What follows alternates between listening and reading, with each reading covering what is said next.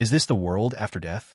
All around was boundless darkness, as if even time itself had come to a standstill. Makino felt his thoughts and emotions slipping away, gradually turning him into a numb, unfeeling stone. He had a faint awareness that the soul did indeed exist, but here, there was neither heaven nor hell. Everything else had vanished, leaving only eternal darkness. The loneliness and helplessness were almost unbearable. Makino had lost his parents when he was very young and was raised by his grandfather from then on. Because of this, his grandfather's temperament and way of life left a profound mark on him. His grandfather was easygoing by nature, often brewing a pot of tea, lounging in a rocking chair, under the sun, and whiling away the entire day in perfect leisure. Sometimes he would sit by the lake with a fishing rod. If he caught a fish, it would become a dish to go with his drink, and if not, it made no difference.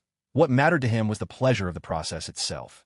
Grandfather often said that the true joy of fishing didn't lie in how many fish one brought home.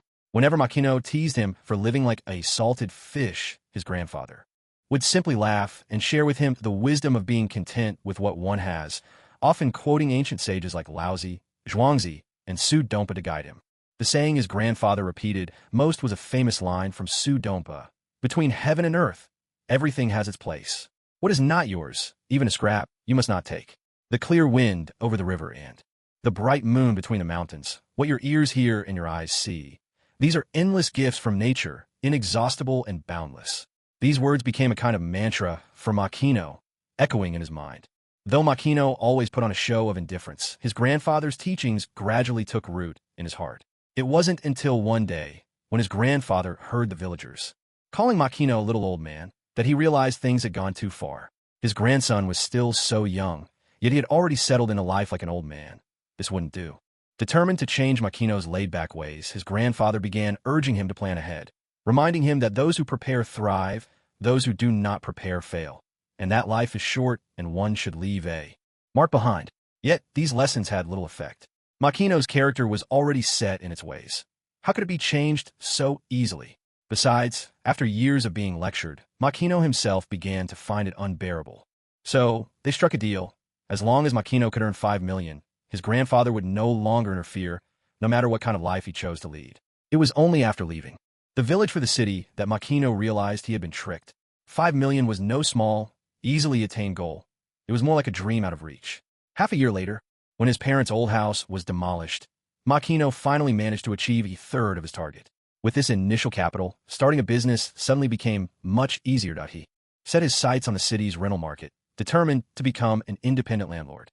After much effort, he finally closed the deal and completed all the necessary paperwork. A month later, Muyi had just purchased an apartment building, only to find it designated for demolition, a twist of fate that multiplied his modest ambitions many times over. Such incredible luck was hard even for himself to believe. It was far beyond what people would call being blessed by one's ancestors. Though his grandfather was far from pleased, there was nothing he could do. After all, this was something they had agreed upon long ago.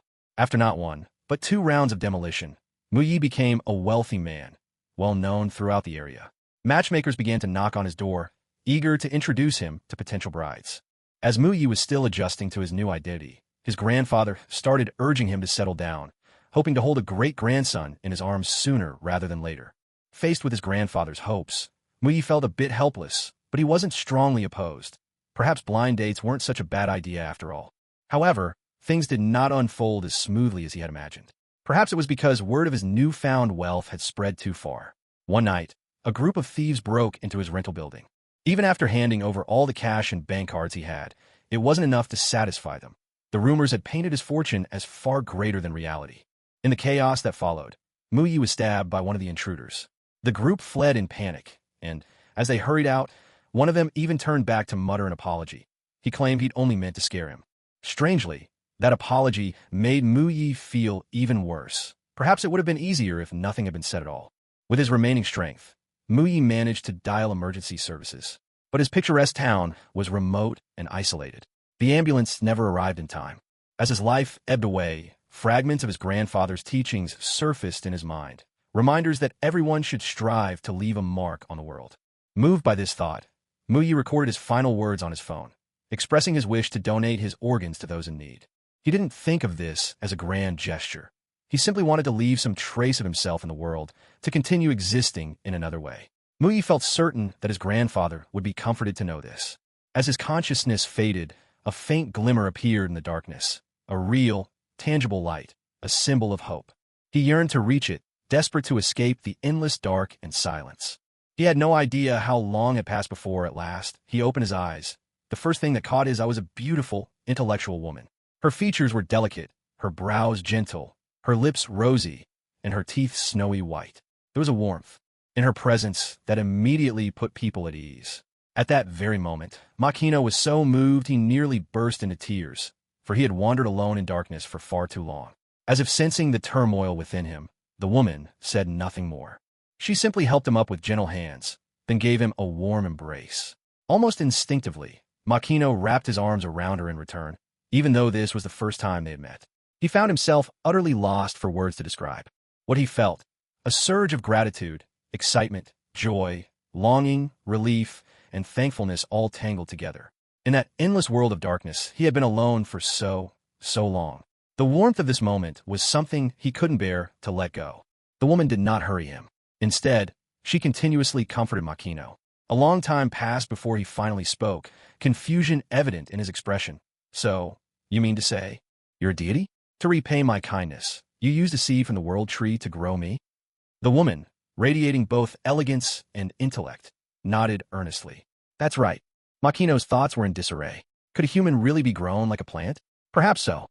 After all, in myth, Niwa once crafted humans from clay, while Enkidu and the shrine maiden Kikyo were both born of earth. If clay could give rise to people, perhaps it could too. He couldn't help but joke inwardly. Did that mean he was now truly a plant person? Although he didn't doubt the goddess's identity, his mind was still filled with unanswered questions. I'm sorry, he said, but I really don't remember ever helping you. Besides, if you're a god, how could I possibly be of help to you? The goddess's lips curved into a gentle smile, her beautiful face tinged with a subtle sorrow. Do you remember the heart you donated? At the end of your life? Makino nodded. The goddess spoke softly. The heart beating in my chest now is the one you donated. Makino was stunned into silence. But if you're a deity, why would you need my heart? He finally asked. A shadow passed over the goddess's face. I once made a grave mistake and lost my divine powers. Besides, I am only a minor, insignificant goddess. Makino said nothing more, nor did he offer any words of comfort. After all, no matter how humble a god might be, a god was still a god. He noticed, too, that the goddess did not seem to need consolation. With a casual wave, the goddess conjured a mirror and handed it to him. Take a look at yourself.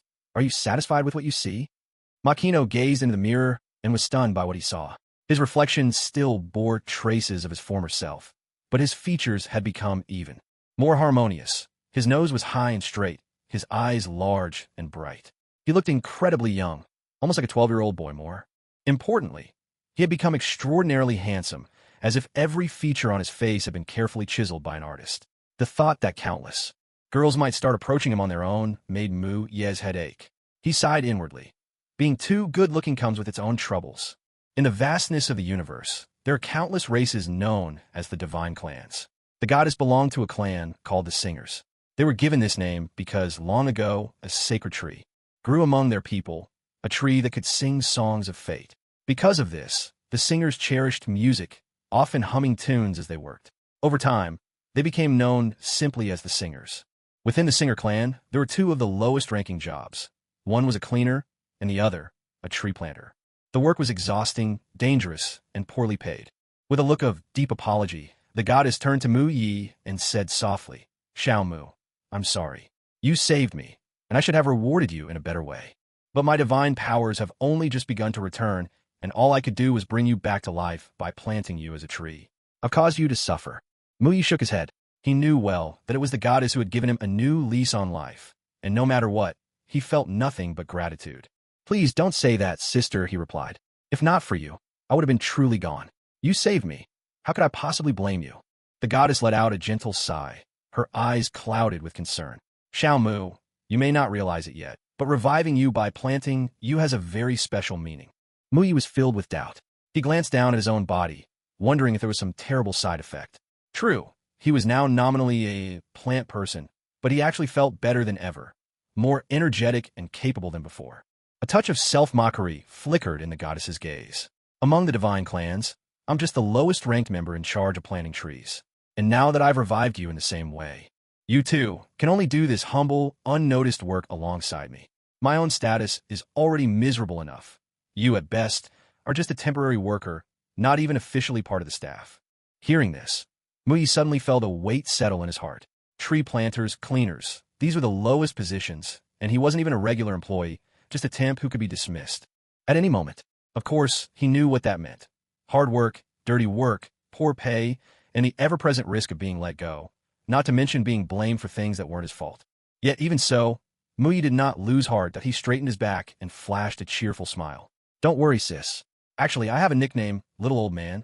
At this point, my pause for a moment then continued. I've never liked too many restrictions. If I'm suddenly asked to take on some important job, I'll probably just mess it up. The way things are now suits me perfectly. The goddess-like sister was amused by Mai's words and broke into a laugh. Seeing her finally smile filled Mai's heart with warmth and joy. He patted his chest solemnly and promised, "Don't worry, sis. My grandpa taught me from a young age to be content and find happiness in simple things. Even if I'm just a temp, I'll do my best to make life meaningful and enjoyable." The goddess nodded, her voice gentle. "Xiaomu, you're truly a kind soul. I'm sure you'll be very popular with the girls someday." Mai's cheeks turned slightly red, feeling as if she had seen right through his thoughts. She added, "Even though you're technically an auxiliary staff member, you still have work to do. Now, close your eyes and focus your mind." "All right." Mai immediately shut his eyes and began to concentrate in earnest. In the next moment, Mai was astonished to find himself standing in a boundless, desolate desert. Endless yellow dunes stretched as far as the eye could see, with no signs of life anywhere. The only plant in sight was a gnarled, long-dead tree, its bark stripped bare by wind and sand over countless years. Aside from this withered tree, the only notable feature in the desert was a small wooden cabin beside it. As soon as Mai stepped into the cabin, the scene before his eyes changed at once. It was as if he had entered another world. From the outside, it looked like a simple, shabby hut, but inside, it was as spacious as a villa. There was a bedroom, a living room, a gym, a kitchen, and even a swimming pool. Everything he could possibly need. Mai was stunned. He had assumed that a temp's benefits would be meager. Who would have thought there'd be a villa included? With a wry smile, he thought to himself, the work here must be incredibly tough if this is the compensation. The memory of his summer temp jobs back home flashed through his mind, and he swallowed nervously. He had always been called Little Old Man by his co-workers, and truth be told, he wasn't cut out for hard labor. But the goddess-like sister had once saved his life. Naturally, he wasn't about to be ungrateful. At the heart of the cabin was a studio, completely different in atmosphere from the cozy lounge outside. Here, the mood was serious. The moment Mai entered, his gaze was drawn upward. Overhead stretched a canopy like the night sky, studded with countless gem-like stars. Yet, the stars seemed far away, their light faint and distant. Just then, a synthetic female voice echoed through the studio. "Welcome, Master." Mai blinked in confusion. "Master? Aren't I just here for a temp job?"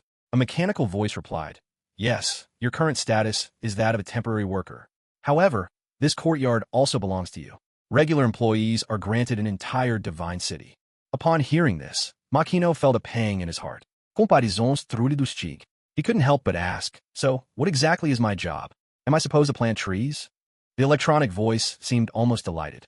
"You are exceptionally perceptive." Makino was at a loss for words. "So, I really have to plant trees in the desert outside?" "That's correct. I'm deeply honored to serve such a wise master as you." Makino didn't know whether to laugh or cry. Even artificial intelligence knows how to flatter people. This job was clearly not going to be easy. He asked, "So how do I go about planting trees?"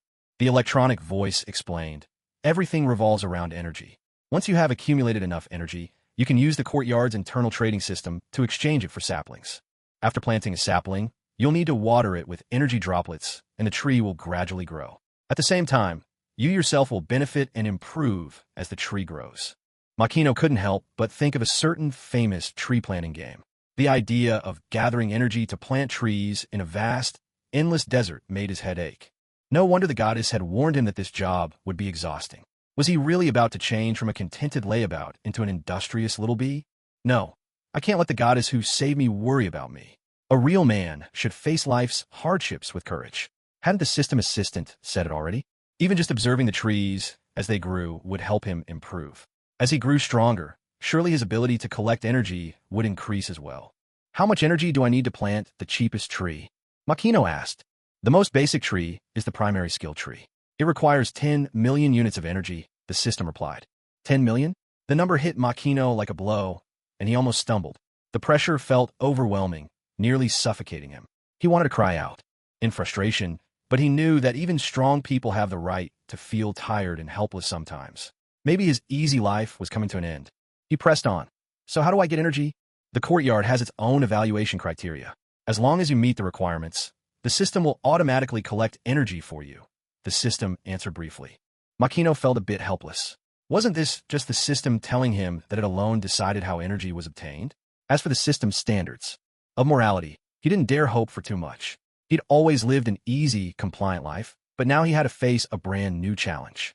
Though he was feeling down, Makino's ability to adapt was still pretty good, and no matter what happens, as long as he's still alive, there's always a chance to see more of the world. In a way, he'd actually come out ahead, even though he was now just a temporary tree planter, a role. That seemed rather humble. He was, after all, a member of the Divine Singer clan. It was like being a janitor. There were different levels, too. That job, too. A janitor in the realm of the gods was nothing like a janitor in the mortal world. The significance was entirely different. Thinking this way, he managed to encourage himself. As he stepped out of the courtyard, his mind was still swirling with a sense of wonder. He'd originally thought only his consciousness had entered the courtyard, but now it was clear that his whole body had come along. On reflection, it made sense. If he was going to travel between worlds gathering energy, just sending his mind wouldn't be enough to get things done. When he saw the goddess's face tinged with worry, Makino did his best to muster a reassuring smile. Sister, things are actually much better than I expected. You really don't need to worry about me. Planting trees is a peaceful job, and I quite enjoy it.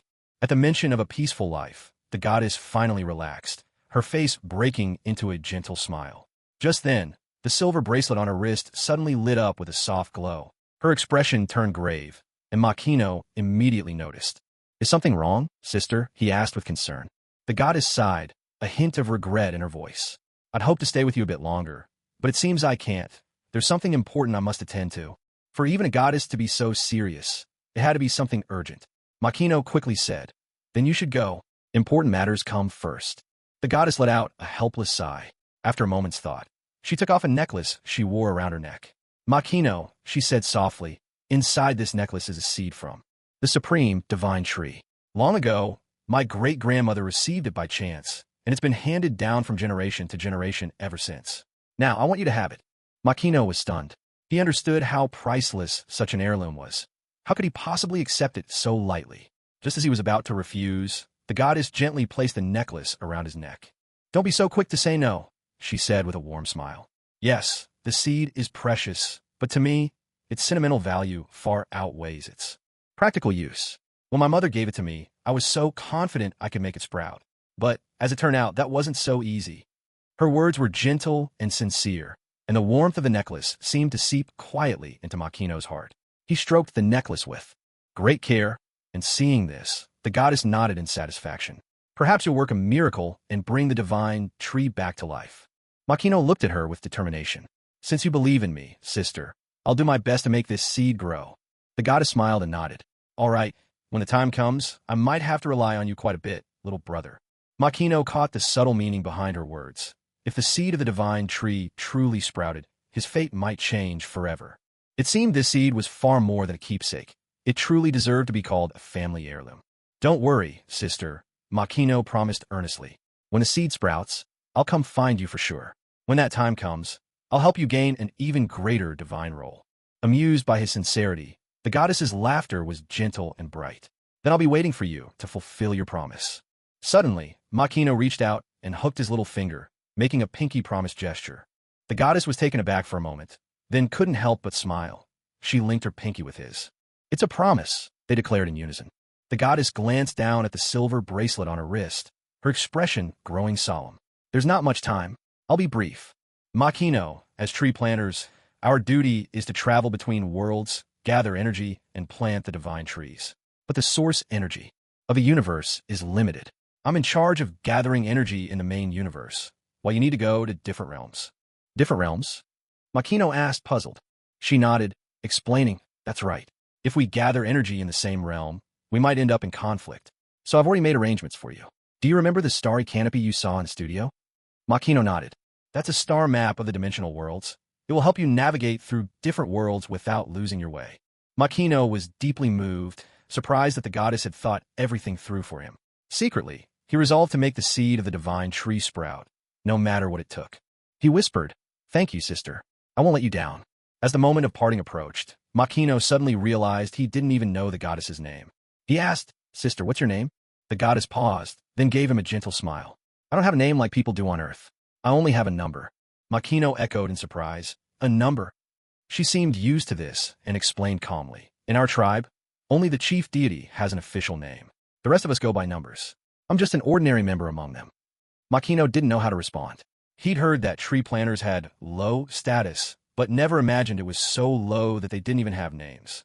To him, it was hard to accept. Suddenly, inspiration struck Makino, and his eyes brightened with excitement. "Then can I give you a name? Would you use the name I give you?" The goddess was stunned. Then her smile bloomed even brighter, like a flower opening in the night sky. "I'd love that." Makino thought for a moment. Then an idea came to him. "Qing Yao." Qing for the blue sky, and Yao as in ballad. "What do you think of this name?" "Such a beautiful ballad, as lovely as a clear sky." "It's wonderful," the goddess repeated softly, her face radiant with joy. "From now on, I shall be called Qing Yao." Seeing her accept the name he had chosen for her with such happiness, Makino's heart filled with satisfaction and delight. At that moment, the bracelet around Qing Yao's wrist began to flash more and more rapidly. Both of them understood. The time to part had finally come. A wave of reluctance surged through Makino's heart, for he knew that after this farewell, it could be years, perhaps even longer, before they would meet again. Gently, Qing Yao said to him, "Xiao Mu, after your accident, your grandfather fell ill from grief. To help him, I made sure every criminal was brought to justice, but even then, he could not let go. In the end, I could only wipe away his memories of you. Only then was he able to live out his twilight years in peace." After awakening, Makino had wanted to ask countless times about his grandfather, but he never had the courage to speak. In those long, dark days, he doubted everything about the real world and worried, especially for his grandfather's safety. Now, hearing Qing Yao's explanation, a sharp pain pierced his heart, but he did not cry. As the eldest grandson, he didn't want Qing Yao to worry about him any further. With gratitude, Makino said, "Without memories of my departure, and given grandfather's easygoing nature, he must have lived a carefree life. Thank you, Sister Qing Yao." His words were not merely meant to comfort her. Grandfather had always loved life. He was content to bask in the sun on bright days, happy to share a drink with friends after catching a fish, and delighted by the beauty of the world. After a rainstorm, sometimes, he would even recite a few lines of poetry, savoring the simple pleasures of life. For this reason, when Qing Yao said his grandfather had lived out his later years in peace, Makino believed her completely. Makino's calm and gentle acceptance finally eased the last of Qing Yao's worries. She whispered, "Xiao Mu, you really are so kind." At last, she offered him one final piece of advice. "Because your body was nurtured from the seed of the world tree, you will possess certain unique characteristics of trees. These may become your weaknesses, but they could also be your strengths. Xiao Mu, you'll have to discover them for yourself in the days to come. To have the qualities of a tree, weaknesses, but also strengths." Makino was suddenly puzzled. Just then, the scene around him changed dramatically. The beautiful garden villa vanished in an instant, replaced by an endless expanse of starlit sky. But before he could take in his surroundings, a mysterious force swept Makino's body back to the courtyard at that moment. The voice of the courtyard system AI echoed through the air. "Tree planting system has been activated. Initiating world scan." Across the vast expanse of a universe, countless parallel worlds coexist. Unbeknownst to Mu Yi, in one of those parallel universes, a humble janitor was just beginning his workday. His daily routine was simple. Spot any trash, conceal his presence, and then clean it up. He had grown intimately familiar with this process. Occasionally, he would come across stubborn, hard-to-reach corners that refused to yield. In such cases, he would request a special tool from the elders, a two-dimensional foil. Once, the force field of the two-dimensional foil faded, the dimensional collapse would begin. Everything nearby would be flattened and compressed, ultimately becoming a lifeless painting. A few hours later, even the sun would not be spared, pressed into the canvas like everything else. This, for the janitor, was just another day at work. Yes, his job was truly menial. Like the tree planters, he belonged to the lowest rung of the divine hierarchy. The risks were high, The pay was poor and rest was scarce. Life was incredibly tough. Donghai Frost Moon Village, the Divine Courtyard. As a temporary tree planter among the Singer gods, Muyi was only equipped with the most basic setup. In contrast, full-time staff were granted access to all the resources of the Divine City, a stark difference in treatment. Temporary workers had almost no rights at all. Inside the workspace, Muyi asked System, as a beginner, "Don't I get any kind of starter pack?" "There is one," came the reply. Really? Muyi was pleasantly surprised. He had only asked out of curiosity, never expecting such a straightforward answer. "What's in the starter pack?" 3 blank sapling seeds for skill trees, and 100,000 units of energy. That generous? Muyi was genuinely caught off guard. This is merely the standard provision for temporary staff. Muyi fell silent, realizing just how little he actually knew. He pressed on. "Then what does a full-time employee get in their starter pack?" The system paused, as if deliberating how to respond. "Master, are you certain you wish to know?" Only then did Muyi realize just how vast the gulf was between temporary and full-time workers, so wide it might crush any hope he had. The more he thought about it, the more frustrated he became, clenching his fists in helplessness. Still, he told himself, he had to work hard and strive for a permanent position. After all, temporary workers had almost no rights. What exactly are blank sapling seeds? They're special welfare items prepared just for beginners. According to your work needs, they could transform into whichever type of tree is best suited to your current environment. Benefits like that actually exist. It turns out that even as a temporary worker, one can still experience a bit of the perks that come with working at a large corporation. When it comes to choosing your initial tree species, do you have any recommendations? Based on extensive experience, the most important of the 3 blank trees to select first is the language tree from the wisdom branch. Mastering languages will help you integrate more quickly into the new world. That makes perfect sense. Please go on. For your second tree, it's recommended that you choose the Constitution tree from the life branch. Whether you find yourself in a world of technology or one shrouded in mystery, a strong constitution will be of great benefit to you. Not bad. What about the third tree? The third tree is best selected according to the specific needs of the world where your task will take place. Makino nodded, finding these suggestions quite reasonable. At that moment, a star overhead suddenly lit up. "Master, a target world has been discovered. After a thorough search, it has been identified as the world of One Piece. Since this is your first entry into a mission world, you will be automatically transported to the beginner's village in the One Piece world. Would you like to lock in this world? The beginner's village in the world of One Piece?" Makino was a little surprised. He hadn't expected to have the chance to enter such a legendary world. As a classic manga that has been serialized for over 20 years, he was certainly familiar with One Piece. Though he wasn't exactly a die-hard fan, he could easily call himself a casual sea fan, an ordinary fan of One Piece. Devil fruits, the 6 powers of the Navy, hockey. These concepts were all very familiar to him. However, the so-called beginners' villages in the world of One Piece are many and varied. For example, there's Windmill Village, where Luffy grew up, Shimatsuki Village, where Zoro is from, Kokoyashi Village, Nami's home, and Syrup Village, where Usopp hails from, among others. For Nami and Sanji, childhood was practically synonymous with hardship. It was as if they lived in a sea of suffering. Luffy's childhood, by contrast, was relatively cheerful.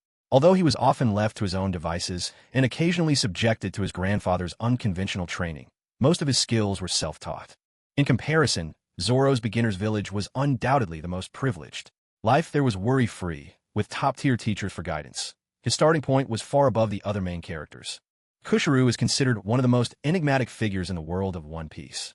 The sword he casually gave his daughter was one of the famed 21 great grade swords, and a single offhand lesson from him would leave Zoro pondering its meaning for years. It was thanks to these teachings that Zoro eventually mastered the art of cutting steel, unleashing the powerful AI, Lion Song technique. It wasn't until the recent Wano country arc that Kushiro's true identity was finally revealed. He was a samurai from Wano and a renowned swordsmith, the creator of both Wado, Ikemonji, and Enma. Of course, this novel's content has been revised for greater clarity and coherence, making it more suitable for English translation while retaining the original storyline and emotions. From this, one can imagine just how deeply Kushiro concealed his true self. No wonder they called him the inscrutable, narrow-eyed monster. If only I could receive his guidance. A strong desire from the host has been detected. You are about to be transported to Frostmoon Village, East Sea. What's happening? Makino felt as if his worldview had been upended yet again. He used to think that being a temp meant poor treatment and grueling work, but now, it didn't seem nearly as bad as he'd imagined. He reminded himself this could be just an illusion. Just like at a driving school, before you pay, you're the customer. After you pay, the instructor calls the shots. The friendlier the system appeared, the more on guard he became. System, please assign the 3 seeds as follows. 1 for the language tree, 1 for the constitution tree, and 1 for the swordsmanship tree. Level up the language tree until I can. Communicate normally. Give the remaining energy to the constitution tree as a priority. The swordsmanship tree can be planted if there's enough energy, otherwise, leave it for now. Understood. Soon, 3 seeds materialized in Makino's palm. Guided by the system, he planted them in the sandy soil near the small wooden cabin. After a generous watering with energy droplets, the language tree's seed quickly took root and sprouted. Japanese language skill acquired. Current level, LV1. You may continue watering the language tree with energy droplets to enhance its growth. Would you like to proceed? Continue. Nourished by the steady stream of energy droplets, the once sprouting language tree grew visibly before his eyes, quickly becoming a young sapling. At the same time, Makino's command of Japanese improved at a staggering pace, from knowing only a handful of words to possessing a rich vocabulary and fluent conversational skills. As he sensed these changes, Makino couldn't help but be stunned. All it took was planting a tree, and he gained a new skill. It was simply unbelievable. He found himself pondering, as a member of the Songhai clan, what was the true nature of this job? Was it, perhaps, secretly extracting his value, much like collecting taxes? The more he thought about it, the more plausible it seemed. Yet even with lingering doubts about this tree planter profession, his anticipation continued to grow. He understood that choosing comfort didn't mean laziness. It was a way of life. Earning what one wants through work wasn't a bad thing at all. More importantly, this opportunity might just change his life. With that thought, a surge of excitement and hope filled Makino's heart. Detected, host's passion for work. Awarding 10,000 energy points. Makino was momentarily speechless. Even this could earn him a reward? What an unexpected delight. Silently, he mocked himself. I love work. Work brings me joy. A single day without work makes me restless. I'm so addicted to working that I'm wasting away. With the continued watering, the language tree, which had been only a small sapling, now soared to the height of a grown man. Skill, Japanese. Level, LV3. Proficiency, skill. Proficiency levels are beginner, skilled, expert, master, grandmaster, transcendent. Of course, this was truly a remarkable thing. When his Japanese proficiency reached a new height, Makino even felt as if he had been studying for many years. It was simply miraculous. His eyes sparkled with excitement, and he silently resolved to plant even more skill trees. From this day forward, he would become a true master of tree planting, a guardian of the environment, dedicated to growth and self-improvement. However, this process was also incredibly draining. When he nurtured a minor language tree until it stood as tall as a person, he was astonished to find that it had consumed nearly 60,000 energy points. The sheer cost left him in shock. Reflecting on real-world projects that require years of patient investment, Makino finally understood why Sister Chinyao would sometimes laugh at herself for being so insignificant. To cultivate a sapling into a towering tree demands an unimaginable degree of effort and dedication. Despite this, Makino's gaze gradually grew resolute. He knew he had always been a bit lazy by nature, but circumstances can change a person, and experiences can shape one's character. No one knew that. After those criminals broke into his home, he endured fear, despair, helplessness, regret, and self-pity, all within just over an hour. That painful ordeal was something he never wanted to repeat. If he wished to live a peaceful life, he needed to possess enough strength. Otherwise, sooner or later, reality would defeat him. After cultivating his Japanese skill tree to the ideal level, Makino didn't continue pouring energy into it. Instead, he diverted his energy points to nurture the constitution tree. Soon, he could feel his physical strength improving and the growth of the constitution tree was visible to the naked eye. When he used up 50,000 energy points, the seed of the constitution tree finally broke through the earth and sprouted. From this, it was clear that enhancing one's constitution was far more difficult than learning a language. Constitution, LV1. Current status, frail. Upgrade path, frail, ordinary, extraordinary. Iron, sacred, immortal. I didn't come to the world of One Piece just to drift through life, Makino reminded himself. Even though he was only a temp, this tree planting system had become his greatest asset. The process of gathering energy was slow and arduous, but Makino no longer felt anxious. After all, he had been given a second chance at life and had survived a brush with death. His mindset was far tougher than most people's. More importantly, the greatest advantage of this system was that, as long as he collected enough energy, his growth and improvement were both tangible and visible. That was a privilege few ordinary people could ever hope to attain. In real life, many people aren't incapable of enduring hardship, nor do they lack effort. But after all their hard work, they often see no results at all. That is just like trying to lose weight. You make up your mind, stick to your diet, keep up your exercise routine. But after several days, your weight inexplicably goes up. People start coming up with all sorts of excuses to comfort themselves. Maybe the clothes are too heavy or the shoes are too thick. In the end, the plan fizzles out, gets postponed, or is even abandoned altogether. Lack of results leads to laziness, and laziness eventually leads to giving up. Makino didn't want to fall into that trap again. He was determined to seize every opportunity to grow, to take his future into his own hands. Now, let's move on to the revised novel content below. For Makino, none of this was really a problem. Every time he put in the effort, his energy value would immediately and precisely reflect his progress. This time, his eyes shone. With an unshakable resolve, he was determined to give it his all and never repeat his past mistakes. The world of pirates was the first mission world he had crossed into, a crucial stage for gathering his initial resources. He couldn't afford the slightest bit of slack. After all, he had nothing to fall back on, no grounds for complacency. He hadn't come to the pirate world for a life of comfort. More importantly, this was a world brimming with danger. Even in the starting village, for newcomers, letting your guard down could be fatal. Here, even the most unremarkable characters might possess strength and endurance far beyond ordinary people. When watching the anime, Makino often saw these exaggerated scenes. Someone would be gravely wounded by a single slash, blood spraying everywhere. Yet with just a simple bandage, they'd be back on their feet in no time. In the real world, an injury like that would require months of rest. But in the world of pirates, such common sense simply didn't apply. Even the famous characters were unbelievably powerful.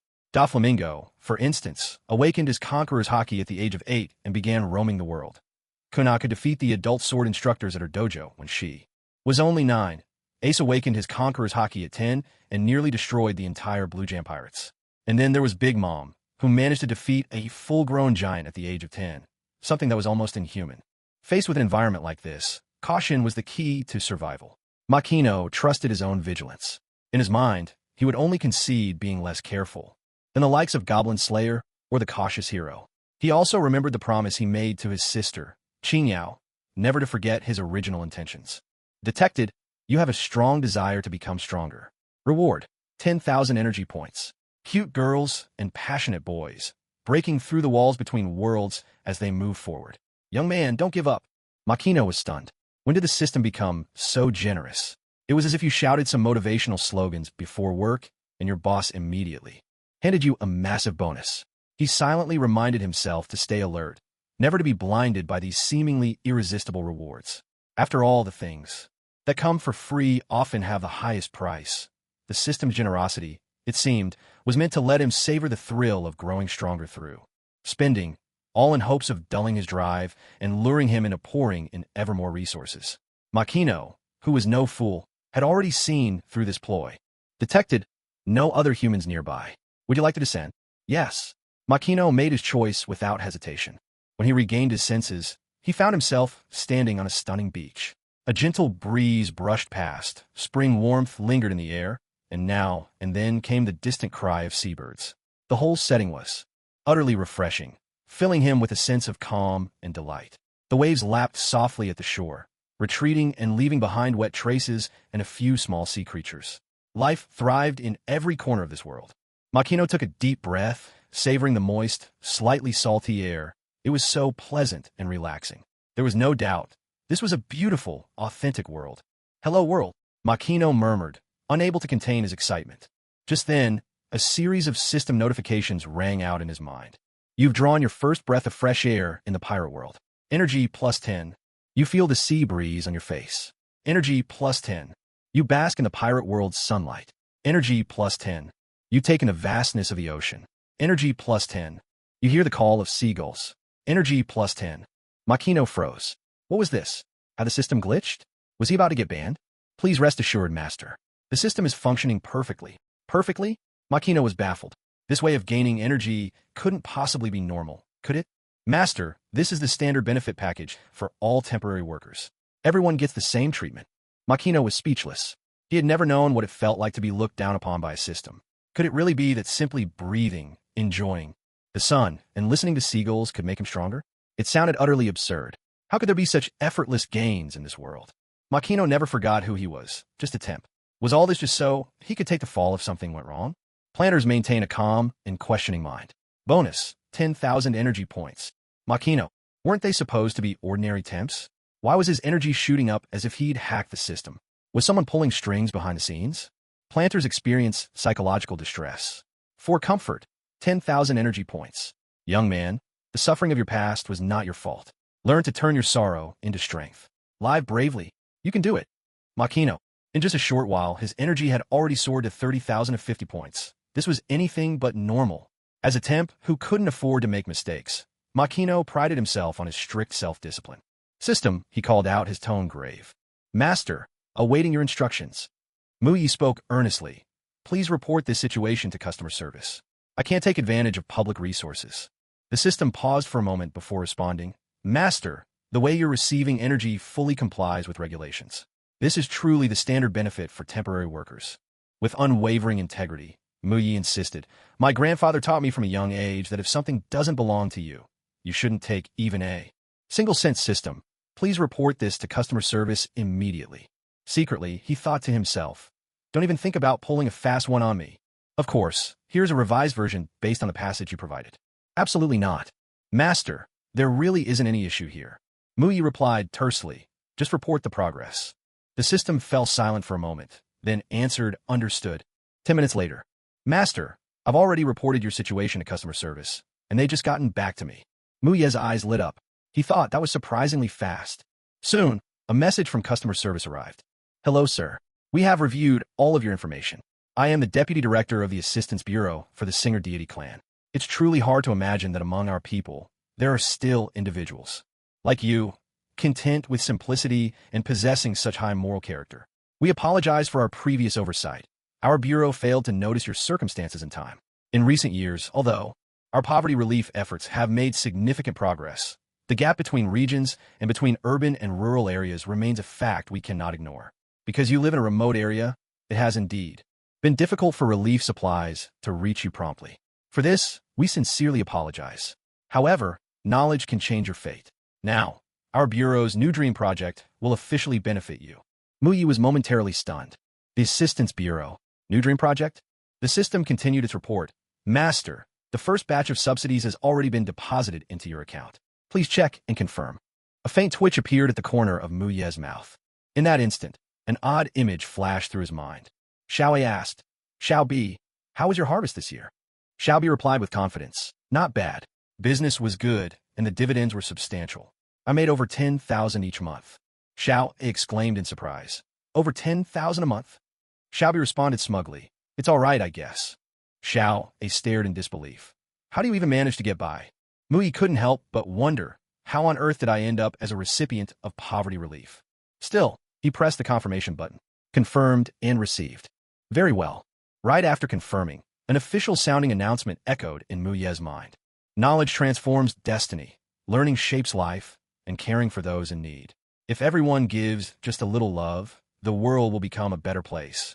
Muyi was rendered speechless. At that moment, the system prompted, Congratulations, Master. You have received an additional skill from the new Dream Project subsidy, Total Focus. From now on, your efficiency in reading, learning, and working will be greatly enhanced. In addition, considering that disability and illness are leading causes of poverty, the new Dream Project will provide you with extra support.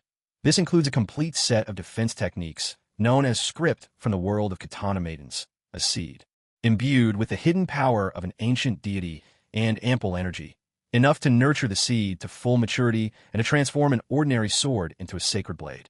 Skill description. This skill uses a sacred blade as its medium and allows the user to transform their body into pure energy for a short period.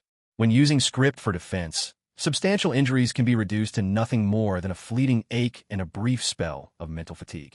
With these revisions, the story flows more smoothly, and the background details and emotional undertones are clearer, aiding English readers in understanding and future translation. If you need further refinement or wish to add details, please let me know at any time. Once injured, certain bodily functions may be lost, and parts of the body may disappear as well. However, until this skill is deactivated, any harm done to the physical body remains ineffective. Note, the sacred blade is a weapon forged from divinely imbued jade steel, capable of channeling energy. Makino fell silent for a while, overcome by a torrent of emotions. This feels almost like striking it rich overnight. Yet why do I feel so conflicted inside? Driven by his fear of death, he could only throw himself into his studies with renewed determination. Please recommend and add to your favorites. After obtaining 2 new skills, Makino clearly sensed a strange new knowledge stirring in his mind, as if these abilities had always been a part of him.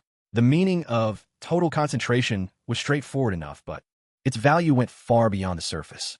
Achieving complete focus is something countless people dream of. Students and adults alike understand the importance of concentration, not to mention reaching a full 100%. As for script, this skill, in a sense, turned Makino's body into data. Since script consumes mental energy, as long as his mind is strong enough, he can activate the skill over and over. This means Makino is almost impervious to harm. He could even stand his ground in a life-or-death struggle, now possessing the courage to stake everything. Because of this, Makino began to grasp, if only faintly, the true might of the divine singer clan.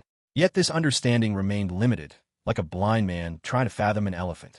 He thought to himself, it's just like the differences between countries on Earth. Someone living in Africa might never truly comprehend the social welfare systems of developed nations like Sweden.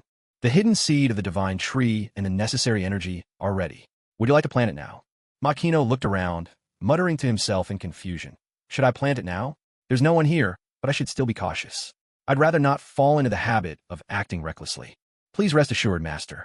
The key to planting the tree lies in the seed and the energy. There's no need for you to do it yourself. As long as you give the order, I, as your assistant, can take care of the entire process of planting and watering for you.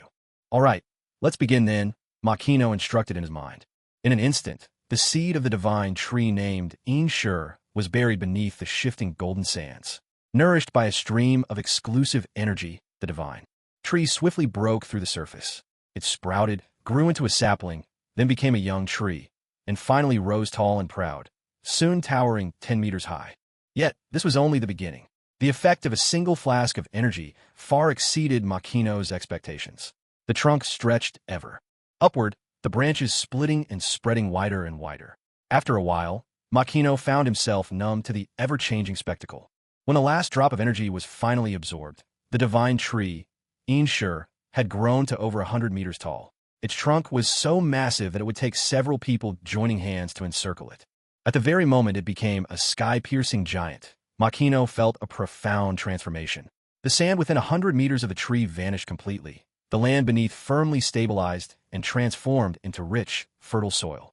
A subtle and distinctive energy began to flow quietly from the divine tree.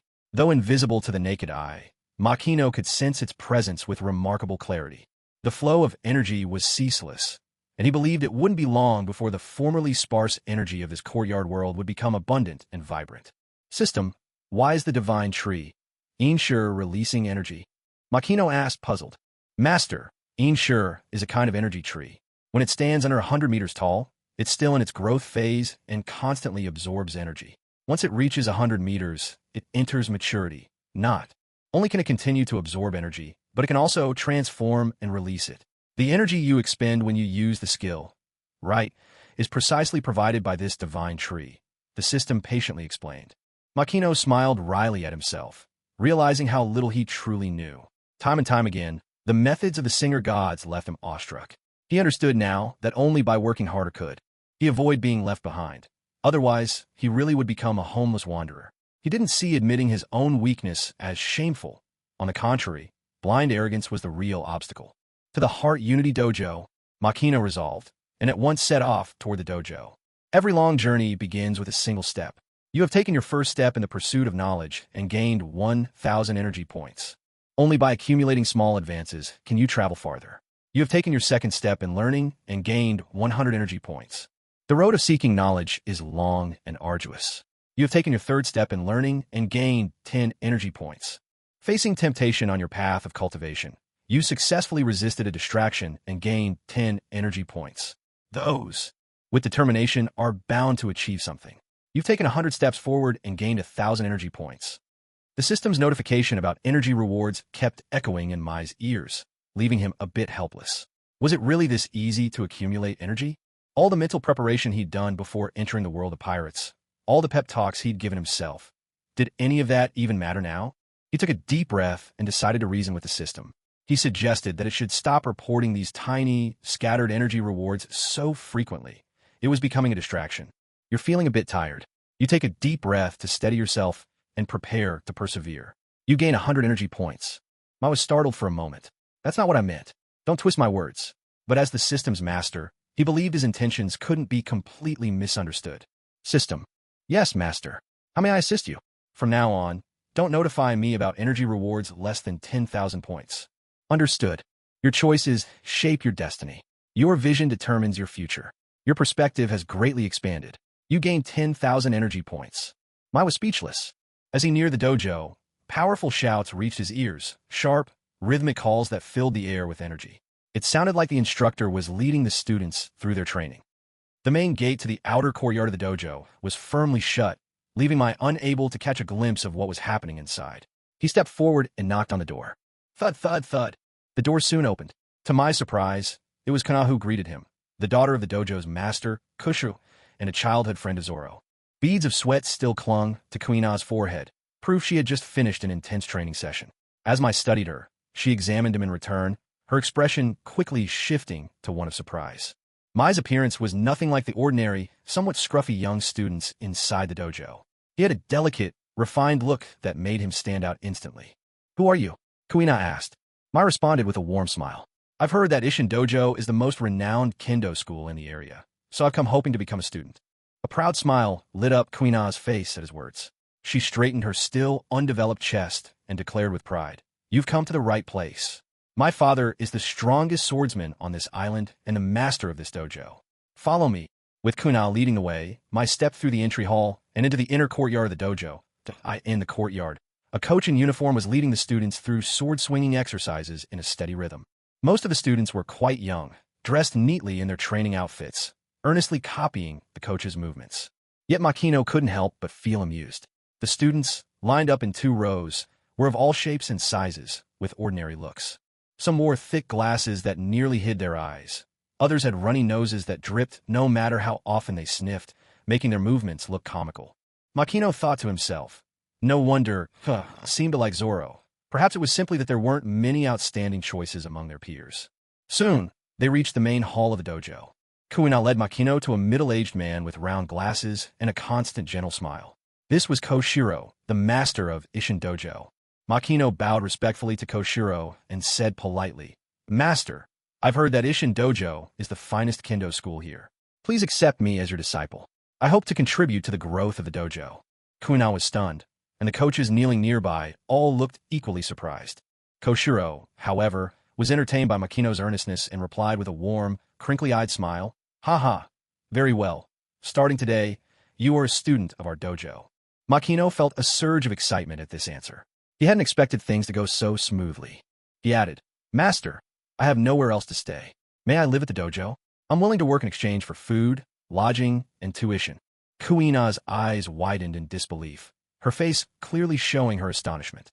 No tuition was one thing, but this person even wanted the dojo to cover room and board. Wasn't that just shameless? Still, Koshiro maintained his gentle smile and replied in a calm tone. That's fine. Have you practiced kendo before? No, I'm a complete beginner, Makino answered honestly. Koshiro nodded. Then start by learning the basics with Kuna. Yes, master. Makino accepted the arrangement without hesitation. Although Kuina was young, her skills were truly impressive. Makino bowed deeply to her. Please take care of me, Senior Kuna. Kuina was still a little upset, but seeing Makino bow so seriously, she was momentarily taken aback. She had seen this scene many times in the dojo. Master Koshiro almost never turned away any child who wished to learn, and most newcomers without any foundation would be assigned to her for initial training. But most children, upon hearing she would be teaching them, would immediately question it. Why isn't the master teaching me himself? Or, she's going to teach me. She had long grown weary of such reactions. Makino was the first child to bow to her and sincerely ask for her guidance. This took Kuina by surprise. At that moment, a system prompt sounded in Makino's ear, Congratulations, you have successfully joined Ishin Dojo and gained 10,000 energy points. Congratulations, your polite behavior has earned the favor of Kuina and the dojo instructors, rewarding you with another 10,000 energy points. Later, in the practice hall, Kuina saw Makino again, this time dressed in the dojo's uniform. A flicker of surprise crossed her eyes. She'd never thought anyone could make the uniform look quite that good. But her surprise was fleeting. In this dojo, appearances carried little weight. At least for Kuina, a person's worth couldn't be measured by looks alone. She wasn't someone to judge a book by its cover.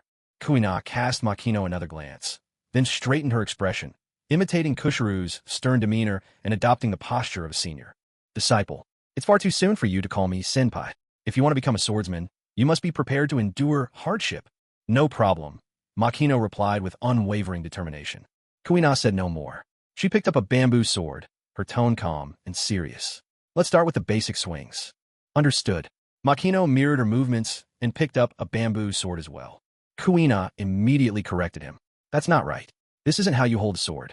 You really are a complete beginner. Makino wasn't the least bit embarrassed and admitted his shortcomings without hesitation. Could you show me the proper way? Kuina demonstrated the correct grip, and Makino studied her intently, trying to emulate every detail. Still, Kuina wasn't satisfied. She stepped forward and with her own hands adjusted his grip, ensuring it was just right. Makino followed Kuina's guidance, starting to learn the proper way to hold a sword. His index fingers and thumbs formed a V shape, with his right hand gripping the handle, so the finger brushed the guard, and his left hand wrapping around the end of the hilt. The strength of his grip was focused mainly in his pinkies, ring fingers, and middle fingers. At first, this way of holding the sword felt awkward and unnatural to Makino. The distinction between a firm grip and a relaxed one was hard to grasp, almost as if it ran counter to human instinct. Yet Kuina, with her keen experience, quickly noticed his confusion. Although this grip may feel strange to you now, she explained with a steady seriousness, it lets you draw out the sword's greatest potential, helping you find the best balance between strength and speed. She went on to explain the reasoning and benefits behind the grip, her words precise and her attitude meticulous. As Makino listened, he found himself quietly amazed. He hadn't expected Kuina to be this cool. After understanding these principles, the doubts lingering in Makino's heart gradually faded away, and he began practicing sub-yuri as Kuina instructed. Sub-yuri refers to the fundamental sword-swinging exercises, repeated over and over again. In all styles of Japanese swordsmanship, sub-yuri forms the foundation of training. Specifically, it involves raising the sword above the head to about a 45-degree angle, stepping forward as the sword is swung downward, and then, upon reaching the designated position, pulling back. Both the sword and the feet.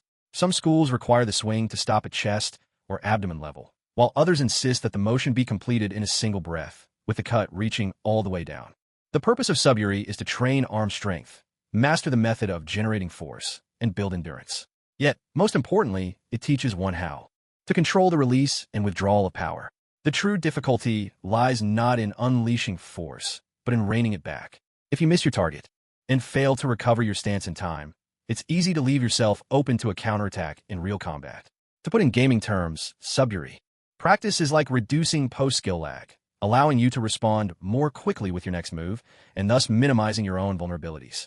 With Kuina's patient and detailed explanations, Makino gradually realized just how many crucial principles were hidden within this seemingly simple exercise. His attitude towards sub-yuri changed. He no longer thought of it as a dull and mindless drill. Once, twice, 3 times, 10, 20, 30 times, Makino poured his effort into perfecting every single swing. But while it sounded easy, it was anything but. As he practiced, his arms wavered and his swings lacked stability. At times, his blade failed to strike its mark, even veering off entirely. The more he practiced, the more his arms ached with fatigue. But inwardly, he remained calm, always searching for the right feeling with each repetition. Kuina stood quietly by his side, offering no hints or instructions. She understood that, despite its simple movements, the real challenge of sub-yuri was perseverance and resolve. So long as one was not hopelessly inept, repeated practice would eventually reveal its secrets.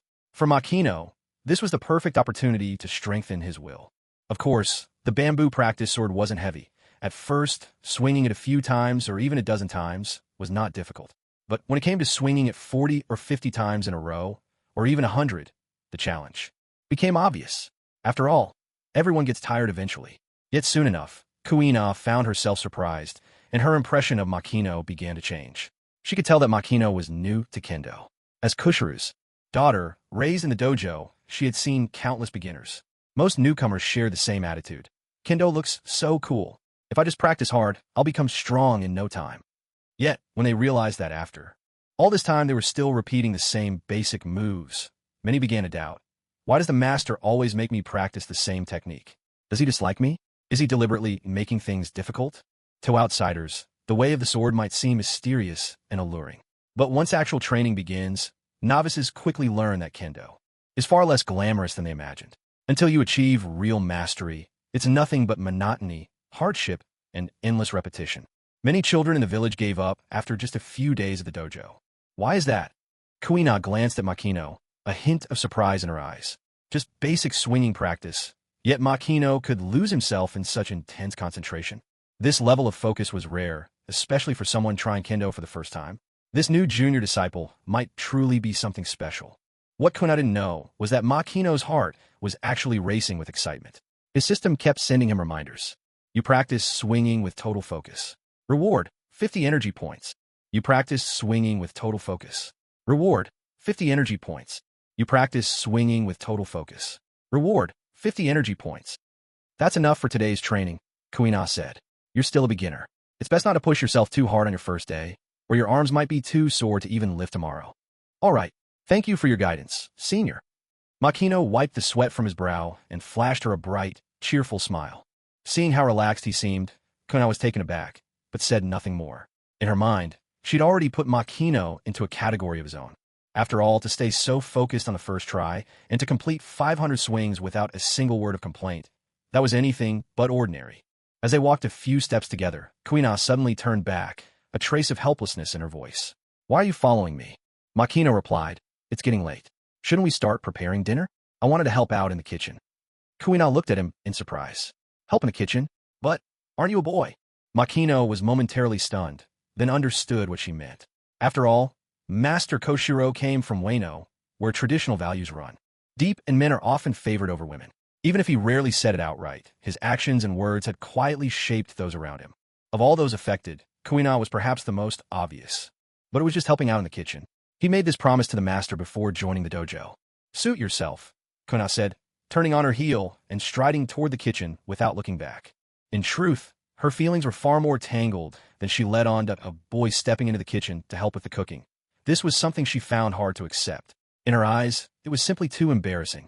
Among the disciples at Ishin Dojo, most were rather average, with no particularly outstanding abilities, except for Zoro. Outsiders even assumed that Kushiru had merely retired here to preside over a nondescript little dojo. But the truth was quite different. To begin with, every student was provided with a uniform, and the dojo's etiquette and rules were impressively strict, something far beyond what an ordinary small dojo could manage. Furthermore, several instructors had been hired. If there weren't enough students, there would be no need for so many teachers. Most telling of all, Kushiru always regretted that Kuina was a girl, and what truly worried him was that there might be no one fit to inherit the dojo.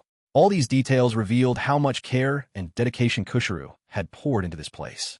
It was only after actually moving into the dojo that Makino gained a fuller understanding of its true strength. The dojo not only had a well-equipped training hall, but also its own farmland, and there were several helpers working in the kitchen alone. Kuina would sometimes cook, but that was mostly to make meals for Kushiru. For her, learning to cook and fulfilling her duties as a daughter mattered far more than any practical need. What a traditional and conservative parent, Makino thought to himself, though he didn't intend to pass much judgment. After all, he wouldn't be staying here for long.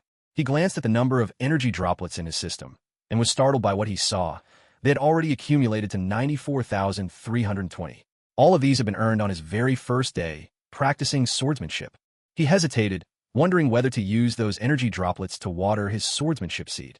If he invested all his energy into swordsmanship, the seed would sprout in no time, perhaps even grow into a small sapling, and his skill would soar dramatically. But in the end, Makino decided against it. After all, he was still just a beginner in swordsmanship. If his abilities suddenly advanced by leaps and bounds, it would only arouse his master's suspicion. He could display talent, but never to the point of appearing unnatural. Besides, the energy droplets wouldn't disappear. He could always use them to upgrade his skills whenever he wished. System, Water the constitution tree with all the energy droplets. Understood, master. In an instant, more than 90,000 energy droplets were poured into the constitution tree. Makino could clearly see it growing before his very eyes, shooting up from a tender sprout to a sapling as tall as a pair of chopsticks in just a few seconds. Makino could distinctly feel himself becoming stronger. He felt a surge of power coursing through his body, as if his energy would never run out. What surprised him most was that after a full day of training and work, all traces of fatigue vanished, leaving him lighter and more refreshed than ever, like the comfort that lingers after a long soak in a hot spring. Physique level, LV2. Rank, feeble. Feeble, ordinary, extraordinary, iron, sacred, undying. His physical stats had improved so much, and yet he had only reached LV2? Makino was a bit puzzled. He could clearly feel his own progress. What left him even more speechless was that the system still rated him as feeble. That feeling of boundless strength is just because you've undergone a rapid transformation in a short time. In reality, your improvement isn't as great as you imagine. The feeble rating is not unfair. At your current level, if you were cut by a blade, it would take at least a month for you to fully recover. All right, it seems I really am still weak, Makino admitted to himself with resignation. The path to true strength was still long, and he was only just beginning. With this thought, he decided to turn in early for the night. As he prepared to sleep, the skill, full concentration, activated on its own. In less than a minute, Makino drifted into a deep and restful slumber. Little did he know, while he slept, the tree planting system popped up reminders every quarter of an hour. Sharpening your axe will not delay your woodcutting. By entering sleep mode promptly, you are awarded 100 energy points. Sharpening your axe will not delay your woodcutting. By entering sleep mode promptly, you are awarded 100 energy points. The next morning, when Makino woke up, he felt as if he'd just come out of a long hibernation, refreshed, alert, and bursting with vitality. Morning was the time when the disciples at the dojo trained their bodies, mainly through running to build endurance. Makino quickly discovered that he was, in fact, still quite frail. In the dojo, even the most unremarkable-looking children could run like the wind. Even after reaching LV2, he could barely keep up with them. Anyone familiar with the original story knew that these nameless children existed solely to highlight Zoro's extraordinary talent. Zoro, even with someone on his back, could still outrun them all. Realizing this, Makino became keenly aware of the gulf between himself and true prodigies. But what he didn't know was that, while he marveled at the stamina of these kids, his own performance was astonishing them as well. After all, they had trained at the dojo for ages, whereas Makino had only just arrived the day before. After breakfast came Makino's one-on-one training session with Kuina. Kuina said, "Show me 500 swings of your sword." All right. Without hesitation, Makino began his practice. Kuina couldn't help but look at him with newfound respect. With these revisions, the content has become smoother and clearer, reducing expressions that are difficult to translate and supplementing the necessary context. After intense physical exercise, almost everyone experiences muscle soreness. This is because a large amount of lactic acid has built up in the body, making the arms and legs feel unusually heavy. In such a state, continuing with the first day's basic sword swing training is undoubtedly even harder than before. However, the real challenge lies not just in physical exhaustion, but in the perseverance of the mind. What surprised Kana was that Makino didn't complain at all. Instead, he quietly completed every movement as required, executing each basic sword swing with remarkable precision. What astonished her even more was that today Makino finished 500 swings and seemed completely at ease. At ease? How could that be possible? Physical improvement is a gradual process. It's impossible to see such dramatic change overnight. Could this be the strength of heart that her father once spoke of? Such a deep longing for power. Could it be that Makino carries a heavy past within him? With this thought, Kuina's gaze toward Makino softened noticeably. "Your sword swings are very precise," she said, "but that doesn't mean you've fully mastered them. From now on, this training will accompany you for the rest of your life. It's not enough for your mind to remember the movements. You must ingrain them into your body as well." Understood. Makino nodded, feeling an urge to laugh but holding it back. Kuina was so young, yet she always acted like a grown-up, which he found rather endearing. But he also knew she was right. Through this sword swing training, Makino gradually came to understand the meaning behind Zoro's training routines aboard the ship. Yet, unlike most people, Zoro would practice sword swings with a barbell instead of a wooden sword, sometimes hanging several dumbbells from it.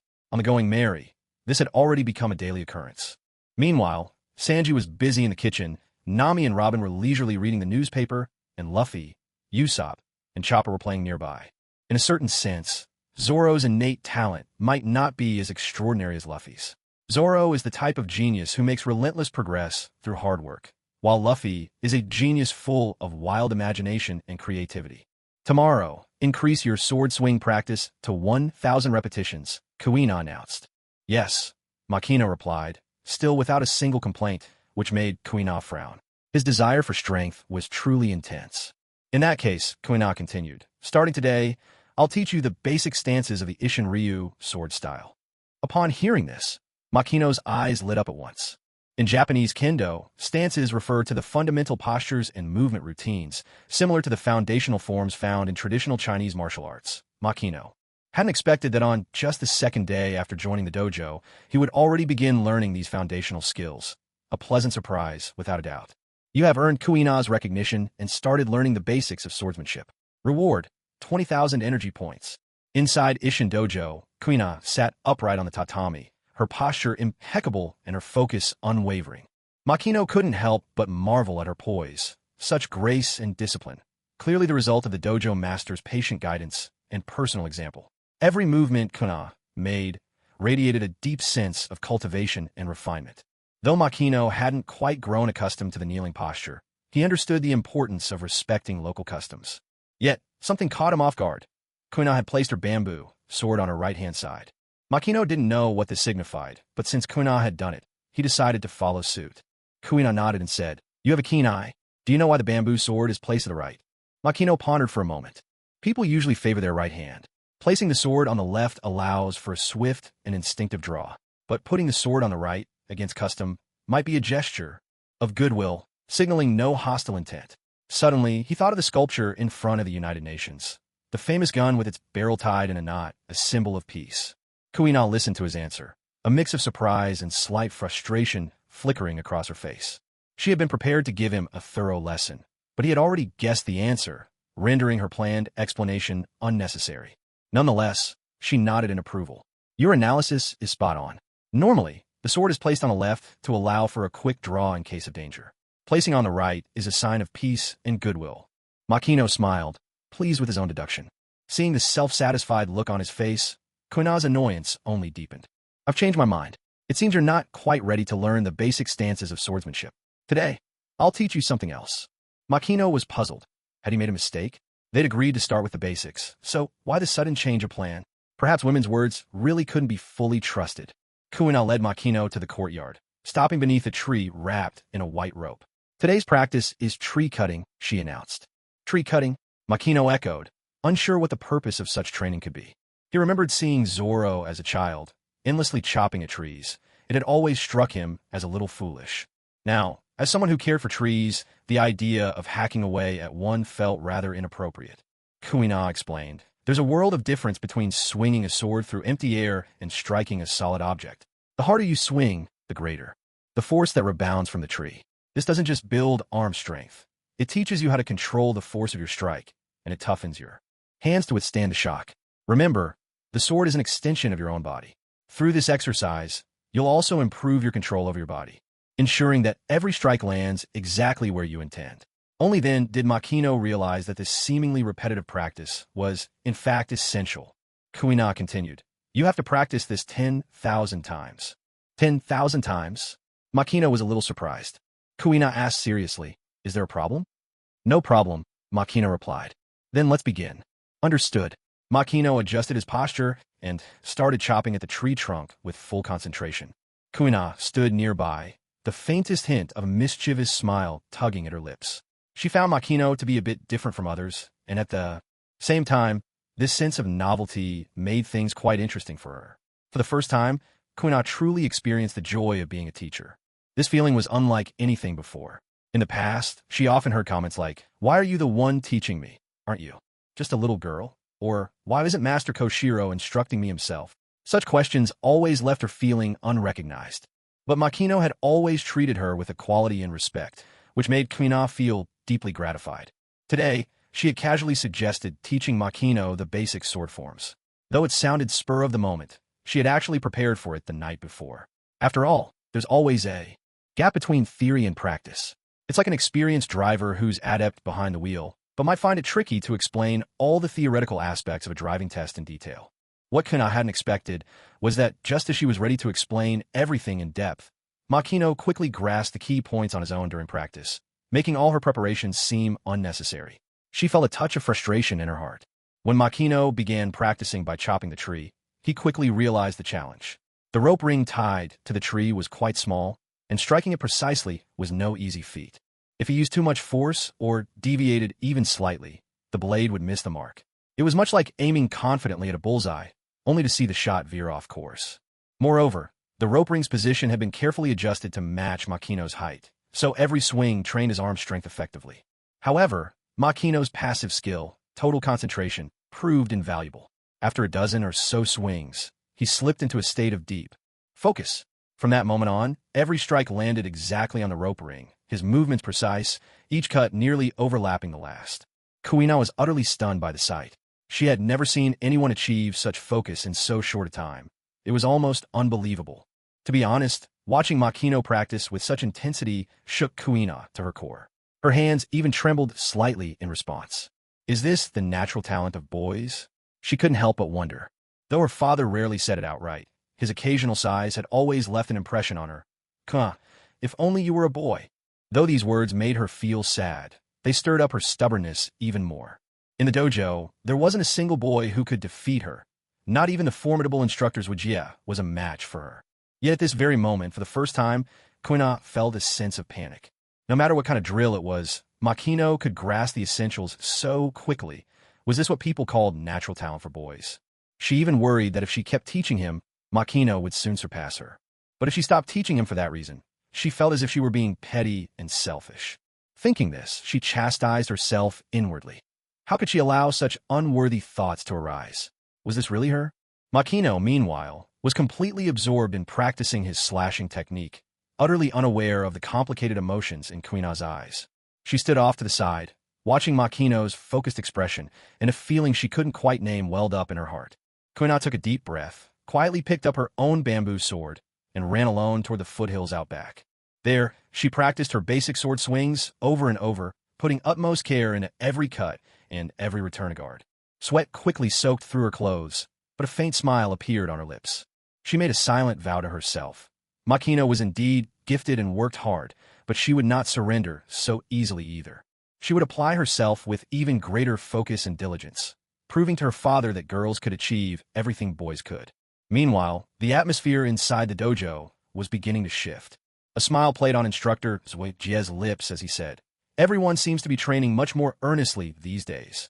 As a teacher, seeing his students work so hard filled him with deep satisfaction. Koshiro nodded in agreement, his tone full of praise. It must be Makino who's inspiring everyone. The boy really does have remarkable talent. Jie added thoughtfully. I've noticed it too. No matter what he's doing, Makino throws himself in completely. That kind of focus is truly rare. With the level of training he's putting in, he might make years of progress in just one. He's a promising seedling, well worth nurturing. Koshiro adjusted his glasses, his face lighting up with a rare excitement. Since opening the dojo, he had never found his ideal pupil, but now, Makino gave him hope. Jie teased with a laugh. Master, are you already thinking of taking him on as a disciple? Koshiro nodded. I admit I am tempted, but there's no rush. For now, let Kuina keep guiding him. His character still needs tempering. We can't allow another incident like Terakawa. At the mention of Terakawa, Jie fell silent. Terakawa had been the shame of the dojo, and was the last person Koshiro wished to recall. At that moment, Makino, still practicing on a mountainside, was unaware that he had already earned the approval of both Jie and Koshiro, an invisible force fueling his growth. When someone devotes themselves wholeheartedly to something, the passage of time easily slips away unnoticed. After completing 10,000 swings, Makino collapsed onto the ground, utterly exhausted and gasping for breath. At that moment, all he wanted was to fall asleep right where he lay. The other children in the dojo stared at him in shock. They had witnessed Makino practicing from morning until noon, so focused that he even forgot to eat lunch. Such dedication was beyond their comprehension. After all, in their eyes, training was something you did when it was time, and you stopped when the instructor called a break.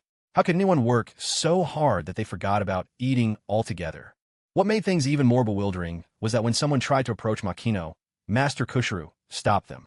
While they hesitated, unsure of what to do next, Kuina appeared, carrying a lunchbox in her hand.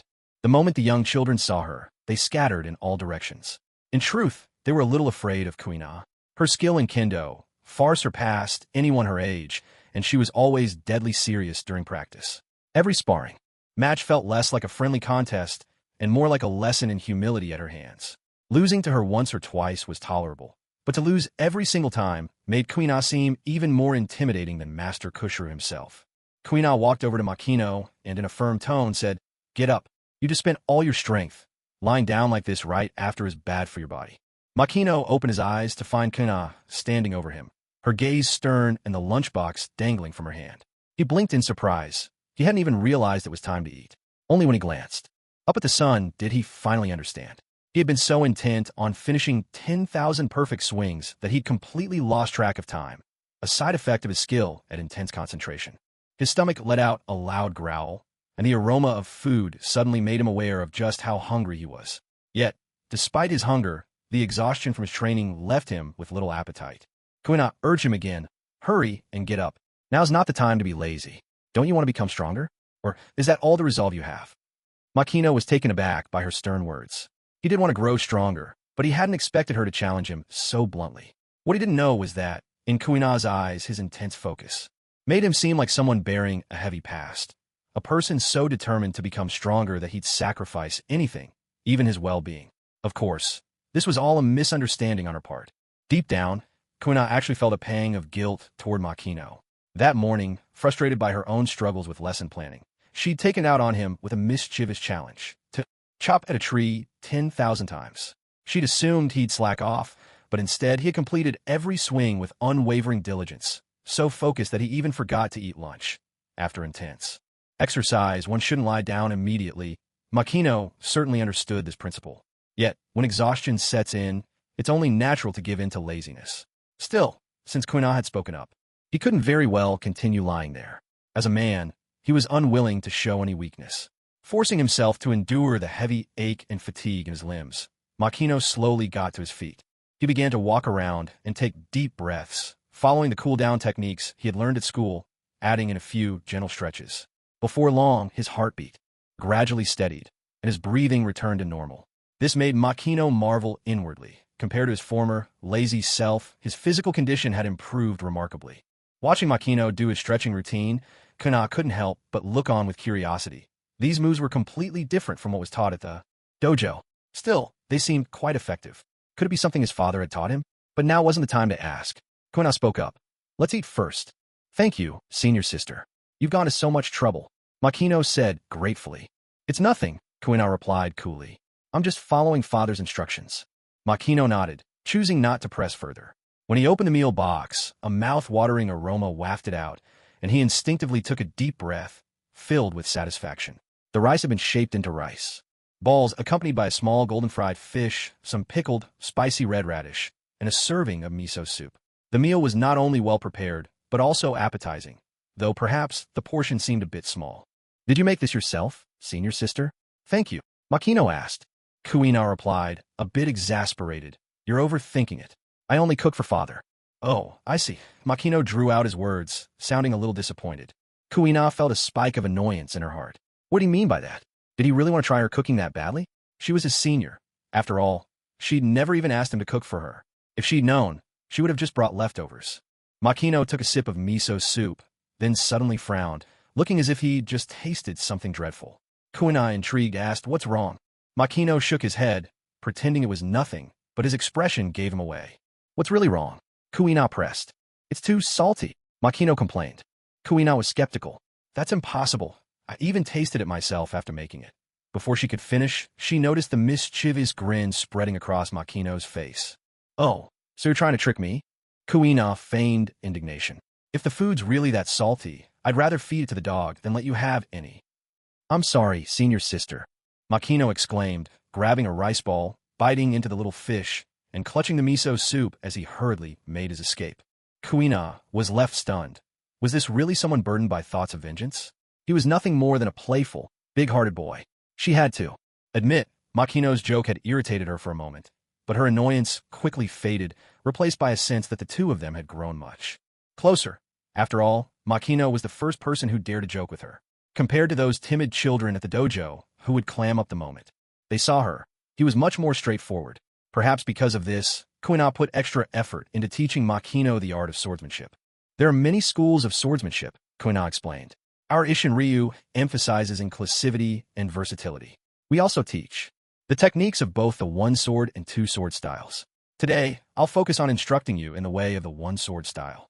The core idea of the one-sword style is to defeat your opponent with a single, decisive strike. It stresses that you must bring down your foe before they can defeat you. That's why in Isshin Ryu, we value the unity of heart and sword above all else. To put it simply, once you've recognized someone as your enemy, no matter how strong they are, you must face them without fear or hesitation, throwing yourself into the battle with everything you have. Even when defending, your ultimate goal is always to prepare for a counterattack. Listening to Kuina describe the philosophy of Isshinryu, Makino couldn't help but recall Zoro's famous words. A swordsman should never bear scars on his back. It's a mark of shame. Thinking back over all of Zoro's battles, aside from the retreat at Sabati Archipelago under Luffy's orders, Zoro had never once faltered. Even when he was felled by Mihawk's mighty slash and stood at death's door, or when he faced the Arlong pirates, he never hesitated to draw his sword and fight. In the Thriller Bark arc, to save Luffy, he endured the agony of having all of Luffy's pain transferred to his own body. Yet when asked about it, he merely replied with a calm, "Nothing happened." At Sabati Archipelago, even when gravely wounded and facing the pacifistas and Admiral Kizaru, Zoro never backed down. His mind was set only on fighting to the end. Once someone was deemed an enemy, no matter how formidable they were, the only thought left in his mind was to defeat them. That perhaps was the true spirit of Isshin Ryu. Honestly, such conviction was truly admirable. Seeing the fighting spirit ignite in Makino's eyes, Kuina couldn't help but smile slightly. As expected, he was indeed someone driven by revenge. But she too had her own goal, to become a master swordsman so accomplished that even her father could not deny her. In the end, it seemed, who would become stronger would depend on their efforts from this day forward. The function of stances lies in shifting the focus between offense and defense during real combat, and such transitions appear smooth and natural, happening at any moment in a fight. Mastering the various stances skillfully is akin to grasping both the fundamentals and the heart of swordsmanship. Indeed, they are the basics, but they are also the core. Sword techniques may be endlessly varied, but all those variations share a common foundation, and you can almost always see the traces of these basic stances within them. Simply studying the stances alone cannot make one a great swordsman. Yet, most great swordsmen begin by learning these foundational things. The names of the stances differ across schools, but generally, they are divided into 5 primary forms: upper, middle, lower, aso, 8 directions, and side. Of course, within these 5, there are flexible adaptations and extended forms. For example, the lower stance can be further split into left lower and right lower. The 5 stances in Kendo are inspired by the interactions of the 5 elements. The upper stance represents fire, exuding confidence and favoring offense. The middle stance stands for water, balancing attack and defense. The lower stance is earth, focusing on counterattacks that arise from defense. Aso embodies wood, observing the enemy's movements and responding accordingly, ready to shift into either the offensive upper stance or the balanced middle stance at any moment. The side stance is metal, primarily designed to make it difficult for the opponent to judge the length of your blade right away, and it also leans toward offense. The Ito Ryu, or one-sword style, emphasizes the middle stance, favoring direct advance and retreat, with the principle of cutting to nullify the opponent's attack. Its core technique is Kiryotoshi, which means to slice down the enemy's attack from the front and immediately counterattack. It sounds simple, but it requires an exceptional sense of distance, precise timing, and quick reflexes. A single misstep leads to a head-on clash, and if your strike is slower than your opponent's, you'll be cut down first. Life is precious. If you kill your opponent only to be killed in the process, it's pointless. Thus, there's a saying in the one-sword style: begin with Kiryotoshi, end with Kiryotoshi. Kiryotoshi is both the entry-level technique and the ultimate skill of this style. When performing a single cut, the trajectory is a sharp, straight line. Cutting precisely along that line, you break through and send your enemy crashing to the ground. Moreover, the middle stance can instantly transition into a thrust, making it remarkably practical. When Kuina taught the stances of swordsmanship and the one-sword style's Kiryotoshi, she combined theory with practice, explaining as she demonstrated. Her explanations were clear and easy to understand, yet full of depth, making Makino's eyes shine with excitement throughout the lesson. Both of them were still young, but one taught with earnest dedication, the other learned with eager enthusiasm. Truly, it was a scene that looked every bit the part. By the time Kuina finished explaining the basics of sword stances, night had already fallen. Seeing Makino's thirst for knowledge, Kuina felt completely satisfied. She hadn't been able to teach thoroughly in the morning, but in the afternoon, she made up for it many times over. Let's end the lesson here for today. Class dismissed. Thank you for your hard work, Senior. Guena was secretly delighted, but she still put on the stern face of a teacher. Not bad. Keep up the good work tomorrow. Seeing Guena acting so mature beyond her years, Makino felt an inexplicable urge to laugh, but he managed to hold it in. If he laughed a moment like this, she would definitely fly into a huff out of embarrassment. After dinner and a bath, Makino returned to his room, feeling a surge of excitement. Having learned the fundamentals of kendo today, he could now improve his swordsmanship openly and legitimately. System: how many energy droplets have I accumulated so far? How much? 747,200. Makino was stunned. That number was just outrageous. How did I end up getting so much energy all at once? Sleeping: 3,200 points. Running: 20,000. Breakfast: 1,000. Practice swings: 5,000. Guena's approval: 20,000. Proper placement of the bamboo sword: 2,000. Focusing and striking the tree 10,000 times: 500,000. The admiration of the dojo kids: 20,000. Guena's home-cooked meal: 10,000. Zosuk's acknowledgement: 10,000. Koshiro's approval: 30,000. Guena lecturing on the Itoryu. Philosophy: 5,000. Kendo fundamentals: 30,000. Dinner: 1,000. Miscellaneous energy from breathing, sunlight, and fresh air: 90,000. When he heard he'd earned 500,000 points just from focusing and striking the tree 10,000 times, Makino was completely dumbfounded. Wasn't he supposed to be a tree planter? Yet chopping trees got him this much energy. This was about as far from eco-friendly as it gets. The host maintained intense concentration, striking the tree 10,000 times, forgetting the passage of time and surpassing the limits of endurance. In addition, this feat brought him to near mastery of the chopping technique. The system also included a bonus for his rapid progress and skill. Though everything the system said seemed reasonable, Makino still couldn't shake the feeling that it was all too unreal. Was it really this easy to earn energy? He'd finally steeled himself to train hard and not slack off, but the system was practically tempting him to laze around instead. No matter what, the thrill of having cheat-like abilities was undeniable. System: use 100,000 energy points to water the kendo seed. Yes, master. With a single command, 100,000 energy droplets were instantly poured onto the kendo seed. In no time, the seed broke through the soil, sprouting and growing at a speed visible to the naked eye. In just a few breaths, the kendo seed had become a small sapling about the size of his palm. Clearly, the kendo seed was of a much higher grade than the language sapling. Even 100,000 energy points only brought it to a height of about 20 centimeters. Kendo, level 1. Rank: beginner. 100,000 energy points was still just LV1. Energy was easier to earn than he'd imagined, and far less valuable than he'd thought. System: about how much energy would it take to upgrade to proficient? To advance from LV5 to proficient, you'll need to consume 2.4 million energy points. Well, it seemed his journey to becoming a master swordsman was still a distant dream. Allocate my energy wisely, raise my swordsmanship to LV3, and put the rest into my physical attributes. Yes, master. With a continuous rush of energy pouring in, the tiny sapling of swordsmanship rapidly grew from the size of a palm to the height of his chest. As his swordsmanship reached LV3, Makino immediately felt the change. He was no longer a novice. All the fundamentals of swordsmanship were engraved deep in his mind, as if he had spent years training relentlessly. Makino couldn't help but be amazed.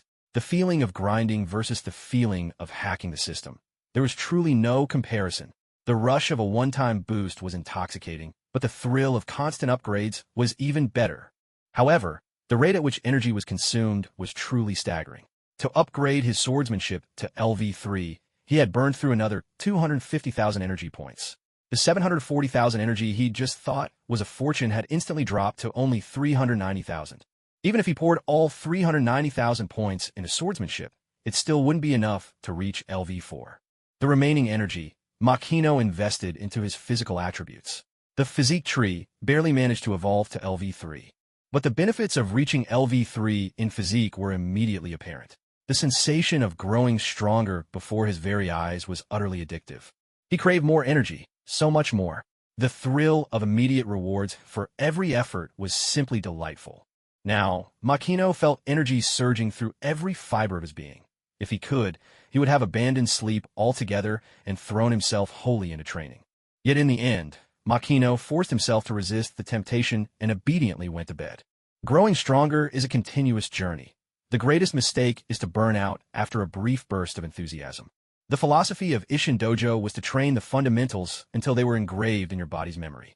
After Kuina finished teaching the basic sword forms, Makino's one-on-one sessions came to an end. In truth, there wasn't much more Kuina could teach him.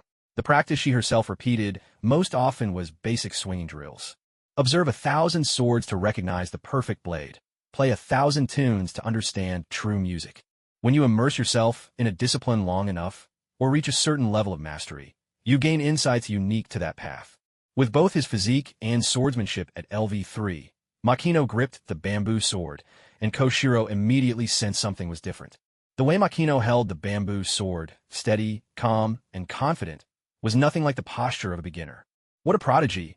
If Kojiro hadn't been quietly watching Makino's progress ever since he entered the dojo, he might have suspected by now that Makino was already a seasoned swordsman with years of experience. Nothing is more formidable than utter concentration. Kojiro instinctively attributed Makino's astonishing growth to his unwavering focus. He had encountered true prodigies before, geniuses whose world was incomprehensible to ordinary people. The one who left the deepest impression on him was a natural-born swordsman, someone who had never touched a blade before, yet mastered every essential technique the instant they were explained. Had he not witnessed it with his own eyes, Kojiro might have dismissed it as a fanciful tale. And now, Makino was undoubtedly cut from the same cloth, a genuine prodigy. Kojiro's anticipation grew even stronger. Since this was a large class, he had to consider all the students. After 500 practice swings, Kojiro called a halt. Next, we'll move on to sparring practice. The moment his words rang out, the kids, who had just been cheering, celebrating their liberation from the grueling drills, suddenly wore long faces, as if they'd bitten into bitter gourd. Sparring practice? Oh no. Catching sight of Kuna, who knelt with perfect posture and unwavering focus, the children shrank back, each hoping not to be chosen by Kojiro. Makino was surprised. He hadn't expected to be the first one called.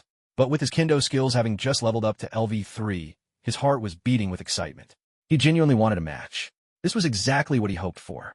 Yes, master, Makino replied, immediately grabbing his bamboo sword and rising to his feet.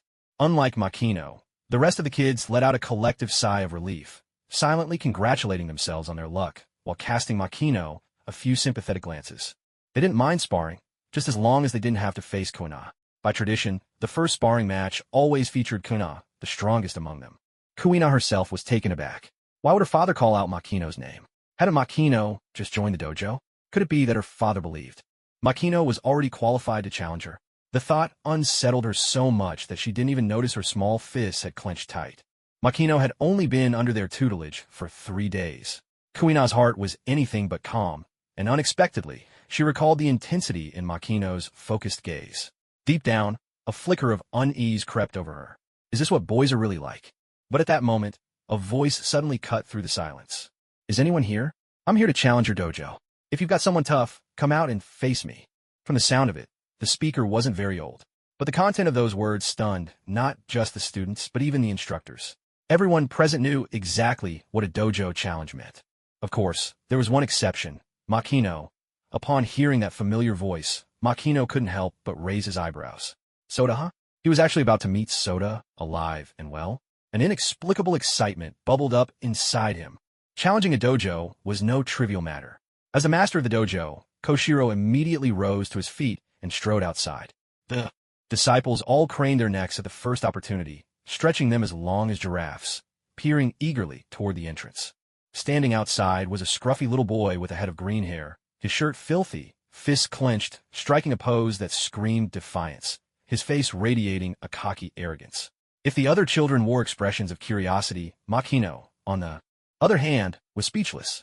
This bratty version of Zoro, his attitude was off the charts. The way he swaggered about, so overbearing, he looked like someone just begging for a good scolding. Honestly, There's a vast gulf between anime and reality. Yet Koshiro wasn't angered by this challenge. Instead, he burst out in cheerful laughter. A challenger, eh? That's a rare sight these days. Oof. Zoro crossed his arms and declared smugly, "Don't think you can underestimate me. Just because I'm a kid, no one in the neighboring village can beat me." "Well then, let's accept your challenge," Koshiro replied with a gentle smile. "If I win, I'll take your dojo's signboard," Zoro announced. "And if you lose?" Koshiro asked. "If I lose? Then I'll join your dojo," Zoro replied, a little sheepishly. Koshiro couldn't help but laugh even harder, thoroughly amused by Zoro. "It's a deal, then." Now, hearing Koshiro's words, Makino instinctively glanced toward Kuna. What came next would be a whole year of Kuna thrashing little Zoro in every style imaginable. But this also meant that the senior disciple who had patiently taught him swordsmanship, Kuna, had only about a year left to live. In the world of One Piece, people rarely die, but Kuina's fate had always felt like a bad joke. She was so strong she could defeat grown men, yet she was destined to die from falling off a tiny loft while fetching a whetstone. The plot's hand was all too obvious. Makino took a deep breath, recalling the saying, "Repay a drop of kindness with a spring of gratitude." He simply couldn't accept Kuna dying so senselessly. According to the story, after Kuina defeats Zoro 2001 times, fate intervenes and she's gone. So, could he change everything at its very source? Still, Makino couldn't help but worry. If he accepted this duel and ended up beating Zoro 2001 times, what if the will of heaven turned its sights on him? Plot armor was no joke. The mere thought of Zoro, in the future, biting down on his sword, tears streaming down his face, vowing to grow stronger for both their sakes, sent a chill down Makino's spine. No, no, no. Makino. Makino. Makino. He snapped back to reality only when he heard the snot-nosed little bald kid at the dojo shouting his name at the top of his lungs. The little bald boy was flustered and anxious. "What are you thinking about? The master is calling you." Oh right. Makino squeezed his way out from the crowd of unruly children blocking the doorway, but his mind was still clouded with confusion. He hadn't even had the chance to express his desire to take Guena's and Zoro's place in the upcoming match. Yet Master Koshiro had already called him out directly. It just didn't make any sense. Was Master Koshiro really so laid back that he'd dare to send someone like him, who'd only joined the dojo 3 days ago, against a challenger? Or had the master already seen through to his true strength? Zoro, Makino liked him a lot. He was once one of his idols. He'd even cosplayed as Zoro during club events back in his old world. But when it came to facing one's idol in a fight, Makino didn't feel any psychological burden. If Guena was like a delicate glass flower that would shatter at the slightest touch, then Zoro was like a blade of tough wild grass. Toss him on the ground anywhere, and he'd take root and grow strong. Taking a beating? No big deal. He'd just treat it as a stepping stone for Zoro's growth. Still, at this delicate moment, there was a strange sense of fear. The moment Makino stepped forward, Zoro erupted. He waved his little arms, his face twisted in annoyance. "What's this? Aren't you supposed to be my opponent?"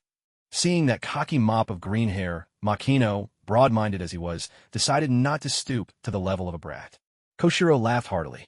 Makino is a genius. His strength is truly impressive. A genius. Hearing her father's praise for Makino, Guena couldn't help but clench her tiny fists, a wave of frustration rising from deep within her heart. After so many years with her father, Guena could sense his joy. This was a happiness he had never shown when facing her. Makino was stunned too. He hadn't expected such an evaluation from Master Koshiro. Gold will always shine, no matter how much you try to hide it. Its brilliance is impossible to fully conceal. As for the other children, all they could do was envy. Koshiro was always smiling, hardly ever angry, but never before had anyone heard him praise a student like this. Zoro eyed Makino suspiciously, once, twice, 3 times, before finally muttering, clearly reluctant, "All right, I got it." Koshiro smiled. "Then please step inside." Makino wasn't worried about the outcome of the match. Despite Zoro's wild, cool, and seemingly unbeatable attitude, he actually didn't know any sword techniques yet. Even if he had natural talent and could instinctively take up a 2-sword stance, it was all just for show at this stage. Of course, Zoro didn't see it that way. In his own mind, he truly believed he was already strong, undefeated in all the neighboring villages. Kinshiro said, "Pick a weapon, anyone you like." "Anyone at all?" Zoro confirmed. Kinshiro replied, "As you wish." Zoro spat the leaf he'd been chewing out to the side, a mischievous grin spreading across his face. Without hesitation, he scooped up a whole armful of bamboo. Swords. To everyone's astonishment, He clutched 3 in his left hand, 3 in his right, and, most absurdly, he even clenched 3 more between his teeth. The disciples kneeling in the audience were struck dumb. Was this really happening? Wasn't this supposed to be a dojo challenge? How had it turned into a circus act? Makino, already familiar with Zoro's antics, couldn't help but smile. Zoro had understood the art of "I want them all" from a very young age. If this were the adult Zoro, his famed nine-sword style might not be a joke, but right now, "Bow to the shrine," Kinshiro instructed. At his words, Makino, Kinshiro, and Zoro all lowered their heads in respect. But suddenly, there was a soft thud. A bamboo sword slipped from Zoro's mouth and hit the ground. Bow to each other. Another thud. Yet another sword fell from Zoro's mouth. The crowd was at a loss. Was he for real? But Zoro didn't seem bothered in the slightest. He stood there, perfectly serious, as if nothing was amiss. "Very well, get ready." As Kinshiro spoke, Zoro immediately struck a pose.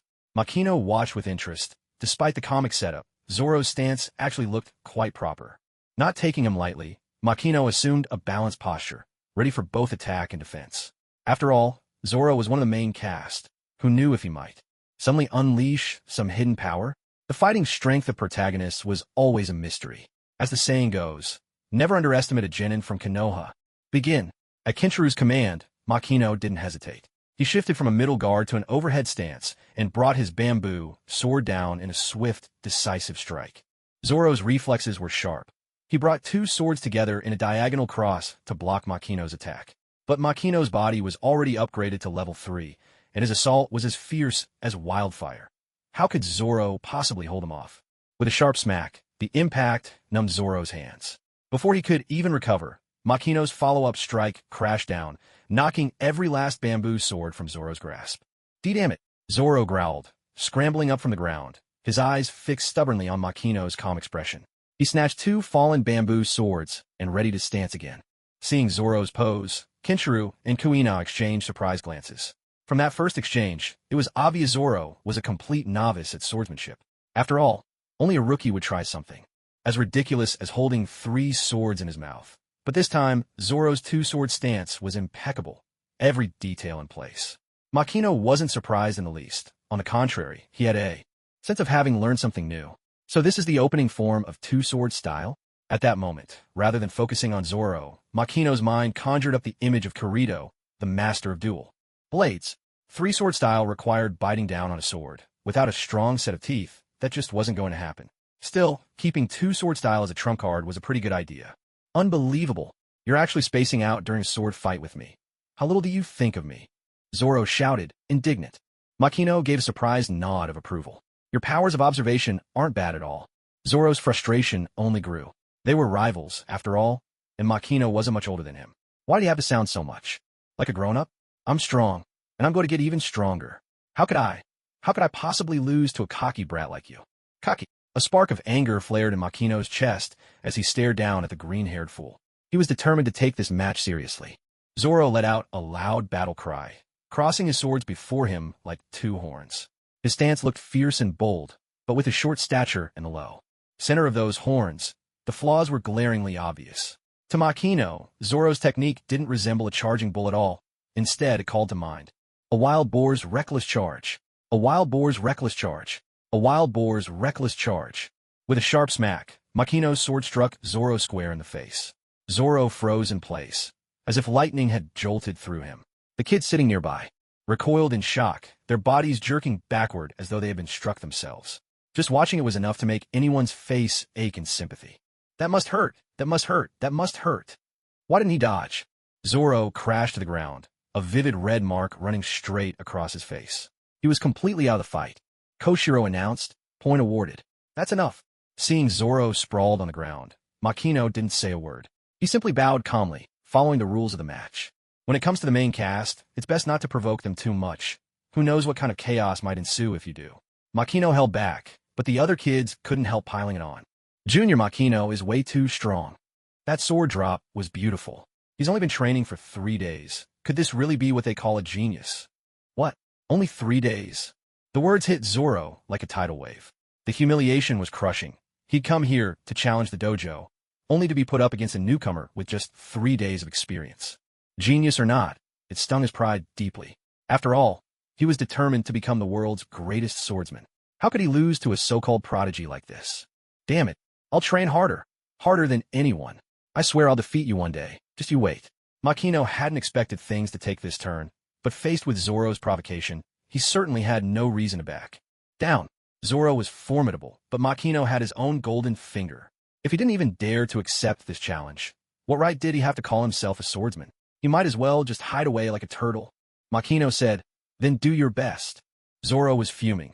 Makino's calm, lofty demeanor only fueled his irritation even more. What Zoro didn't know was that, at that very moment, Makino felt as if he'd been struck by lightning. The reason was simple. The sound of the system suddenly echoed in his mind. You have defeated Zoro, earning your very first victory. Special reward, 1 million energy points. You have replaced Kuina as the first target Zoro genuinely wants to surpass. Storyline deviation, 10%. Special reward, 1 chance at the lottery. Kuina's death was one of the core motivations driving Zoro's unwavering quest to become the world's greatest swordsman, carrying a mission of utmost importance. Now, as the host, you inherit Kuina's mission and shoulder the same danger she once faced. World difficulty increased by 10%. Main storyline activated. Strengthen Zoro's resolve to become the world's greatest swordsman. Time limit, 1 year. Mission rewards, energy, seeds, and a unique item from the world of One Piece. Hearing the system's prompt, Makino was utterly flabbergasted. Damn it, damn it, damn it. Did he really replace Kuina and now has to face the risk of a plot-driven death?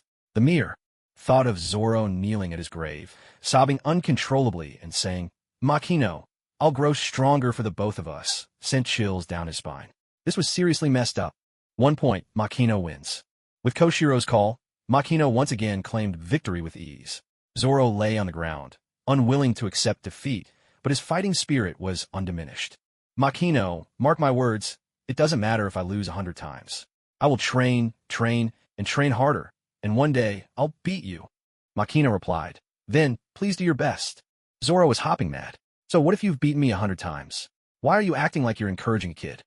Makino smiled and said cheerfully, "Because I am encouraging a little kid. You wait." Zoro's face flushed red. He grabbed his bamboo sword and stormed off into the courtyard in a huff. After Zoro left, Makino bowed to Koshiro. "Master, thank you for all your hard work." Makino meant it. This wasn't just a polite gesture. Zoro was practically a challenge maniac.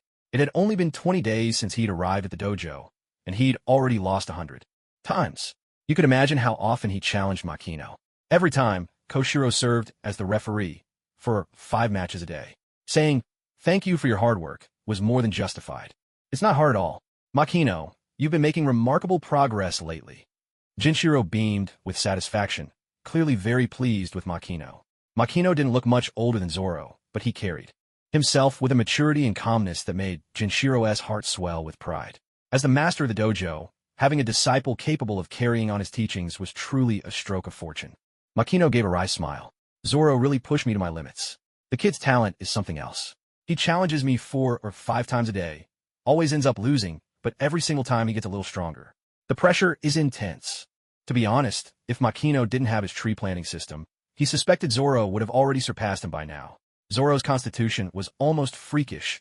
His daily training routine was enough to exhaust a grown man. But no matter how worn out Zoro got, he'd simply collapse onto the ground, and after a nap, he'd be bursting with energy again. It was almost like he was cheating the system. As for his aptitude with the sword, that was even more astonishing. He could master the basics after seeing them once, and even advanced techniques seemed to come to him naturally, as if he needed no teacher at all. He absorbed and applied what he learned as easily as breathing. After every duel, he'd come away much improved. Makino sometimes wondered if Zoro had poured all his talent into swordsmanship, leaving none for anything else. After all, the boy managed to get lost even running a simple lap. Seeing Makino's pained expression, Jinshiro couldn't help but smile. Zoro's presence was like a catfish stirring up a pond. He'd energized the entire dojo, where once students complained bitterly about doing 500 practice swings. Now no one uttered a word of protest. Makino glanced around, making sure no one was listening, before speaking in a low voice. "Master, it might not be my place as a disciple to say this, but I hope you can show a little more concern for Sister Kuna." "Oh," Jinshiro's eyes, usually narrowed, opened a fraction wider in surprise. Makino's words had caught him completely off guard. "Kuna is a strong-willed child, but I've always treated everyone equally, never showing her any less care." Makino gave a bitter smile. Jinshiro made a fine teacher, perhaps, but he was far from an ideal father. Master, for Kuina, your impartiality is actually the greatest unfairness. Kuina isn't just another student. She's your daughter. You treat her the same as the rest of us, but what about the father's love she deserves? Jinshiro's eyes widened, shock written all over his face. Impartiality was unfair to Kuina? No one had ever spoken to him so directly before, and the words hit him hard. He was a traditional patriarch, never one to wear his feelings on his sleeve. He'd always believed he'd never shortchanged Kuina, but he never expected to hear this from a student's mouth. Seeing that Kenshiro was starting to listen, Makino continued. Master, senior sister lost her mother when she was just a child. If you still view her simply as a disciple, isn't that just too pitiful for her? Kenshiro wanted to argue, but the words caught in his throat and wouldn't come out. He had never treated Kuina as just a disciple, but somehow he'd also never expressed feelings for her beyond that role. Makino added, Master, I know you value rules above all and aren't good at expressing your feelings. But as a father, it's perfectly fine to show a little concern now and then, or to offer senior sister some special care. Master, let's put everything else aside. Have you ever celebrated Kuina's birthday just for her? Celebrate Kuina's birthday? Kenshiro was momentarily speechless. She's still so young. Is there really any need to go to such trouble? Makino replied, It's not the ceremony that matters, but your intention. Even if there's no gift, even if it's just a simple happy birthday. From you, senior sister would be overjoyed. Master, don't let Kuina feel that having a father is no different from not having one. Makino's words were perhaps a little exaggerated, but to Kenshiro, they hit like a sudden storm, leaving him deeply unsettled.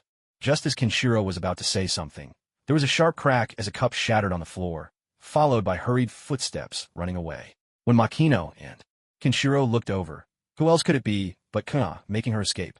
Kenshiro's perpetually squinting eyes opened and closed in distress. Clearly, he was at a loss. To comfort Kuina, that was truly beyond him. Makino bowed respectfully and said, Master, I overstepped just now. Please allow me to handle things with senior sister. Kenshiro breathed a sigh of relief. Very well. Along the country path behind the dojo, Makino found Kuina curled up, arms wrapped around her knees. When she saw Makino approaching, her brows drew together sharply in anger. What are you doing here? Are you here to flaunt how you begged for favor on my behalf in front of my father? What do you know about me? My dream is to become the world's greatest female swordsman. Do I need special treatment or privileges from my father? As Kuina fired off her sharp retorts, Makino didn't argue back. He knew that what he had said in front of Kenshiro had deeply wounded Kuina's fragile pride. She was fiercely strong-willed. If Makino had said anything foolish now, she might have grabbed a bamboo sword and struck him with it. Yet what Makino voiced was exactly what she had always wanted to say, but never dared to.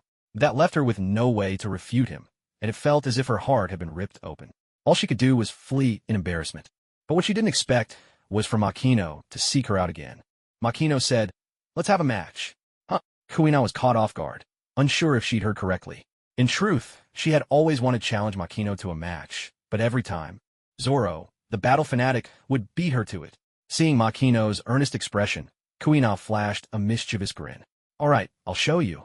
I'm not that weakling you think I am. Makino assumed a middle guard stance, radiating confidence. Careful, senior sister. I'm stronger than you think. Kuina mirrored his stance, smiling. Don't forget, I taught you swordsmanship. A master never loses to her student. With a sharp cry, Kuina launched herself forward, her feet digging into the ground. She skimmed low across the floor, rocketing toward Makino like a cannonball. This was the battle she'd been waiting for.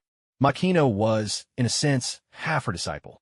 By all rights, there was no way he should be a match for her. But reality is never that simple. Makino was a boy, a genius, even her father acknowledged. On just his third day at the dojo, her father had declared Makino worthy of facing her in a duel. Kuina couldn't accept that. A fire burned in her chest. Was it so easy to gain her father's approval just because he was a boy? Why? Why should it be that way? To prove herself, to prove that girls were every bit as strong as boys, Kuina threw herself into the fight with everything she had. Her speed was breathtaking, like a bird sweeping over water, like a flash of lightning. In the blink of an eye, she closed the gap to within 5 paces of Makino. Her bamboo sword rose high, poised in an overhead Kiryutoshi stance. Makino understood what this match meant to Kuina, but he was determined to win, no matter what. Though he hadn't been at the dojo long, he was no longer the novice he once was. The essence of the one-sword style was the Kiryatoshi, a technique of direct advance and retreat, countering strikes with strikes. Kuina had taught him both the philosophy and the moves, and Makino now embodied them with every fiber of his being. As Kuina charged, Makino didn't retreat. He surged forward instead, closing the distance in a heartbeat, his blade already shifting into a powerful downward cut. Kuina was startled. She hadn't expected Makino to advance into her attack, and with such speed. His sword was closer, his movement faster.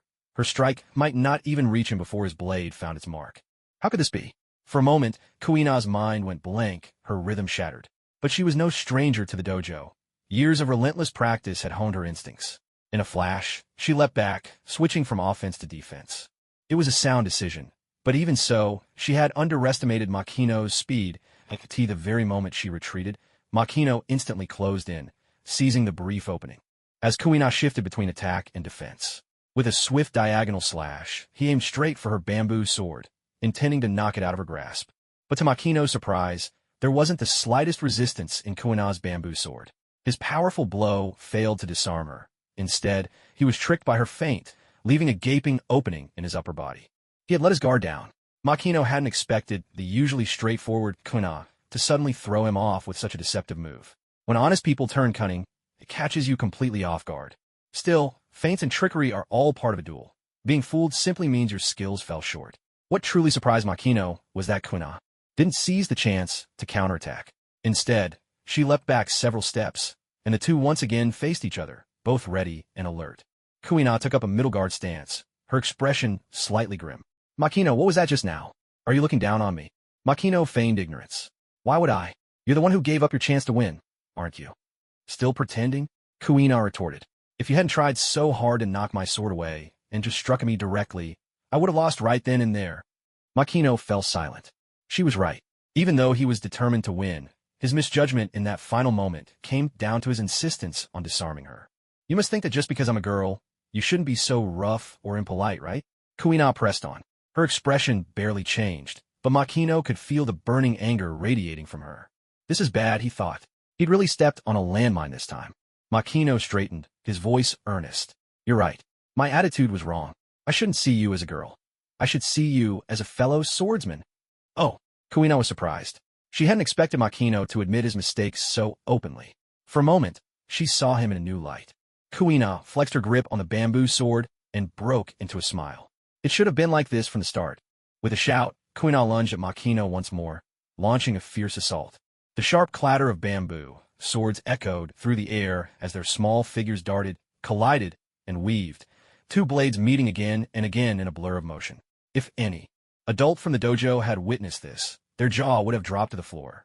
The level of skill on display was far beyond what anyone would expect from two children. After several more exchanges, Makino suddenly twisted and flicked his bamboo sword, sending Kuina's out of her hand. In the very next instant, Kuina saw his sword coming down straight for her head. Startled, Kuina squeezed her eyes shut on instinct. But to her surprise, the heavy blow she had been bracing for never came crashing down on her head. Glancing over, she saw Makino had already sheathed his sword and was standing quietly not far away. Kuina's anger flared up completely. Makino, what's the meaning of this? Why didn't you bring down that last strike? Are you looking down on me? Makino's expression was solemn as he replied. I thought it through carefully just now, and I still believe that holding back on that strike was the right thing to do. Kuina forced herself to suppress the fury rising in her heart. Why? Is it just because I'm a girl, so you can't bring yourself to attack me? Don't look down on me. Makino answered, that's not the whole reason. Not the whole reason. Makino nodded. Before she started teaching me swordsmanship, our senior sister told me that the core principle of our Isshin dojo is the union of heart and sword. As long as you've recognized someone as your enemy, no matter how strong they are, you must face them without fear or hesitation. Strike with all your heart. Even when defending, the goal is to counterattack. Kuina looked at Makino in confusion, not quite understanding. Makino gave a gentle smile.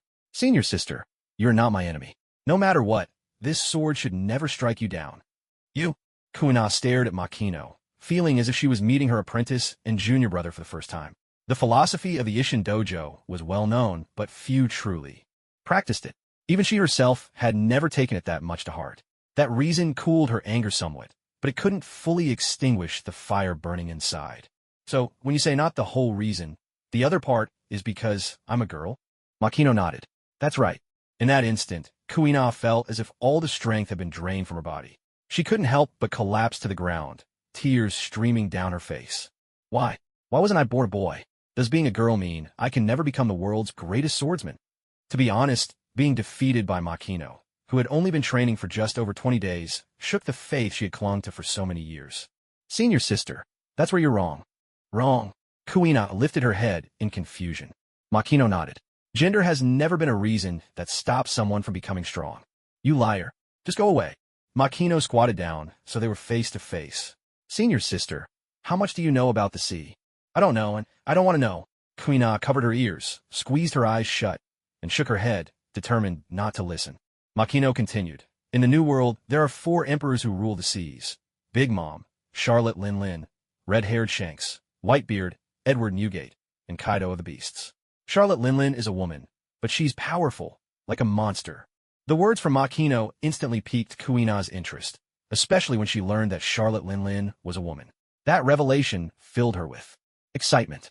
Still, if she let her curiosity show so easily, it would be a blow to her pride, so she decided to keep listening to Makino's story, ears alert. Oh, perhaps I've said too much. If you don't want to hear it, never mind, Makino said, standing up as if preparing to leave.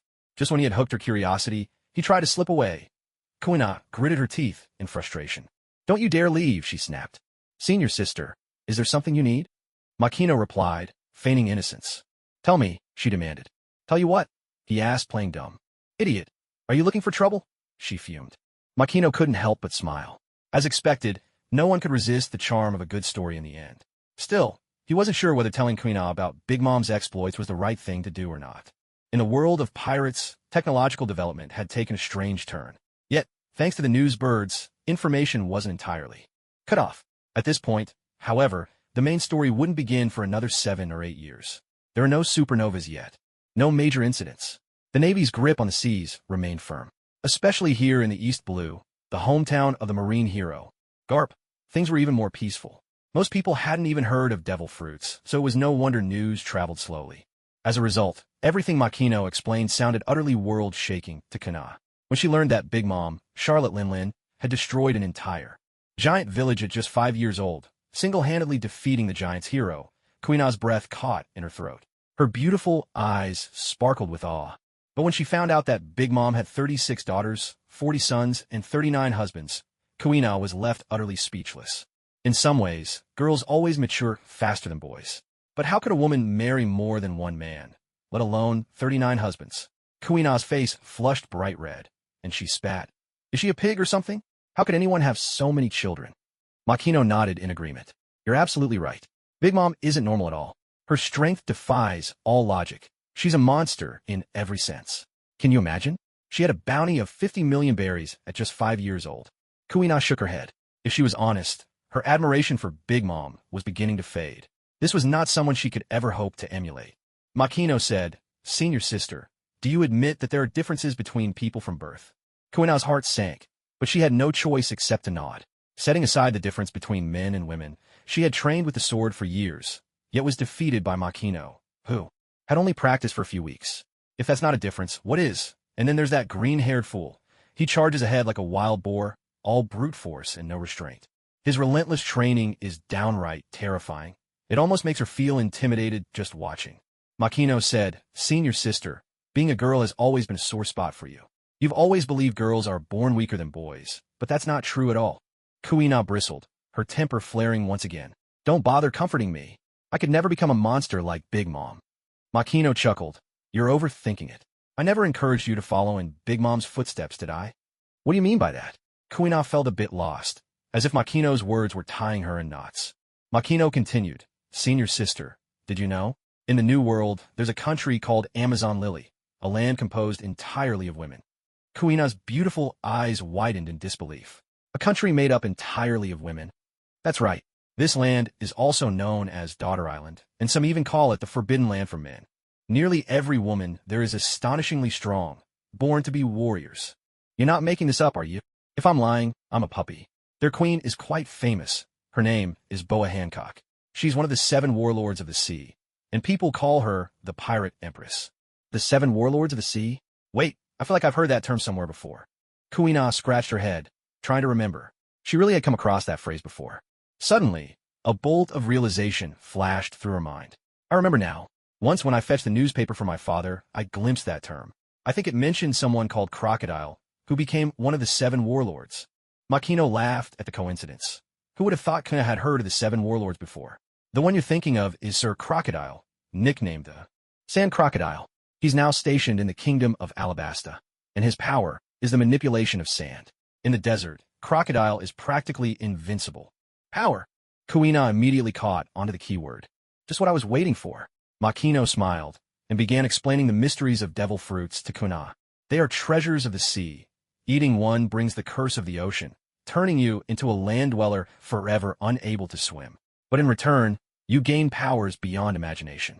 There are really such magical fruits in the world. Kuina's eyes sparkled with fascination. Makino nodded. That's right. Out on the seas, most of the truly powerful fighters are devil fruit users. Just now, I mentioned the Empress Boa Hancock, the devil. Fruit she ate is called the love fruit. It allows her to instantly turn anyone enchanted by her beauty, whether they're men, women, or even animals, into stone. Makino's explanation truly opened Kuina's eyes. This was the first time she realized that such wondrous treasures could exist in their world. To be honest, Kuina was genuinely tempted. Makino continued, Senior sister, don't get your hopes up too much about devil fruits. They taste absolutely terrible. People say it's like eating something unspeakably foul, and their powers are full of limitations. If you haven't seen the Devil Fruit Encyclopedia, eating a fruit is just like gambling. Someone once ate the sticky fruit and ended up constantly oozing something like mucus all over themselves. Stop. That's enough. Kuina was truly disgusted. Of course, what she felt even more was bewilderment. Every time Makino gave her hope, he would immediately burst her bubble. She really couldn't figure out what he was aiming for. Sensing Kuina's confusion, Makino smiled and said, Senior sister, do you know? Even without eating a devil fruit, just by practicing swordsmanship, one can reach the very pinnacle of strength. Huh? Kuina was puzzled. In this world, besides the power of devil fruits, there's another force known as haki. Haki. Yes, haki is a power innate to all humans. It's the embodiment of spirit, killing intent, and fighting will. When you learn to wield these unseen forces, your willpower itself becomes a weapon. Makino briefly explained the 3 types of haki to Kuna. Conqueror's haki, which is the mark of a king and can overwhelm and even knock out enemies with sheer presence.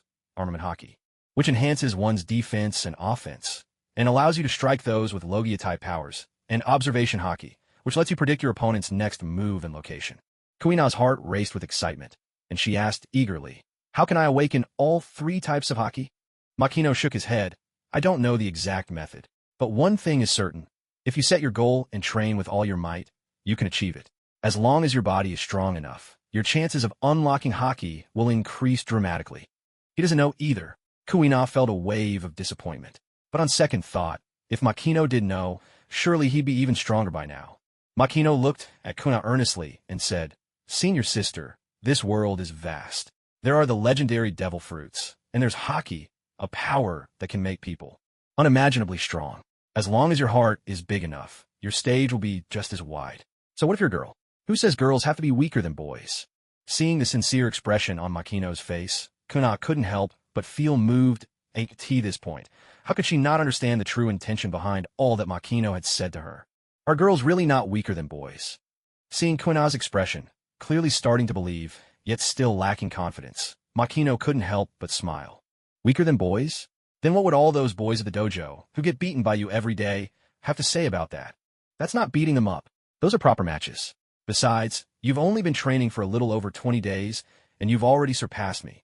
It's perfectly normal for you to lose to me, because I have special powers. Makino decided to tell a small, harmless lie.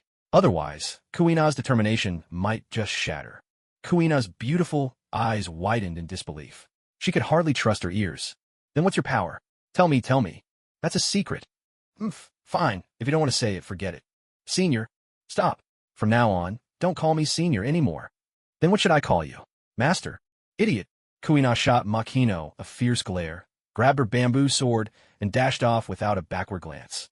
What Makino didn't know was that, as Kuna ran, her steps became lighter and lighter, and a small, adorable smile began to blossom at the corner of her lips. At the same time, a system notification echoed in Makino's mind. You have defeated the prodigy Kuina for the first time. Reward: 1 million energy points. Your words have inspired and comforted the deeply discouraged Kuina. Reward: 200,000 energy points. You have let Kuina, who knew nothing of devil fruits or haki, learn of their existence. Plot alteration: 2%. World difficulty has risen to 12%. Reward: 1 lottery draw. Seeing that he'd earn another chance at the lottery, Makino's heart began to pound uncontrollably with excitement. He finally understood. As long as his actions shifted the course of the story, the world's difficulty would rise by a corresponding percentage. In other words, changing the plot was a double-edged sword. It brought rewards, but also greater challenges. If you were to go too far and, say, eliminate Zoro from the main cast, the plot might shift a full 100% in an instant, and Koshiro would surely step in to restore order himself. The lottery. What kind of surprises might it bring this time? Makino could barely contain his anticipation. Host, you currently have 2 lottery draws. Would you like to begin? Makino said, System, the lucky day you calculated for me is tomorrow, isn't it? Correct, host. You have an excellent memory. Makino kept rubbing his hands together. As much as he wanted to draw his prize immediately, after waiting this long, a few more hours wouldn't hurt. A lucky day is a rare opportunity, not to be wasted. Calm yourself, stay calm. In important matters, patience is key. System, it's just a lottery. Is all this really necessary? She, as the host, is honestly a little too cautious when it comes to drawing prizes. Makino said, System, give me a report on my current abilities and the amount of energy droplets I have left. Yes. Master, here is your current status. Physique, level 5. Rank, frail. Frail, ordinary, transcendent, iron, sacred, immortal. Swordsmanship, level 5. Rank, novice. Novice, skilled, proficient, master swordsman, sword saint, sword god. Remaining energy droplets, 3,684,520. When Makino saw the stockpile of energy droplets, his eyes immediately burned with excitement. He had to admit, these droplets really accumulated quickly. After all, it hadn't even been a full month since his rebirth. Compared to a month ago, his physique and sword skills had become completely different beasts. If he were to encounter the gang of thugs that once broke into his home in his previous life, Makino was confident that even unarmed, he could easily defeat them, scattering them like leaves before the wind.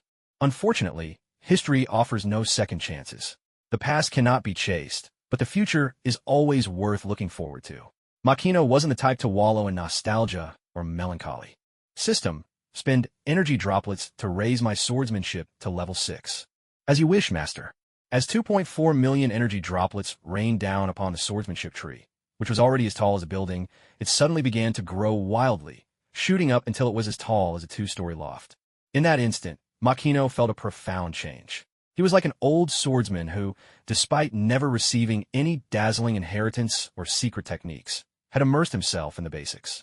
All his life, although it was just basic swordsmanship, his lifelong dedication had made his foundation unshakable. It was as if basic swordsmanship was etched into his very bones.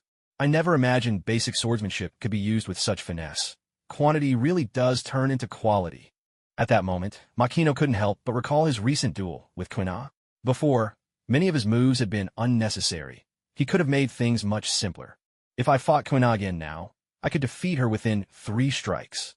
Swordsmanship, level 6. Rank, skilled. Novice, skilled, proficient, master swordsman, sword saint, sword god. A towering building starts from the ground. Now that the host swordsmanship has reached the skilled level, you are rewarded with a new sword technique. Iato / level 1, upgradable. Skill description, draw to strike. No strike without the draw. A single slash, a sure kill.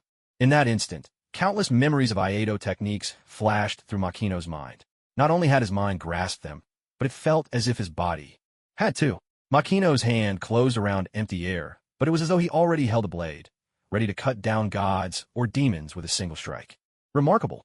Anything produced by the system is surely a masterpiece. Upon acquiring the Iato skill, the swordsmanship tree also grew a sturdy main trunk, and from it sprouted its very first branch. So this is how it works. Makino had always wondered why the Sword Dao tree, despite growing as tall as a 2-story building, never had a single branch. Now at last he had the answer. When he saw the Bear Constitution tree and the Sword Dao tree with only one tiny branch, Makino couldn't help but feel that he had a long and arduous road ahead. As for the remaining energy droplets, Makino decided to store them away. After all, Wasn't the lottery draw coming up soon? What if he managed to win something that needed those droplets? Now, all that was left was to wait for the arrival of an auspicious hour. The time was 9 p.m., just 3 hours until midnight. Makino felt completely unhurried. Ever since his swordsmanship had reached the proficient level, his mindset had undergone a tremendous transformation. Whatever he did, he could remain calm and composed. The system was at a loss for words. Wasn't that pair of little hands behind your back, constantly rubbing together yours? And what's with your thigh twitching every now and then? Care to explain? Time slipped by. When the system reported the time with precision, a brilliant gleam flashed through Makino's eyes. The auspicious hour had finally arrived. Good luck, good luck, good luck.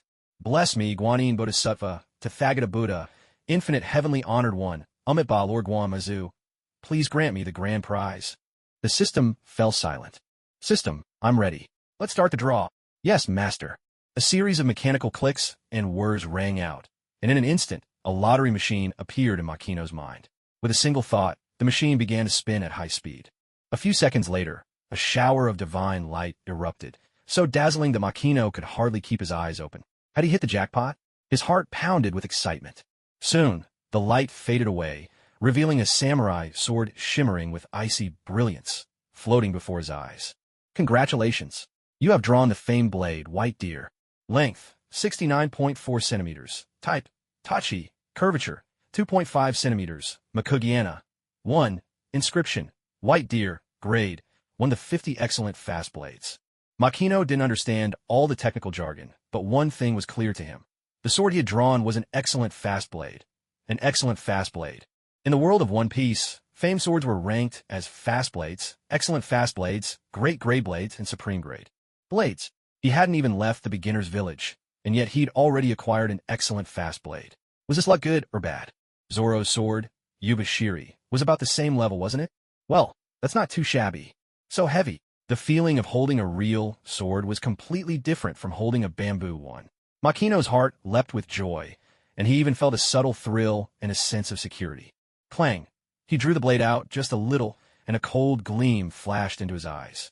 Staring at that dazzling blade, with its grain as straight and fine as cedar wood, Makino felt an instant surge of affection for it. What a blade! Truly a masterwork. This time, he'd really struck it rich. Master, you now possess a famed sword. Would you like to transform it into an imperial blade? Yes, he replied. As you wish. With a flash of white light, the white deer in Makino's hand was transported beneath the hidden divine tree. Bathed continuously in an outpouring of secluded energy, Makino could see the Kanemoto blade undergoing a profound transformation. The entire process would take one night. Master, would you like to draw another prize? Yes. As you wish. The lottery began again, with the machine spinning rapidly. When Makino learned what he'd won this time, his heart nearly skipped a beat. This was simply exhilarating. Congratulations, you have drawn the grand prize. The Soul Tree Miyamoto Musashi. Description: a small tree that nurtured the heroic spirit of Miyamoto Musashi, the dazzling beauty with a mature, uncle-like charm from fate/grand order. Level: LV40. Status: unawakened. Effect: supreme mastery of the Ninden Ichiryu style. This LV40 Soul Tree will grant its host all of Musashi's abilities, except for the release of her noble phantasm, 6 paths, 5 wheels, Kurakara Tenjo. Introduction to Miyamoto Musashi's skills. 5th stance, the twin blades advantage. Move with the sword, adapt with the flow, doubles your number of attacks. Clairvoyance, an eye of causality, an ability to reach one's goal, severing the target's very existence. If you decide to cut off your opponent's right arm, then, come what may, you will sever their right arm. The infinite possibilities of the future are narrowed down to a single, inevitable outcome. No void, the highest realm of the swordsman. Emptiness renders one invincible. Even attacks that twist through multiple dimensions cannot touch one who has mastered the void. Under this skill, all damage is negated. Battle continuation. Living shamelessly, using feigned death and deception as one's forte, tricking others with flowery words, escaping disgracefully, and then recovering miraculously. Reading the description of the Soul Tree Miyamoto Musashi in his mind, Makino was utterly stunned. He never imagined that after acquiring the fine white deer blade, he would draw a soul tree that nurtured the heroic spirit of Miyamoto Musashi. The most important thing was this wasn't just a sapling, but a full-grown tree already at level 40. Heavens, what a generous grand prize. This was a stroke of incredible luck. His fortune was truly off the charts. No wonder he'd waited so long for this auspicious day. Brilliant. The system was speechless. It didn't even know how to begin to complain. Its master really was so easily satisfied. Makino, of course, had no idea what the system was thinking. As for drawing the soul tree of Miyamoto Musashi, he was thoroughly content. System, does Miyamoto Musashi's ability give me a boost when I use the one-sword style? Yes, it does. However, the full effect of Miyamoto Musashi's soul tree only manifests when you're using the two-sword style. Understood. Makino was very pleased. After all, it had always been his intention to keep the two-sword style as his trump card. Just like Kirito, he never shows his true power unless he's on the brink of defeat. Well, maybe that's not quite right. What I mean is, when Kirito doesn't draw both swords, no one ever truly knows how strong he is. But once he holds a sword in each hand, it's game over for his opponents. Ever since Miyamoto Musashi's soul tree was planted in the courtyard, even the Kendo tree was affected, sprouting a new branch for the two-sword style. It was a truly wondrous sight, one that made Makino feel as if he'd been reborn. Still, Musashi's abilities, especially the Heavenly Eye, were best kept as his ace in the hole. Otherwise, things could spiral out of control. The next day, 1 point. Makino wins. Koshiro's voice echoed in the dojo, so clear that you could hear a pin drop. Even the little kids kneeling at the side were holding their breath, and the adult instructors could only shake their heads in disbelief. Recently, Zoro had challenged Makino over 100 times in a row. Though Makino always emerged victorious, everyone could see Zoro's strength growing, and the gap between the two was narrowing.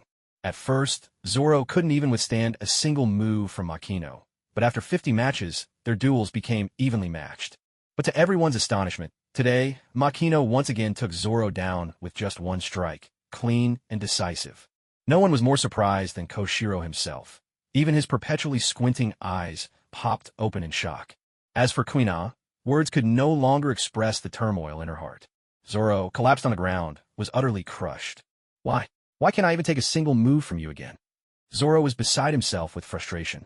He'd always believed that with enough hard work, he would eventually catch up to Makino. But today, he suddenly realized that not only had the distance between them not shrunk, it had actually grown wider. And it wasn't just Zoro. Everyone else felt the same way. Makino's strength had risen so dramatically overnight that earth-shattering barely did it justice. Makino had long anticipated this outcome. It wasn't just about revealing his strength. Even confessing to Kuina yesterday about being a devil fruit user had all been part of his plan. He had inherited Kuina's role in spurring Zoro onward, which increased the world's difficulty by 12% and put him at risk of being killed by the plot. Time was precious. He had to grow stronger as quickly as possible. And learning Koshiro's true teachings was undoubtedly the shortest path. However, obtaining Koshiro's true teachings is no easy feat. Displaying one's strength and potential is undoubtedly a way to earn them. Makino looked at Koshiro and said, "Master, please forgive me for not telling the truth before. Actually, I'm a devil fruit user." A devil fruit user? Everyone in the dojo, adults and children alike, except for Koshiro and Kana, stared wide-eyed in confusion. They had no idea what Makino's words meant. Koshiro grew interested at once. A devil fruit user? Is it? How intriguing. Can you tell me what your ability is?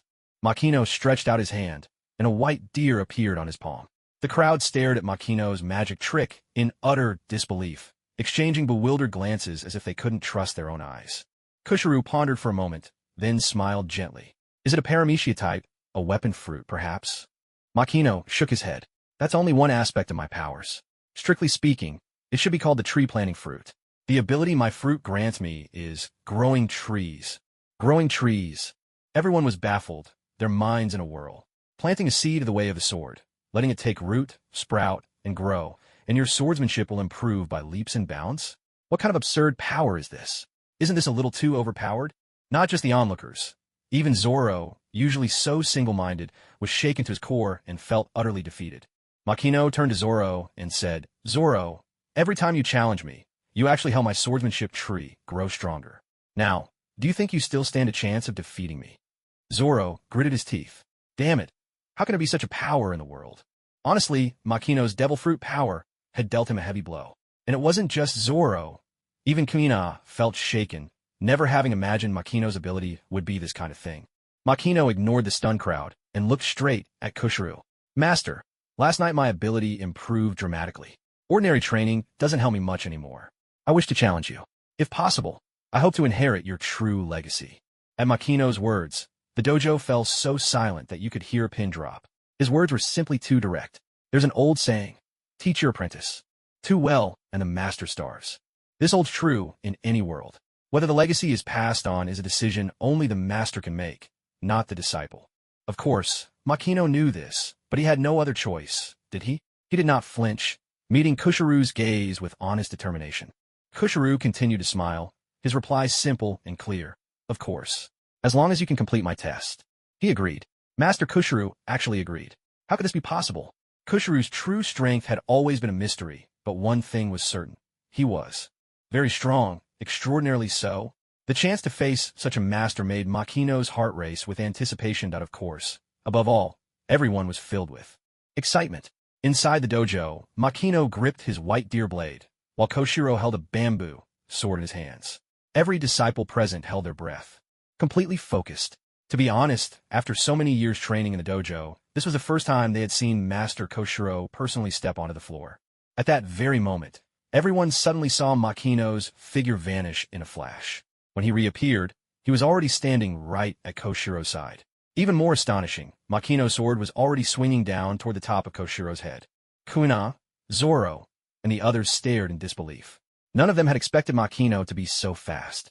They hadn't even caught the moment he drew his sword, yet in the blink of an eye, he was already upon Koshiro, his blade nearly slicing down. It was so swift that the naked eye simply couldn't follow. Had Makino's skill truly reached such a profound level? Everyone was astounded. This was simply beyond imagination. Zoro, in particular, felt his pride crumble to pieces. Was this the power of the tree fruit? It felt like cheating. Yet in the next instant, all eyes widened further, unable to believe what they were seeing. The Makino who just a moment ago seemed blessed by the gods suddenly bent over like a shrimp, his body curling up, while Koshiro's bamboo sword rested lightly against his stomach. Ow, that hurts! Makino doubled over, feeling a churning pain in his abdomen, so intense it nearly knocked the wind out of him. Koshiro was simply too strong. Losing to him was only natural, yet Makino couldn't help but feel discouraged. His swordsmanship tree had already grown to level 6, and with the added boost from a spirit of Miyamoto Musashi, Makino had thought himself something of a sword prodigy. He never expected that he wouldn't even be able to see Koshiro's move before being defeated in a single stroke. If Koshiro had been wielding a real sword, he would have been cleaved in two by now. Inside the dojo, you could hear a pin drop. Not only the disciples, but even the instructors stood there, dumbfounded. Was Master Koshiro truly this formidable? Zoro's eyes sparkled with renewed hope, his hands trembling slightly. So even someone with Makino's cheat-like abilities wasn't invincible after all. 1 point, end of match. Instructor Suk raised his hand and called out. Wait, Makino interrupted, quickly stopping Instructor Suk from finishing his announcement. Instructor Suk frowned. Victory is victory, and defeat is defeat. If you can't accept losing, that's truly disgraceful. Makino understood perfectly and hurried to explain. Master Koshiro, you're too formidable. I admit my defeat wholeheartedly. But I have one special technique. I hope you'll allow me to demonstrate and offer your guidance. Oh, Koshiro's interest was piqued at once. To be honest, he already acknowledged Makino's skill. The reason he defeated Makino in a single move just now was to temper his spirit with a lesson. There's nothing shameful about failure. What matters is not to be crushed by it. In this regard, Koshiro was never the least bit worried about Zoro. But Guena and Makino? What Genshiro hadn't expected was that Makino still had a secret technique up his sleeve. How interesting. With a resonant metallic sound, Makino slowly slid his blade back into its sheath. Is that Aido? Genshiro recognized Makino's stance in an instant. Makino said, this move is a bit special. Master, be careful. Genshiro smiled as ever, calm and unruffled. With this sword, you intend to cut my bamboo sword.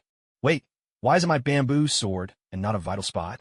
Makino, if you don't have the resolve to strike at my vital points, you're not worthy of receiving my true teachings. Makino took a deep breath, his eyes growing sharper and more composed. Understood. With this sword, I will aim for your neck, master. Please forgive my offense. The moment Makino made that decision, something changed in his gaze. In his world, everything else began to fade away. The floor and walls of the dojo, the furniture, even the instructors kneeling around the hall all vanished, one after another. In the end, the only thing that remained in Makino's world was Genshiro. More precisely, only Genshiro's neck. In Makino's eyes, Countless threads appeared, weaving and twisting. Yet, one by one, they vanished until only a single thread remained. The moment he saw that thread, Makino's eyes flashed with sudden brilliance. I see it. The one and only determined by the causality mystic eye, Heaven's eye. In that instant, Makino felt as if a mysterious force was guiding his body, as though the thread of fate was pulling him forward. At first, Genshiro had been quite relaxed, but as Makino's state deepened, Genshiro sensed an unprecedented sense of danger. With his haki of observation, he even saw a vision of his own neck being severed. It was truly astonishing. Genshiro's eyes, usually narrowed in a smile, snapped open, filled with delighted surprise. One sword style, Iato. A clear, ringing note from the sword sliced through the air, followed by a flash of white light. Everyone in the dojo felt a sudden chill sweep past them, as if plunged into an icy abyss, their hearts and minds seized by the moment. Was this the secret technique Makino had spoken of? An instant stretched into eternity. When everyone finally came to their senses, they were stunned to see that Genshiro and Makino were still standing in the same positions. As before, as if nothing had happened. The only difference was that Genshiro now held Makino's white deer sword in his hand. What just happened? Makino stared in bewilderment. The heavens I he'd inherited from the heroic spirit Miyamoto Musashi, a mystic eye of causality. Yet in the end, no es por discerniment. Genshiro had snatched his blade away in a single instant. The gap between them was simply overwhelming, so much so that Makino felt a twinge of despair. Gung Sailang adjusted his glasses and studied the white deer sword intently, then praised. What a fine blade, truly an excellent sword. Makino, this sword suits you well. Cherish it. Makino took the white deer from Gung Sailang's hands, his mind still muddled as if filled with glue. Yes, master. Seeing how disheartened Makino looked, Gung Sailang just kept smiling kindly. Your skill has indeed reached a level where ordinary training no longer helps, but your sword is still too light, too slow. Too slow, Makino could understand. But what did he mean by too light? Was it that he hadn't learned to wield the light as if it were heavy? Or was it something more abstract, like the sword lacking any real weight? Perhaps conviction? To be honest, Makino didn't understand at all. Yet, Gung Sailang offered no further explanation. Makino, listen well, he said. When a swordsman truly wants to cut, he can sever anything. If he does not wish to cut, he cannot even slice through paper. You must learn to sense the breath. As an anime fan, Makino was very familiar with this saying. In his previous life, he'd seen all kinds of interpretations about it. But hearing Gung Sailang admonish him so seriously now, he found himself at a complete loss. Viewed from a scientific perspective, if your speed is high enough, cutting through steel, or even harder things is entirely possible. In his past life, Makino had once seen a news story about a falling object punching a massive hole in a speeding car. When sword speed is great enough, not only can you cut steel but even stir the air itself, creating a flying slash. The most obvious example of a flying slash would be a jet breaking the sound barrier, tearing through the sky so fast that the shockwave could shatter high-rise buildings. But the human body has its limits, not just in terms of strength, but also the reach of swing. All of this restricts the power of a technique. So how could one achieve the ability to cut through anything? And what was this breath? Was it some kind of spirit or force? A swordsman who can cut nothing, yet can sever anything he wishes to. Gung Sailang's words stayed with Makino, stirring deep contemplation. To him, it all came down to subtle mastery over power. In the jargon of the web novels he read in his last life, it was called attaining subtlety. To wield the light as if it were heavy, to wield the heavy as if it were light. The true mastery lies within the heart. But gaining subtlety was nowhere near as easy as Makino had imagined. He hadn't found a shortcut to mastering it. Worse yet, the system gave him no hints. Or rather, there was no magical tree that, if he just poured energy into it, could grant him the realm of subtle mastery. Makino was at a loss, not knowing where to even begin. Just then, Zoro ran over, holding two bamboo swords, one in each hand. Makino, come and face me in a match. Makino was surprised. You should know my strength by now. Are you really sure you want to challenge me? Zoro flashed a cool, mischievous grin. Is the gap between us really as big as the one between you and Master Koshiro? I'm going to be the world's greatest swordsman. If I can't even beat you or Master Koshiro, then I'll never reach the top, will I? Makino stared at Zoro in astonishment, but then a smile spread across his face. Zoro, I acknowledge you. From now on, I'll take every fight between us seriously. Familiarity can dull admiration. Training in the same dojo, Makino's worship of the great Zoro had begun to fade. But in this moment, as he looked, At the brash kid before him, he suddenly felt that the Zoro standing here was just the same as the one he'd always admired. Same spirit, same fire. Zoro struck a two-sword stance and shouted, "That's how it should be. Here I come." Without hesitation, Zoro charged forward, sword swinging boldly as he lunged at Makino. With a swift, clean strike, Makino brought his bamboo sword down, and Zoro hit the ground face first. A fresh red mark streaked across Zoro's face as he pushed himself up, still holding his bamboo, sword high, eyes burning with determination. "If 2 swords aren't enough, I'll train with 3. Makino, just you wait."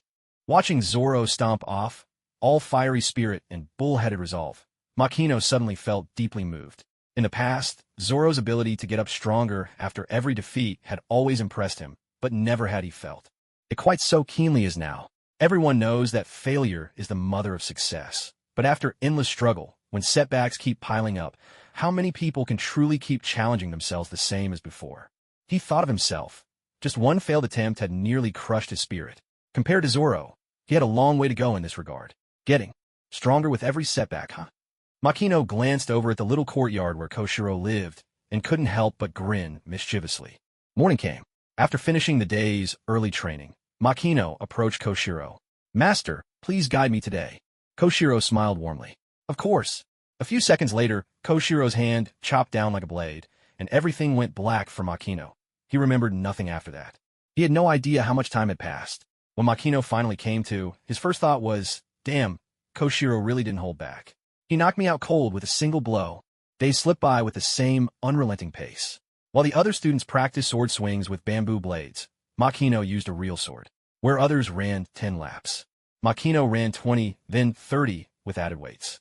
Most students chopped 1,000 times. Makino pushed himself to 10,000, then 20, then 30,000 strikes. Another afternoon arrived. "Thank you for your guidance, master," Makino said, exhausted. Koshiro yawned lazily, the very image of a man who had just awakened from a long, peaceful dream. But before Makino could catch his breath, darkness closed in again, and he collapsed to the ground. "What the? That's just cold." "Koshiro, weren't you supposed to be the eternally gentle, smiling master? Your character's falling apart." Gung Siling didn't take it to heart and kept smiling cheerfully. "Makino, your sense of vigilance is still far too low." Makino fell silent. The malice of an honest man. How vicious. Like father, like daughter. Night fell. Makino bowed to Gung Siling. "Master, thank you for..." Before he could finish his sentence, his figure vanished abruptly. In the next instant, he swung his sword in a sweeping arc, aiming for Gung Siling's legs. But in a flash, Makino found himself beneath Gung Siling's feet. The consequences of this ambush were too severe. Wherever Makino's body touched the ground, spiderweb-like cracks branched out. Gung Siling said, "Your breathing, your heartbeat, right before your sneak attack, both were out of rhythm." Makino spat out blood. Was Gung Siling really treating him as a disciple? That was a lethal blow, wasn't it? It had to be. A sudden downpour. Makino was jabbed in the stomach with Gung Siling's bamboo sword, rainwater soaking his body and face. The pain was excruciating. Makino suspected he might actually cry. Scorching summer heat. Parched and dizzy from dehydration, Makino was barely holding on when the fight began. A tsunami swept in, yet the battle continued. The temperature plummeted, Makino burned with fever, but the fight went on. Sudden hail battered his head until it bled, yet still, the battle did not stop. As time passed, Makino began to understand what it meant when people said, "Those with smiling eyes are all monsters." "Focus," Gung Siling said. "Makino, whether it's swinging the sword, chopping at the practice tree, or even running with weights, you can always get into the zone quickly. But when you fight me, your eyes keep darting around. Why do you hesitate and second-guess yourself? Concentration. Can you only achieve it during practice? Then what's the point of all that relentless training? On the battlefield, you must be aware of everything. See in all directions, listen to every sound. Any tiny factor could determine the outcome of a fight. The battlefield is a whole, not a place to fixate solely on your opponent." Isn't this self-contradictory? Makino was too exhausted to complain, but Gung Siling offered no explanation. "As a swordsman, your sword is your second life. A sword is sharp, yes, but it's also fragile. What do you take your sword for? For a swordsman, even a chipped blade is a disgrace. You must learn to cut through anything you wish to cleave, not let the things you want to cut shatter your sword instead." Even when Makino snapped his bamboo sword, he was still scolded harshly. Gung Siling all but used the stick to imprint this lesson into Makino's memory. Makino wept. Shouldn't it take armament hockey to turn a bamboo stick into a legendary weapon? Was he dreaming of peaches now? But Gung Sailang didn't care and never once mentioned anything about hockey training. It's only natural for a swordsman to meet strong opponents. If you lose the upper hand in one move, is that the end? Defense is also a means to counterattack. Go back and copy the principles of Isshin Ryu 100 times. Breathe, control your breath, sense the breath of your enemy. Everything in this world has its own rhythm, its own breath. You must learn to hear the source of attacks and their weaknesses through breathing. Are you frightened by a little thunder? A true swordsman, even if struck by lightning, must have the courage to cut straight through it with a single sword. Makino, you relied too much on your devil fruit power, and it has made your spirit too narrow. Days slipped by, one after another, and soon the ordinary students at the Isshin Dojo noticed a most peculiar phenomenon. Every day, Zoro would relentlessly seek out Makino for a beating, while Makino, in turn, would go to Koshiro for his own dose of hardship. As for Kuina, after finishing with Zoro, she would come to Makino for her challenge as well.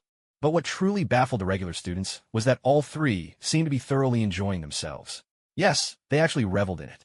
Even Zoro, who was at the bottom of the pecking order and suffered daily defeats at the hands of Makino and Kuna, seemed to be in astonishingly high spirits. The ordinary students were dumbfounded, and all they could do was train desperately day after day. Because of this, the overall strength of the Isshin Dojo soared by leaps and bounds, rising by more than just a few levels. The funniest incident happened during an exchange with another dojo. The main stars, Makino, Zoro, and Kuina, didn't even step up. Instead, a nondescript little bald kid from the Isshin Dojo ended up making the visiting students question their very existence. Time hurried by, and in the blink of an eye, a year had passed. Makino's strength had grown by leaps and bounds, reaching a level that even the instructors could scarcely imagine. The swordsmanship tree and physique tree in the Garden of the Gods had also flourished, their branches lush and verdant, far more so than a year before. Now, even when facing Koshiro, Makino could hold his own, matching him blow for blow, though he still couldn't manage an effective counterattack. As for Koshiro's enigmatic words, a swordsman who cannot cut anything, yet can cut through all he wishes, Makino still couldn't quite grasp their meaning. But what left Makino truly a loss was that when he challenged Koshiro again, for the first time, Koshiro refused. The master still wore his gentle smile, but to Makino's surprise, there was a look of deep satisfaction in his open eyes. Makino, let this be the end of your challenges. There is nothing more I can teach you. Makino was stunned. What did he mean? Nothing more I can teach you. Wasn't there still a vast gulf between his own strength and Koshiro's? Makino tried to protest, but Koshiro held up a hand to stop him. Makino, he said, you are one of the rare geniuses I've ever seen. Talent, determination, and luck. You have them all. A person is like a sword, and a sword reflects the person. My last piece of advice to you is this. Drawing your sword should always be the last resort. Think carefully before you do. And once you draw, never regret it. For some reason, Makino glimpsed a trace of loneliness in Koshiro's expression. Perhaps this advice was the sum of Koshiro's entire life. Thank you, Master, for your guidance. This past year, you've worked so hard for me. A man's knees are as precious as gold. This was a conviction from his previous life, etched deep into his soul, making Makino hold the act of kneeling in utmost reverence. Yet this time, he bowed with sincerity, with complete respect and submission from the depths of his heart.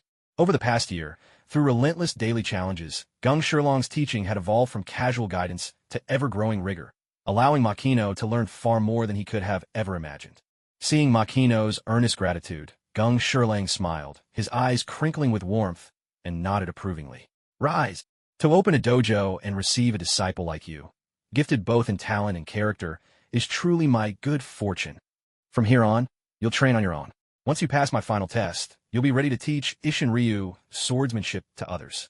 1,000 thoughts flashed through Makino's mind, but in the end, they crystallized into a single word. Yes. Late at night, when the world was hushed and still, Makino quietly polished his beloved sword, White Deer.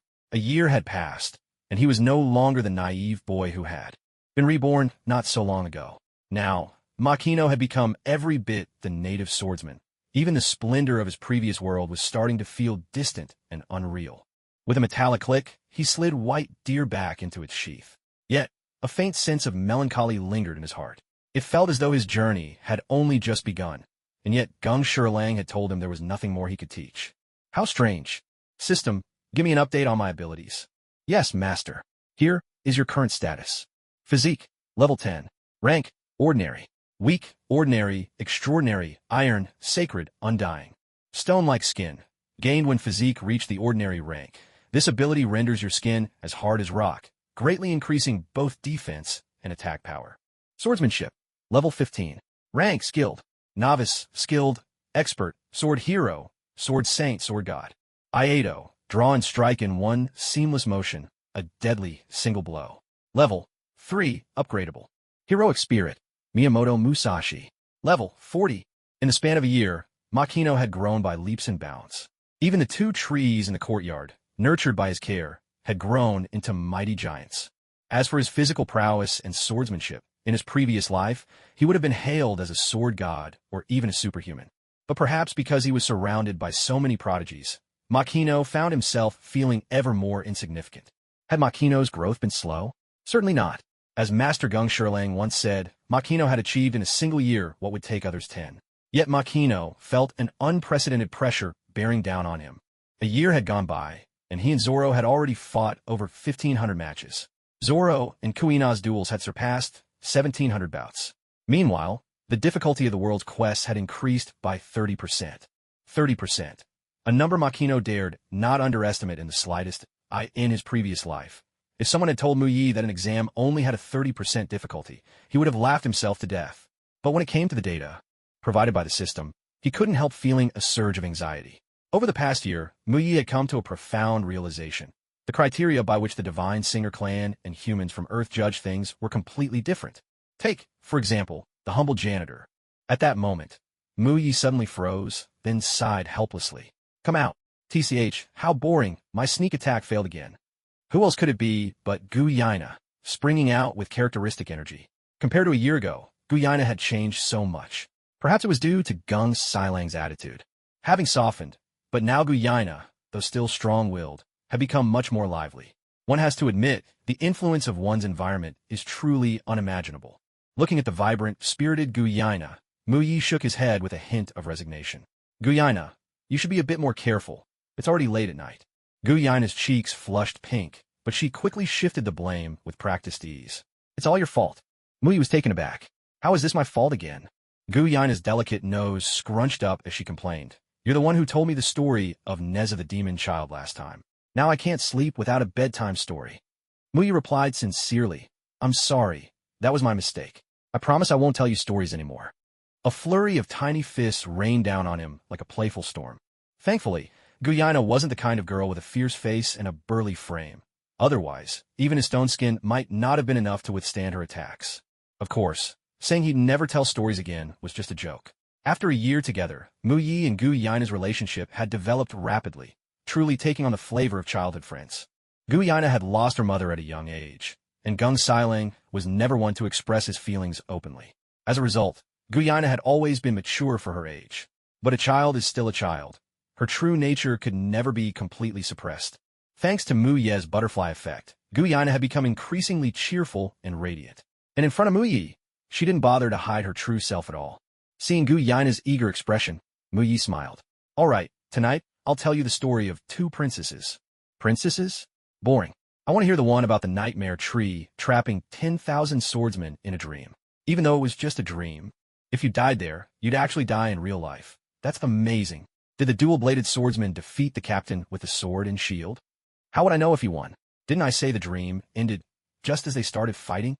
Guyaina's breath caught in her throat, almost choking her. She was exasperated beyond words, surrounded by the sea on all sides. The picturesque kingdom of Arendelle was home to 2 beautiful and lovable princesses, the elder named Elsa and the younger named Anna. What's so great about princesses? I don't want to listen. I don't want to listen. Really not going to listen? Unless it's a story about the dreams of swords and battles. I won't listen to anything else. Absolutely not. Not in a million years. 10 minutes later. What? The handsome prince got beaten up by his little sister Anna? That's hilarious. Tell me more. Tell me more. See, told you you'd like it. Like what? Come on, keep going, keep going. Makino chuckled and immediately continued the story. Watching Makino tell the tale so seriously, Kuna couldn't help but break into a smile, her cheeks dimpling. With 2 adorable little hollows. She'd known Makino for a whole year now, and yet his stories never got old. no matter how many times she heard them. It was truly hard to imagine.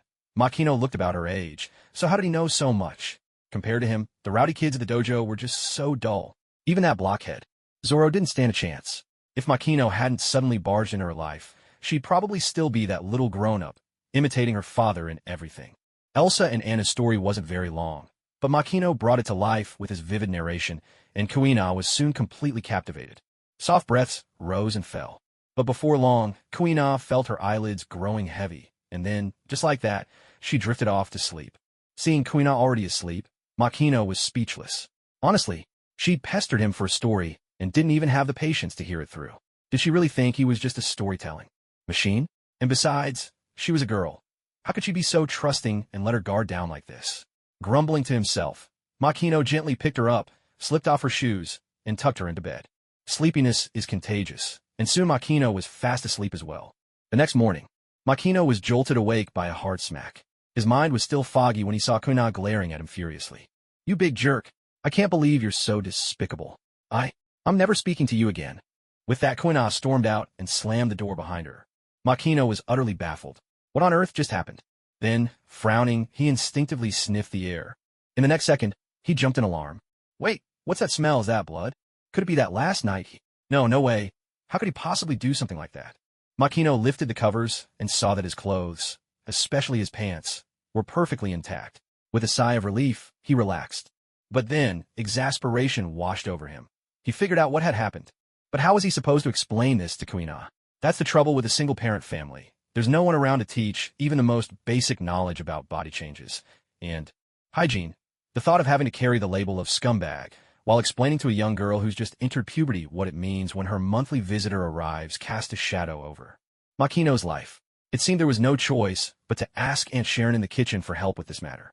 But for a boy like him to broach the topic of periods with an older woman was mortifying. Makino instinctively tugged at his hair, and when he saw a handful come away in his fingers, he was instantly alarmed. Good heavens, could he actually be going bald? His current body was grown from the seed of the world tree, and naturally shared some characteristics with trees. And in winter, trees... Oh, the sorrow welled up inside him like an unstoppable tide. When Sharon heard what he wanted, she couldn't help but chuckle. "Oh, this is nothing, just a small matter. Leave Kuina to me." But Makino, as a boy, if you just pretend nothing happened at times like this, girls might end up resenting you, you know? Makino blushed, nodding shyly. Discussing this kind of thing with an experienced, married woman was really more than he could handle. The pace of this conversation was way too fast for him. Not at all the innocent journey he'd imagined. He couldn't even get off the ride if he wanted to. "So what should I do?" he asked. Aunt Sharon's eyes brightened with enthusiasm. At times like this, a thoughtful treat and a bit of care will work wonders. 3 minutes later, Makino's head was spinning as he made a hasty retreat. Yes, I get it, Aunt Sharon. I'll head to the town market right away."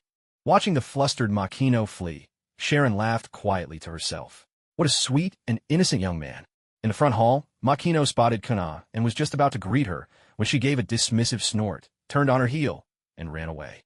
Makino was left speechless. She made him feel like a heartless jerk who just walked away after an indiscretion. What an unjust reputation to bear. Well, she was certainly calling all the shots these days. Then Makino noticed Kushuru, dressed to the nines, and was taken aback. Kushuru was usually so easygoing, sometimes even showing a playful, mischievous side, but Makino had never seen him this formal before. "Hey, Koshiro, why is Master dressed so formally?" he asked. Kozairo, who was from Shimatsuki village, he'd even heard that Kushuru had given him his name, perked up, eager to answer. I know. Master just said that one of his friends has discovered a piece of meteoric iron and invited him to come take a look." Meteoric iron? Makino was astonished. That kind of material was perfect for forging swords. And since Kushuru was already a master smith, no wonder he was taking this so seriously. As for Kushuru's skills, there was no doubting them. Both the Wado Ikamanji and Inma swords were forged by his hand. Could it be that another one of the famed 21 great grade swords was about to be born? Just then, Kushuru walked over. "Makino, I'm going to visit a friend in the neighboring village. It might be a while before I return. I'll be counting on you to keep an eye on the dojo during this time." Makino replied, "Yes, master. You can rest assured." Jangshura nodded in satisfaction. Compared to the other disciples, Makino's temperament was truly exemplary. After a few more reminders about some details, Jangshura hurried off, vanishing in a flash. Makino couldn't help but let out a quiet chuckle. He had known Jangshuru for so long, But this was the first time he'd ever seen him so impatient. It seemed that chunk of meteorite was even more alluring to him than the most beautiful woman in the world. He had to admit there was something oddly adorable about this side of Zhengshuru. After Zhengshuru left, Makino reported briefly to instructor Zosuk, then set off for the Frostmoon village market.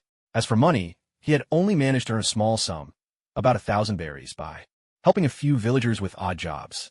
It wasn't much at all. In a world where even a single newspaper cost 50 berries, you could imagine how little purchasing power 1,000 berries had. Still, according to Aunt Sharon's advice, he wouldn't need to buy much. Just a few things to nourish the body and replenish energy: red dates, longan, brown sugar, more. A gesture of goodwill than anything. It had nearly been a year since Makino joined the Ishin Dojo, and by now, he was fairly well known in Frostmoon Village. Thanks to Zhengshuru, Frostmoon Village was a peaceful place. Pirates and bandits never dared cause trouble here. As a disciple of the dojo, Makino was warmly received wherever he went. The moment he arrived at the market, he was greeted by a sea of smiling faces and friendly hellos. This stood in stark contrast to his previous life, where relationships had been distant and cold. To be honest, Makino was a bit unaccustomed to this, but he also found it refreshing. He'd worried that 1,000 berries wouldn't go far, but, to his surprise, many kind villagers were happy to give him things at a discount or even for free. For a moment, Makino was at a loss for words. Several shop owners even insisted on dragging Makino into their stores for a bite to eat, and some went so far as to introduce him to their daughters, some of whom were still in middle or even elementary school, leaving Makino sweating in embarrassment. What Makino didn't know was that, while he was busy dealing with these well-meaning but overzealous villagers, a group of uninvited guests had arrived at the Ishin Dojo. Suddenly, there was a loud crash as the front doors were kicked open. The disciples, who had been training under Instructor Zosuk's watchful eye, were stunned. "Who are you people?" Instructor Zosuk demanded, gripping the hilt of his sword. Before long, an ugly-looking man, surrounded by his followers, slowly stepped forward. "Instructor Zosuk, it's been a while, hasn't it?" The way the man addressed him made Zosuk start an alarm. There weren't many people who called him instructor. You're Terakawa?" Zosuk asked, his voice uncertain in his memory. Sai was never particularly handsome, but he certainly wasn't ugly, least of all the grotesque figure now standing before him. Suddenly, Sai burst into an arrogant, jarring laugh, the sound so unsettling it sent chills down the spine. "Masters Wujia, I'm surprised you still remember me. And what about Gung Surong? Has he already wet his pants in fear?" Zwip Jia flew into a rage. "Shut your mouth. Lord Gung Surong is the head of the dojo, your teacher and benefactor. How dare you speak so insolently, Before Zwa Jie could finish, his body was hurled like a cannonball through the air. The force was so great that he smashed through several walls in an instant. As for Zwa Jie himself, whether he lived or died was now uncertain. Sai wiped his fist delicately with a pure white handkerchief, his tone cold as ice. "A third-rate instructor who teaches swordsmanship to peasants dares to point fingers at me." Sai's violence was so sudden and brutal that even the instructors were left half dead in an instant. As for the children, they were already so terrified that their minds went blank. Sai drew near to Kojuro, putting on a kindly face, but his hideous features made him look like a demon, sending shivers through the trembling boy. "Can you tell me where Gung Surong has gone?" Kojiro fought back his tears and stammered. "He went out to visit a friend." With a thunderous blow, Sai's fist smashed into Kojiro's face, crushing it inward. Blood sprayed, and whether the boy survived was unclear. "Boys, smash everything!" Sai barked. At his command, the motley crew, one with a single eye, another missing an arm replaced with a hook, some bearing scars crisscrossing their bodies, began to rampage without restraint. Crash! Bang! In mere moments, the Ishin Dojo was reduced to ruin. The young apprentices, nothing but children, were beaten down and left sprawled across the floor. Gazing at the devastation, Sai grumbled, "We've wrecked the place, and still Gung Surong hasn't come out. I guess he really is out visiting a friend. Frustrating. So frustrating. I'm seriously annoyed." Rip down that eyesore of a signboard from the Ishin Dojo. "Yes, Captain." A small henchman with a skull cap grinned obsequiously and scampered off to remove the sign. But just then, there was a sharp snap. The would-be vandal dropped to the ground, stiff as a board. Standing at the entrance, bamboo sword in hand. Who else could it be but Kuina? Her face was cold as frost. "What are you trying to do to my family's dojo?" "My family's?" The moment Sai heard those words, he perked up with interest. His grotesque face contorted into a twisted, absurd smile. "I remember now. Your little sister Kuina, aren't you? 10 years have gone by in a blink, and the baby you were back then has grown up so much." Little sister? Kuina's beautiful wide eyes instantly filled with disbelief. You Tara? Tara burst into arrogant laughter. So you actually know me. What a surprise. That's truly rare. It really is Tara? Kuina suddenly felt her heart sink to the bottom. She'd only heard Tara's name by chance. Rumor had it Tara was once a prodigy, so talented that her father even considered passing on his legacy to him. But later, Tara had done something that brought shame upon the dojo, and her father had banished him from their gates. If it really is Tara, beads of sweat broke out on Kuina's forehead. Damn it. No matter what, she couldn't let this traitor disgrace the dojo again. She just had to buy time. If she could hold out until Makino returned, everything would be all right. Makino could do it. She was sure of it. Seeing Kana gripping her bamboo sword, standing firm as if she'd die before letting anyone sully the dojo's name, Tara's lips curled into a mocking smile. So, you want to protect the dojo's sign? That's fine. If you can defeat just one of my men, I'll leave it be. A spark of hope ignited in Kuina's heart. As long as it wasn't Tara himself, maybe, just maybe, there was a chance. It's a deal. Kuina tightened her hold on the bamboo sword, her face set with unwavering resolve. Even against an adult, she wasn't completely without hope. The honor of the dojo, she would never let them take it so easily. Tara turned to his followers with a taunting glance. This girl here is my master's daughter. In other words, my little junior. Anyone interested in having some fun with her? Me. Boss, let me handle this one. Fighting such a little girl? Sure, it's a bit shameful, but I like it. Ha ha ha. Get lost, all of you. A whole bunch of big, burly men lining up to take on a little girl. Aren't you embarrassed? Leave her to me. Watching these hulking outlaws jostle and argue for a chance to fight her, Kuina's nerves stretched tight. She could sense it clearly. These men were nothing like the instructors of the dojo. These were real killers. After a lively scramble, the victor was a bald man clutching a ringed sword. He looked like a monk, yet at that moment he was tearing hungrily into a hunk of meat, juices running down his chin. The bald pirate fixed her with a hungry gaze, eyes gleaming. A bit older than I like, but a trained fighter should be nice and chewy. Kuina stared, appalled, glancing from his bald head to the greasy meat in his hands, her stomach twisting with disgust. Isshin Ryu's swordsmanship was all about offense. Seizing her bamboo sword, Kuina charged headlong at the burly, bald man. She employed a basic footwork technique known as the triangle step, maneuvering herself to constantly create blind spots in her opponent's field of vision, thus seeking opportunities to approach and attack. Crack! Kuina struck down from above, her bamboo sword landing heavily on the bald man's face. But what Kuina never expected was that, despite the force of her blow, the bald man seemed utterly unfazed. Just as the sense of danger dawned on her, a massive fist from the burly man crashed into her abdomen. In an instant, Kuina's body rolled uncontrollably across the ground several times. A gush of blood burst from her mouth, and her vision began to blur. So strong. Terakawa's men were unbelievably powerful. Her bamboo sword was completely useless. Panic surged through her mind, and the urge to give up and run away crashed over her again and again. But then she remembered the signboard of the dojo, remembered Makino, who always persevered no matter how much he was beaten by father. Kuina staggered to her feet once more, only to be met with even harsher blows. The bald giant didn't even bother drawing his blade, toying with her like a cat playing with a mouse. But the gap in strength was simply too vast. Kuina might be a genius, but unlike Makino, she had no system, and she was still just a child. Her combat experience came mostly from sparring with the disciples and instructors of the dojo, completely different from fighting pirates who lived and died by the sword. Knocked down yet again, Kuina lay in a pool of blood, feeling as if she were about to die. She couldn't tell if her bones were broken. Her entire body was racked with pain. How could someone this strong be just a lowly crew member of a pirate gang? At the brink of despair, Kuina suddenly recalled the battle that nearly brought Makino to tears. In truth, it wasn't even a real fight, just an accident. But that accident had left Makino wailing for quite some time. Ayawa, wow. The bald brute crashed to the ground, clutching his groin with both hands, writhing and howling in agony. All around, every male pirate instinctively felt a chill run down their spines. No wonder she's Captain Terakawa's junior disciple. She's certainly fierce. Thwack. Seizing the perfect moment, Kuina brought her bamboo sword down on the bald man's head more than a dozen times in quick succession, finally knocking him out cold. Panting heavily, her chest heaving, Kuina declared, "I've won.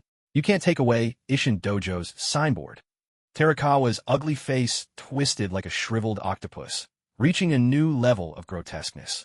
Very well. After all, I'm not one to break my word. A brilliant smile blossomed across Kuina's face. She had done it. She had saved the dojo's signboard. Though battered and bruised, she had prevailed in the end. But in the very next moment, Kuina was stunned to see that, at some point, the Ishin Dojo signboard had already appeared in Terakawa's hands. So fast, Kuina hadn't even been able to catch Terakawa's movement. What truly broke her was that, despite having promised not to take the dojo's name plaque, Sai actually removed it from its place. What are you doing? You promised me. You promised me. Kuina cried out in panic. It was the first time she had ever encountered someone as shameless as Sai. Who said I was going to take the dojo's name plaque away? Sai replied, and with a sudden jolt of his palm, the plaque splintered into pieces. Kuina, already gravely injured, felt her vision go black and her body swayed unsteadily. She was consumed with hatred. But alas, she was far too weak, no match for Sai at all. Sai said, "Back in the day, Master Koshiro took great care of me. To make sure he doesn't hesitate to accept the challenge, it would be best if you, little junior sister, came along with us." Kuina glared at him with utter contempt, but she was powerless to resist. 10 minutes after Kuina was taken away, a figure as swift as lightning streaked back to the dojo. The scene that greeted him was one of devastation, collapsed walls and shattered beams everywhere. The dojo's name plaque lay broken into pieces, still streaked with fresh, crimson blood. Inside, familiar friends were scattered across the floor, lying wounded in disarray. As he took in the sight, Makino couldn't help but recall Master Koshiro's words from that morning, entrusting the dojo to his care before leaving. Makino clenched his fists tight, fury blazing in his heart. At that moment, he wished nothing more than to tear the culprits apart 1,000 times over. But he forcibly suppressed his rage. Right now, the injured needed help above all else. Makino wasn't trained in medicine, but the last time he'd drawn from the lottery, he'd received some healing potions and bandages. A quarter of an hour later, every wounded person had been clumsily bandaged by Makino. The most severely injured were Instructor Suzuki, who had been thrown through several walls, and young Kozaburo, whose face was so badly struck it was nearly caved in. But the people of the One Piece world truly had monstrous endurance. Even Kozaburo, after being given some healing potion, began to recover almost immediately. No one had died, which brought Makino great relief. Yet one thing gnawed at him. He could not find Kuina or Zoro anywhere. Just then, the rapid sound of footsteps approached. Makino turned to see a green-haired boy dashing over at full speed. It could only be Zoro. At this moment, Zoro had 4 heavy iron sandbags strapped to his legs and arms, and sweat had soaked his face and body as if he'd just stepped out of a bath. Clearly, Zoro had been out training as usual. Makino couldn't help shaking his head. Should he praise Zoro's luck as one of the main characters? While disaster struck the dojo, Zoro just happened to be away. Such luck. Seeing the dojo nearly reduced to rubble and the wounded sprawled everywhere, Zoro's anger exploded. Who did this? Who was it, he demanded. Makino didn't answer, for he too was in pursuit of the truth. At that moment, a low groan echoed through the air. Who else could it be but Instructor Zuijia? Makino darted to the side of the awakened instructor in a single bound and asked anxiously, "Instructor, what happened here at the dojo? And what about Kuina?" Tears streamed down Instructor Zuijia's face. "Shameful, truly shameful. I am not worthy of being this dojo's instructor." Through Zuijia's trembling account, Makino and Zoro finally learned the whole story of what had transpired inside the dojo. Neither of them could have imagined that the attacker was none other than Master Kushiru's former prodigy, a disciple whom Kushiru had once intended to make his heir. In that instant, Zoro felt an overwhelming pressure bear down upon him. Master Kushiru had always set the bar incredibly high. For someone to have earned his recognition as a genius, what kind of strength must they possess? Moreover, it had been 10 years since Terakawa was expelled from the dojo. 10 years. Who could possibly guess what terrifying heights Terakawa had reached in that time? When they heard how Kuina had fought with her life on the line to defend the dojo's honor, only for Terakawa to break his word, both Makino and Zoro's eyes darkened with shadow. "Terakawa." "Zoro," Makino said, his voice steely, "I leave the dojo to you. I'm going to rescue Kuina and to kill." Zoro clenched his fists, his face set in a grim, adult-like seriousness. "This time, I'm going with you." Makino shook his head. "A battle at this level is still far beyond your reach." Zoro's anger flared. "Don't look down on me. If Kuina, a girl, can risk her life to defend the dojo's name, why can't I?" Feeling the surge of determination radiating from Zoro, Makino's heart trembled with emotion. Should he say, "This really is Zoro, after all? Do you have a real sword?" Makino asked. "Of course I do. I'll go get it right now." Zoro replied, dashing off to fetch his true blade. Makino thought for a moment, then decided to stop by Kuina's room as well. His trump card was the two-sword style, but he only had the white deer. Seeing Makino about to leave, Instructor Zhuo grew anxious. Wait, please wait. Makino replied, Instructor, if you're going to tell me not to act rashly, then there's no need. Zhuo protested, that's not it. I have some information that might be useful to you. Of course, perhaps I'm just overthinking things. Oh, Makino's interest was piqued. So Jie explained, Makino, I once taught Terakawa swordsmanship for a time, so I'm more than familiar with his appearance. He was never particularly handsome, but he certainly wasn't ugly, either. Yet this time, he was so grotesque that I barely recognized him. Makino was surprised. Was he disfigured? Did he suffer some grave injury, his face covered in scars or something like that? No, Terakawa's ugliness wasn't from any wounds. I couldn't see any sign of injury. It was as if he was born that way. It's truly strange. That ugliness was more than just his features. It was in his height, his very presence. I'm not exactly sure how to put it. He's like a completely different person. Makino was instantly taken aback. The world of One Piece had suddenly become bizarre and grotesque. A suspicion surged in his mind. Could Terakawa be a devil fruit user? Makino couldn't help but recall Treble, who had eaten the sticky fruit, always hanging with a trail of snot. Utterly revolting. And then there was Caribou with the swamp fruit, whose ugliness and sleaziness had reached new heights. Sensei, this information is really valuable. Thank you. Hearing Makino's words, Jie was so touched he almost burst into tears. He finally felt he had been of some use. A few minutes later, Makino came out of Kuina's room with the Wado Ikemanji sword in hand. Seeing Zoro waiting with his 3 swords, clearly impatient, Makino said, let's go. Zoro replied, right. Down the narrow path, Zoro jogged alongside him and asked, Shimatsuki village is huge. Do you know where the pirates are hiding? Makino explained, there aren't many docks in the village suitable for anchoring. The main ones are Silverfish Harbor by the Western Market, and Crescent Bay too. The south, Silverfish Harbor bustles with people. If they landed there, word would have spread in no time. I'd bet Terakawa's crew is holed up in Crescent Bay. Zoro shouted, got it. This time, I'm going to cut down those pirates myself and avenge Kuina. No, Kuina is still in Terakawa's hands. Our top priority is rescuing her. We'll sneak in first.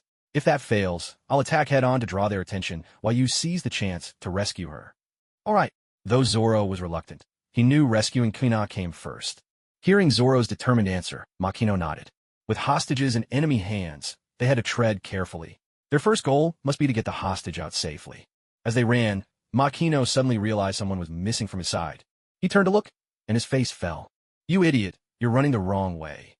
Zoro, in full stride, screeched to a halt and exclaimed, huh? Wrong direction. Makino slapped his forehead in disbelief. How could Zoro, who was following right behind him, possibly run off in the opposite direction? Even being hopeless with directions should have its limits. At Crescent Bay, Makino and Zoro crouched behind a boulder, silently observing the pirate ship anchored at the river mouth. In just a few moments, Makino frowned. Terakawa was certainly cautious. Not only was the ship tucked away in such a hidden spot, but sentries were posted everywhere, vigilant and alert. For Makino and Zoro to sneak in unnoticed seemed almost impossible. He was powerful, and this careful, too. Makino's wariness of Terakawa rose another notch. Makino said, Zoro, there's no hope of sneaking in without a sound.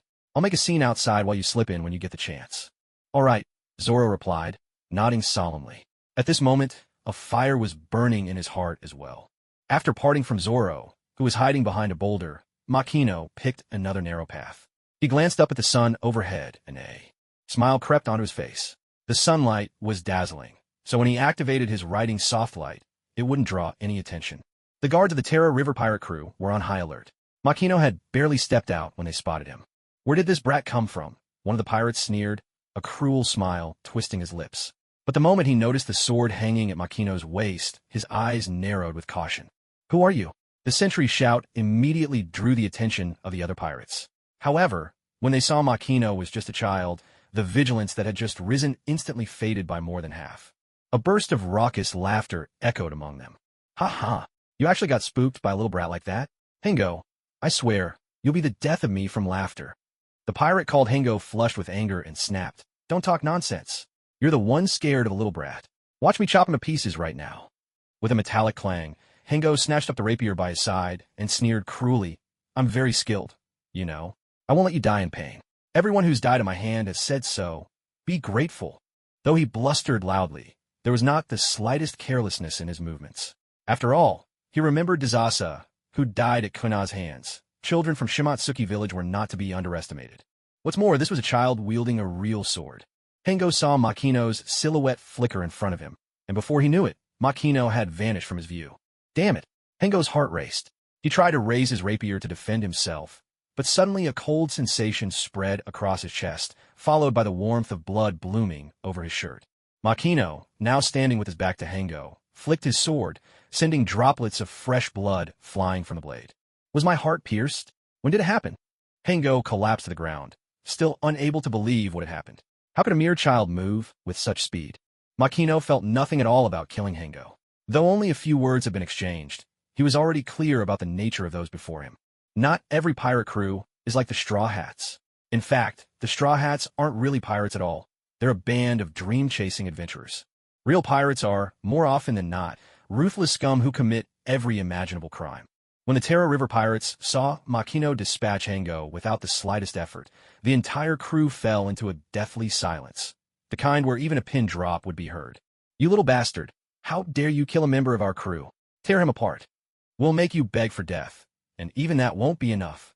Kill, kill, kill. Ever since the founding of the pirate crew, never once had anyone dared provoke them so brazenly. In the span of just a few heartbeats, a wave of pirates seized whatever weapons were at hand, ready to swarm and hack Makino into mincemeat. But just as the mob's anger reached its peak, a voice rang out, halting the pirates in their tracks. Be wary of an ambush. But Captain. Yes, Captain. Though their blood was boiling and they were unwilling to hold back, the captain's command was absolute. No one dared defy him. Bleach, you go. Bring me his head. Yes, Captain. Observing how the Tara River pirates responded, Makino couldn't help but frown. He hadn't managed to stir up the chaos he'd hoped for. His plan was already more than half ruined.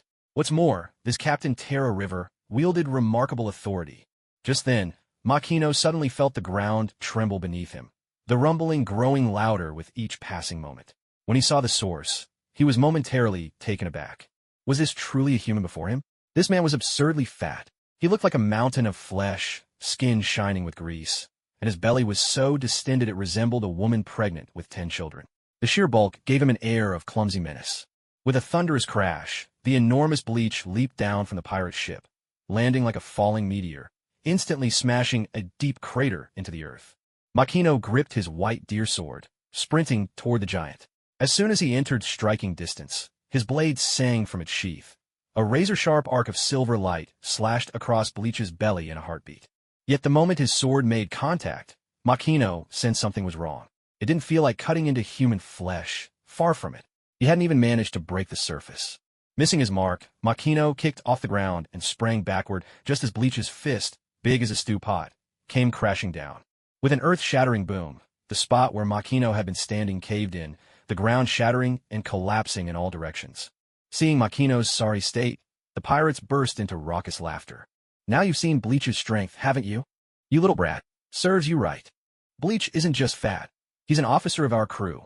Every day, he puts himself through brutal training. He can control his skin at will, make it tough or soft as he pleases. Hurting Bleach is harder than chopping through a granite block 3 meters thick. Go on, Bleach. Show that brat what true terror is. You're telling me hurting you is harder than slicing through a granite block 3 meters thick? Makino's expression took on a peculiar twist. The flesh on Bleach's face trembled with confidence. Impressed, aren't you? But it won't do you any good. You won't live to see another sunrise. Thud, thud, thud. Buriki took a step forward, his immense body moving like a living mountain of flesh. With every footfall, the earth shuddered and a massive pit appeared where he stepped. At the same time, Makino struck a pose, drawing his blade in a manner so cool and composed it seemed almost effortless. A thunderous crack split the air. Where Makino had stood just a heartbeat before, a wild gust of wind erupted, sweeping up sand and gravel in a swirling tempest, all stirred by the force of his movement. Everyone watching felt their eyes blur. Makino's form flickered and vanished from sight. The next moment, as their eyes finally caught up, Makino was calmly sliding his sword back into its sheath. To slice through a granite block 3 meters thick, isn't that just the minimum requirement for leaving the beginner's village? And you got cocky over this level of skill? You said I wouldn't survive today? Where did you get that confidence? With a sickening squelch, the once terrifying mountain of flesh was split open, blood gushing from a gaping wound. Buriki, the living mountain, collapsed in a heap. The silence was absolute. You could hear a pin drop. Every pirate's jaw hit the deck, slicing through a granite block 3 meters thick. As a beginner standard, what kind of beginner's village sets the bar that high? And this boy, was he really just a child?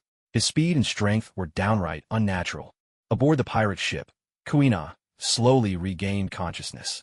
The first thing she saw was Makino, sword in hand, cutting down the mountain of flesh.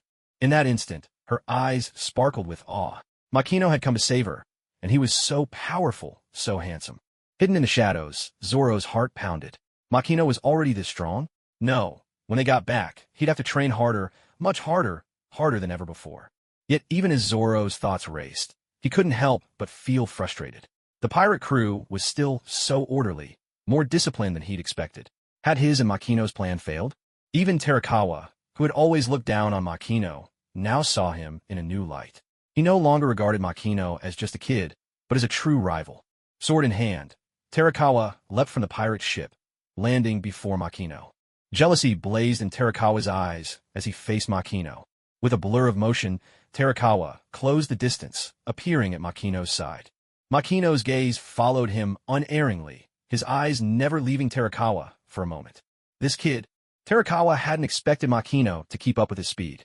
Having been a prodigy since childhood, Terakawa knew well that geniuses and ordinary people lived in two different worlds. And yet, Makino's performance had completely stunned him. He hadn't even been going all out, and still, he was nearly 30, while Makino was just a boy. What a prodigy. But so what if he could match his speed? A genius who hadn't yet matured was meaningless. Slash! Terakawa roared, swinging his sword with overwhelming power, bringing it down straight at Makino. This sword strike, in terms of technique, was nothing extraordinary. Makino saw through it at a glance. Yet the sheer force behind the blade was astonishing. Even before their weapons met, Makino could already feel the overwhelming power surging toward him. What tremendous strength! No wonder even Master Gongshiro acknowledged him as a genius. Well then, let me see what a year of training has accomplished. Makino immediately raised his sword to block, and the two clashed at close quarters. In that instant, a terrifying force crashed down upon him.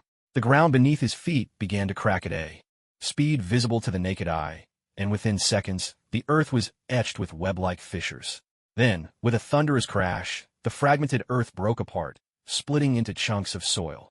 He caught it, he really caught it? The eyes of the pirates from the Terakawa crew nearly bulged from their sockets. Who is this kid? Is he even human?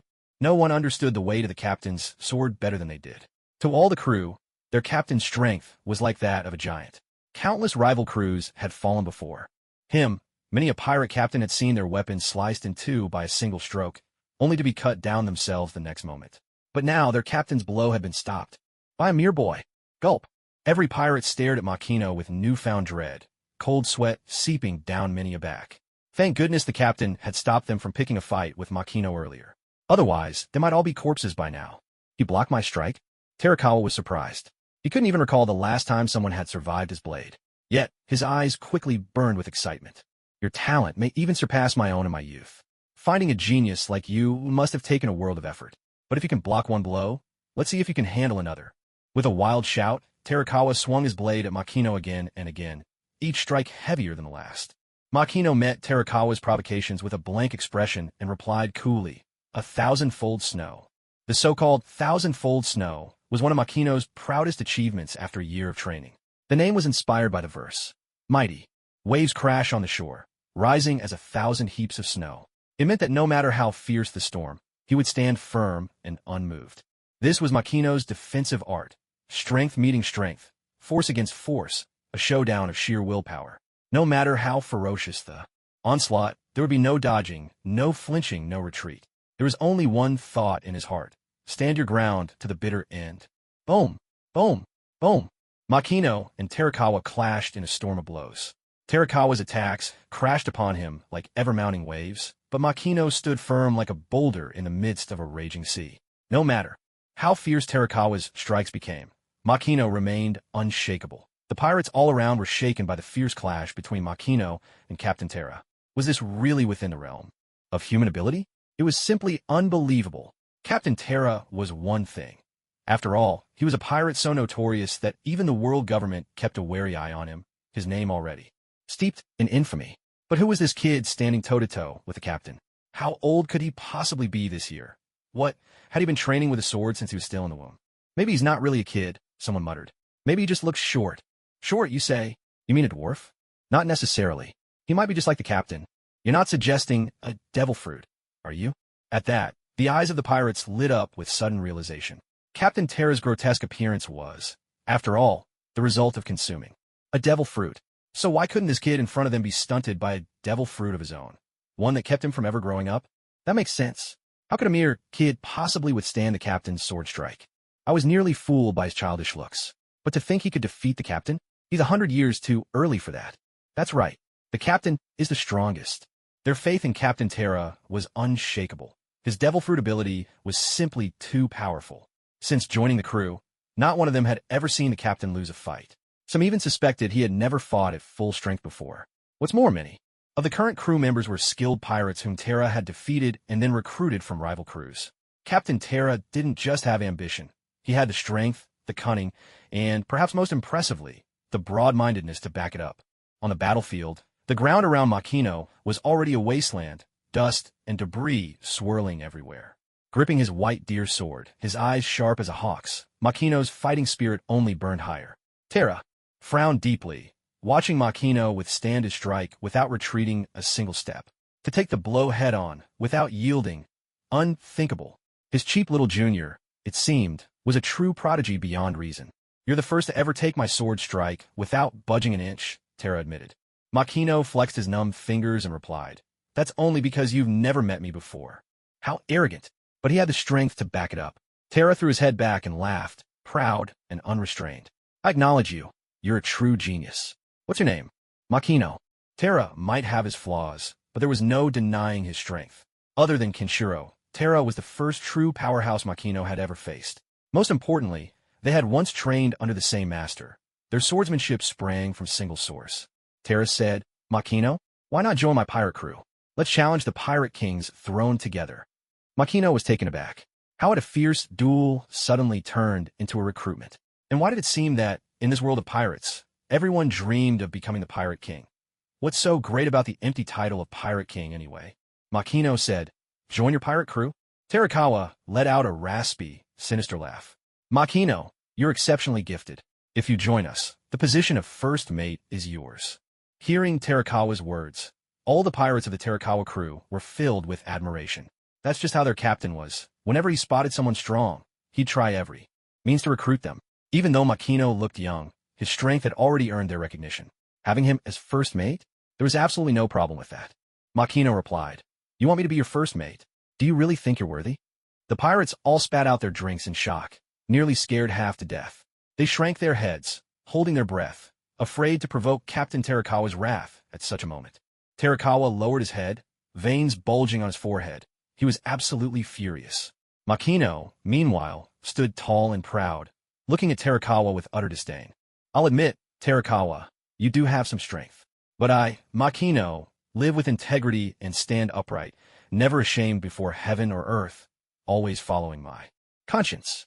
As for you, a petty man who betrays his teacher, bullies the weak, and whose words are nothing but empty bluster. Do you think you're fit to be my captain? Are you even worthy? The whole world seemed to fall silent. You could have heard a pin drop. Only the sound of waves lapping against the riverbank and the soft whisper of the breeze brushing the earth remained. Kuina and Zoro couldn't help but raise their heads, pride written all over their faces. Their hearts swelled with honor. Makino was right. How could a despicable man like Terakawa expect Makino to serve as his first mate? As for the other pirates, Makino's bold, resounding words left them shaken. Some were even overwhelmed with shame, lowering their heads in embarrassment. Terakawa took a deep breath, forcibly suppressing the anger burning in his chest. He knew that he absolutely couldn't lose at this moment. Even a battle of words was a real contest. Betray my teacher, you say? You don't understand Koshiro at all. He was so strong, yet always hid his true abilities. After teaching me for 3 years, afraid I'd surpass him, he told me there was nothing left to teach me. If anyone's narrow-minded, it's Koshiro. Makino scoffed, his voice full of scorn. 3 years, and you're still not satisfied? Our master only taught me for a year. Terakawa's complaints were cut short. and he stared at Makino in disbelief. How long have you been apprenticed at the dojo? Counting today, it's been exactly 1 year and 1 month. Terakawa fell silent. The pirates fell silent. Terakawa's eyelids twitched violently. He couldn't help but ask, "Did you have any other teachers before?" He didn't spell out, but everyone understood what he meant. "How long have you actually been practicing swordsmanship?"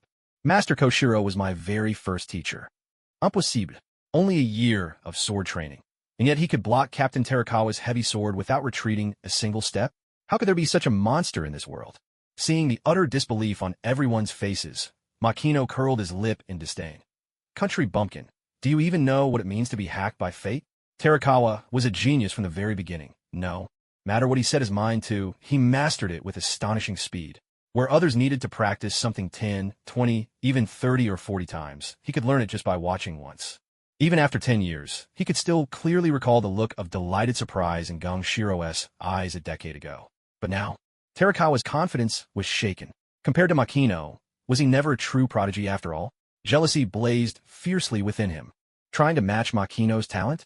Goenna looked at the pirates, whose morale had all but collapsed, and felt a pang of sympathy for them. She even started to pity these hapless pirates a little. How foolish could they be? Of all people, why choose to compare themselves to Makino? Had a donkey kicked their brains? Watching his entire crew utterly awestruck by Makino's natural gifts, Terakawa took a deep breath. He knew, in this battle of ideals, he had already lost, but in the end, ultimate victory would still belong to him. A genius who never grows up is meaningless. Terakawa gazed at Makino, his composure returning, and spoke once more, voice cold and steady. "I won't waste words with you any longer. Insignificant beings like you have no right to talk about virtue or justice." Seeing Terakawa regain his calm, Makino also drew in a slow, steadying breath. This wretch was no simple opponent. His attempt to provoke him had failed. Still, it didn't matter. In this war of words, he had already come out on top. Besides, thanks to the heroic spirit Miyamoto Musashi's skill, enduring battle, Makino's wounds were fully healed. But just then, Makino's senses went on high alert. Before his eyes, Terakawa's body suddenly swelled, shooting up from about 6 feet to over 8. Even more astonishing, crimson flames burst forth, swirling around Terakawa in a dramatic display. Though Terakawa was wreathed in those bloody flames, the floor beneath his feet showed no sign of burning. Clearly, it wasn't a Logia-type power. Most shockingly, Terakawa had sprouted 3 heads and 6 arms.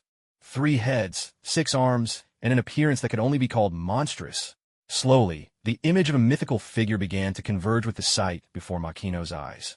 Makino murmured, "A Zoan-type devil fruit. Human fruit?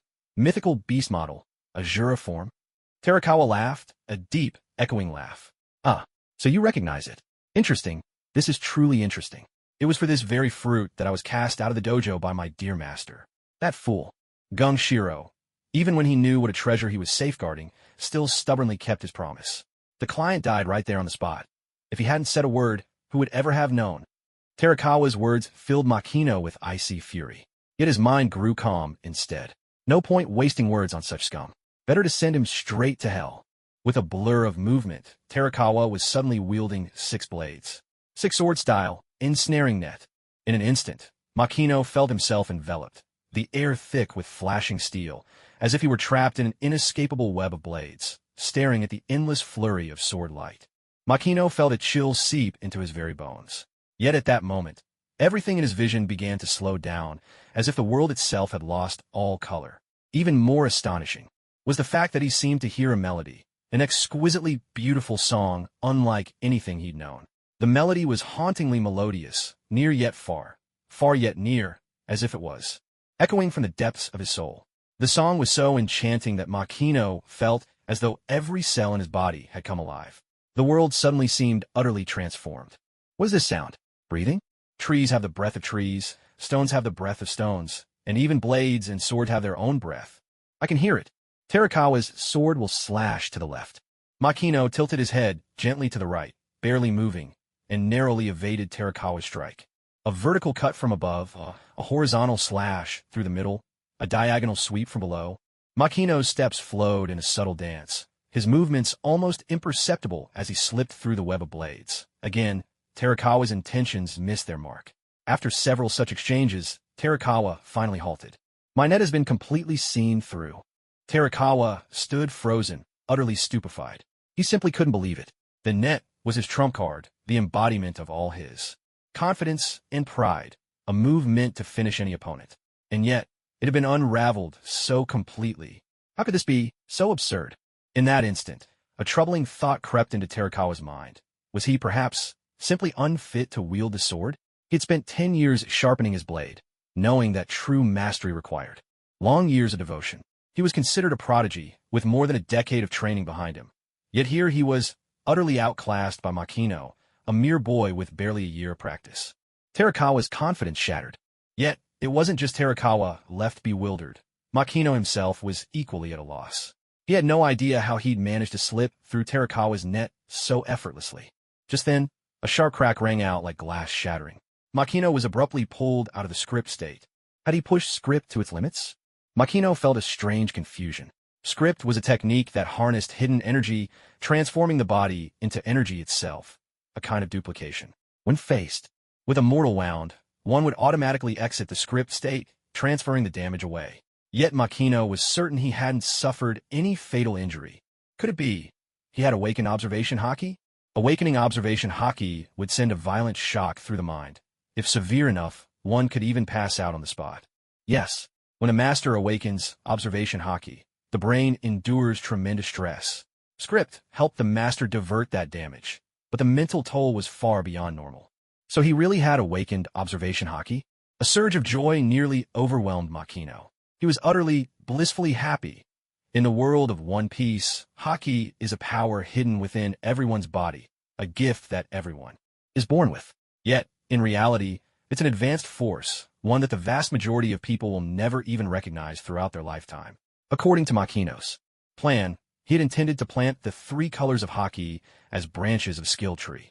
But to his surprise, he awakened it himself. Was it because of that song? It seemed that all his previous transformations had occurred after that melody began to play. Thanks to the song, he had learned to listen to the breath of all things. Makino hadn't forgotten. He was still on the battlefield. Nevertheless, his conversation with the system took place in the blink of an eye. Staring at Terakawa, Makino said with genuine admiration, "Six-sword style. You really are formidable." Terakawa was left speechless, feeling as if he'd just been insulted. He had always been hailed as a once-in-a-generation prodigy, endlessly praised by those around him. To be belittled like this was unbearable. He snapped, "How could a brat like you possibly defeat me? Since the day I was born, I've been a super genius. I even obtained the legendary devil fruit. Do you know what Azura means? It means god of war. You won't survive today." Makino's expression remained calm. The skies cleared, the rain has stopped, and suddenly you think you're unstoppable again? Veins bulged across Terakawa's face, writhing like a cluster of tangled earthworms. For reasons he couldn't explain, though he didn't even understand Makino's words, rage surged through him. Makino smiled slightly. "Let me show you something interesting." With a thought, the Wado Ikamanji sword he'd left in the courtyard materialized in his hand. Another sword? Terakawa's eyelid twitched violently, but his eyes quickly hardened with resolve. "We're both geniuses, both trained under the same master. Do you really think your dual sword style can beat my 6-sword style?" "Of course." Makino's face broke into an innocent smile. "Otherwise, why would I bother holding 2 swords? This brat." Terakawa was furious, his face contorted with deep, cross-hatched lines. The humiliation he suffered today outweighed every slight he'd ever experienced since birth. His gaze grew savage. "I'll tear you apart with my own hands." "Oh, will you?" As soon as Makino drew his 2 swords, the spirit of Miyamoto Musashi within him was fully awakened. The Musashi Soul Tree had reached level 40, equivalent, in terms of swordsmanship, to the rank of Sword Saint. 5th Stance. The skill 5th Stance, simply put, allowed him to harness the full advantage of the dual sword style, doubling his slashing speed. At first glance, it might not sound earth-shattering, but here's the crucial part. Whether Makino's swordsmanship was ordinary, proficient, or masterful, the effect would always be doubled. Ding, ding, ding, ding. Makino's twin blades and Terakawa's 6 swords clashed in a wild frenzy, their strikes ringing out like a tempest raging through the night.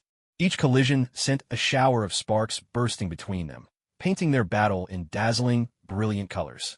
To the onlookers, Makino and Terakawa had become blurs, mere fleeting afterimages darting about, trailed only by flickering sparks that left eyes reeling. He blocked everything. Terakawa's twisted face was etched with disbelief. Impossible. How could you possibly withstand my full power assault? It would be one thing if his attacks were dodged. That could be called cleverness, but his overwhelming strength was real, undeniable. No wonder Terakawa lost his composure. In his three-headed, six-armed form, he wielded his mightiest power, a force that carried all his ambition. This was the very power that gave him the confidence to challenge for the Pirate King's throne. But to his utter shock, before he had even set foot on the Grand Line, his ambition was already being shattered to pieces. Six-sword style, avalanche. Terakawa was driven to madness. His six swords whirled in his hands like the explosive onset of an avalanche. One had to admit, Terakawa deserved his reputation as a genius. When he wielded all six swords at once, his swordplay was truly ferocious, relentless, overwhelming, allowing no room for negotiation. He simply used raw force to dominate. With the terrifying strength of his Azura form, Makino felt the avalanche sweeping toward him, threatening to consume him at any moment. Impressive, truly impressive. Void. The so-called void represented the highest realm a swordsman could attain. It was a state that Makino, no matter how he wielded his one-sword style, could never hope to reach. To be void is to be invincible. Even slashes that twisted through multiple dimensions could not touch one who had mastered the void. Thunder rumbled. Terakawa's avalanche surged, crashing down upon Makino, swallowing him whole in an instant. But before Terakawa could rejoice, he realized in shock that Makino was like a phantom. The full force of the avalanche had simply passed right through him. Thunder roared again. Terakawa's avalanche of sword energy crashed into the sea, erupting in a massive explosion. Water blasted skyward in torrents. Yet Makino, through whom the sword energy had passed, stood there calmly, completely unscathed. Even stranger, the water raining down from above passed straight through his body, leaving him untouched. It was as if Makino no longer belonged to this world. Terakawa was utterly dumbfounded. What was this? Terakawa felt he could no longer comprehend his opponent. Whether it was Makino's earlier evasion of his net, or his current disregard for the avalanche, both were states beyond Terakawa's understanding. His eyes glazed over. "Just what are you?" "Me?" Makino replied. "I'm nothing more than a humble tree planter." Humble? At that moment, only one thought filled Terakawa's mind. Humble my ass. Also, what exactly is a tree planter? The victory is now firmly secured. Kuina's beautiful eyes sparkled with excitement, her heart brimming with boundless shock and pride. Makino's performance in this battle had truly opened her eyes. So, Makino was already this strong? While she was stunned, what Kuina felt even more was a sense of being overwhelmed. Whether it was Terra's transformation into a three-headed, six-armed figure, or Makino's astonishing display, neither were feats that ordinary people could ever hope to achieve. Could devil fruit users really be opposed by regular people at all? Kuina's confidence couldn't help but waver. Just then, the faint sound of someone sneaking around reached her ears. If Kuina hadn't been so close, she probably wouldn't have caught it all. "What's that?" When she spotted Zoro, Kuina's eyes immediately lit up. "That idiot!" Though she scolded Zoro under her breath, an irrepressible, radiant smile blossomed on her face. At that moment, her heart surged with emotion, warmth wrapping around her completely, leaving her softened and her eyes glistening faintly with tears. She was genuinely moved. Despite having brought so much trouble to Makino and Zoro, she still felt a secret delight in her heart. Honestly, she really was hopeless. Seeing Kuina all tied up, Zoro's heart eased. He was just relieved she was safe. This foolish woman, always trying to act tough. With a flash of steel, the ropes binding Kuina were sliced clean through, granting her freedom once more. Zoro then took out a precious healing potion he'd kept hidden with great care. "Makino asked me to give this to you. Hurry, drink it." Hearing that it came from Makino, Kuina didn't hesitate for a second. She gulped it down in a few quick swallows. Instantly, Kuina felt the difference. The pain from her wounds faded almost entirely, and her strength seemed to return. This healing potion was simply miraculous. "Here, take this sword to protect yourself." When Zoro handed her the sword, Kuina couldn't help but laugh out loud. She knew all too well that Zoro had been diligently training in the three-sword style lately. For him to give one of his swords to her, well, that said it all. "All right, while the pirates are distracted by Makino and Terra's fight, let's get out of here." Kuina nodded. As long as she and Zoro escaped danger, Makino would be able to break away from the battle as well, turning the tables in their favor. But just then, a booming voice shattered their hopes of sneaking away. "Listen up, boys. Whoever kills the two brats on board will be promoted to officer on the spot, no matter who it is. That's my promise as captain. Zoro and Kuina were both taken aback. They hadn't expected that, even from so far from the front lines. Terra would still notice them. For the first time, they truly sensed just how troublesome this ugly monster Terra really was. It's hard to imagine just how powerful Makino must be to not only stand his ground against Saji, but even faintly suppress him. Promoted to an officer right away, the pirates immediately perked up, their eyes shining as they stared at Zoro and Kuina. We got some brats sneaking onto the pirate ship. That was close. The hostages almost got rescued. Kids these days really can't be underestimated. Hahaha, I'll be taking that officer's spot for myself. In an instant, Zoro and Kuina found themselves surrounded, feeling an almost suffocating pressure closing on them. Yet, facing the encirclement, Zoro gripped his swords with both hands and flashed an excited grin. Today's battle has shaken me to my core, so much that my confidence nearly crumbled. But I, Roronoa Zoro, am destined to become the world's greatest swordsman. As Zoro's words fell, a dead silence swept over the pirate ship. You could hear a pin drop. Then, laughter erupted all around. The world's greatest swordsman? That's hilarious. Seriously, are all kids these days this arrogant? Zoro called out, Kuina, I'll watch your back. Kuina replied with utmost seriousness. Then I'll leave my back to you. Deal, Zoro said. These two little punks. The pirates grew even more agitated. And so, a battle of blood and fate that would shape the lives of Zoro and Kuina began. Elsewhere, the sound of battle drifted from another front, tugging at Makino's heart. He could sense that Zoro and Kuina were at a crushing disadvantage. Saji's laughter twisted his face into a withered chrysanthemum. Looks like your companions aren't nearly as tough as you are. Makino gripped his sword with both hands, betraying no hint of doubt. Instead, he smiled. Underestimating Zoro and Kuina will cost you dearly. Oh, you're rattled, aren't you? Why don't we see whose composure will break first? In that instant, Makino's entire aura shifted. He was ready to end this fight quickly, life or death. Saji wasn't wrong. Makino's heart was indeed in turmoil. Zoro and Kuina were still far too young. Against a group of adults, their chances of survival were slim.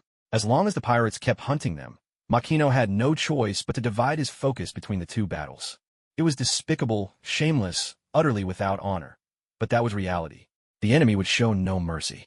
Makino drew a deep breath and spoke solemnly. Saji, I'm a broad-minded man. I have no lofty ambitions, rarely quarrel with others, and have always kept to myself. But never in my life have I been this furious. I absolutely, positively, will never forgive you. I swear, even if it costs me my life, I will cut you down. Saji was visibly startled by Makino's fierce resolve and the surge of killing intent that suddenly radiated from him. It was truly terrifying. Enough with your self-righteous speeches. You little brat, you've made me suffer a humiliation I've never endured in my entire life. You are someone I must eliminate. Heaven's eye open. In an instant, countless mysterious runes appeared in Makino's eyes, swirling with unfathomable power. This was the first time since obtaining the heavens that Makino revealed the full extent of this demonic gaze. At that moment, his heart pounded furiously, and his blood surged with a relentless rush, as if a powerful pump was forcing it through his veins. His mental energy drained away rapidly, like a dam bursting and flooding uncontrollably. Within his field of vision, endless threads of causality appeared, each one weaving a tapestry of countless potential outcomes. Target: the dog-headed man of the sword-slashing Temple River. With a metallic clatter, one after another, the threads of fate snapped and vanished from existence. In terms of pure strength, there was still a gap between Makino and Temple River. Killing Temple River was far from easy, but the demon I cared nothing for such limits. It ruthlessly imposed a singular fate upon reality, declaring this outcome as the only truth. Even if it had never existed before, it would force the universe to comply. As more and more threads of causality were erased, Temple River's unease grew to terror. In his vision, Makino no longer looked like a mere child. His figure stretched upward, his presence overlapping with the very image of death itself. What is this?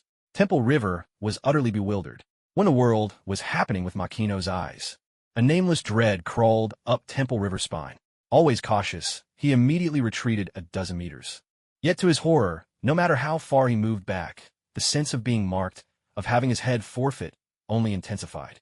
Retreat, reposition, fortify his defenses, none of it made the slightest difference. It was as if, no matter what he did, his head was destined to be severed. Why? Why is this happening?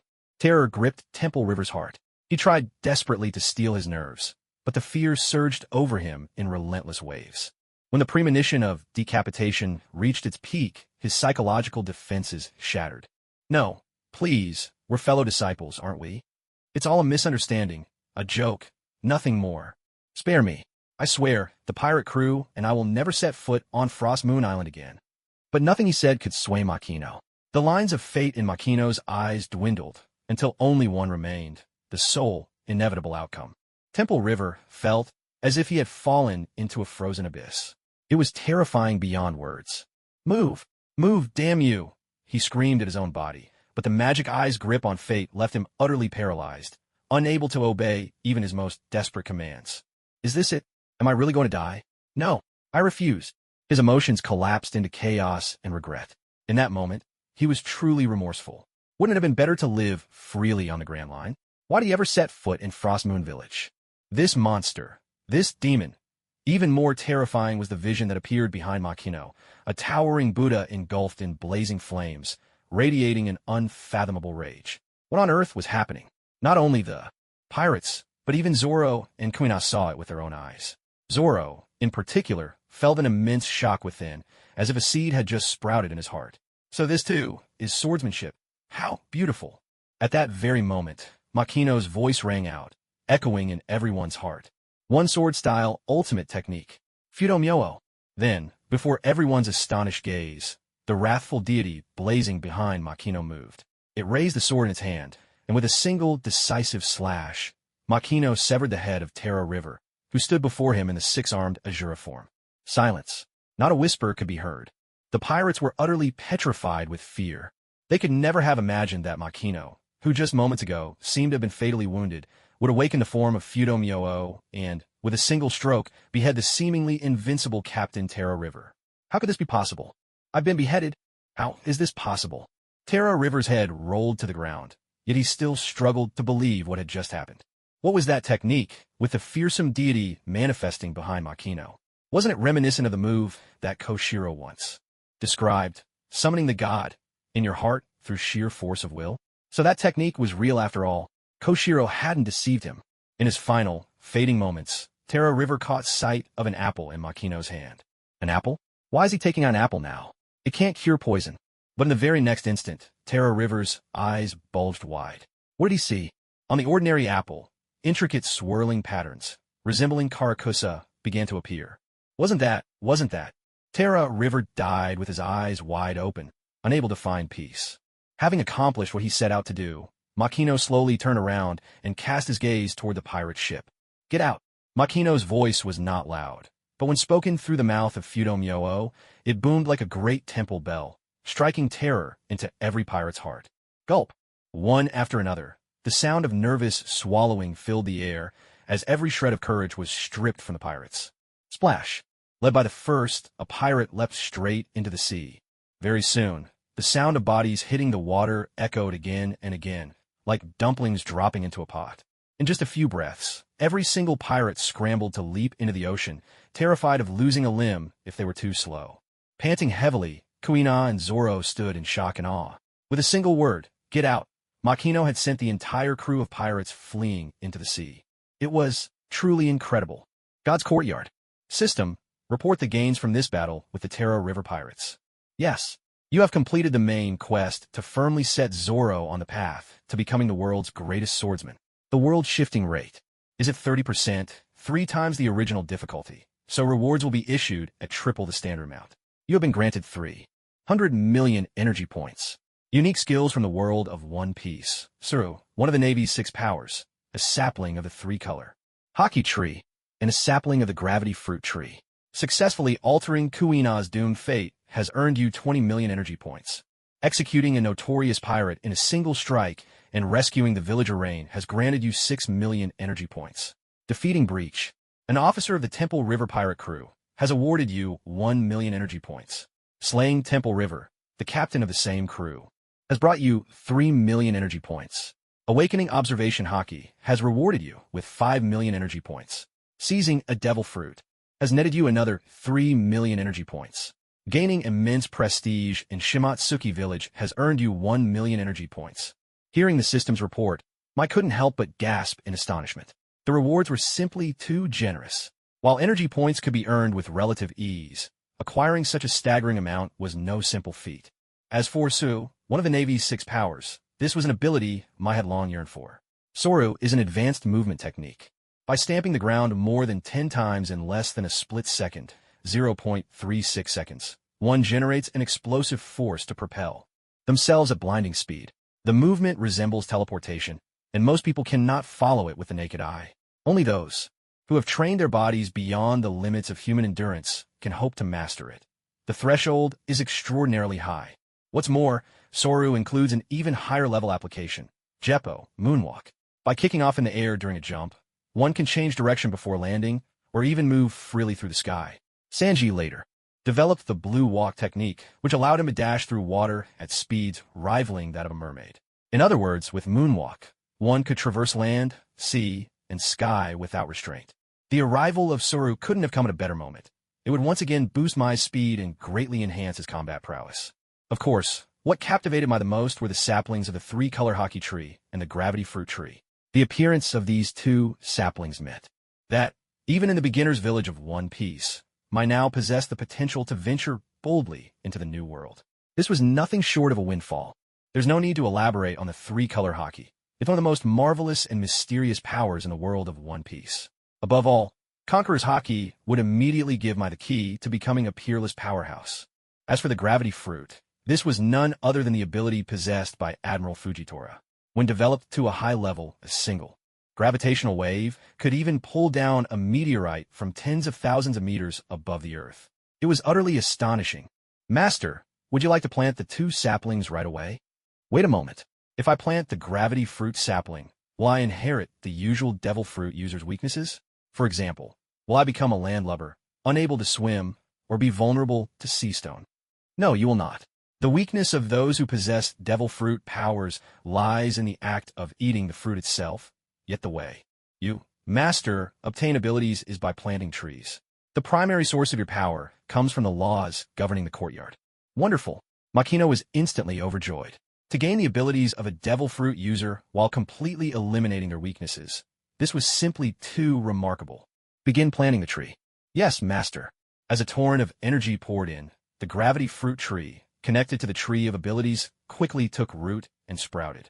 A mysterious and profound sensation began to brew in Makino's mind. Soon, Makino found himself able to control gravity as if it were second nature, as if he had been born with this gift. In this great trial, Makino gained an unprecedented surge of energy. One could say he had struck it rich. Yet in just a short while, all that energy was spent as quickly as it came. Even so, Makino walked away with a bountiful harvest. Physique, level 20. Rank, extraordinary. Weak, ordinary, extraordinary, iron, sacred, immortal. Stone skin. The skin possesses the hardness of solid rock. Photosynthesis. The initial awakening of the world tree's body grants the effects of an ordinary tree. Bathed in sunlight, you can perform photosynthesis, transforming carbon dioxide or hydrogen sulfide and water into organic matter, quickly restoring stamina, healing wounds, and storing energy. Swordsmanship, level 16. Rank, mastery. Novice proficient, mastery, sword hero, sword saint, sword god. Aido, draw and strike in a single motion, a killing blow delivered in an instant, 3 slashes in 1 second. Level 5. Upgradable. Snowdrift, an upgraded system technique, defense designed for superior counterattacks. A parrying skill that meets force with force, able to return 10% of an opponent's attack back at them. Level 1. Upgradable. Gravity, level 16. Rank, mastery. Novice proficient, mastery, grandmaster, awakened, divine.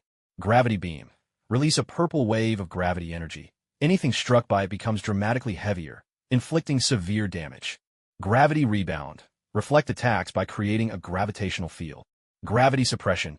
Intensify the gravity of the air nearby, pressing down with such weight that opponents are pinned motionless, even leaving a crater in the ground beneath them. Weightlessness. Remove the force of gravity from objects, causing them to float skyward. Gravity enhancement. Infuse weapons with gravity, delivering devastating blows. Can also transmit immense gravity to enemies upon contact. Lateral gravity. Alter gravity's direction, creating repulsive or attractive forces. 3 Haki, level 16. Rank, Mastery. Entry, Proficient, Mastery, Grandmaster, Ultimate Divine. Observation Haki. The power to keenly sense the presence of others around you, even those outside your line of sight, and to predict an opponent's next move. This is the power of perception.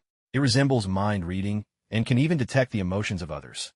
Armament Haki. Hardening, like an invisible suit of armor, greatly increases defense. At higher levels, it need not make direct contact with the target.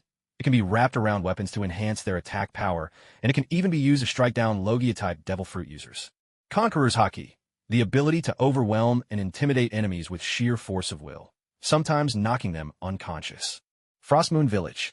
While Makino was fast asleep, his mind quietly cultivating in the courtyard, the news of his battle with the Jikawa pirate crew began to spread like wildfire through Frostmoon Village. Have you all heard? The Jikawa pirates who attacked our village were defeated by Makino. That can't be true, can it?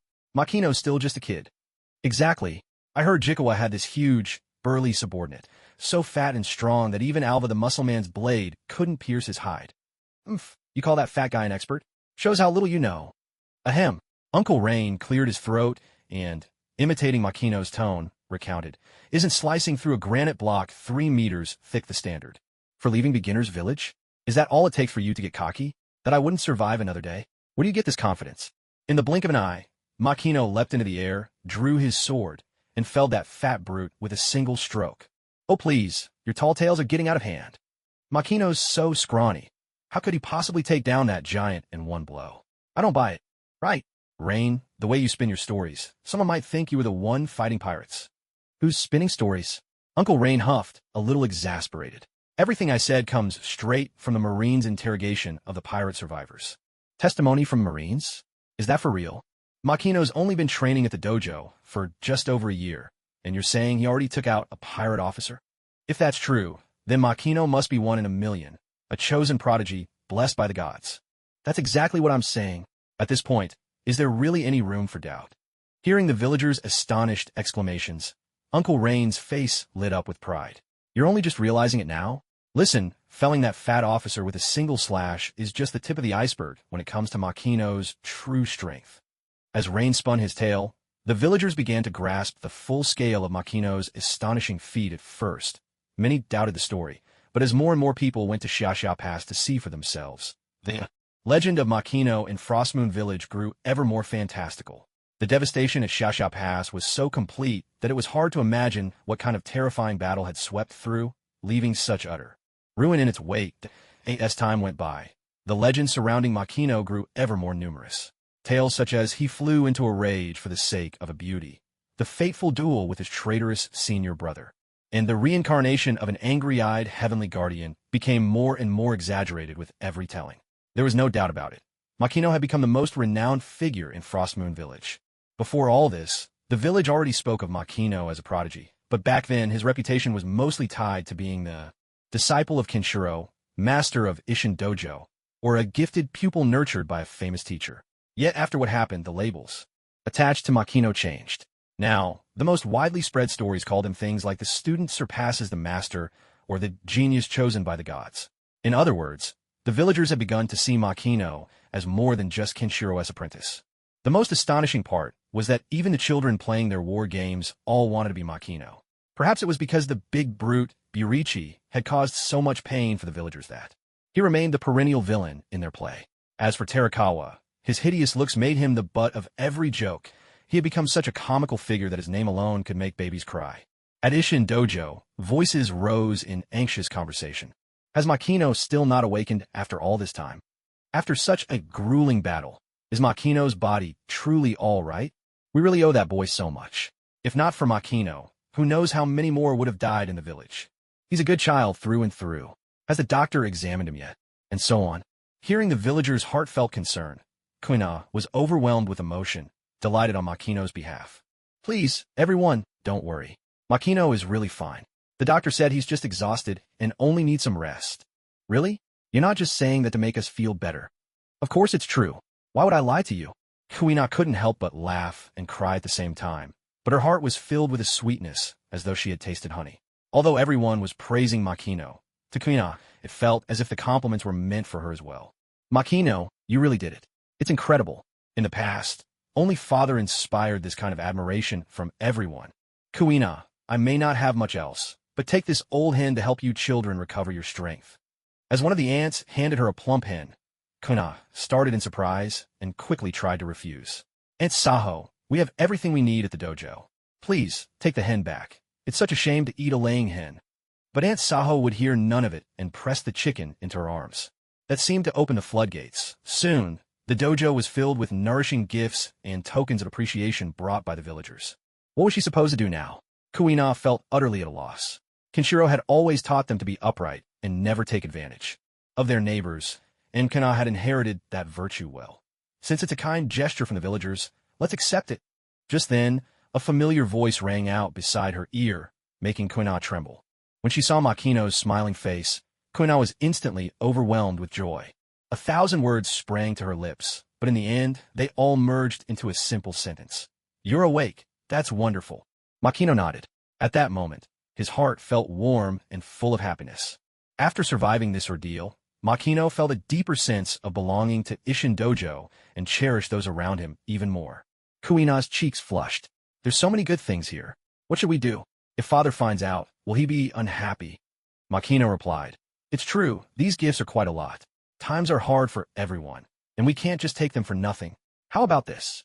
Let's throw a banquet in the name of the dojo and invite all the villagers to join us. Is that really okay? Kuina asked hesitantly. Hosting a banquet for the whole village wouldn't be a small expense. Besides, the dojo was still in need of repair, which would cost a considerable sum as well. Makino reassured her. Are you worried about the money? Don't worry, leave it all to me. Kuina looked puzzled. Did Makino even have any money? Makino chuckled. Did you forget about the treasure from the Taro River pirates' ship?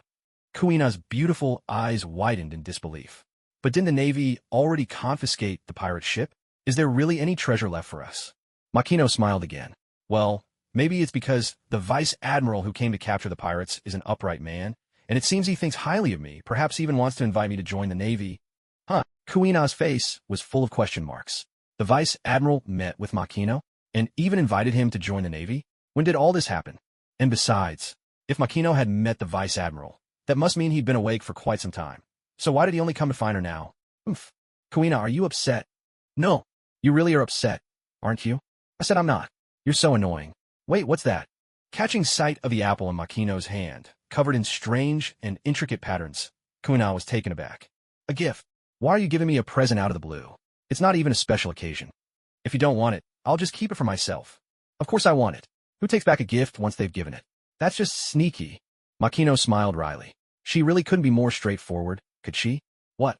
This apple is actually the fruit of Azura. Staring at the devil fruit in her hand, Kuina was dumbfounded. She never imagined that the gift Makino brought her would turn out to be a devil fruit. Makino and Terakawa, both devil fruit users, had each demonstrated to Kuina just how powerful such abilities could be, especially the strength Terakawa displayed. It made Kuina covetous beyond words. In fact, as long as she ate this fruit, she could instantly resolve the problem of lacking strength simply because she was a girl. But whenever she thought of Terakawa's appearance, Kuina shuddered in fright, nearly tossing the fruit straight into the sea. Had this been a year ago, after some hesitation, she might not have been able to resist eating the fruit anyway. But now, strength lasts for a moment, but beauty is a lifetime affair. Seeing how Ka treated the fruit as if it were a venomous snake or scorpion, Makino couldn't help but flick her lightly on her fair forehead. Silly, if this fruit would ruin your looks, why would I give it to you as a gift? Ouch, you're the silly one. And I've told you so many times not to tap my forehead, yet you keep doing it. Sorry, force of habit, Makino replied with a laugh. With that, Kuina raised her foot, intending to stomp hard on Makino a few times, but somehow missed every time. She was so frustrated that her sharp little teeth ground together in protest. To make matters worse, her beautiful forehead fell victim to another tap. Outrageous. Absolutely outrageous. She decided, right then and there, to ignore this scoundrel Makino forever. Makino grinned and teased. You're still not convinced you're silly? Just think about it. You're so pretty and adorable. Even if you were willing to end up looking like Terakawa, I wouldn't be able to bear it. In an instant, Kuina's lovely face turned scarlet, and she grew desperately flustered. What nonsense are you talking about? Are you sure this fruit really won't make me ugly? Makino explained. The Azura clan are mighty gods of the Desire Realm. The men are hideous, but the women are all dignified and beautiful. So, if a man eats this fruit, he'll lose his looks and become monstrously ugly. But if a woman eats it, she'll become more beautiful than ever. Really? Kuina's eyes sparkled, and she gazed at the devil fruit in her hand, her mouth already watering. Makino, you're so good to me. You're my absolute favorite, she exclaimed. Makino rolled his eyes, exasperated. It's about time you realized how much I care about you. Come on, eat it. After this, you'll never have to worry about being weaker than the boys again. Hearing Makino's words, Kuina was deeply moved. She couldn't help but think back on the days and nights of the past year. Makino was always there, encouraging her, comforting her, whether the times were bright or dark. If it hadn't been for Makino, she truly didn't know what her life would have been like. Perhaps she'd still be living as she once did, always striving to prove to her father that girls were no weaker than boys. But over the past year, thanks to Makino's guidance, Kuina had slowly found her way out of that dead end. Looking back now, she realized she'd really been rather foolish.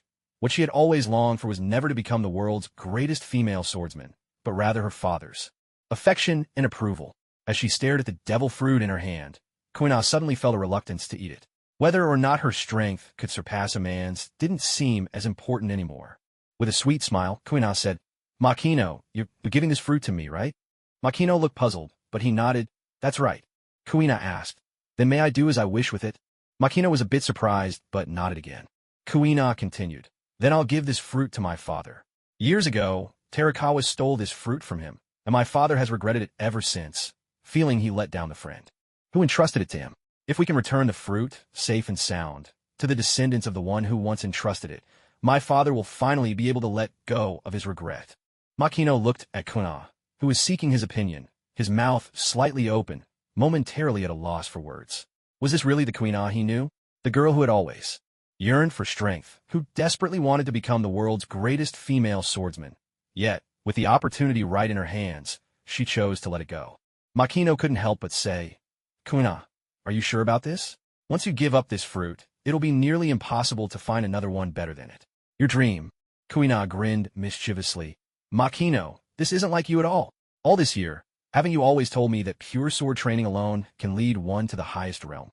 I did say that, but with a devil fruit, you could avoid so many detours. Isn't that fine, then? Makino, you said it yourself. I'm a genius. Yes, I did say that. That's enough. Becoming the world's greatest female swordsman is still my lifelong goal, but I won't be so impatient about it anymore. In that moment, Makino felt as if Kuina was shining with an inner light, radiant and impossibly beautiful. As you wish. Kuina's bright eyes curved into two cheerful crescents. Makino, you'd better watch out. I'm never going to fall behind. My father told me, the closer you get to the peak of swordsmanship, the harder it is to improve. Whatever sights you see on your journey, I'll see them too, sooner or later. Don't think you'll leave me behind. Makino was taken aback. Kuina was unusually spirited today. Well then, I'll be counting on you. Then, he saw Kuina reach out her small hand. Makino smiled. He hadn't expected that. Not long after making a promise with Sister Qinyao, another girl would now come to make a vow with him. Naturally, he reached out his hand too. Their hands clasped tightly together. It's a promise. It's a promise. When Makino saw Kuina skipping along with joy in her steps, he couldn't help but feel his own heart grow lighter.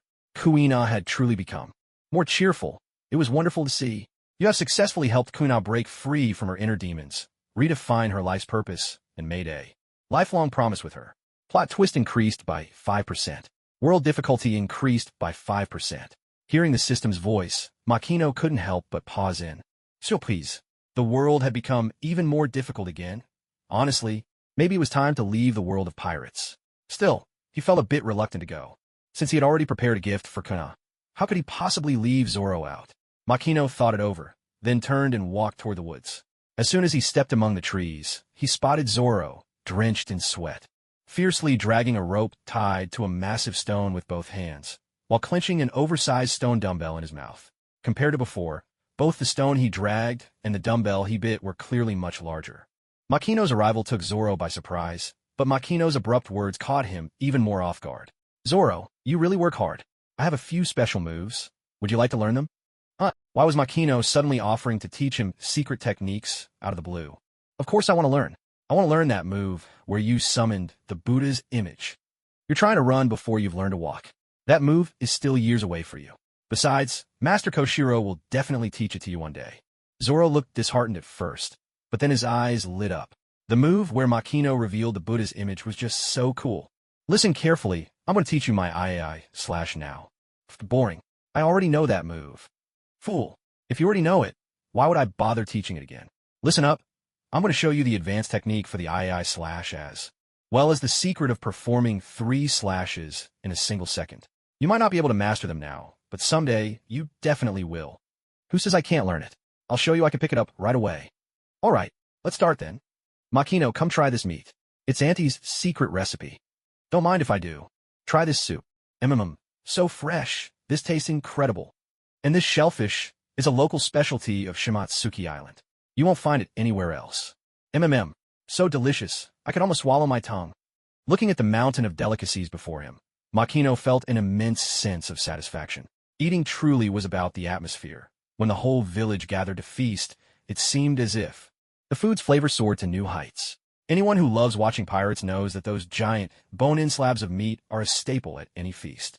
In real life, no one would ever cook it this way. It's just too hard to season and nearly impossible to cook through. But in the world of pirates, nothing whets the appetite quite like hearty chunks of meat, bone and all. And truly to eat meat by the fistful and gulp down wine in great bowls. What a wild, exhilarating pleasure. Watching Makino devour the meat with such gusto, the villagers couldn't help but break into broad smiles.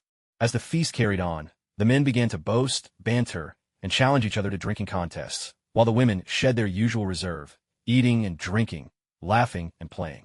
With abandon, jokes and merriment echoed everywhere. As the night deepened, someone even clambered onto a table and broke into dance, leaving Makino both speechless and thoroughly amused. The only regret, perhaps, was not getting to see the winnowing basket dance that Luffy, Chopper, and Usopp loved so much. The atmosphere was simply wonderful. Even those who rarely smiled were wearing expressions of genuine joy. As for Koshiro, he looked utterly content, his smile nearly stretching from ear to ear. As the elders of the village put it, it hadn't been this lively in decades. Nearly everyone ate and drank to their heart's content. But all good feasts must come to an end. In the deep hours of the night, the revelers finally began to drift away to their homes, leaving Isshin Dojo peaceful once more. Koshiro was a man of great self-discipline, but tonight he had indulged a bit too much, his cheeks flushed with drink. Koshiro, I truly envy you, boomed a burly man named Sunlu, Koshiro's old friend and a master blacksmith whom Koshiro had visited earlier. Not only do you have such a clever and well-mannered daughter as Kuina, but also top-notch students like Makino and Zoro. Truly, you're a lucky man. Unlike Koshiro, Sunlu was notorious for his poor drinking habits. What he was like when sober, Makino couldn't say, but when drunk, Sunlu became unbelievably talkative. Koshiro, you call yourself a friend? You still haven't let go of the devil fruit business, even after 10 years. I'd almost forgotten it myself, but you still hold a grudge. What's that supposed to mean? Do you really think I'm so petty? Once Sunlu started, he rambled on endlessly, reducing Koshiro to the role of a chastised junior. Yes, you're right about everything, Koshiro replied. Hick, what do you mean, yes? Have you really let it go or not? Sunlu pressed, hiccuping. Koshiro could only laugh in exasperation. I let it go truly. This time, I mean it. Sunlu eyed Koshiro with disbelief. Hick, don't buy it. It's been 10 years, and you still tried to return the fruit to me? I can hardly believe how stubborn you can be, Koshiro. Koshiro could only smile awkwardly. Makino, Kuna, and Zoro burst out laughing. It was the first time they'd ever seen the usually composed Koshiro at such a loss. Kuna, my dear niece, come over here, Sunlu called. Yes, Kuina replied, stepping forward. As soon as she approached, Sunlu pressed the azura fruit into her hands. Eat it. I'll watch you eat, so Gung Sailing. Won't keep using the fruit as an excuse, said Kuna, a faint trace of anticipation in her eyes, though she still instinctively glanced at Gung Sailing. Jing Silong nodded. Since it's Uncle Sun's gift to you, you should go ahead and eat it. Kuina's face lit up with delight. Thank you, Uncle Sun. Sun Lu waved a hand, his voice hearty and casual. No need to thank me. Wasn't the fruit meant for you in the first place? Besides, we're all men here. Who else could eat this fruit but you? Go on, eat up. Kuina offered a bashful smile. She hadn't expected that, after passing from hand to hand, the fruit would end up back with her. Seeing Makino give her an encouraging nod, Kuina hesitated no longer. She took a decisive bite, the crisp sound echoing as her teeth sank into the apple. The moment the taste hit her tongue, her expression twisted from radiant joy to utter dismay. It was utterly revolting, as if it were testing the very limits of her taste buds. Still, Kuina had braced herself for this. Makino had already told her all about the peculiarities of devil fruits. Forcing herself to swallow the bitter flesh, she could feel a surge of knowledge flooding her mind within seconds. And that, she sensed, was only the beginning. Soon, a wave of heat began to circulate through her body, an unimaginable power awakening within her limbs and bones. To the onlookers, Kuina's transformation was nothing short of astonishing. Already a beauty, she underwent a metamorphosis after consuming the Ashura fruit. Her legs grew longer and more slender, her waist narrowed, her chest developed, and her figure took on an elegant, graceful allure. Her delicate features, already lovely, became even more refined and sculpted, her face radiant with striking beauty and poise. Even her short hair cascaded down to her waist in a matter of moments. Her skin turned porcelain smooth, with a rosy glow, soft as silk. It wouldn't be an exaggeration to call it a cosmetic surgery fruit. Not only were the others stunned, even Makino found himself momentarily speechless. After eating the fruit, Kuina was simply breathtaking. Sensing Makino's gaze, Kuina's cheeks flushed pink, a sweet warmth blooming in her heart. As for the innocent little Zoro, his face turned bright red, as if he had just drunk a cup of strong wine. Just then, the familiar chime of the system echoed in Makino's mind. Kuina has consumed the Ashura fruit, gained the power of Ashura, storyline deviation increased by 5%, world difficulty now at 40%. Warning, difficulty is too high. Master is advised to leave this world as soon as possible. Makino stiffened, a pang of reluctance tugging at him. Must I really leave now? He felt a bittersweet ache at the thought. Sun Lu clapped his hands enthusiastically. Wonderful, just wonderful. Burp, this fruit really is perfect for my niece Kuina. As soon as Sun Lu began speaking, he couldn't stop, showering Kuina with so much praise that she felt a bit embarrassed. Makino, Zoro, I didn't have time to prepare gifts for you this time, but I promise I'll make it up to you next time. You have to trust your uncle's son. Even as he was already far down the road, Sun Lu turned back and emphasized again and again that he would make up for the missed gifts, leaving everyone both amused and exasperated. Kushiru spoke up, it's getting late. Everyone, let's get some rest. Yes, sir. No one had any objections.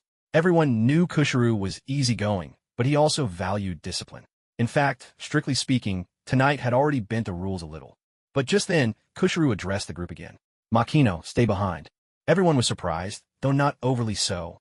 Makino's display of strength tonight had been truly astonishing, far beyond what one would expect from an ordinary student. More than that, Makino had saved Kuina's life. The moon hung like a silver hook in the sky, and a gentle coolness filled the night. Even the crescent moon hiding behind a cloud seemed drawn in by the conversation between Makino and Kushiru, quietly slipping out from behind the drifting dark clouds. Looking at Makino, Kushiru opened his eyes, satisfaction written all over his face. Makino, you've done very well. Not only did you save Kuina's life, but you also helped her overcome the long-standing pain of feeling weaker than the boys. As her father, I am truly grateful to you. Makino replied, Master, there's no need to stand on ceremony. Of course I would save Kuina. It was the right thing to do. Kushiru shook his head. You did what you felt was natural, and I, as her father, must express my gratitude. Makino grinned. Master really had changed a lot. Though the Ashura fruit eventually found its way back to Kuina, because of you, I have no more regrets left in my heart. Thank you, Makino. Makino was just about to say something when Kushiru gently stopped him. Makino, there's no need for modesty. You have surpassed my expectations. You have fulfilled the task I entrusted to you, and you have protected the dojo admirably. Makino protested. Not really. The dojo signboard was smashed by Terakawa. Kushiru smiled. The true spirit of the dojo was never in a wooden sign. Makino, you have passed every test I set for you. Let me give you this as a gift. As he spoke, Kushiru drew from his sleeve a slightly yellowed, yet impeccably preserved piece of paper. Unfolding it, 4 bold, flowing characters leapt out. Menkyo Kaden, license of full transmission. The dojo had its own system for assessing its students' progress. Paper cutting was the entry-level rank given to beginners. Next came catalog, which meant you'd learn the name techniques. Menkyo, or license, meant you had earned the right to claim the name of the school as your own. It was the mark of a true graduate. The term full transmission refers to having inherited all the techniques of a particular school, marking someone as the most outstanding disciple within that tradition, a person who is a true credit to their lineage. As for exemption full transmission, it is an even rarer distinction. It means that one is permitted to teach the school's techniques to others without needing the explicit approval of the masters. In essence, it grants the right to take on disciples independently. Makino never expected that Genshiro would bestow these 4 characters upon him. This represents the highest level of recognition a master can give to a disciple. The paper itself has already yellowed with age, suggesting that it has been around for many years. There may even be untold stories behind it. Seeing the look of shock on Makino's face, Genshiro smiled with satisfaction. His disciple was almost frighteningly brilliant. To be the teacher of such a prodigy was the greatest honor of his life. Of course, there were times when it was also quite humbling. When your student is this smart, there's often very little left for the teacher to teach. As for a sense of accomplishment, well, let's just say that's even more elusive. Genshiro spoke. Makino, this calligraphy was passed down to me by my own master. Now, I'm passing it on to you. Makino was taken aback. This piece had come from Genshiro's master? Suddenly, the calligraphy felt much weightier in his hands. After a moment's thought, he carefully folded the paper and placed it close to his heart for safekeeping. Noticing how much Makino treasured the calligraphy, Genshiro felt as if a heavy stone had been lifted from his chest. Genshiro continued, Makino, I hadn't planned on telling you all of this so soon, but you've surpassed even my expectations. I suppose I should share everything with you now. Makino was puzzled. What else did Genshiro intend to reveal? Makino, receiving the title of exemption, full transmission, means you've mastered every technique of Ishin Dojo. Yet the world is vast beyond measure. With your current swordsmanship, among all the swordsmen out there, you'd only rank about average. Average? Makino was not particularly surprised. After all, the high-level fighters in the world of One Piece possess earth-shattering power. During the Summit War, Whitebeard could casually unleash earthquakes and tsunamis, reducing Marineford to utter chaos. Admiral Akiji, with a single move, iced age, could freeze an entire sea. As for the world's greatest swordsman, Dracul Mihawk, his ordinary strikes carry the force of a deadly technique, sending blades of energy slicing hundreds of meters through the air. By comparison, Makino's own abilities were hardly worth mentioning in such a world. Still, what Makino was truly curious about was how Genshiro had evaluated his level of skill. Seeing the confusion in Makino's eyes, Genshiro's smile grew even broader. At last, he had found an area where Makino was at a loss. Being a teacher to such a gifted student was no small challenge. That's right, he said, in my understanding, the way of the sword can actually be divided into 4 realms. The first realm is treating the sword purely as a weapon for combat, simply knowing some sword techniques. Right now, both Kuna and Zoro are at this stage. The second realm is the fusion of swordsmanship and one's will, coming to an understanding of one's own way. Makino, your Ming King, represents the path in your heart. At this level, a swordsman can easily cut through steel. The third realm is the union of swordsmanship and haki. Haki itself is relatively easy to obtain, but the way is much harder to grasp. That's why I never taught you the method for cultivating haki before. I was worried you might become too ambitious too quickly. By using haki, one can temporarily turn the sword into a black blade, greatly enhancing its power. As Koshiro spoke, he snapped a branch from a tree in the courtyard. The technique of wrapping armament haki around a weapon is called Ryuo in my homeland. Watch closely, Makino. Perhaps for Makino's benefit, Koshiro deliberately slowed down as he channeled haki, allowing Makino to see how the energy gradually flowed along the branch. Haki is a latent power within the human body. Ordinary people can't use it. It takes long years of training and guidance to master. The sensation is somewhat like your skin heating up from the inside out, first glowing orange-red, then gradually transitioning to a metallic lustrous black. With a metallic ring, Makino's fist first glowed orange-red, then deepened to a jet-black sheen. Master, is this how it's done? There is a sudden thud. Koshiro's perpetually squinting eyes opened wide, his glasses nearly flying off his face in shock. What in the world? Even the most gifted disciple should have some limits. Koshiro felt his composure slipping away. Amused by his master's astonished look, Makino couldn't help but smile. Master, thank you for your guidance. Actually, I awake an observation. Haki during my fight with Terakawa. Then, thanks to my devil fruit ability, I learned both armament and conqueror's haki as well. What? Koshiro almost felt like coughing up blood. What kind of bizarre fruit did he eat? Even haki can be learned this way? And even conqueror's haki, no less. Makino grinned, thoroughly entertained by Koshiro's uncharacteristic reaction. But after all, Koshiro was a great swordsman. He quickly regained his composure. With a grave expression, Koshiro said, Makino, your devil fruit ability is indeed powerful, but as a swordsman, you must never rely on it too much. True strength comes from the strength of your heart. Makino replied, Yes, master. Koshiro nodded. The fourth realm is to temper your body and blade through countless battles, ultimately transforming your sword into a true black blade permanently. In my homeland, there's a national treasure called Shusui, the Black Blade, forged over a lifetime by the great swordsman Ryuma. The Black Blade is also known as the Useless Blade or the Polished Nothing Blade. It may not be the sharpest, but its resilience is unmatched. Only a true swordmaster can forge one. The Black Blade, Autumn Water, is said to be so tough that even if a dinosaur were to step on it, it wouldn't bend a single millimeter. Hearing this tale from Master Kushiro, Makino couldn't help but feel his heart soar with longing. To forge a true Black Blade, perhaps this is the so-called path of the sword master. Makino, come with me, Kushiro called. Yes, master. Although Makino was puzzled, he still followed behind Kushiro without hesitation. Inside Kushiro's room, Makino, I'm giving you this sword, Kushiro declared, handing a treasured blade to his student. For me, Makino was astonished. Why would his master suddenly present him with such a fine weapon? With a warm smile, Kushiro explained, Take it. Every apprentice who has earned my recognition receives a sword from me. Kuina has her Wado Ikamanji, so this one is for you. Yes, master. Makino's heart surged with excitement. After all, Kushiro was a true master swordsmith. Any blade from his hands could never be ordinary. Moreover, Makino's specialty was dual-wielding, but until now, he'd only had the white deer. This new sword had come at exactly the right moment. Makino took the sword with both hands and immediately began to examine it. The scabbard was beautifully crafted, adorned with engraved cherry blossoms. The guard was shaped like a blossom with 10 petals, delicate and elegant. He slid the blade slightly from its sheath. Instantly, a cold gleam flashed in his eyes, and with just that one glance, Makino sensed the blade's keen edge. A fine sword, truly a masterpiece. Once the sword was fully drawn, its entire form was revealed before him. The design was exquisite, in stark contrast to the simple austerity of the Wado Ikamanji. Especially striking was the chaotic hamon, the small, wave-like patterns on the blade, stunningly beautiful. In that instant, Makino felt as if he'd fallen in love at first sight. In his mind, he called out, System, help me appraise this sword.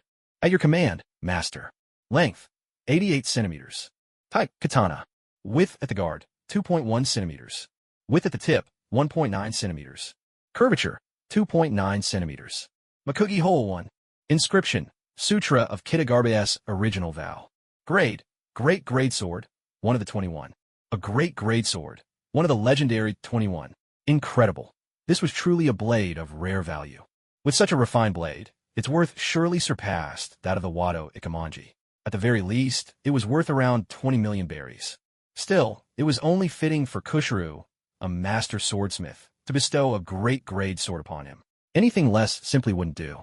The only thing that surprised Makino was the sword's inscription.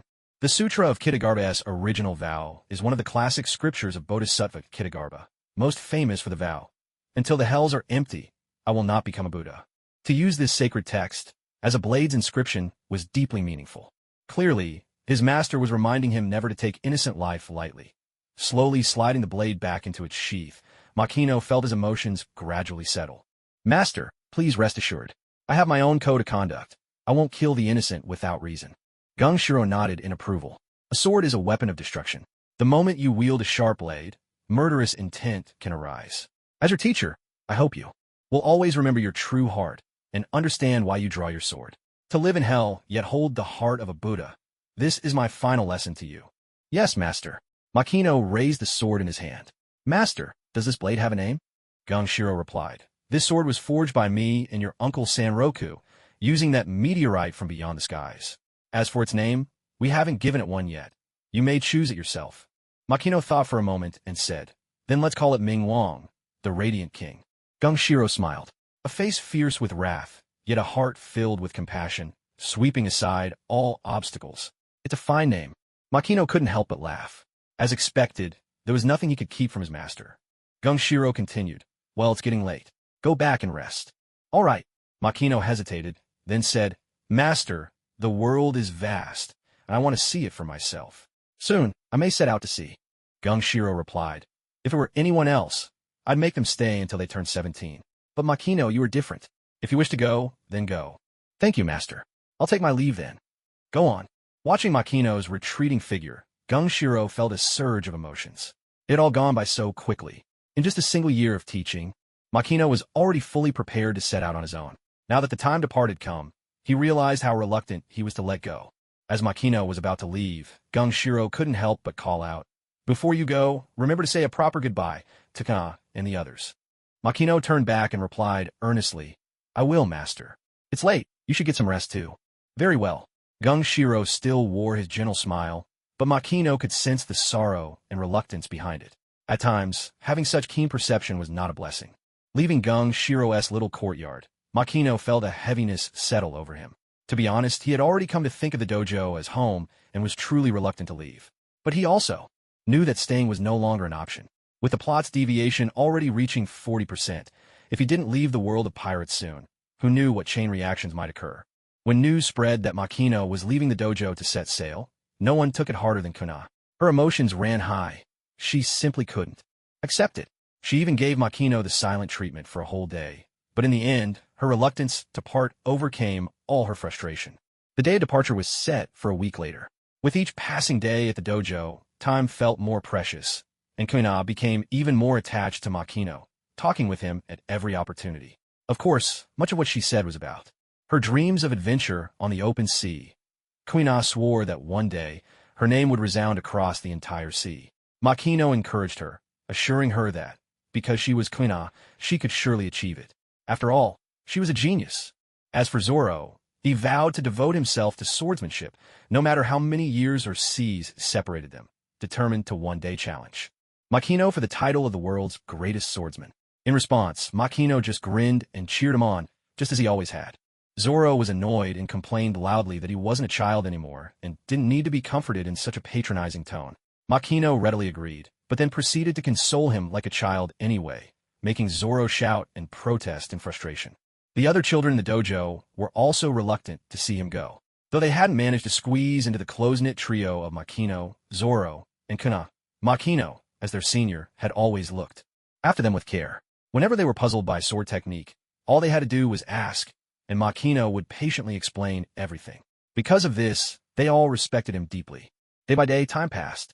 Kuina and Aunt Sharon from the dojo prepared all sorts of clothes and delicious food for Makino. Even the villagers, upon hearing the news, pitched in however they could to help Makino set out to sea. Uncle Ron provided a small fishing boat, Aunt Naho and several other aunts helped repair the sails. Uncle Iwatani stocked the boat with plenty of fresh water and vitamin-rich oranges. The oldest man in the village even called Makino over for a heartfelt talk, imparting precious seafaring knowledge he had gathered over a lifetime. All of these gestures touched Makino deeply. The villagers of Shimatsuki were truly wonderful people. Yet, no feast lasts forever, and the time for farewells always comes at last. The day of his departure finally arrived. On the day Makino set sail, the entire village turned out in force. The crowd was so dense that every inch of space was filled with people. Nearly everyone had come to see him off. A few sentimental aunties still couldn't quite accept it. Koshiro is something else. How could he agree to let you go to sea at your age? That's right, couldn't you wait a few more years? Home is always the safest place. The world outside is full of hardship. Will you be able to take care of yourself? Surrounded by so many kind-hearted aunties, Makino felt both touched and a little embarrassed. Some of their questions left him at a loss for words. If possible, he too would have liked to stay in the world of pirates a few more years, but reality simply wouldn't allow it. Before Makino could reply, the village men stepped in, their voices booming. "Make way, all of you, enough with the fussing. What do you know? Nothing can stop a man from chasing his dreams." "Well said, Makino. Go out there and give it your all. Don't hold back." "That's right. Go and make a name for yourself. Let your reputation echo across the world." Makino's heart surged with excitement. The world of pirates. He knew he would return to it someday. And upon these vast seas, his legend would surely be told far and wide. Don't worry, everyone. From now on, when you read the newspaper, you'll see my name splashed across the headlines. I'll make sure the whole world knows who I am. Well said. That's the spirit a man from Shimatsuki village should have. Give it your best. After bidding farewell to the villagers, Makino made his way to another corner of the village. Almost everyone from the Ishin dojo had gathered. Everyone except Koshiro. "Senior Makino, you just wait for us. Sooner or later, we'll catch up to you." "That's right. With you as our example, we'll never bring shame to the Ishin dojo." Hearing these heartfelt words from his junior disciples, Makino smiled. In terms of talent, they weren't particularly gifted. Without some extraordinary stroke of luck, their futures would likely be limited. But dreams, one must always have them. Who knows, maybe they'll come true someday. Makino said, I'll remember your words. Let's all do our best. I'll be waiting for you. All right. Don't worry, senior. We'll come looking for you before long. Watching Makino laugh and joke with his fellow disciples, Kuina felt a pang of sadness. Who knew how long it would be before they met again? Kuina asked, Do you still remember our promise? Of course, Makino replied without hesitation.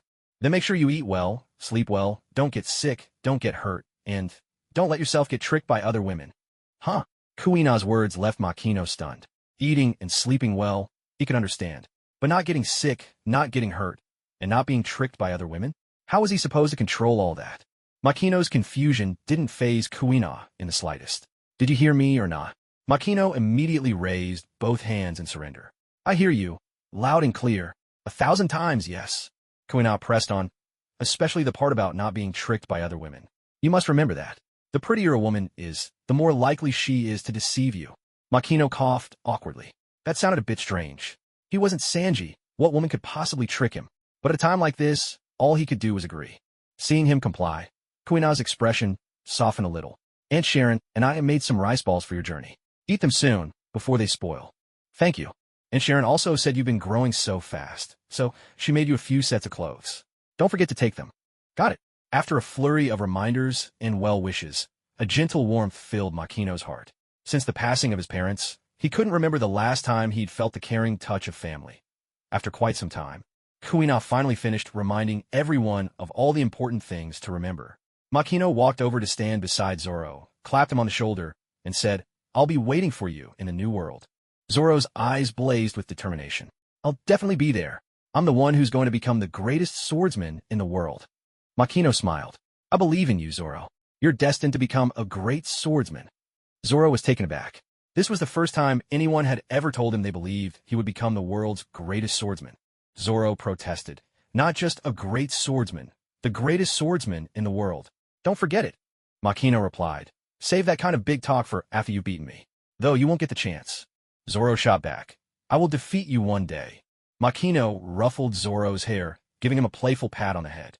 Then give it your best shot. Zoro instantly bristled with anger. Damn it, Makino. You're treating me like a kid again. So infuriating. Makino chuckled, deeply amused. There was a real joy in teasing Zoro. He glanced around, but didn't see Kushru anywhere, and couldn't help feeling a bit of regret. But no matter how reluctant he was to part, the time to leave had come. On the small fishing boat, Makino waved his arms. Everyone, it's time to go back. Makino, take care of yourself, someone called out. Remember, Shimatsuki village will always be your home. If you get tired, you can always come back for a rest, another voice added. I'll remember. Now everyone head back. Makino shouted one last time. Just then, his eyes suddenly brightened. On a hidden hilltop, Makino spotted Kushru, quietly sipping his sake. Kushru was a man who lived by his principles. The fact that he was drinking at a time like this said it all. Makino cupped his hands around his mouth and called out, Sensei, take care of yourself. Kushru's hand paused on his sake gourd, and then a faint smile appeared on his face. So he'd been discovered after all. A little embarrassing. But at that moment, Kushru's eyes suddenly narrowed, and his hand instinctively tightened around the sword at his waist. Meanwhile, on the fishing boat, Makino's body suddenly tensed. As for the villagers on the shore, they were all so frightened that they began to tremble. What is that? Right in front of the little fishing boat, a gigantic creature emerged from the water. Its enormous body was nearly larger than Makino's entire boat. Even more terrifying, the beast opened its massive, gaping jaws, as if ready to swallow Makino and his boat whole in one bite. Rain, his back cold with fear, shouted, The Lord of the Coast. That's the legendary Lord of the Coast. Why has it appeared here?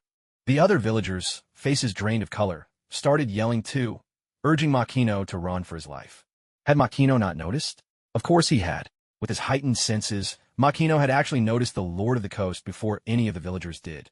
The king of the coastal seas, Makino was utterly astonished. This creature was truly legendary, for it was the very beast that once bit off the right arm of the Emperor, Shanks. Get lost! Makino spoke softly, uttering just a single word. His conqueror's haki surged forth, crashing straight into the mind of the Sea King. In the next instant, the mighty Sea King was completely subdued, cold sweat pouring from every inch of its body. 1 second, 2 seconds, 3 seconds, panic-stricken. The Sea King dove headfirst into the ocean and vanished without a trace, as if wishing it could grow a few more legs to hasten its escape. In Shimatsuki village, jaws dropped all around. With just a single glance, Makino had managed to frighten off the legendary Sea King. Makino must truly be the chosen one. In the next moment, thunderous cheers erupted throughout Shimatsuki village. There was no doubt, this event had once again elevated Makino's status in the villagers' hearts to an even greater height. Even Zoro and Kuina found themselves shaken to the core. As Makino took his first steps beyond the village, he had already become a living legend. The endless blue waves stretched to the horizon, where sea and sky became one. A lone fishing boat drifted slowly toward the edge of the world, as if it might reach the very place where ocean and heavens met. The rolling waves gently rocked the small vessel from side to side. Aboard the little fishing boat, Makino lay comfortably on his chair, letting the sunlight bathe his body in warmth. It felt just like when he was a child, sleeping in his mother's embrace, utterly content, utterly at ease. It was so blissful, so relaxing, that Makino felt himself drifting into a state of pure enchantment. Who knew how long he slept? When he finally awoke, the sky was already blanketed with 1,000 stars, his whole body bathed in the silvery glow of the moon. Looking out, he saw the entire sea shrouded in a delicate veil, with fish occasionally leaping from the water, sending up sparkling sprays. What a beautiful world this is! Makino's gaze brimmed with happiness. To see such a poetic and picturesque scene before his departure, what a blessing it was. It's time to go, he murmured. Though reluctant, he knew he had to leave. After a moment's thought, Makino reached for an empty wine bottle on his boat. My name is Makino, a tree planter. The East Blue was my first stop. My journey began here, and this place bore witness to my joys and sorrows. For now, I can't travel the seas myself, so I hope this drifting bottle can take my place and roam the world. If anyone finds it, congratulations. You must be incredibly lucky. Lady Luck herself will surely favor you. Corking the bottle, Makino tossed it into the sea. Watching the bottle bob up and down on the waves, he couldn't help but smile. Where would this bottle, setting out from the East Blue, eventually drift? Who will be the one to find it? The thought filled him with curiosity. System, take me out of the pirate world, he called. Yes, master. As soon as the words left his lips, a gentle light enveloped Makino and his little boat. Moments later, Makino found himself once again in the Garden of the Gods. Congratulations. You have successfully completed your first mission world. The corrective force of the pirate world has begun to dissipate. With your conqueror's haki, you managed to intimidate the Sea King, driving away this legendary creature. You are rewarded with 1 million energy points. You also cast a message in a bottle into the unknown, and as a reward, you now have a chance to fish a bottle from a cosmic sea. Would you like to try your luck and fish for a message bottle? Surprised delight instantly bloomed on Makino's face.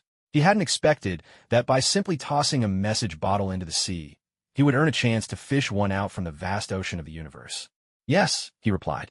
The moment he confirmed, a small fishing net appeared in his hand. The world around him shifted and transformed. It was as if he'd been transported to a boundless, surging ocean. May all the gods and Buddhas bless me with a great treasure. Makino prayed earnestly, then cast his net into the rolling waves.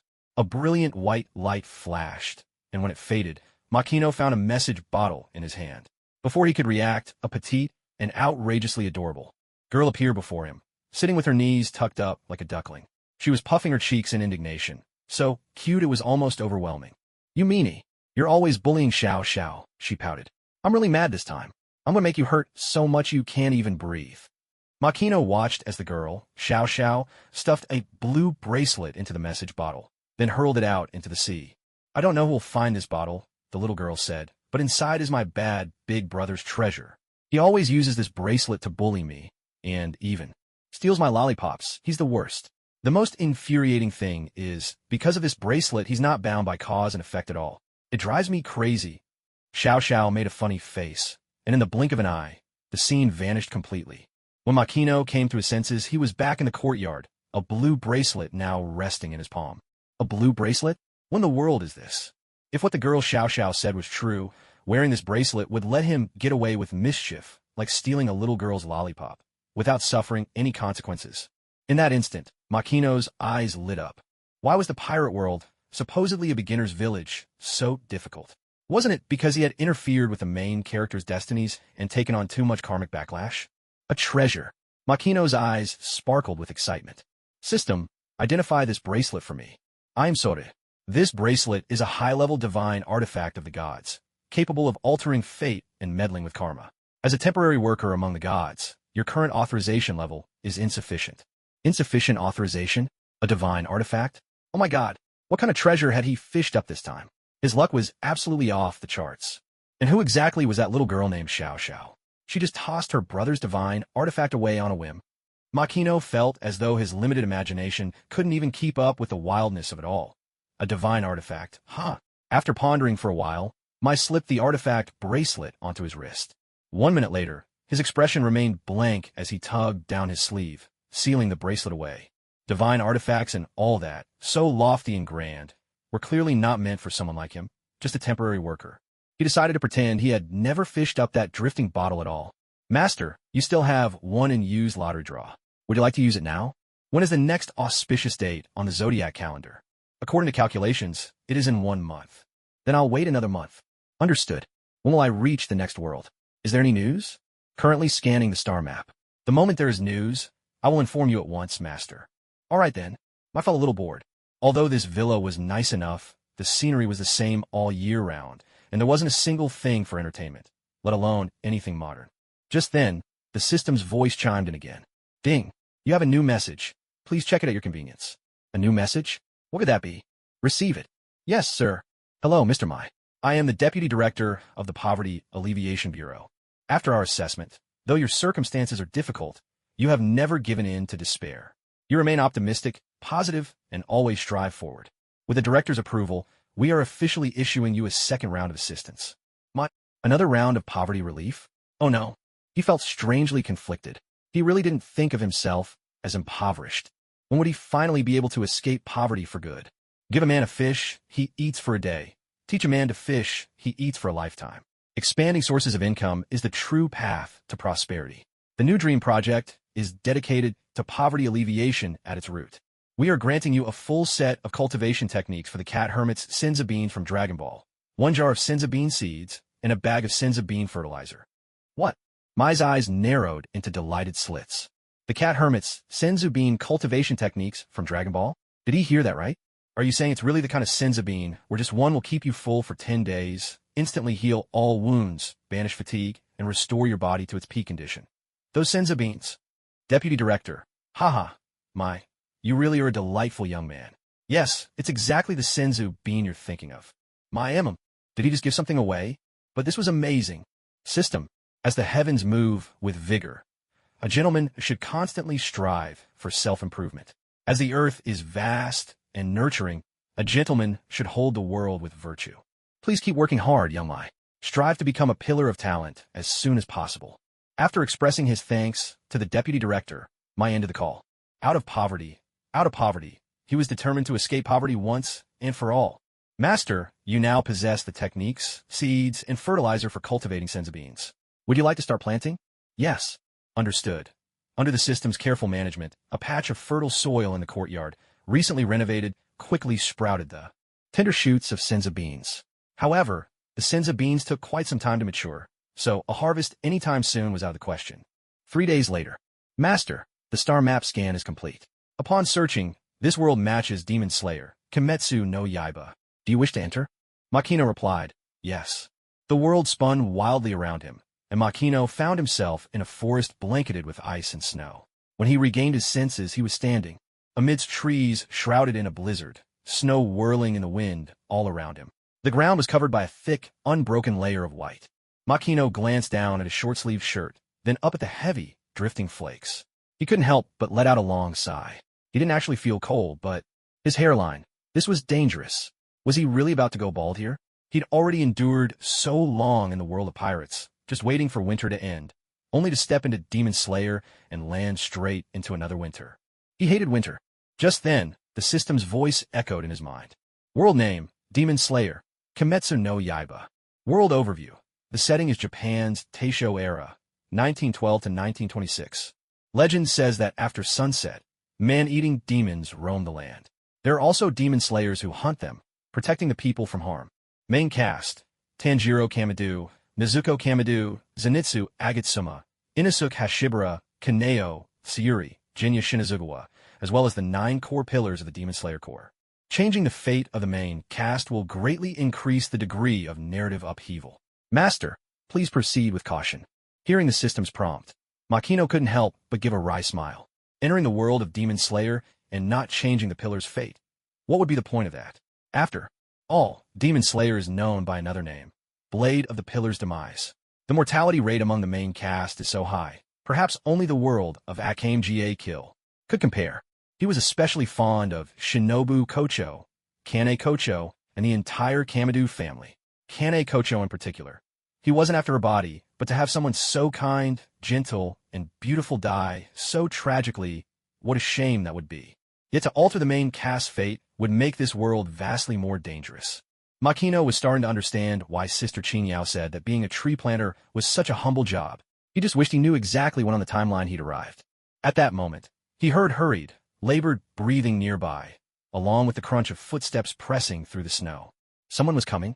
Makino leapt up into a tall tree. Soon, he spotted a boy gasping desperately for breath, carrying on his back a young girl, unconscious and covered in blood. Wasn't this Tanjiro Kamadu and his sister Nezuko, the protagonists of Demon Slayer? The story had already begun. What a pity. Hurry, there's still a long way to the town. Nezuko, your big brother will never let you die. I'll save you. I promise, your big brother will save you. Even from a distance, Makino could feel the overwhelming sorrow overflowing from Tanjiro's heart, along with his unyielding resolve to save his sister Nezuko, no matter the cost. At that very moment, Nezuko, who had already become a demon, awoke. Her fangs had grown sharp, and her face twisted into a terrifying snarl. She had barely opened her eyes when she began to howl and struggle violently. The path down the mountain to the town was thickly blanketed with snow, and to the left of the road was a small cliff. This is bad. Nezuko's wild thrashing caught Tanjiro off guard. With a startled cry, he tumbled down the cliff, taking Nezuko with him. Lying in the snow, Tanjiro gasped for breath, terrified.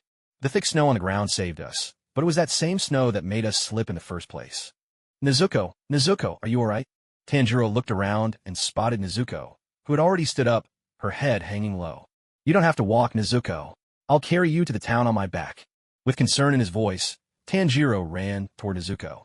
But what greeted him was a ravenous Nezuko, baring her teeth and claws as she lunged at him. Now that she had become a demon, Nezuko no longer recognized Tanjiro as her brother. To her, Tanjiro was nothing more than food to satisfy her hunger, nothing else. Caught off guard by his first encounter with the demon, Tanjiro was knocked to the ground by Nezuko. Had he not managed to jam the handle of his axe into Nezuko's mouth at the last second, he likely would have become a meal for his demon sister. Once they were siblings, bound by blood, the closest of kin. But now, because one had become a demon, they were predator and prey. What greater misfortune could there be? This is surely the deepest sorrow in all the world. When Makino first watched the anime, he felt that sorrow pierce through the screen. But witnessing it now, especially through the heightened perception of observation hockey, that endless grief pressed down on him, making it hard to breathe. Seeing Nezuko's ferocious face, Tanjiro was stunned. Is this a man-eating demon? In that instant, Tanjiro remembered what old man Saburo had told him the night before. Nezuko, a man-eating demon? The shock of that revelation nearly made Tanjiro question everything he knew. Nezuko, his own sister, how could she possibly be a demon? But in the next moment, Tanjiro shook off the thought. After all, he had been there when Nezuko was born. Yet Tanjiro could clearly smell a scent on Nezuko that was utterly unlike her usual self, one no human could possibly have. Tanjiro's nose was sharper than even a dog's. He could tell the demon who killed his mother and siblings was not Nezuko. Most importantly, when Nezuko fell, she shielded her youngest brother, Rokuta, with her own body. There was no blood on her hands or in her mouth. The real killer must be someone else. After all, there was another unfamiliar scent lingering in the house. But just then, Tanjiro was shocked to discover that Nezuko had grown larger. With her body enlarged, Nezuko's strength became almost unbelievable, so much so that Tanjiro struggled to hold her back. Makino, perched atop a treetop in the distance, could even see the handle of Tanjiro's axe inching steadily closer to his own body as he tried to restrain her. Had he not known how things would unfold, Makino might have suspected that Tanjiro was about to be devoured by Nezuko. At that very moment, a flood of Tanjiro's emotions surged once more into Makino's mind. Facing a Nezuko who seemed ready to eat him, Tanjiro felt no hatred, only regret. while I was sound asleep in someone else's house. You all suffered such a terrible fate. It must have hurt so much, must have been so painful. I am sorry. I couldn't save you. At the very least, I have to save Nezuko. Tears streamed down Tanjiro's face. Nezuko, hang in there. Nezuko, hold on, be strong. Don't become a demon. Please, fight it. You can do it. What overwhelming gentleness. Even as he was about to be eaten, all he could think about was saving her. Please hold on. Perhaps it was a miracle, or perhaps Tanjiro's determination moved the heavens. The Nezuko, who only wanted to devour him to sate her hunger, began to cry. Great teardrops fell, landing on Tanjiro's face, warming his heart. At that instant, Makino even saw a ray of sunlight shine into Tanjiro's heart. Sometimes having such keen perception is a burden.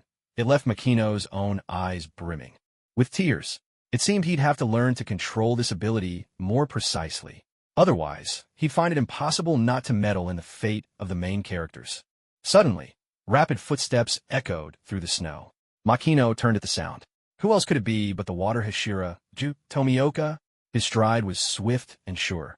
Though he walked atop the snow, his footing was perfectly steady. Without a moment's hesitation, he drew his Nichiren blade and swung it toward Nezuko's neck. For Tomioka, killing a demonized Nezuko, stirred not the slightest ripple of emotion within him. In Makino's perception, Ju's heart was as calm and deep as an ancient well. For someone whose very duty was to slay demons, this was just another ordinary day. But just as Ju's blade was about to sever Nezuko's neck, for the first time, the placid surface of his soul trembled. He saw the human, pinned to the ground by a demon and on the verge of being devoured, suddenly pushed the demon away, utterly disregarding his own safety, even exposing his head to the sword's edge. And then, Ju felt an icy, bone-chilling presence at his back, a sensation that made his heart race. What could this mean? Was an even more powerful demon lurking behind him? However, Ju's sword had already come down. With a single stroke, a large portion of Tanjiro's chestnut red hair was sliced away. The force of the blade did not abate. It whipped up a blizzard, sending both Nezuko and Tanjiro crashing into a nearby tree. Yet in that very instant, Ju turned around, searching the area behind him. Nothing. Why is there nothing? He had clearly sensed a chilling intent to kill, just now. What was going on? Perhaps the bond between Tanjiro and Nezuko was so intense that Makino himself had become completely absorbed in the moment. When he saw Ju nearly kill Nezuko with a single strike, Makino's killing intent slipped out unintentionally. It lasted only a heartbeat, but Ju sensed it nonetheless, forcing Makino to quickly leave the shelter of the tree. No wonder the Hashira are considered the top fighters in the world of Demon Slayer. Their senses really are sharp. Finding no sign of anyone hiding, Ju turned his attention back to Tanjiro, who was clutching Nezuko tightly. With his deadpan expression and lifeless eyes, Ju asked, confused, "Why are you protecting her?" Tanjiro, voice trembling with emotion, cried out, "She's my sister. She's my little sister." For the first time, Ju's expression shifted, but the change vanished as quickly as it had come. At the same moment, Nezuko, who had narrowly escaped death, let out a furious, guttural snarl at Ju. "Can you really call that thing your sister?" Ju shot forward, lunging at Tanjiro and Nezuko. Instinctively, Tanjiro dropped to the ground, trying to shield Nezuko with his own body. But as he ducked and folded his arms around her, he realized Nezuko had vanished from his embrace. Glancing around in panic, Tanjiro saw that, at some point, Ju had seized Nezuko. He was utterly bewildered, not understanding how his sister had been taken from him so quickly. "Nezuko!" Tanjiro cried out, desperate to act, but Ju's stern voice cut him off. "Don't move. Killing demons is my duty. That includes your sister." Tanjiro was frantic. His whole family had been murdered by demons. Nezuko was all he had left. Wait, Nezuko hasn't killed anyone. There was another scent in my house, a scent I'd never smelled before. The one who killed my family must have been that demon, not Nezuko. I don't know how she ended up like this, but... Ju interrupted, flat and emotionless. It's simple. Her wounds were contaminated by demon blood, so she turned into a demon. That's how man-eating demons multiply. Tanjiro insisted. Nezuko would never eat people. Ju replied, "That's rich, coming from someone who was nearly eaten himself just now." Tanjiro pleaded, "No, she still knows me. I won't let her hurt anyone. I'll turn her back into a human. I swear I'll cure her." Ju's reply was cold and final. "There's no cure. Once you become a demon, you can never go back." Tanjiro grew anxious. "Then let's search. I'll find a way, no matter what. Just don't kill her. I'll hunt down the one who murdered my family too. I'll fix everything, so. But unfortunately, Ju's patience had already worn thin. He raised his sword, ready to bring it down in one swift motion and sever Nezuko's neck. Yet at that very moment, Tanjiro's actions made Ju hesitate once more. Tanjiro dropped to his knees and bowed his head to the ground before Ju. "Please, don't take my family from me again. I beg you, don't kill my sister. Please, please." Ju, who was always stoic and sparing with words, whose heart rarely betrayed a ripple, now erupted in fury. He gritted his teeth and shouted, "Don't hand over the power of life and death to others. Don't kneel and beg just because your life is tragic. If that worked, your family wouldn't have been slaughtered. The weak have no right to choose between being plundered or being the plunderer. You want to cure your sister? Find your enemy. How utterly laughable. The weak have no rights, no choices. They have no choice but to submit to the strong. Maybe demons know a way to heal your sister, but don't think for a second that demons will respect your will or your wishes. And I won't respect them either. That's the reality. Why did you let your sister pin you down just now? Did you think that was protecting her? Why didn't you swing your axe? Why did you turn your back to me? It's because of these mistakes that your sister was taken from you. Someone like you, maybe it'd be better if you died with your sister." Tanjiro was left stunned, reeling from Ju Tomioka's sudden, relentless barrage of words. He was at a loss, his tears flowing freely. Even Makino, watching from afar, felt shaken to the core. Yet, under the keen perception of advanced haki, Makino sensed no true anger from Ju toward Tanjiro. What weighed heavier was guilt. For Tanjiro's helplessness and weakness reminded Ju of his own failures in the past. It was less an outburst aimed at Tanjiro, and more a furious reproach toward his own former weakness and impotence. Deep down, Ju's heart was gentle as spring water, so much so that Makino felt as if she herself were tasting its sweetness. "Don't cry. Don't give in to despair. This isn't the time for that. I know the blow you've suffered is immense. Your family murdered, your sister turned into a demon. It hurts, doesn't it? You want to scream, don't you? I understand. If only I'd arrived half a day earlier, perhaps your family would still be alive. But time cannot be turned back. Let your anger burn. The kind of anger that says unforgivable, pure, powerful rage. Let it become your resolve, and let it drive you forward. Relying on fragile determination alone is not enough, whether it's to protect his sister, heal her, or avenge his family. None of it can be achieved this way." With this thought in mind, Ju Tomioka raised his sword and thrust it toward Nezuko. Makino had always liked Nezuko.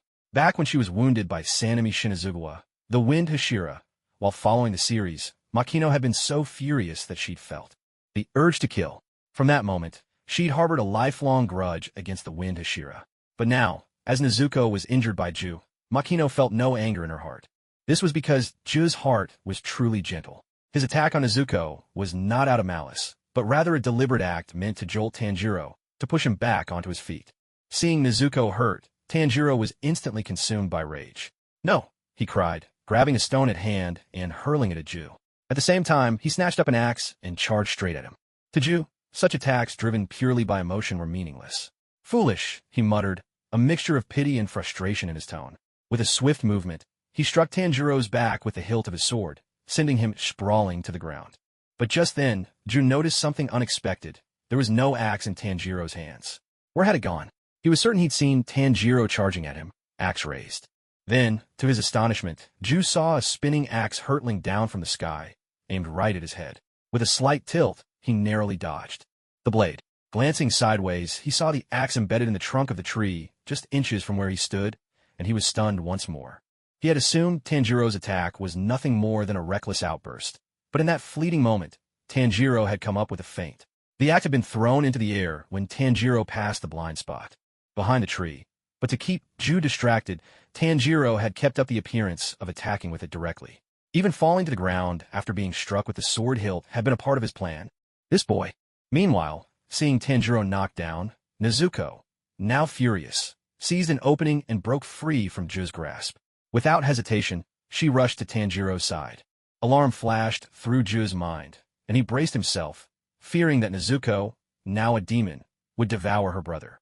But to his utter surprise, Nezuko positioned herself protectively in front of Tanjiro, like a mother eagle shielding her young.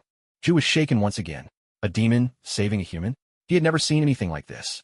The transformation from human to demon consumed an enormous amount of energy. On top of that, Nezuko was wounded and had lost a great deal of blood. Her strength was utterly depleted. In this state, she should have been overwhelmed by hunger, driven by instinct to attack any human. And yet, Nezuko suppressed her craving and chose instead to protect her brother. It was unbelievable. Ju Tomioka's heart wavered. Perhaps this boy and his sister truly were different from the rest. Ju made his choice. Not to kill. With just a casual chop his hand, he knocked Nezuko out cold after a brief clash. Feeling the murderous intent in Ju dissipate, Makino finally let out a sigh of relief. Even though he already knew how this scene would unfold, experiencing it firsthand was a completely different sensation. The wheels of fate rolled ever onward. Tanjiro and Nezuko were both safe, so it was time for him to leave. After Makino left for a short while, Ju once again mulled over his suspicions. There really was something unknown afoot. Was it human? Was it a demon? What a masterful way to hide. Far from where Tanjiro and Ju remained, Makino trudged through the snow, each step sinking deep and sending out crisp, crunching sounds beneath his boots. His mood grew heavier with each step. No matter how unsettling the pirate world seemed upon reflection, its driving themes were dreams and adventure, rousing and full of vigor. For an ambitious man, it was nothing short of a golden age. But in the world of Demon Slayer, everything felt more like a war between races, filled with blood and hatred. If it could be summed up in a single phrase, it would be, humans shall never be prey. The demons here were not ghosts or spirits in the traditional sense. Instead, they resembled ghouls or vampires, preying on humans, humanity's natural enemies. Demons possessed immense strength, far surpassing that of humans, along with incredible regenerative powers. Save for sunlight, the Nichiren swords of the Demon Slayer Corps, and Shinobu's specially concocted wisteria poison, they were almost immortal, ageless, and seemingly without weakness. In this world, 99% of all demons were created, directly or indirectly, by the Demon King, Muzan Kibutsuji. One could say that all the world's tragedies and conflicts could be traced back to him. Because of what he'd learned in the world of pirates, Makino wouldn't interfere lightly with the fates of the main group. But now that he was here in the world of Demon Slayer, he naturally wanted to make his mark. There are still 2 years before the story truly begins. I'll set myself a small goal first: slay a few hundred demons. As a tree planter, every action Makino took could earn him energy, and intervening in the fates of so many by slaying demons would surely bring in a huge amount. With 2 years ahead of him, it was inevitable his strength would soar once more. First, he would quietly work on his own growth, then launch a devastating attack against Muzan himself, raking in energy and rewards to the max. A flawless plan. What intrigued Makino most about the Demon Slayer world was the breath techniques used by the Demon Slayer Corps. By mastering their breathing, humans could vastly enhance their physical abilities, allowing them to battle demons with mere mortal bodies. Those who truly mastered these techniques could even slow the spread of poison within their bodies, or dull the pain of their wounds. The most vivid example was Zenitsu Agatsuma, who, after being poisoned on Natagamo Mountain, used his breathing technique to keep the poison from spreading too quickly, holding out until the insect Hashira, Shinobu Kocho, arrived to save him. That alone showed just how valuable these techniques were. Besides the original and fundamental sun breathing, water, flame, wind, thunder, and stone breathing are all derived from sun breathing and are known collectively as the 5 foundational breathing styles. Stone breathing, renowned for its balance of offense and defense and formidable power, is the most difficult to master, so much so that it hasn't produced a single successor. Thunder breathing boasts explosive force, impressive speed, and attack power, but its difficulty is also top tier. Of its 2 known disciples, one could only master the first form, while the other could never grasp it at all. Flame breathing emphasizes overwhelming and direct power, favoring head-on confrontation with tremendous offensive strength. Its overall learning curve is moderate. Wind breathing excels in speed and swift assaults, but its influence on temperament is notable. Practitioners are almost always hot-blooded and impulsive. Water breathing is the gentlest and most adaptable among them, giving rise to the greatest number of derivative styles. However, its attacks lack overwhelming force and explosive finishing moves, tending more toward defense. Breathing styles such as flower, insect, serpent, mist, beast, love, and sound are further evolutions of the 5 foundational forms. The best breathing style is always the one most suited to oneself, but it's undeniable that users of the 5 foundational breathing styles are generally stronger than those who wield the derivatives. And above them all, the sun breathing stands as the legend, the most powerful style acknowledged throughout the Demon Slayer world. The dance of the fire god, passed down through generations in Tanjiro's family, is believed to be sun breathing in disguise. Yet, because it is the strongest, the bar for mastery is incredibly high. Even Tanjiro, the protagonist known as the Child of the Crimson Flame, finds himself paralyzed after performing the dance of the fire god. So, which breathing style truly suits him? All life relies on the sun to flourish. With the unique constitution of the world tree within him, perhaps he can bear the burden of sun breathing. Perhaps. Makino's curiosity and anticipation were both burning bright. For the sake of breathing techniques, the Demon Slayer Corps would indeed need to make contact eventually. But there was no need to rush, better to focus on farming, honing the skills already in hand. He lifted his head to the darkened sky and swirling snowflakes, then glanced at his own short sleeves. After a moment's thought, Makino plunged into the courtyard. Only after changing into warmer clothes and socks did he finally feel comfortable again. Winter, after all, demands warmth. A blanket of snow draped the world in silver, breathtaking at first glance, but the monotony soon dulled the senses. Trekking alone through the snow-laden mountains, Makino felt utterly cut off from the world, though in that isolation there was a certain wild charm. When he unexpectedly caught a wild rabbit, the sense of becoming a hermit deepened even further. 3 days later, the snow finally cleared. During this time, Makino explored the small town at the foot of the mountain. To be honest, Makino was quite surprised. It was the Taisho era, and Japan had already begun the Meiji Restoration.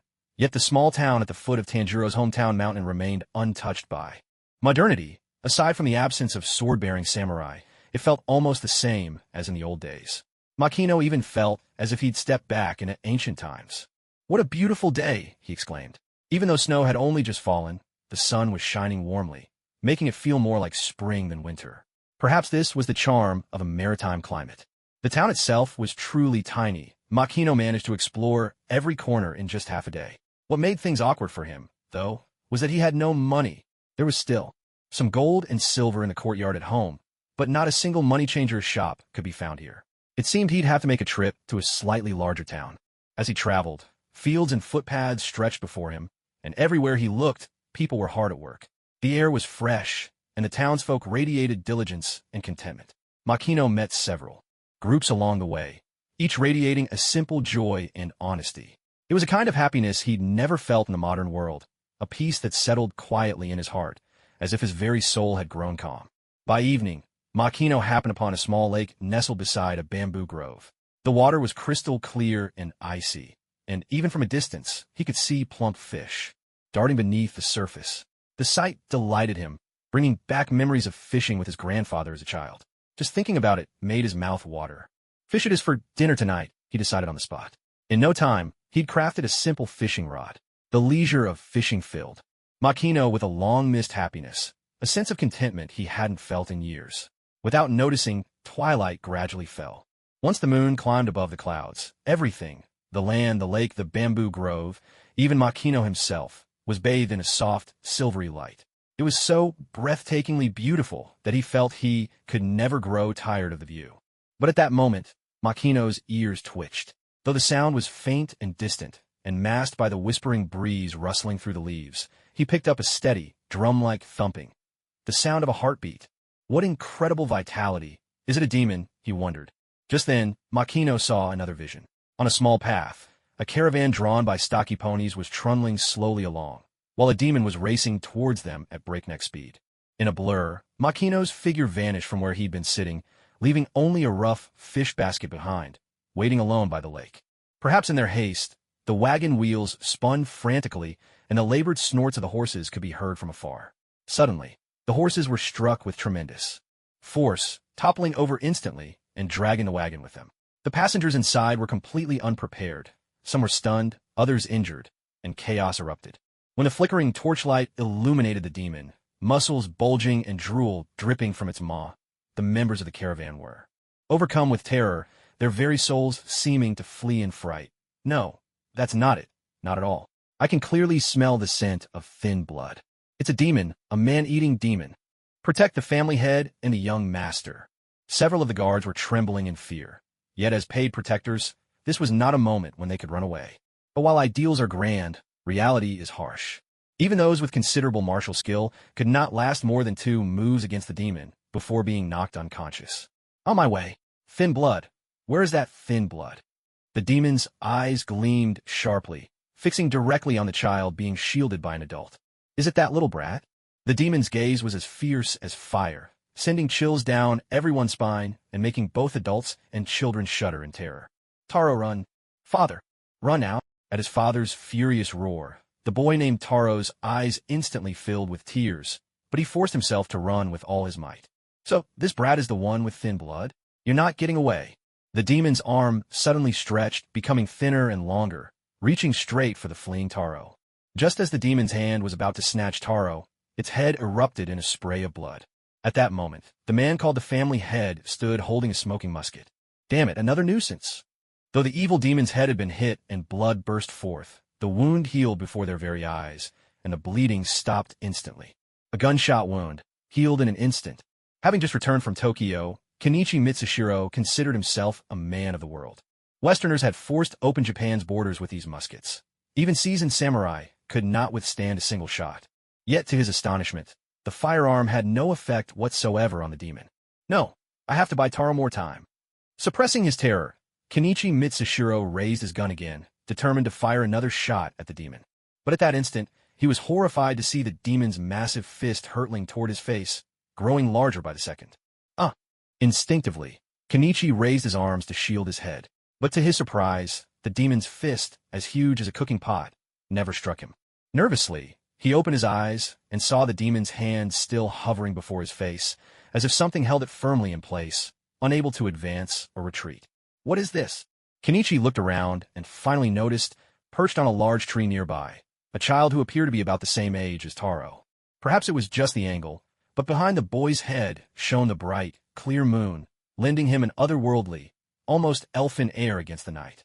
For a moment, Kenichi Mitsushiro was utterly transfixed by the sight. How unbelievably beautiful. Have I just run into an immortal who exorcises evil spirits? The immortal was holding a bamboo pole, and it looked like there was a line attached. Wait, isn't that a fishing rod? Kenichi Sanjo was completely bewildered, his mind in utter chaos. He had personally witnessed how powerful the demon was. It had taken down several of his bodyguards in the blink of an eye. Even after he shot in the head, the wound healed in mere seconds. Yet now, this formidable demon had been subdued by a young man wielding just a fishing rod and line.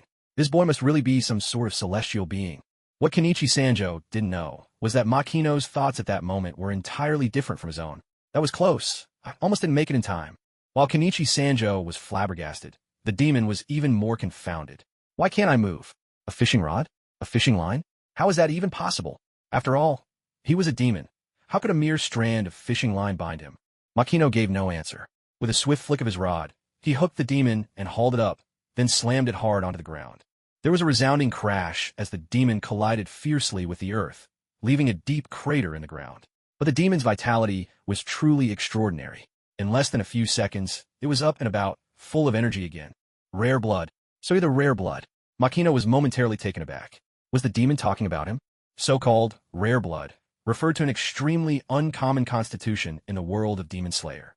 For humans themselves, it wasn't anything special, but to demons, it was an unbelievably delicious and highly nutritious delicacy. Consuming just one rare blood could be equivalent to eating dozens, even hundreds, of ordinary humans. Demons grew stronger by devouring people. The more they ate, the more powerful they became.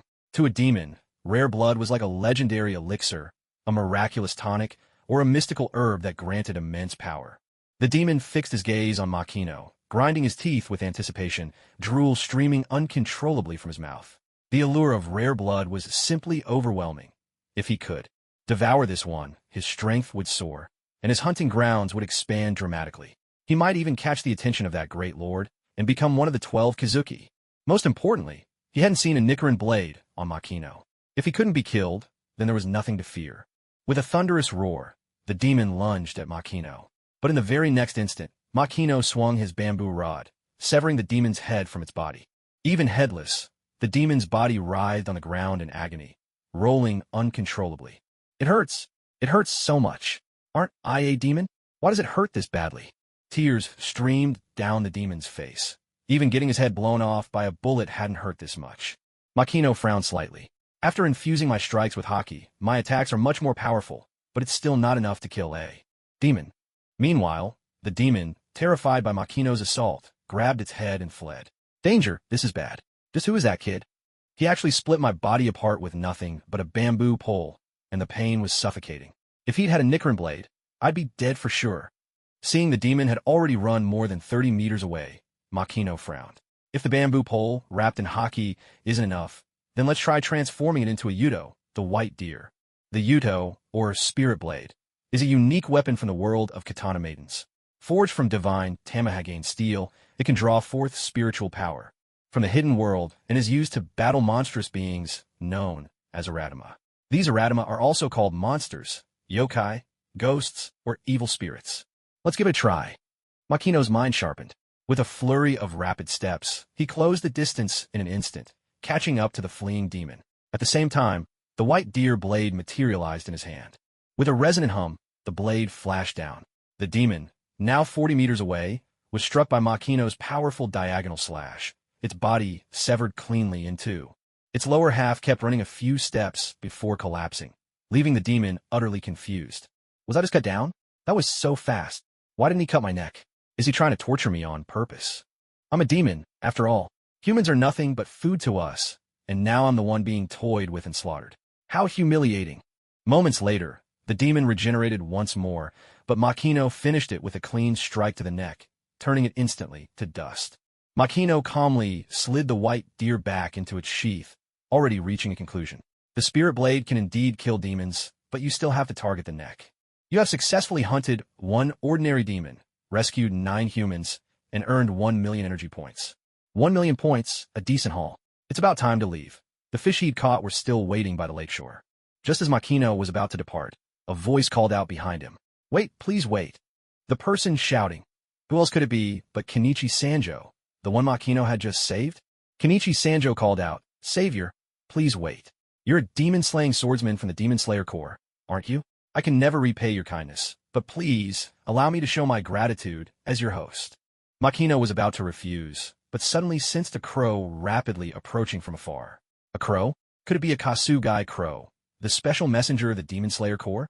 If that's the case, then there must be a Demon Slayer nearby. Makino had no desire for any entanglements with the Corps, especially now, having confirmed that his spirit blade could kill demons. There was simply no need to get involved. All right, he replied. Kenichi Sanjo was overjoyed. But it wasn't just about repaying a debt. No one could possibly understand the shock Kenichi felt in his heart when he saw Makino standing atop a tree, rescuing him from a demon's clutches with nothing but a fishing pole. In Sanjo Kenichi's heart, Makino seemed nothing short of a heavenly being. My benefactor, please. Wait a moment. Sanjo Kenichi was puzzled, but soon he saw Makino returning, holding a battered old fish basket. Kenichi was speechless. Had his savior actually been fishing before coming to his aid? Should he call it good luck or bad? Encountering a demon was certainly a stroke of misfortune for the Sanjo family's convoy, but to be rescued by Makino, who just happened to be fishing here, was a blessing within calamity. When they unexpectedly learned that not a single person in the attack convoy had died, the place instantly erupted into an ocean of joy. Father, you're safe. That's truly wonderful. So wonderful. The boy named Taro flung himself into his father's arms, sobbing with abandon. Although Sanjo Kenichi worked in Tokyo and had been influenced by new ideas, at heart he was a traditional father. Taro had always been a little afraid of Kenichi, secretly, thinking his father wasn't as impressive or as kind as those of his classmates. But this brush with death had shown Taro a completely different side of his father. Watching father and son embrace, Makino broke into a warm smile. In that moment, his heart was filled with warmth and satisfaction. It truly felt like he had done something meaningful. Indeed, everyone harbors the dream of being a hero. Taro, kneel and bow your head to thank your benefactor. Sanjo Kenichi pulled his son Taro forward, urging him to kowtow before Makino. Makino was taken aback. Honestly, he was never quite comfortable with people bowing down to him so formally.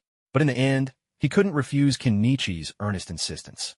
Seeing the young boy solemnly and meticulously kneeling in gratitude before him, Makino felt a swirl of complicated emotions inside.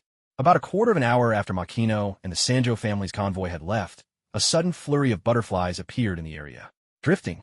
In with the butterflies was a young girl, her smile gentle, adorned in a butterfly-patterned haori, a butterfly hairpin in her hair.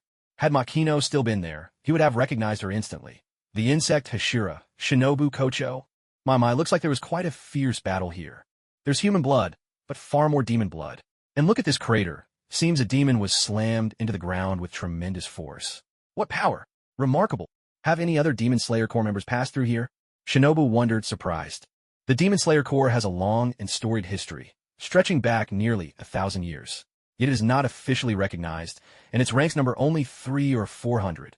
Far too few. Whenever a demon appears, the master dispatches orders via messenger crows, alerting nearby demon slayers to hunt down the threat. As fans of the series know, missions come at Tanjiro one after another, leaving barely any time to rest, even when injured, a testament to how desperately short-handed they are when a mission requires several Demon Slayer Corps members to act together. It usually means an extremely difficult task, most likely one involving the 12 Kazuki. Even as a Hashira, she had already been dispatched, so there was generally no need to assign anyone else. How strange. Still, as long as no one is hurt, that's what matters. Kasugura, send a message to our master. Ask him what's going on. Caw! With a sharp, peculiar cry, the Kasugura spread its wings and vanished into the night. Watching the messenger crow fly farther into the darkness, Shinobu Kocho's smile remained bright and undiminished. Sister, it looks like I missed it this time. Judging by the scene, it was probably a demon unwilling to coexist peacefully with humans. I'll just have to keep working harder. Time passed. At the secret estate of the Ubuyashiki family, Shinobu's Kasugura returned. Upon receiving the message, Kagaya Ubuyashiki's face took on a thoughtful look. Someone killed the demon before Shinobu arrived? He found this odd, as he was certain he hadn't assigned any other demon slayers to that mission besides Shinobu. His memory was impeccable. Not only could he recall every active swordsman, but even those who had died, he remembered each name. Yet, this sort of situation wasn't entirely new to Ubuyashiki. He had encountered it before, more than once. For example, Sanemi Shinazugawa, the current Wind Hashira, after his mother, who had always gently protected her children, was turned into a demon. Sanemi developed a fierce hatred for demons. Without any formal training, or even a Nichiren blade, he began hunting demons on his own. Unable to kill them completely, he'd end up battered and scarred every time, sometimes nearly dying just to hold out until dawn. So the sunlight could finish the demon off. If Ubuyashiki hadn't discovered him in time, he might have perished at the hands of a demon. But the situation that Shinobu reported was different. The demon had been killed before dawn. This suggested that whoever did it at least possessed a Nichiren blade. Was it a Demon Slayer Corps member who happened to pass by, or perhaps a candidate who hadn't yet passed the final selection? The Corps included not only swordsmen, but also a secretive cleanup unit, the Kakushi. Strategic items like the Nichiren blades were rarely found outside their ranks. Still, it wasn't impossible. According to Shinobu's report, it seems the one who acted was a remarkably strong child. Perhaps another unfortunate, pitiful soul, forced to hunt demons alone, which is terribly dangerous. Gently stroking the Kasugura's feathers, Ubuyashiki said softly, "Send another message to Shinobu. Tell her to pay close attention to the area, and if she can, to lend the child a helping hand." With a caw, the messenger crow soared into the night sky. At that moment, Kagaya Ubuyashiki's wife, Amain, appeared. With gentle care, she supported Kagaya's hand in hers. It snowed not long ago, and the weather is still cold. "You should get some rest early," said Kagaya Ubuyashiki. "It's nothing," he replied. "Compared to my dear swordsmen who are running about all over the place, this bit of cold is hardly worth mentioning. Kibutsuji Musen, he will fall by my hand." Amain Ubuyashiki said nothing, but looked at her husband with a hint of sorrow. Once a man of elegant bearing and noble features, her husband had grown frail and his eyesight was rapidly fading due to the curse. His body was wasting away. But Kibutsuji Musen was not an enemy so easily defeated. The Ubuyashiki clan had struggled for 1,000 years to bring him down. Time and again, the Demon Slayer Corps had been driven to the brink of annihilation, yet Kibutsuji Musen still lived on, unscathed. Not only that, but every man in the Ubuyashiki family was born frail, and none had ever lived past 30. The more one learned of the Ubuyashiki clan's history, the more hopeless the prospect of defeating Kibutsuji Musen seemed. Kagaya Ubuyashiki squeezed his wife's hand and reassured her, "I have a feeling the day we defeat Kibutsuji Musen is not far off. It may even happen by my own hand." Amain nodded. She had chosen to stay by his side through thick and thin. The dashing, radiant Kagaya Ubuyashiki she had married was still her husband, even now, when half his face was scarred and his eyesight nearly gone. Meanwhile, Makino, who was being treated with great respect as he traveled with the convoy, had no idea that his presence had already drawn the attention of the Demon Slayer Corps, even the master himself.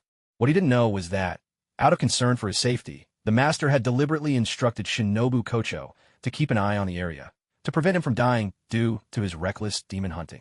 After some conversation, Makino finally understood why Kenichi Makaho was rushing home with his eldest son in the middle of the night. Kenichi's wife was about to give birth. This sudden news weighed heavily on Makino's heart. It was hard to imagine what would have happened to the Makaho family if he hadn't managed to save Kenichi. A wife losing her husband, a newborn child losing both father and brother. Such a fate was unthinkable. Strictly speaking, it was Makino who had brought misfortune to the Makaho family. The rare blood the demon was seeking was his. He was hardly worthy of being called their benefactor. Thankfully, everyone was safe for now. At Makino's persistent request, Kenichi finally stopped calling him benefactor. However, he firmly refused to address Makino by his given name, insisting on the respectful Makino-kun. An hour later, Makino and his companions arrived at the grand, elegant gates of a traditional Japanese estate. He had known the Makaho family was not ordinary, but their wealth far exceeded his expectations. Kenichi Makaho said, "Makino-kun, this is my home. Please come in." "All right," Makino replied. Makino didn't stand on ceremony. With his current strength, he'd grown rather indifferent to wealth. If he truly wanted money, it would be a simple matter for him. But just then, an elderly woman dressed in a kimono hurried out, beaming with excitement. She's delivered. Congratulations, master. Congratulations, master. Madam has given birth to a little miss, and both mother and child are safe and sound." Instantly, joy swept through the entire estate like a jubilant tide. Makino hadn't expected that, upon just stepping into the Sancheng household, he would be greeted with the news that Kenichi Sancheng had welcomed another daughter. Kenichi Sancheng was so overjoyed that he nearly danced with delight. "I have a daughter. I have a daughter. Wonderful. Simply wonderful. Rewards. Generous rewards. Everyone will receive a bonus." "Thank you, master." Seeing the happiness radiating from everyone's faces, Makino couldn't help but smile as well, swept up by the festive mood. "Congratulations, Sancheng-san, on the birth of your precious daughter." Kenichi Sancheng replied warmly. Thank you. Makino-kun, if not for you, the Sancheng family would have been left with only widows and orphans. I am forever indebted to you. May I trouble you to give my newborn daughter a name?" Makino was caught off guard. Naming a child? That was certainly not his forte. Yet, looking into Kenichi's hopeful eyes, he found himself at a loss for how to refuse. In his previous life, Makino had enjoyed watching anime, and there were many female characters he liked. Why not choose the name of one of his favorite characters for this child? But which name would be best? Kurumi? No, that sounded far too fierce. Mommy? Not exactly the luckiest choice. Origami? Sancheng Origami, while origami had a poetic ring to it, paired with her family name, it just didn't fit. Yukino? Sancheng Yukino. Mysterious, but perhaps too imposing. Shia? Sancheng Shia. Now that had a nice sound to it. How about Shia? He ventured, watching Kenichi Sancheng with some anxiety. Truth be told, he was terrible at naming things, let alone coming up with a Japanese name. Shia. Kenichi Sancheng repeated the name a few times, and then his eyes lit up. A fine name, truly a fine name. On behalf of little Shiha, I thank you, Makino-kun. Makino burst out laughing, his heart feeling light as if he were floating on air. Strangely, even though he hadn't met little Shiha yet, he already felt a special bond with her. Seeing Kenichi Sancheng's eagerness, Makino smiled gently. Hurry along now. Little Shiha and your esteemed wife are waiting for you. Yes. Forgive my rudeness. Taro, I'll leave Makino-kun in your care. Be sure to treat him with the utmost respect. Yes, father, Taro replied dutifully. Makino couldn't help but shake his head in amusement. Their standards for etiquette here really were rather exacting. There was also Taro, who, judging by his appearance, wasn't very old, about the age of a child transitioning from elementary to middle school in his previous life. Yet now, he was astonishingly mature for his years. In the tea room, servants soon brought 2 steaming cups of tea. Sanjo Taro sat straight-backed, every bit the little grown-up, which made Makino both amused and helpless. Relax, just relax, Makino said gently.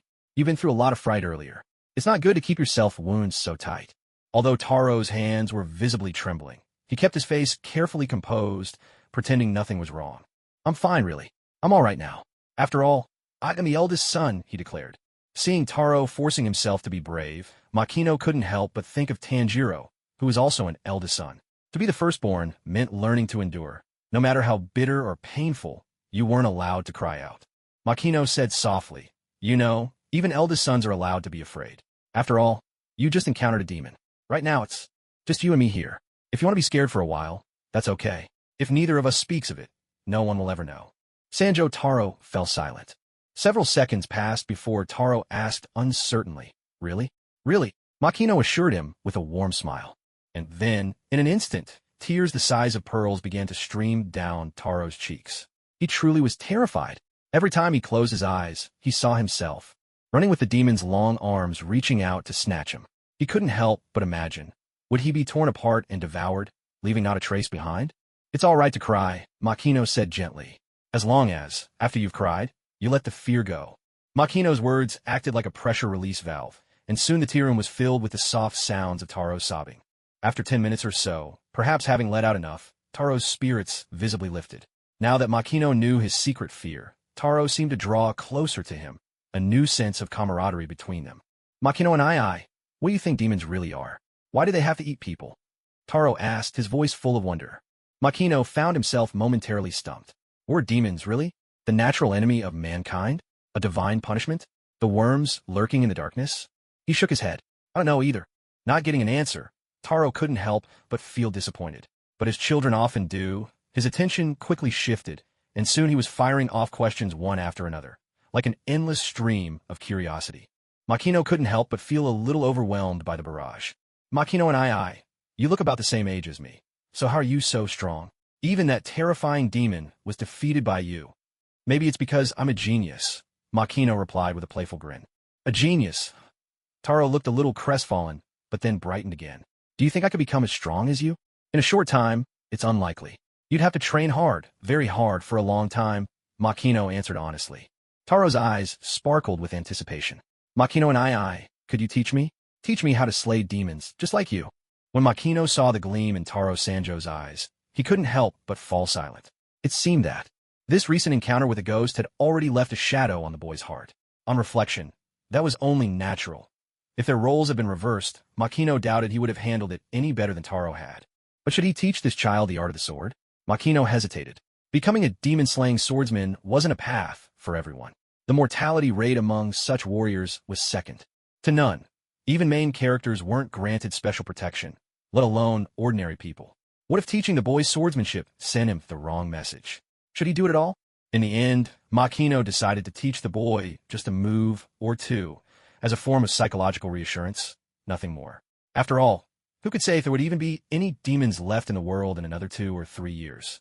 What surprised Makino, though, was that Taro not only had a foundation in swordsmanship, but his skill was actually quite impressive. It was only then that Makino learned Taro's grandfather had been a formidable samurai. In his youth, Kenichi Sanjo had practiced the sword for many years, but after the sword abolishment edict, he was forced to find another way in life. Yet, that very edict sparked a civil conflict known as the Satsuma Rebellion. Taro's grandfather, Sanjo Masashi, distinguished himself in the campaign to quell the uprising, rising from an aging samurai to the rank of officer. Thanks to this, the Sanjo family quickly prospered, becoming a renowned household in the region. Relying on his father's connections, Kenichi Sanjo also thrived in Tokyo. As for Taro, he'd learned swordsmanship from his grandfather as a child. Yet, since his father often dismissed swordsmanship as an outdated skill, Taro never paid it much mind. He never could have imagined that this so-called obsolete art would one day help him confront evil spirits. In that instant, Taro's old passion for the sword was rekindled. Perhaps because they were discussing swordsmanship, Makino and Taro found themselves hitting it off. Before long, a maid arrived to inform them that hot water and clean clothes had been prepared and invited them to bathe and change. Makino did not refuse. On the contrary, he thoroughly enjoyed it. The bath was so soothing that for a moment, Makino felt utterly relaxed and content. Afterward, dressed in fresh clothes, he felt more clear-headed and refreshed than he had in days. Then came a lavish breakfast. The dishes were exquisitely prepared, appealing in color, aroma, and taste, making Makino eager to dig in. What touched him most was that the fish he'd caught earlier had been specially cooked for him. The chef must have been a master. The flavors were outstanding, and Makino ate with great satisfaction. The hospitality of the Sanjo family was so thoughtful that Makino truly felt at home. After breakfast, he finally met the rest of the Sanjo household. Kenichi Sanjo had quite a few children. Besides his eldest son, Taro, there was the second son, Yuji, and the third son, Sanchi. But what surprised Makino most was when Kenichi Sanjo brought out his newborn daughter, Shu, cradled gently in his arms, that Makino's first impression was, how ugly. Not truly.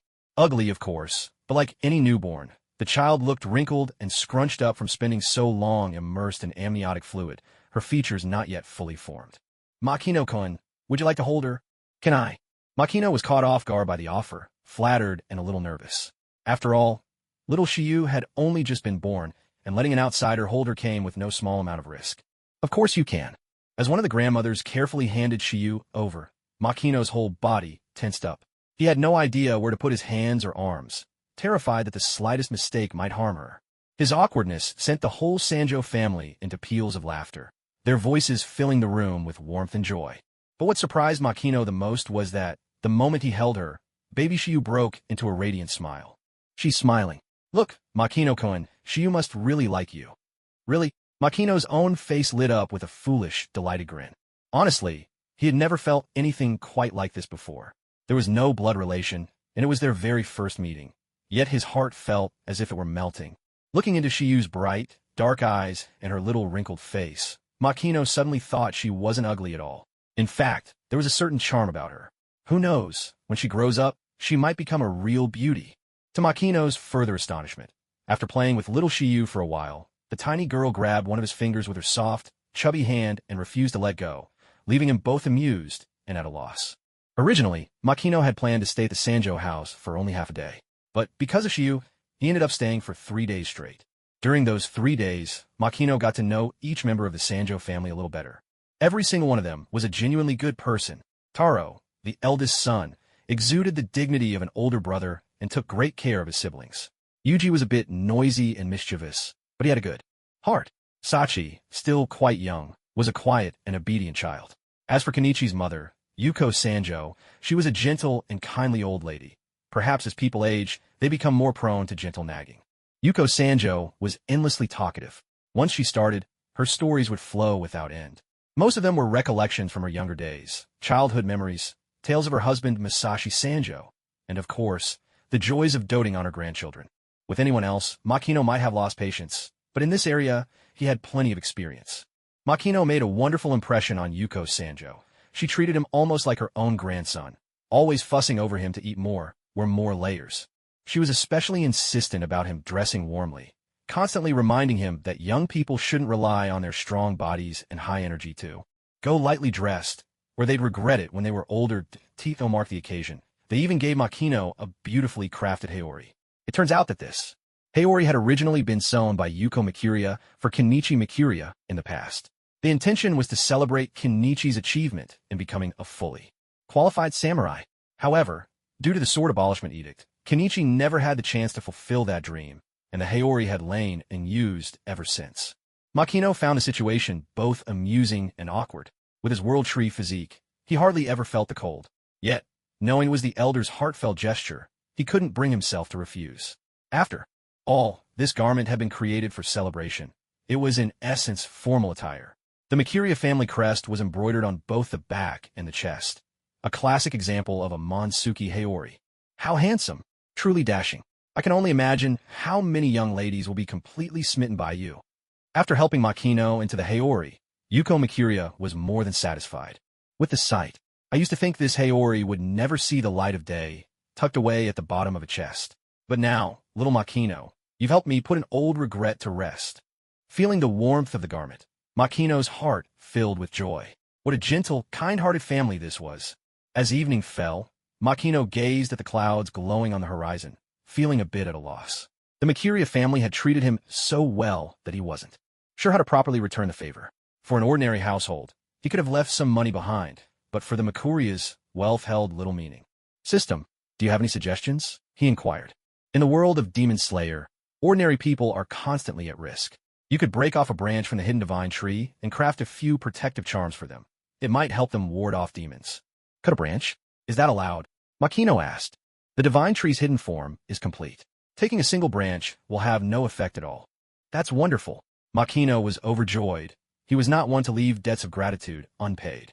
For the boys, he carved cannon pendants from the branch of the hidden divine tree, while for little Shiyu, who was still a child, he carved a pendant of the laughing Buddha. As for the elderly lady, he made a bracelet of prayer beads, and even Kenichi and his unseen wife received small gifts. Admittedly, the craftsmanship was rather rough, but considering these were made from the branches of the divine tree, they were still treasures worth giving. Makino even fashioned a simple wooden sword from the leftover branch and presented it to Taro as a gift. He instructed them, "They may not look fancy, but these pendants carry a scent that demons dislike. You can wear them as protective charms. Keep them close to you." Upon hearing this, the entire Makuria family was overjoyed. The more they understood the terror of demons, the greater their awe for such threats. To receive protective charms from a renowned demon hunter like Makino was truly a gift they would cherish. Everyone in the Sanjo household sensed that Makino was about to leave, and naturally, they tried their best to persuade him to stay. But in this world, there is no such thing as a feast that never ends. Makino said, "Ghosts lurk by day and roam at night. It's best not to go out after dark." "We will remember your words," they replied earnestly. "Ghosts fear the scent of wisteria flowers. If possible, you should plant a few wisteria trees around your residence. You can also make sachets from the blossoms and carry them with you. After the flowers have faded, the dried petals can be used to make incense." Makino shared several precautions for warding off ghosts, and everyone in the Sanjo family listened with utmost seriousness. After giving his instructions, Makino took his leave from the Sanjo family. Sanjo Kenichi said, "Makino, I will remember everything you've told us. The protective charms you gave us. We'll treat them as heirlooms and pass them down through the generations." Makino paused in surprise, then smiled. After all, these talismans were made from the sacred, hidden tree, imbued with divine power. A family heirloom, indeed, was not an exaggeration. To be honest, Makino was moved. It was the first time someone had shown him such respect. Sanjo Taro raised his wooden practice sword and declared, "Brother Makino, I will take up kendo once more. Someday, I'll be the one to protect my younger siblings." Sanjo Yuji chimed in, "Brother Makino, please come play with me again sometime." Sanjo Michi squealed, "Yes, come and play with us." Makino turned with a smile, waving farewell to everyone. Though the Sanjo residents had already vanished from sight, Makino's heart felt as if it had never left. What a warm and loving family they were. In this world, Makino was destined to be nothing more than a passerby. He probably wouldn't visit the Sanjo family again. To tell the truth, Makino genuinely wished he could see what little Shiyu would grow up to be like. After all, he had given her her name. When he first started following the story, Makino already knew this world was a harsh and unforgiving place. Yet it was only after meeting the Sanjo family that he gained a clearer understanding of just how cruel it could be.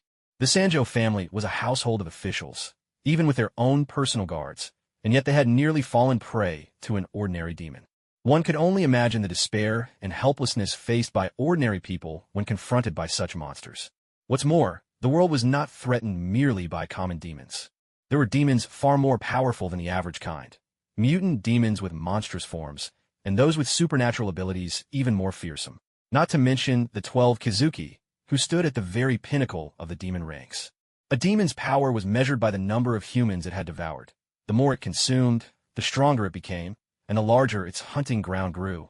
When Tanjiro went to Mount Fujikaisen for the final selection, he encountered a first-stage village boss, the Hand Demon, a mutant demon who hadn't even mastered a demon art, but had already claimed more than 50 lives. Yet the Hand Demon was still considered a low-level demon. So how many people had those demons with supernatural powers killed? After slaying a minor demon, all I managed was to save a single family of the Sanching household. It's hard to imagine how many other families have been shattered by these creatures. Draped in a haori and with a sword at his waist, Makino truly had the air of a demon slayer core swordsman. Perhaps it was because of his rare bloodline. Makino was like a walking beacon, drawing a host of fiends to his side. Yet, in the end, all of them simply became energy droplets for him. Makino had no idea that his demon-slaying spree had left many core members returning empty-handed. The Demon Slayer Corps grew increasingly curious about his existence. Not just the ordinary members, even the pillars themselves were beginning to take an interest in him. Half a month after leaving the Sanching household, Makino already bore the look of someone who'd been on the road for ages. He wasn't tired, though most of his journey was spent strolling and exploring, more like a countryside excursion than a hunt. The mountains were majestic, the rivers clear, the fields poetic, and the scenery picturesque. Yet Makino found no joy in it. On the contrary, his heart grew heavier with each passing day. The more demons he encountered, the greater his loathing for them became. So much so that hatred began to take root. Every demon he met became another energy droplet, as if he were grinding monsters in a game. But Makino couldn't stand it. Demon hunting was no game. Perhaps this is what they mean by the rabbit mourns for the fox. All creatures grieve for their kind. Over the past half-month, he didn't always arrive in time. There was one occasion when, by the time Makino reached his destination, a family of 7 had already been completely devoured. Though he avenged them, the dead could never return. Vengeance brought little comfort.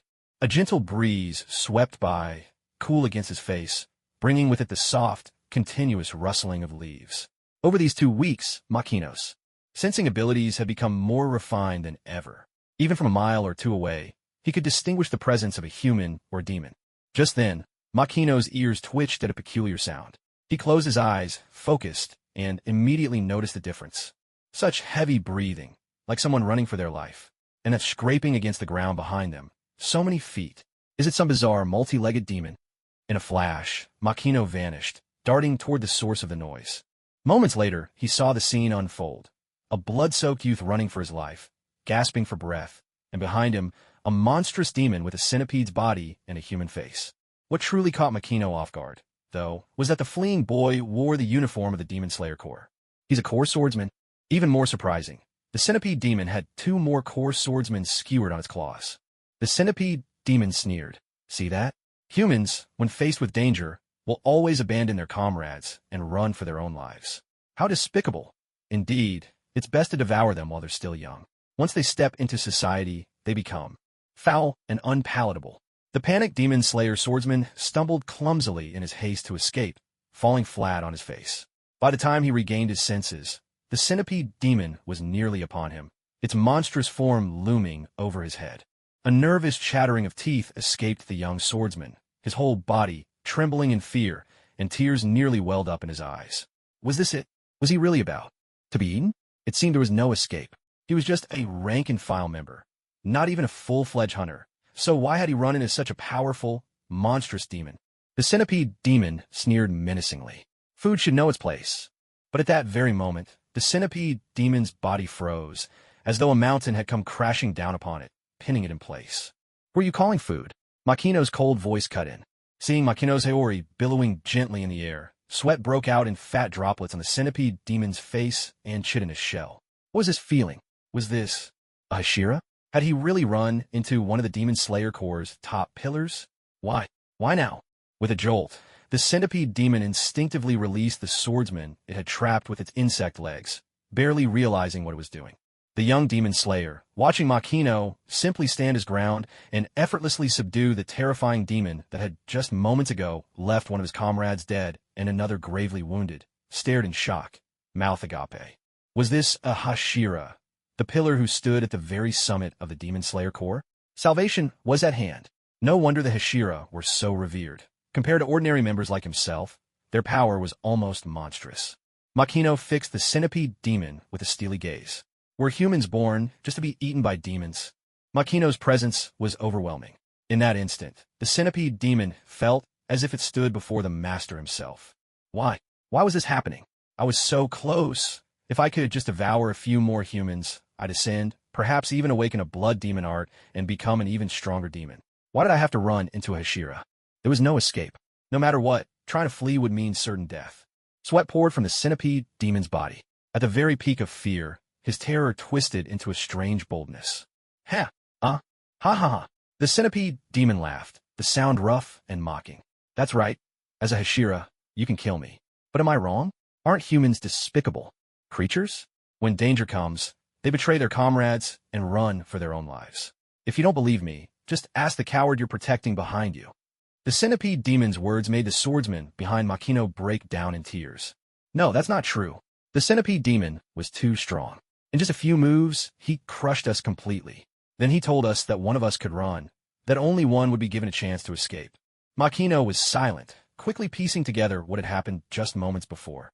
The centipede demon had undoubtedly demonstrated overwhelming strength. Both Demon Slayer swordsmen found themselves cornered, facing certain doom.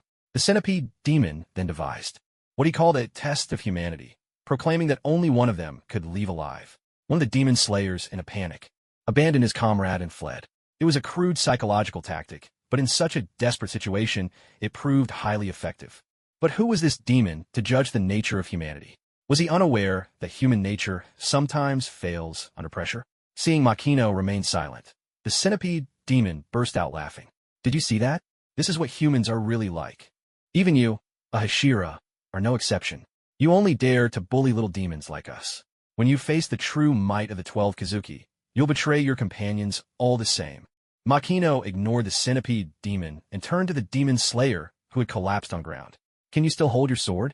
Though terrified, the demon slayer regained a bit of courage with Makino, the Hashira, standing by his side. Yes, I can. Makino nodded. Then can you still fight? Fight? Me? The demon slayer looked at Makino, then at the centipede demon, his legs shaking uncontrollably.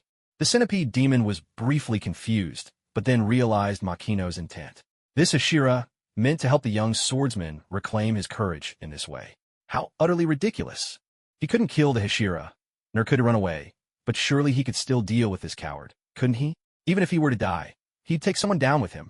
I can still fight. Under Makino's steady gaze, the terrified demon slayer shouted out his answer. He had a blood feud with demons. After all, otherwise, he would never have joined the Demon Slayer Corps. Makino nodded approvingly. Excellent. The greatness of humanity lies in its courage. The song of humanity is a song of bravery. Now fight. Show that demon, with your actions, that you are no coward. Tears welled up in the demon slayer's eyes, doubt lingering in his heart as his gaze shifted between Makino and the centipede demon. At last, he chose to fight. I'm no coward, damn it. AR. With a furious roar, the demon slayer seized his sword and charged at the centipede demon. A wicked grin spread across the demon's face. Here it was, the perfect chance for revenge against that infuriating Hashira. What did it matter, this so-called song of courage? Laughable, just a mere human. But in that instant, the centipede demon caught Makino's icy gaze. He felt as if he'd been plunged into a frozen abyss. His mind went blank. What was he just thinking? That's right, I was going to kill the coward and get back at the Hashira. Get back at the Hashira? At that moment, images began to flash through the centipede demon's mind. It hurts so much, it bit me. I was bitten by a centipede long, am I going to die from the poison? His friend answered with a reassuring smile. No, you won't, Dunn. It's just a centipede bite. Let the doctor take a look, and you'll be fine. I'll carry you to see the doctor. No, Dunn, I'm not strong enough. At this rate, we won't make it in time. You wait here for me. I'll run back to town and bring the doctor over myself. Dunn? Is that my name? Then who is Long? As the centipede demon snapped back to awareness, he saw the petrified demon slayer with sword raised, aiming for his neck. No, he's going to cut off my head. Did that cursed Hashira do something to me? Why did my mind just go completely blank? With a sharp, slicing sound, the sword tore into flesh, and the centipede demon's head was severed in an instant. I've been beheaded? Even dying by the Hashira's hand would be better than falling to a coward like this. Damn it. Damn it all. As the Nicaran blade severed his head, the centipede demon's body and head began to rapidly disintegrate into ash. It was only in the face of death that the centipede demon recovered the memories of his human life. I remember now. My name is Dunn. My best friend was Long. I was bitten by a centipede, and Long said he'd carry me to the doctor. But Long's health was frail, and he could only carry me a short distance before he was too exhausted to go on. The poison had already spread to my thigh. Long set me down and told me to wait while he went back alone to find a doctor. But Long never came back.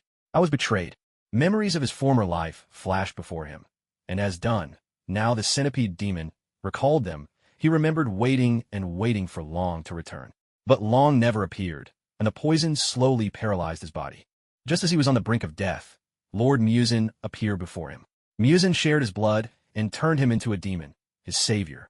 No, that's not right.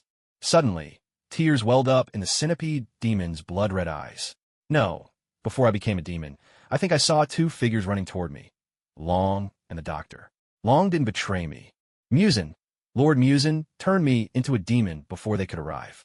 When Long and the doctor finally came, I devoured them. I ate my best friend. What have I done? Did Lord Muzin really not know that Long was bringing the doctor to save me? At that moment, a warm hand rested gently on his shoulder. Dunn, you really are a crybaby. I just can't handle you. Lifting his head in his ghostly form, Dunn gazed up and saw a long-missed, smiling face. Who else could it be, if not his dear friend Long, whom he felt he had forgotten for so long? The moment Dunn saw Long, he couldn't hold back his tears once more. I'm sorry, Long, I'm so sorry. It was my fault. I misunderstood you. Long beamed at him. Dunn, what are you talking about? I'm the one with the weak body. If I'd been a little stronger, if I could have run just a bit faster, you wouldn't have turned into a ghost. I am sorry. I am sorry. I am sorry. I am so sorry. With a sharp rap, Long knocked Dunn on the forehead and complained, Enough already. How many times are you going to repeat yourself? We're best friends, aren't we? Yeah. Dunn wiped away his tears and nodded vigorously. Long was right. They were best friends. In this life, Dunn had let Long down. But if there were a next life, he would give everything to protect Long with all his might. Holding tightly to his dear friend Long's hand, Dunn turned to Makino and shouted, "Mr. Demon Hunter, you were right. Courage is the anthem of humanity." Makino replied, "If you become a ghost, don't talk to me anymore. Only a ghost would listen to a ghost's words, you idiot." Long bowed to Makino. "Thank you, Mr. Demon Hunter. You saved my best friend." Makino waved dismissively, his patience worn thin. "Just go, all of you. I hope you never meet a ghost in your next life." Is Dunn pitiable? He is. But what about the people he devoured? Are they not to be pitied as well? Those who are pitiful often have their faults. What surprised Makino most was that he could actually see ghosts and even hear them speak. "Master, you are grown from seed. Before your awakening, your soul spent a long time gestating within the world tree. Your soul is extraordinarily powerful. Furthermore, you possess the demon-slaying blade. Strictly speaking, you are a blade wielder. The ability to see ghosts is merely the most basic of your powers." Makino nodded, taking it all in. Just then, Makino saw the demon slayer swordsman kneeling on the ground, utterly broken. "I did it. I finally did it. Why was I so foolish before, running away? It's all my fault, Shoyin. I'm the one who doomed you. I'm the reason you're gone." Seeing the swordsman so completely shattered, Makino fell silent for a moment. Humans are strange creatures. Call them strong, and they are, unyielding in the face of hardship. But they're also fragile, with spirits that can be crushed so easily. If he just left this swordsman like this, his life might be ruined forever. "Fool, are you going to wallow in guilt forever? Will your dead friend Shoyin return if you keep this up?" Makino's harsh words, surprisingly, brought the swordsman some relief. After all, the one scolding him was a mighty Hashira, the backbone of the Demon Slayer Corps. Makino continued, "Shoyin died because of your cowardice and weakness. Remember this guilt. Carry this shame with you always. From now on, your life is no longer your own. It belongs to Shoyin too. Whatever dreams he left unfinished, it's up to you to see them through. The demons he should have slain, you must slay them for him as well, because this is a debt you owe him. Live on, carrying Akihiko's share with you." Makino's words rang out like a great bell, resounding deep within the swordsman's heart. The pillar was right. He must live on, bearing Akihiko's share alongside his own. Thank you. I will always remember your teachings, my lord." Tears streamed down the demon slayer's face, but his eyes had grown resolute, shining with newfound determination. Makino nodded. He himself wasn't sure if what he had done was right. With this resolve, perhaps the swordsman would be reborn, though he might just as easily fall in the next hunt. After all, compared to demons, creatures nearly immortal, the flesh and blood of humans is ever so fragile. It was time to leave. Just now, he had gained another 3 million units of energy, yet Makino felt little joy in the harvest. Hell lies empty, for the demons walk the earth. What a truly dark world this is. In that moment, the swordsman suddenly dropped to his knees before him. "My lord, I know this request may be shameless, but please accept me as your foster son. I want to grow stronger, much stronger. I must become stronger for Akihiko's sake as well." Makino was taken aback. A foster son meant a disciple, a successor. This swordsman certainly knew how to seize an opportunity. Still, the desire to grow stronger was not something Makino disliked. What's more, he had saved this man from the clutches of a demon. If he died on the very next mission, wouldn't that be a disgrace? "I will not take you as a foster son, but I'll wait for you for half an hour. Bury Akihiko, and then come find me." "Yes, sir." The swordsman could barely contain his joy. Though he wouldn't become a foster son, receiving guidance from a pillar was a stroke of fortune from the heavens. Half an hour later, Hasegawa buried Akihiko, offering a silent tribute, and then set off after Makino. An hour passed. Shinobu Kocho stood in silence before Akihiko's grave. She had rushed here at full speed upon receiving the Kasugai crow's message. Yet, was she still too late? Even as a pillar, Shinobu felt a wave of helplessness. To be honest, the longer she served as a pillar, the more lost she felt. Can humans truly coexist with demons? By the way, where is Hasegawa, the demon-slaying swordsman? Since Akihiko has been buried, he must have survived, but where could he be? "Shiro, are you sure your partner is really here?" The crow named Shiro replied, Nearby, just around here." Shinobu smiled. "Then let's keep looking. With Hasegawa's strength alone, I doubt he could have defeated the centipede demon." On a small hill, Hasegawa was gasping for breath, his body drenched entirely in sweat. No wonder you're called a pillar. Incredible. After using the breathing technique, I was so exhausted that I thought my heart would leap out of my chest, but this man, he didn't even seem the slightest bit out of breath. Makino looked at Nagatani Masaru and said coldly, I wonder who your trainer was. Your fundamentals and endurance are both terrible. No matter how good your swordsmanship is, in your hands, you'd be lucky to bring out even 30% of its true power. A trainer, as they're called, is someone who specializes in raising demon-slaying swordsmen. Usually, they're former members of the Demon Slayer Corps who have retired from the front lines. There's no denying it. Nagatani's mentor had truly poor teaching methods. Makino couldn't help but seriously doubt how someone at Nagatani's level had ever managed to pass the final selection. Hey, Nagatani's face clouded over with discouragement. Compared to Makino, his performance just now had been utterly dismal. Pick up your sword and attack me. Now, Nagatani looked bewildered. He was already on the verge of collapse. Makino pressed on. What? Do you not understand simple instructions? If you run into a demon, do you think it will wait for you to be well-rested before it fights you? Yes, sir. Nagatani's expression sharpened, and he immediately drew the Nichiren sword that hung at his waist. Seeing the vivid blue sheen on Nagatani's blade, Makino instantly understood. So, he's a water-breathing user. What are you waiting for? Nagatani hesitated. But you haven't drawn your sword yet. Makino replied mercilessly.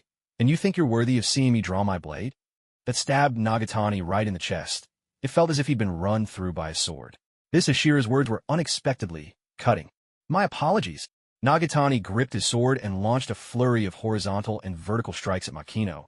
But to his shock, no matter what he did, he couldn't even brush the hem of Makino's clothing.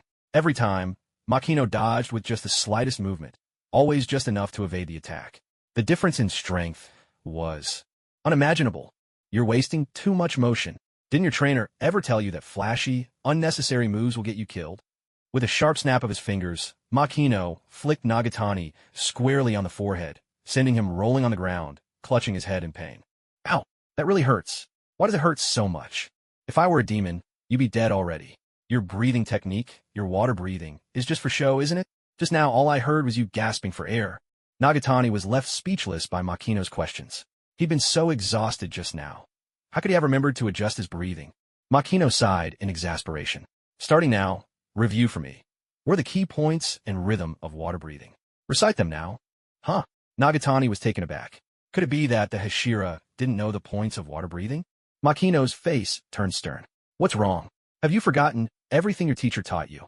Nagatani was immediately filled with shame. No, I remember every key point my teacher taught me. Recite. Yes, sir. There are 10 forms of the water breathing technique. First form, water surface slash. Second form, water wheel.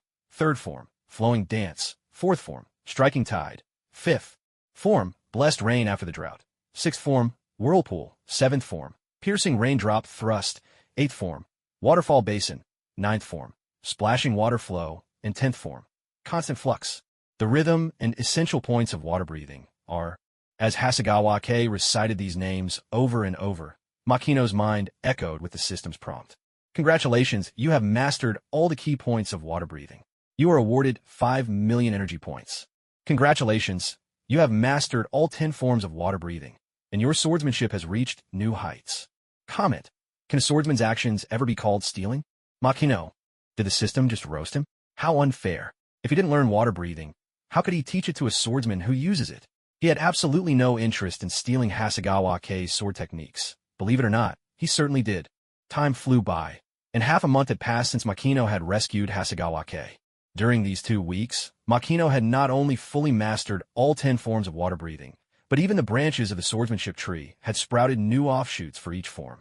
But as for Hasegawa-ke, the situation was complicated. Always just a little off. Every single time. It's exactly this attitude of cutting corners that's kept you from grasping the true essence of the 10 water-breathing forms. Makino scolded, his tone sharp as ever. Hasegawa-ke had been put through rigorous training by Makino, yet deep down he felt no resentment at all. On the contrary, he admired Makino to the extreme. It wasn't that Makino's strictness had given him Stockholm Syndrome. Rather, it was Makino's swordsmanship itself that had completely won him over. Though they both used water breathing, the power Makino displayed compared to his own was as different as night and day. Of course, most importantly, Makino's guidance had sent Hasegawa-ke's skill soaring. In just half a month, he even felt as if he'd been reborn. Though it might sound disrespectful, Hasegawa even suspected his previous teacher had been holding him back. One could say that, for the past 2 weeks, Makino had been tirelessly correcting all of his small mistakes. He hadn't learned any new moves, just the same 10 forms of water breathing, but his understanding of them had advanced by leaps and bounds. Go to 1,000 practice swings and adjust your breathing. Your fundamentals are far too weak. Yes, sir. Hasegawa immediately began his practice swings, his form careful and precise. He didn't dare lose focus for an instant. After all, these past 2 weeks, Makino had instilled a very real sense of fear in him. The slightest lapse in concentration or slip in form would result in Makino giving him a thorough thrashing. A pain felt deep down to the bone. It was hard to imagine how someone ranked as a pillar could hit so hard. And even now, Hasegawa still didn't know Makino's name. Nagaya Masaru suspected that it was simply because he wasn't good enough. The esteemed master didn't even bother telling him his name, lest Masaru embarrass him later on. Clearly, he still had a long way to go. Watching Nagaya Masaru practicing his sword swings with utmost seriousness, Makino couldn't help but smile. The feeling of being a teacher these past 2 weeks. It was exhilarating. He taught Masaru exactly as teacher Koshiro had once taught him, especially all those sneaky little tricks. He tried every one of them out on Masaru, assigning impossibly difficult homework that couldn't possibly be finished. What a delight. To be honest, it was a little addictive. Water breathing, as the most widely practiced of the 5 foundational breathing techniques, was indeed easier to learn, but true mastery was another story entirely. Without imprinting the techniques into the body itself, unleashing their true power was nearly impossible. Yet it must be said, the 10 basic forms of water breathing, honed and refined through over 1,000 years by generations of demon-slaying swordsmen, have truly been developed to the peak of human potential. One could say that these 10 forms represent the most efficient techniques for both killing and defense, practical skills born for the sole purpose of slaying demons. After mastering all 10 forms of water breathing, even someone as skilled as Makino couldn't help but be impressed. Without the demon's monstrous physical abilities and incredible regenerative power, there's no way humans and demons could have developed such extreme sword techniques. There's just too great a gap between them. As for the breathing techniques themselves, they demand everything the body can give, and more. To put it bluntly, even water breathing, the gentlest of them all, is essentially a method of trading away one's lifespan in exchange for overwhelming combat power. The so-called total concentration breathing is all about accelerating blood flow and making the heart race, causing the body temperature to rise rapidly. Simply put, it means expanding the lungs through deep, forceful breathing so as to infuse the blood with as much oxygen as possible. When the blood is pushed to its limits, bones and muscles grow tense, the blood heats up, and the body temporarily attains strength on par with the demons. In truth, this technique is quite similar to Luffy's Gear Second. Both involve pumping up the body, speeding up blood flow, and amplifying physical strength, not unlike taking a powerful stimulant. Of course, Luffy's Gear Second is far more dramatic. After all, he's made of rubber, and the limits his body can withstand are beyond anything an ordinary person could imagine. That's why, when Luffy uses Gear Second, steam pours off his body. In the world of Demon Slayer, seeking greater strength, total concentration breathing is only the beginning. There's an even more advanced technique known as total concentration, constant, where breathing is maintained at full capacity 24 hours a day, even while sleeping. Just imagine, if Luffy were to stay in Gear Second all day and night, wouldn't the thought give you chills? The more he learned, the more Makino grew to respect the swordsmen who practiced the breathing techniques. 2. Defeat the demons. Each and every one of them fought every battle as if burning their own life force. This brought to Makino's mind the protagonist of Chivalry of a Failed Knight, Ikki Kurigane, and his one-cut Azura. If an ordinary person wished to triumph over a genius, they had to become an Azura, a relentless warrior. This saying felt even more fitting in this world. For humans to overcome demons whose strength and regenerative abilities far surpass their own, they too had to become Azura. Before long, Hasegatsu appeared beside Makino, panting heavily. "Sir, I've finished my 1,000 sword swings. Please give me your next instruction." "Very well," Makino began. A smile immediately spread across Hasegatsu's face. At last, he had gained this man's approval. It truly hadn't been easy. Makino continued. "Did you really think I was going to say that?" The smile froze on Hasegatsu's face, and he nearly went slack with surprise. Makino said, these past 2 weeks, I've been correcting your forms, making sure every stance you take is as close to perfect as possible. But that's only to make up for the training you missed out on in the past. Don't get ahead of yourself. Tell me, does water have a fixed shape?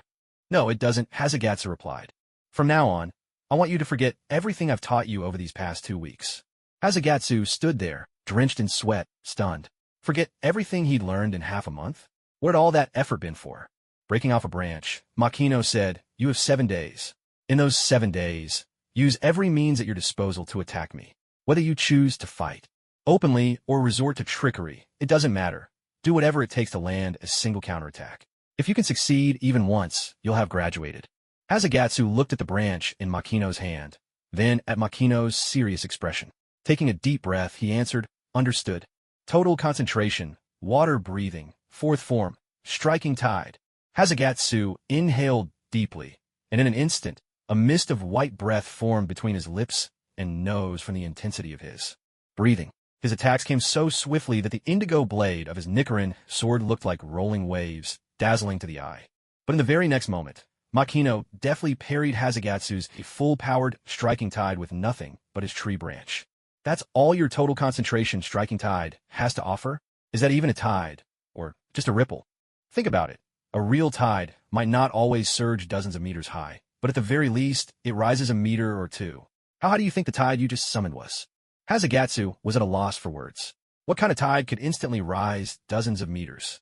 Total concentration, water breathing, 4th form, striking tide. Makino called out.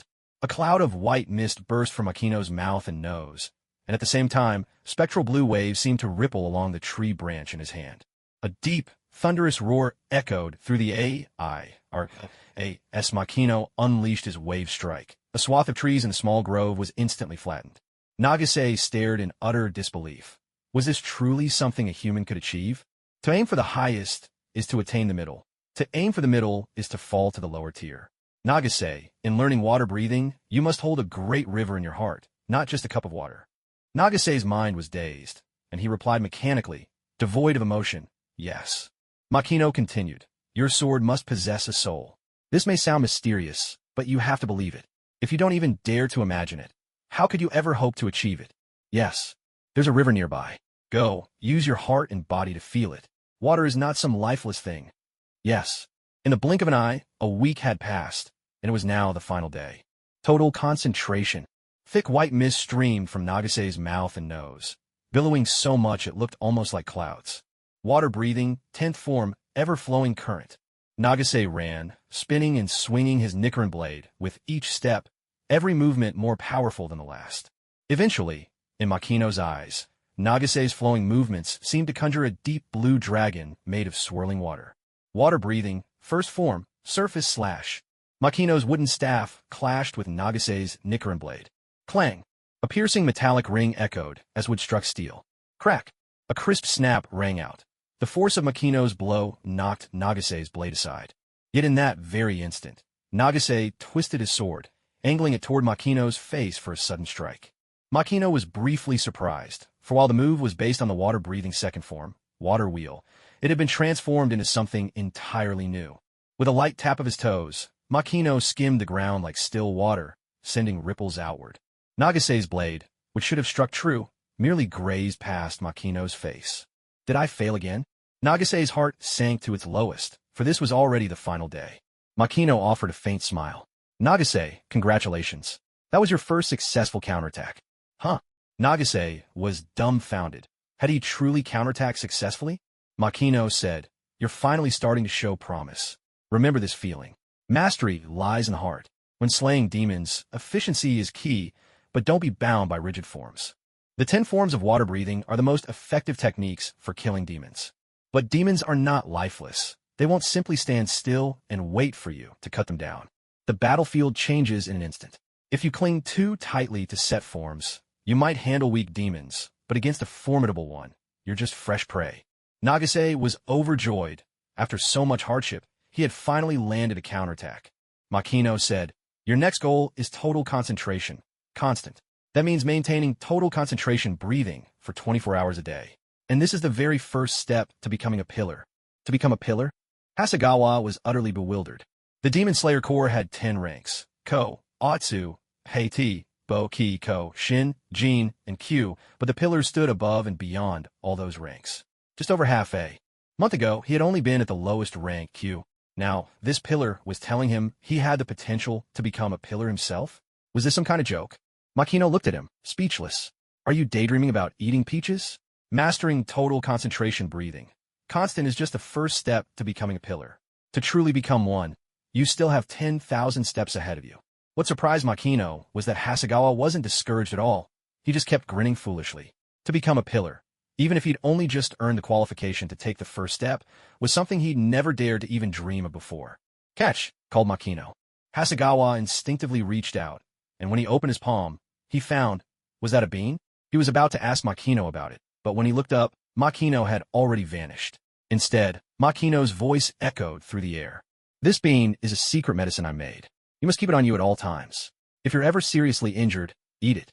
It just might save your life. Remember, only eat it if you're gravely wounded. Staring at the empty surroundings, Hasegawa felt an emptiness in his heart as well. Bilar-sama, Bilar-sama. But the world remained silent and empty. Was he really gone? He hadn't even had the chance to say goodbye. Hasegawa knelt down and bowed deeply 3 times toward the place where Makino had just stood. Pillar-sama, your great kindness and virtue. I will never forget them. I know my talent is nothing special, but I'll do my best to slay demons and to earn your approval. Makino, of course, heard Hasegawa's voice loud and clear, but Makino gave no reply. Feelings grow from shared experiences. After more than half a month together, Makino did feel a certain fondness for Hasegawa, but to take him on as a disciple, that was another matter. Hasegawa's aptitude was still lacking. Truth be told, Makino had been willing to teach him for so long mainly because he'd learned the entire water-breathing technique from Hasegawa. Training Hasegawa's swordsmanship was simply returning the favor.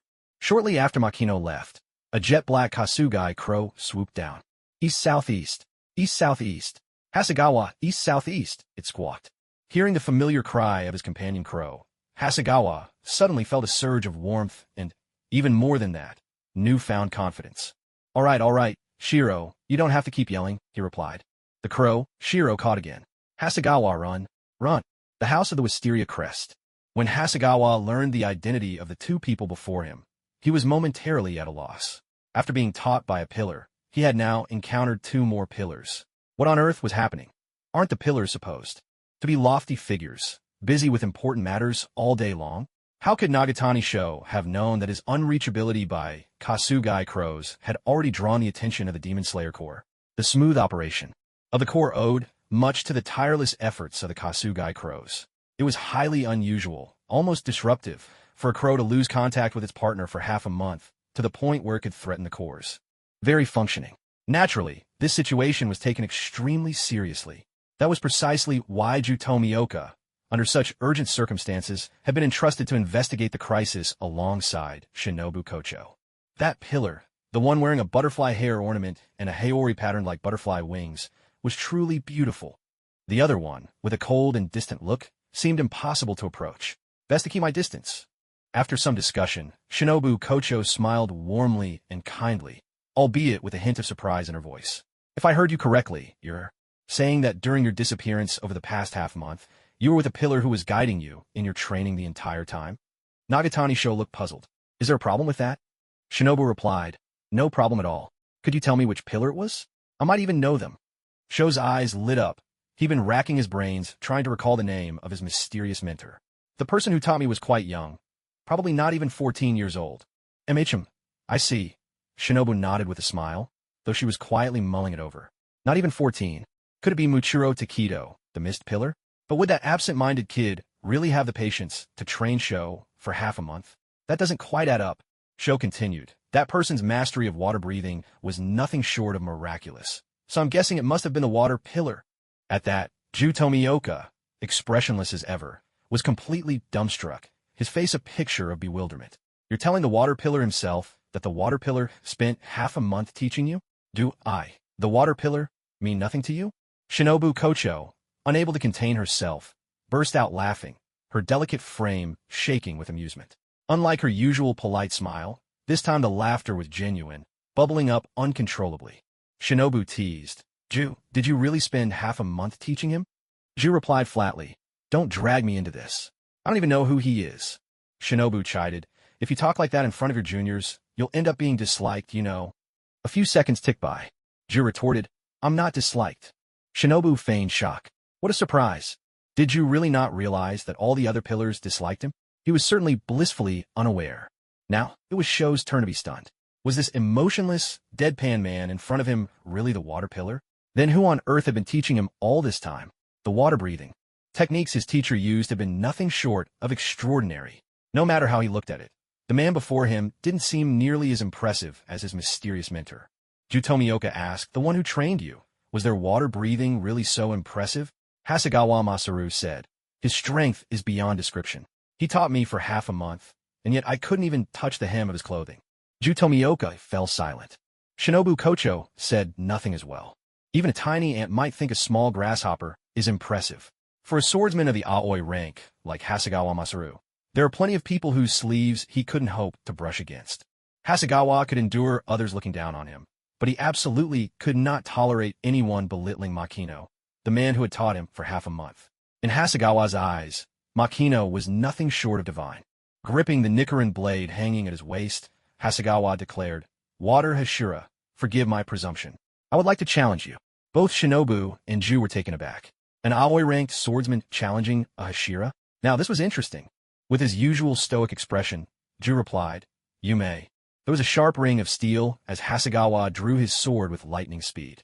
A flash of silver streaked through the air. Ju's impassive face revealed a flicker of surprise. At the Demon Slayer Corps headquarters, after listening in detail to Ju's report, Master Kagaya Ubuyashiki's interest was piqued. To be able to land an effective attack on you, Ju, would require at least a Kano-level swordsman, wouldn't it? He remarked. In just half a month, to train an Aoi-ranked swordsman to such a degree, the young man we've yet to meet is truly remarkable. What is a Hashira? They're the pillars that support the Demon Slayer Corps, standing at its very peak. At most, only 9 can bear the title at any one time. Strength alone is not enough to earn the title of Hashira. To become a Hashira, there is a fundamental requirement. One must have slain a member of the 12 Kizuki. Even that may not be enough, for if there is no vacancy among the Hashira, the title cannot be claimed. For example, among water breathing practitioners, if one already holds the title of Water Hashira, even if another matches their strength and slays a member of the 12 Kizuki, they still cannot become a Hashira. There can only ever be one Water Hashira. Additionally, if a particular breathing style lacks a swordsman strong enough to inherit the title, the position will remain vacant rather than be filled by someone unworthy. For instance, there is currently no Thunder Hashira, as no one using thunder breathing has reached the required level. This illustrates how much weight each Hashira carries, the strongest force within the Demon Slayer Corps. The fact that Hasegawa Masaru could land an effective counterattack against Ju speaks volumes. Kagaya Ubuyashiki observed, Hasegawa Masaru and you, Ju, were swordsmen of the same generation. That, in itself, is a twist of fate. At his master's words, a pang of pain struck Ju's heart. During Ju Tomioka's final selection, he hadn't managed to slay even a single demon. In fact, he was knocked unconscious by a demon the moment he encountered one. If not for his senior, Sabito, who saved him and entrusted him to the care of other teammates, Ju would have been devoured long ago. His senior, Sabito, nearly slew every demon he encountered during the final selection. His achievement stood out above all the rest. Not only did he save him, but he also rescued every other participant in the selection. As a result, in that cohort, almost every swordsman who took part passed the test and became a member of the Demon Slayer Corps. This even included someone like him, who had remained unconscious all the way until the selection ended. The only exception was the one with the greatest strength and the highest demon kill count. Sabito. Sabito was, in fact, the only one that year who died on Mount Fujikaisen, the only one who failed to survive the final selection. How bitterly ironic. He, Ju Tomioka, was utterly unworthy of bearing the title of Water Hashira. Master, according to Hasegawa's account, Shinobu Kocho and I once visited that little hill. I saw with my own eyes the marks left behind after that young man leveled a forest of trees with a single stroke. I heard that he did all that with just a wooden stick. If that's true, I am nowhere near his level. Master, please allow me to continue searching for that young man. I hope to offer him my position as the Water Hashira. Kagaya Ubuyashiki replied. Since that young man knows how to use water breathing, he must be aware of the Demon Slayer Corps' existence. When he was with Hasegawa, not even the Kasugai crows could reach him.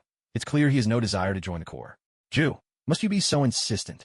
Ju, Tomioka said, please, master, grant me this request.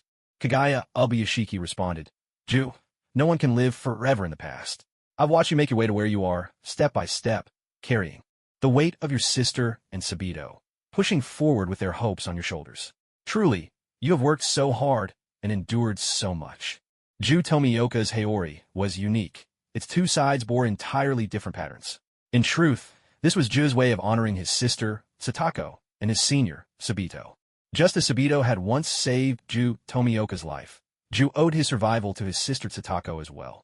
She had risked everything to hide him, allowing him to escape from the jaws of a demon. Because of Satako, he narrowly survived, but both she and the rest of their family were devoured by the demon. And that day was the eve of Satako's wedding. Ju Tomioka was tormented by his own weakness, enraged by his own helplessness. If only he had been strong enough, neither his sister nor Sabito would have died.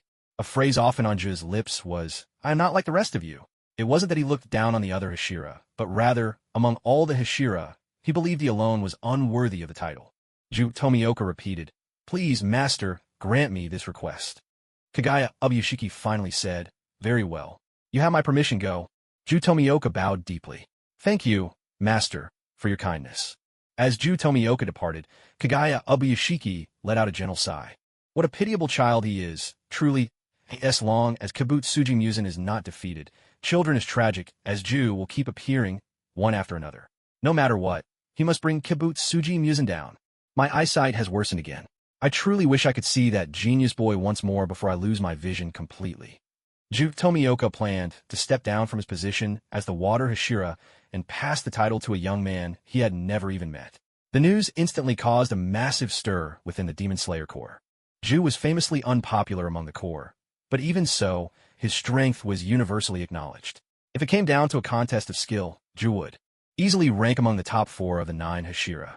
This was mainly because water breathing lacked explosive power, a limitation of the technique itself.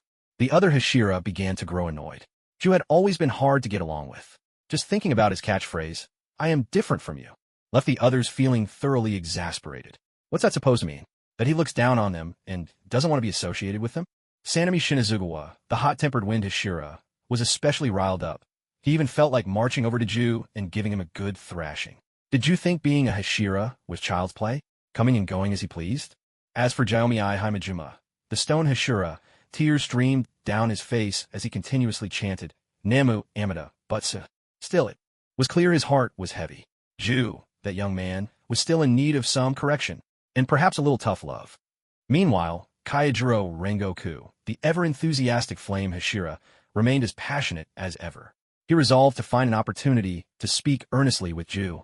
Being a Hashira was not just an honor, it was a responsibility. Those born strong and gifted had a duty to use their talents to protect the weak. He made up his mind. He would do his utmost to persuade Ju, with a sword if necessary. He was also quite curious to see, once and for all, just how different Ju really was from him. Perhaps the only person who could somewhat understand Ju was Shinobu Kocho, the insect Hashira, who had witnessed that dazzling display. A single strike from Akino that felled countless trees. Among the 9 Hashira, almost all, except for her, due to her slight build, could deliver such overwhelming power. With a blade. But to do it with nothing but a wooden stick, without even a Nichiren's sword. Now that was truly difficult. Of course, it was possible that Hasegawa was exaggerating, but there was no denying that Makino's existence had thoroughly piqued the curiosity of Shinobu, and indeed, all the Hashira. Akatsugai Crow even soared directly toward Mount Sajiri. Upon reading Ju's letter, Sakanji Urokadaki was left momentarily stunned. To begin, allow me the courtesy of my respects. Esteemed Urokadaki Sakanji. Recently, I have unexpectedly discovered a young man who wields water breathing with astounding mastery. In just half a month, he trained a newly selected Koi-ranked demon slayer until they attained the strength of a competent Suga-level fighter. At present, I am searching for this young man, hoping he might succeed me as the next Water Hashira. I am truly sorry to have disappointed your expectations. According to Hasegawa's account, this young man has a remarkably unique understanding of how to train swordsmen in the water-breathing technique, and I personally believe his insights are extremely valuable. The specific methods are as follows. I hope this will be of help to you. You might consider trying him out with that boy who has such an extraordinary sense of smell, Perhaps he could become the strongest water-breathing swordsman yet. He may even make a breakthrough and truly inherit the tradition. Please take good care of yourself. Sincerely, Ju Tomioka, MT Sajiri. As the sun rose, Tanjiro greeted Nezuko, who was still deep in sleep, before beginning another day of training. Urokadaki's instruction was harsh to the point of being frightening. Yet, after nearly 2 months on MT Sajiri, Tanjiro had gradually grown accustomed to the rhythm of his teacher's regimen and was even starting to handle it with greater ease. Urokadaki's training was, in fact, highly structured. Most days began with a lesson on theory, followed by a demonstration, then solo practice, and finally, a sparring session that was as much a test as it was a duel. At night, Tanjiro would write in his diary, reviewing what he had learned that day. Urokadaki's teaching also followed a steady progression, starting simple, then moving to more complex techniques, each phase focusing on a particular skill. 2 weeks ago, the main focus was on wrestling drills, where he was taught to be prepared to land safely no matter his posture. In battle with demons, after all, the terrain, the environment, even the weather or the demon's strength, none of these could be controlled. The aim of this training was simple. No matter how or why he was knocked down, he had to be able to get back on his feet immediately and keep fighting. This was a skill that could mean the difference between life and death. This past week, the lessons shifted to breathing techniques and moves akin to sword forms. These proved incredibly challenging. After a week of effort, Tanjiro still hadn't mastered the correct breathing method. But perhaps that was to be expected. It was no easy feat, and Urokadaki continued to offer guidance, correction, and explanation day after day. Today, as usual, a new day of training began. Nezuko, I'll do my best, Tanjiro called out, using his little sister as a source of encouragement, as he always did. Just then, Tanjiro wrinkled his nose, picking up an unfamiliar, ominous scent that sent a chill down his spine. What was this foreboding smell? And why did Urokadaki seem so eager, almost excited? Had something happened? Tanjiro turned mechanically, and it was only then that he noticed the usually empty-handed Urokadaki now holding a jet-black wooden staff. A staff? Urokadaki was already terrifying enough unarmed. What would he be like wielding a weapon? A howl rang out, echoing through the misty slopes of MT Sajiri, as Tanjiro braced himself for what was to come. Tanjiro had thought he'd already mastered Mr. Urokadaki's teaching rhythm, but only now did he realize how naive he'd been. Mr. Urokadaki's teaching style hadn't just changed. It had transformed completely. Just a week ago, breathing practice was all about gentle guidance, pointing out what he did right and where he'd gone wrong. But now, whenever he made a mistake, the staff would come swinging down without warning. The pain was excruciating. Had something happened to Mr. Urokadaki? Why had his teaching style shifted so dramatically? Of course, Tanjiro had no idea that Mr. Urokadaki had received a training manual from his prized disciple, Ju Tomioka, a manual originally compiled by Makino. Urokadaki Sakanji, the former water Hashira, had stepped back from the front lines to become a cultivator of new swordsmen, developing a unique approach to teaching the water-breathing technique. In fact, Urokadaki was considered the greatest teacher in the world of Demon Slayer. He had trained Ju Tomioka, the current water Hashira, Sabito, who was said to have even more potential than Ju himself, and, of course, Tanjiro, our protagonist. But there was one thing Urokadaki could never have foreseen. On Mount Fujikaisen, there was a hand demon who harbored a deep grudge against him. Even more unexpected was that the fox-shaped warding masks he'd lovingly carved for his students, meant to keep them safe, had become unmistakable markers for the hand demon to identify his disciples. Thanks to these masks, the hand demon could always pick out Urokadaki's students with chilling precision. One after another, 13 of the pupils Urokadaki had painstakingly trained were devoured. 13. What did that mean? Training a single student took at least a year. Urokadaki had spent 2 years teaching Tanjiro. In other words, over a decade of his life and effort had gone into raising these students, only for each and every one of them to die. How many decades does a person get in life? Among those lost were Sabito, whose death Ju Tomioka would forever regret, and Makomo, who was cherished by all fans of Demon Slayer. After losing 13 disciples in a row, Urokadaki was left shattered, questioning his worth as a teacher and doubting his own methods. If not for Ju's encouragement, he might never have taken on another student. So, when Ju sent him a new, more efficient training program, along with the shining example of Hasegawa's success, Urokadaki sees it like a struggling student discovering the answer key to an impossible test. And thus, Tanjiro became the first victim, or rather beneficiary, of this educational reform. From that day on, the mountains echoed with the howls of a struggling wolf. Whatever misfortunes befell Tanjiro, Makino knew nothing of them. At that moment, he was busy exchanging gold for cash at a local gold shop. Money isn't everything, but without it, nothing gets done. Behind the counter, a man dressed in a suit and wearing glasses, looking every bit the Western gentleman, was holding a magnifying glass and scrutinizing the treasures Makino wanted to exchange, delivering his expert appraisal. The quality of this gold ornament isn't up to par.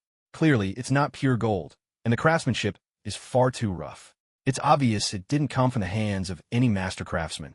The Western gentleman spoke with practiced ease, drawing the attention of the other employees around him. Here we go again. They're about to witness the president's legendary bargaining skills. Just then, a mechanical, electronic voice echoed in Makino's mind. Your original water-breathing, swordsman training method has been adopted by trainer Sakanji Urokadaki. You are awarded 1 million energy points. Tanjiro's training intensity has doubled, and the difficulty of real combat has tripled. Compared to the original story, his strength has increased significantly, and the plot deviation rate is now 2%. Hearing the system's voice in his head, Makino, who had one hand resting on the counter, froze in surprise. Is this for real? With a sharp crack, the pearwood counter beneath his palm bore the deep imprint of his hand, pressed there without him even noticing. The Western gentleman, who had just been inspecting Makino's gold with his magnifying glass, suddenly flashed a beatific smile, as though encountering a miracle. The quality of this gold ornament is not bad at all. In fact, it's wonderful, clearly the work of a true master. The craftsmanship may seem a bit rough, but that just proves its centuries-old, rustic style. This isn't just an ordinary gold ornament. This is a pure piece, a gold ornament that transcends all vulgar tastes. The staff around the counter couldn't help but stifle their laughter. President, you've changed. You're no longer the one who could find fault with even a perfect egg. And what in the world is a gold ornament that transcends vulgar tastes? Looking at the thick wads of cash, Makino couldn't help but smile. This president really does know how to go with the flow. But then, Makino found himself being watched. The gold shop was busy, and too many people had seen him receive a large sum of cash. For someone his age, alone, and walking out of the shop with so much money, he drew more than a little attention. But it was only a few petty thugs, and Makino didn't give them a second thought. What truly surprised him was the unexpected figure following behind the group of thugs, someone he never thought he'd encounter here. Makino hadn't expected to run into Shinobu Kocho in this place. Even more surprising, it seemed she was deliberately tailing him. It must have been Hasegawa who leaked his information. Back then, to avoid being disturbed by the Kasugai crows, he played a few tricks. So it was only natural for the Demon Slayer Corps to take notice of him. But Makino wasn't concerned. When he decided to teach Hasegawa, he'd already considered the possibility of drawing the Corps' attention. With his current strength, there were few in the world of Demon Slayer that he truly needed to fear. Makino deliberately wandered into a deserted alley, and as expected, a few thugs followed him in. Yet, before he even had a chance to act, all the thugs who had tailed him were already sprawled on the ground, groaning in pain. Each and every one of them was scratching at themselves with wild desperation, as if they were trying to claw off a layer of their own skin. Had they all been poisoned? Poison users truly are beings to be feared. Shinobu Kocho stepped out slowly, a gentle smile on her face. I do apologize for making you all feel unbearably itchy, she said sweetly. But coveting someone else's money is really not a good habit, you know. Have you sincerely repented? If you have truly reflected on your mistakes, please let me know, she continued, her voice light. I'll give you the antidote. We're sorry. We know we were wrong. Please, give us the antidote. The thugs bawled and pleaded as if their lives depended on it, swearing up and down that they had learned their lesson.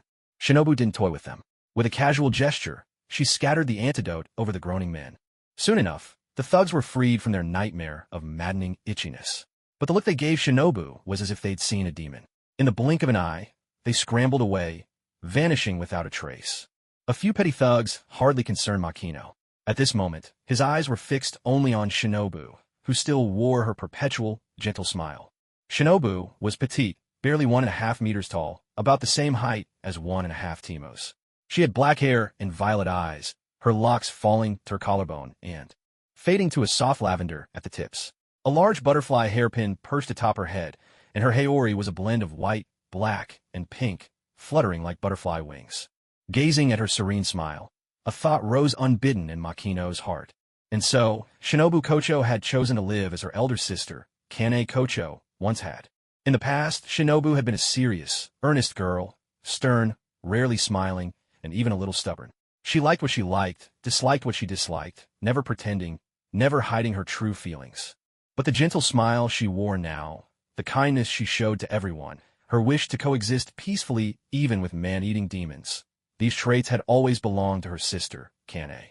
Yet it was this gentle sister, who dreamed of peace with demons and treated everyone with warmth, who was slain by Upper Moon too, Doma. The eyes are the windows to the soul. When Shinobu noticed the look in Makino's eyes, she suddenly became self-conscious. His gaze was nothing like the way a stranger would look at her. Deep within his eyes, she could even glimpse a hint of sorrow for her. Was it just her imagination? Shinobu was certain she had never met Makino before. After all, with someone as strikingly handsome and extraordinary as Makino, she was sure she would remember if they had ever crossed paths. "Do you know me?" she asked. Makino nodded. "You could say that I do." Shinobu was even more surprised. "Have we met before?" "No, but I know you Kane and Kaneo."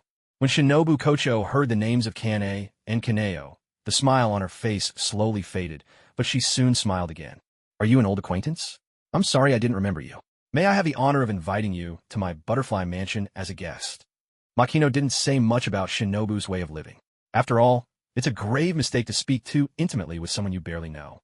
Rather than offering empty words of advice, it would be far better to bring Doma's severed head to Kane's grave as a true offering. "I am sorry. I have important matters of my own to attend to." Shinobu didn't mind being refused.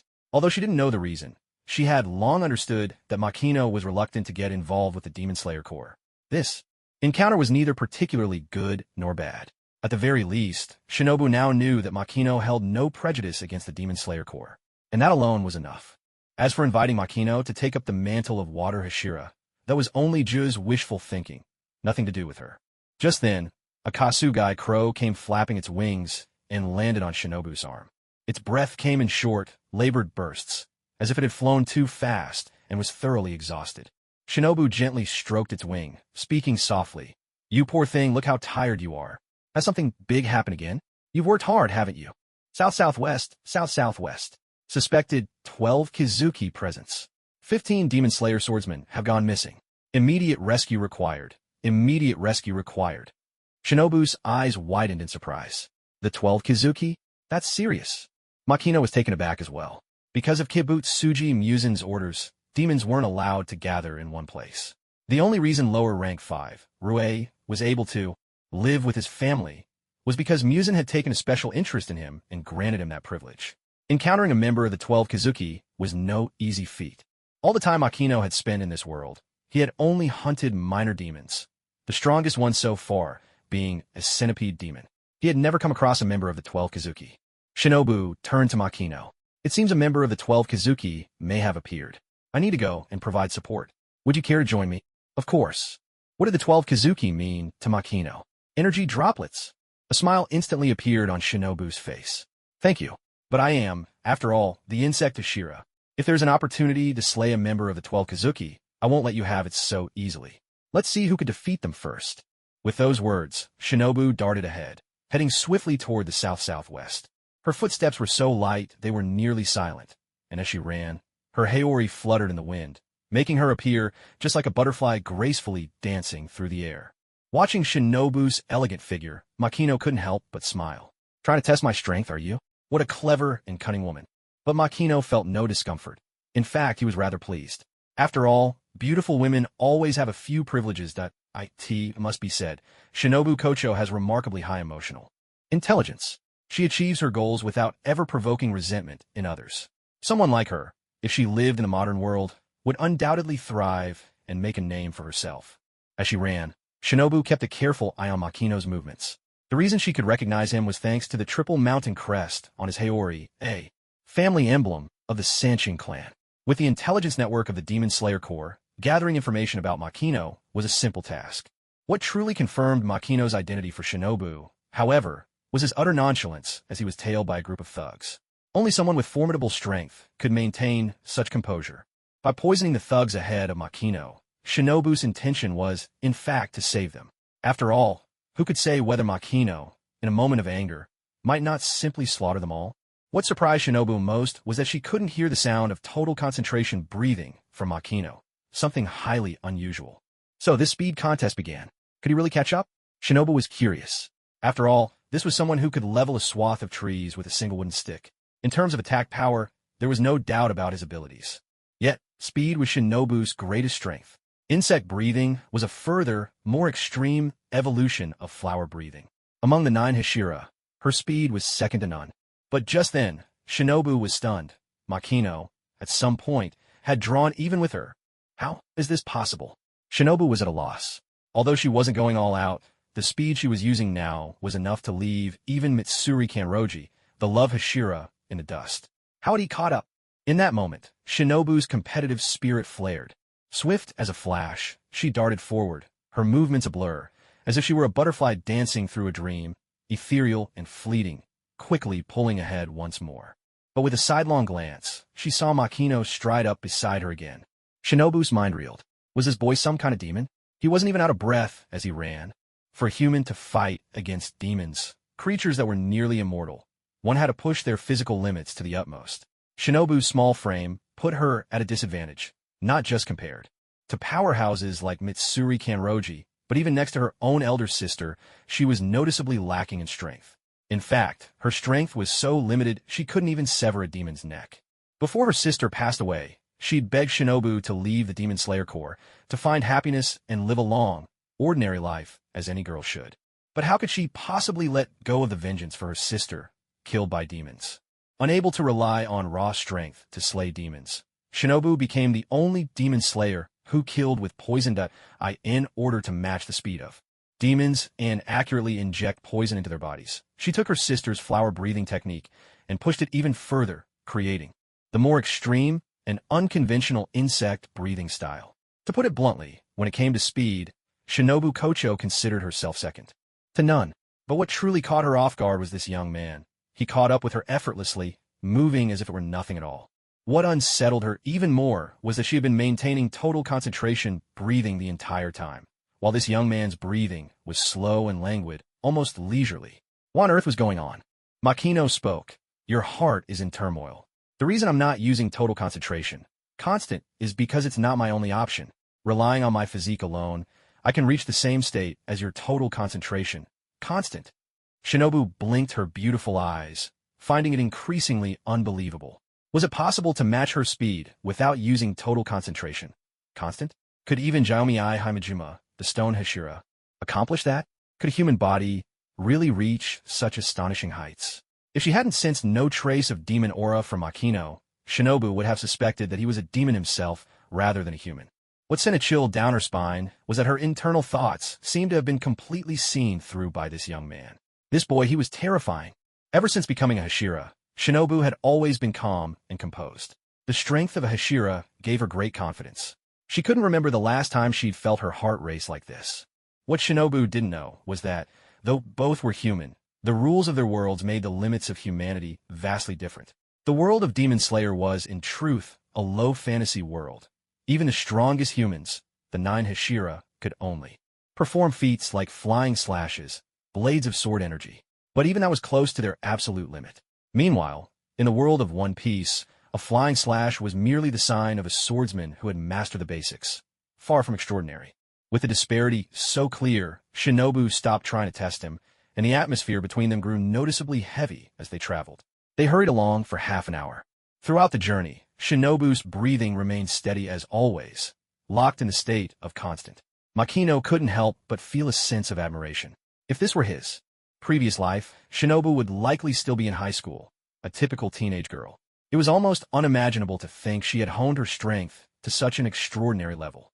When they finally reached the stronghold of the 12 Kazuki, both of them were caught completely off guard.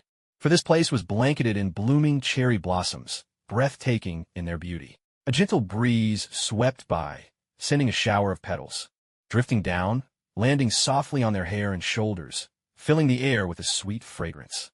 The sight was dazzling and enchanting. It was strange. Outside, the world was still caught in winter's grip, with snow lingering in some places, refusing to melt. Yet here, spring was in full bloom. Makino closed his eyes, reaching out with his senses. Instantly, he heard the gentle, musical sound of spring water trickling, accompanied by the subtle hiss of rising steam. So, there are a great many hot springs underground. That explains it. Yet at that very moment, Makino's brow furrowed, and a flicker of irritation flared in his heart. Shinobu Kocho lifted her delicate, crystal-like nose and sniffed the air, only to frown slightly as well. Makino, as Shinobu Kocho, did you notice something? Makino, as himself, why don't you go first? After bumping into each other twice in a row, Makino couldn't help but chuckle. Ladies first. Please, you go ahead. Shinobu Kocho replied. How gentlemanly of you. All right, I'll begin. I spotted some flower petals stained with blood, sliced cleanly in two. This demon's blood demon art must be exceptionally sharp. Be extra careful. Makino was surprised to be able to see even petals split in half. Her eyesight is truly astonishing. But, come to think of it, it made sense. Shinobu's insect breathing was an advanced form of flower breathing.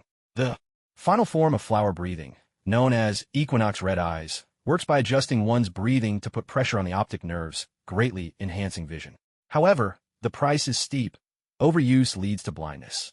The longer Makino spent among the Demon Slayer Corps, the more he realized that every battle they fought was a true burning of their very life force.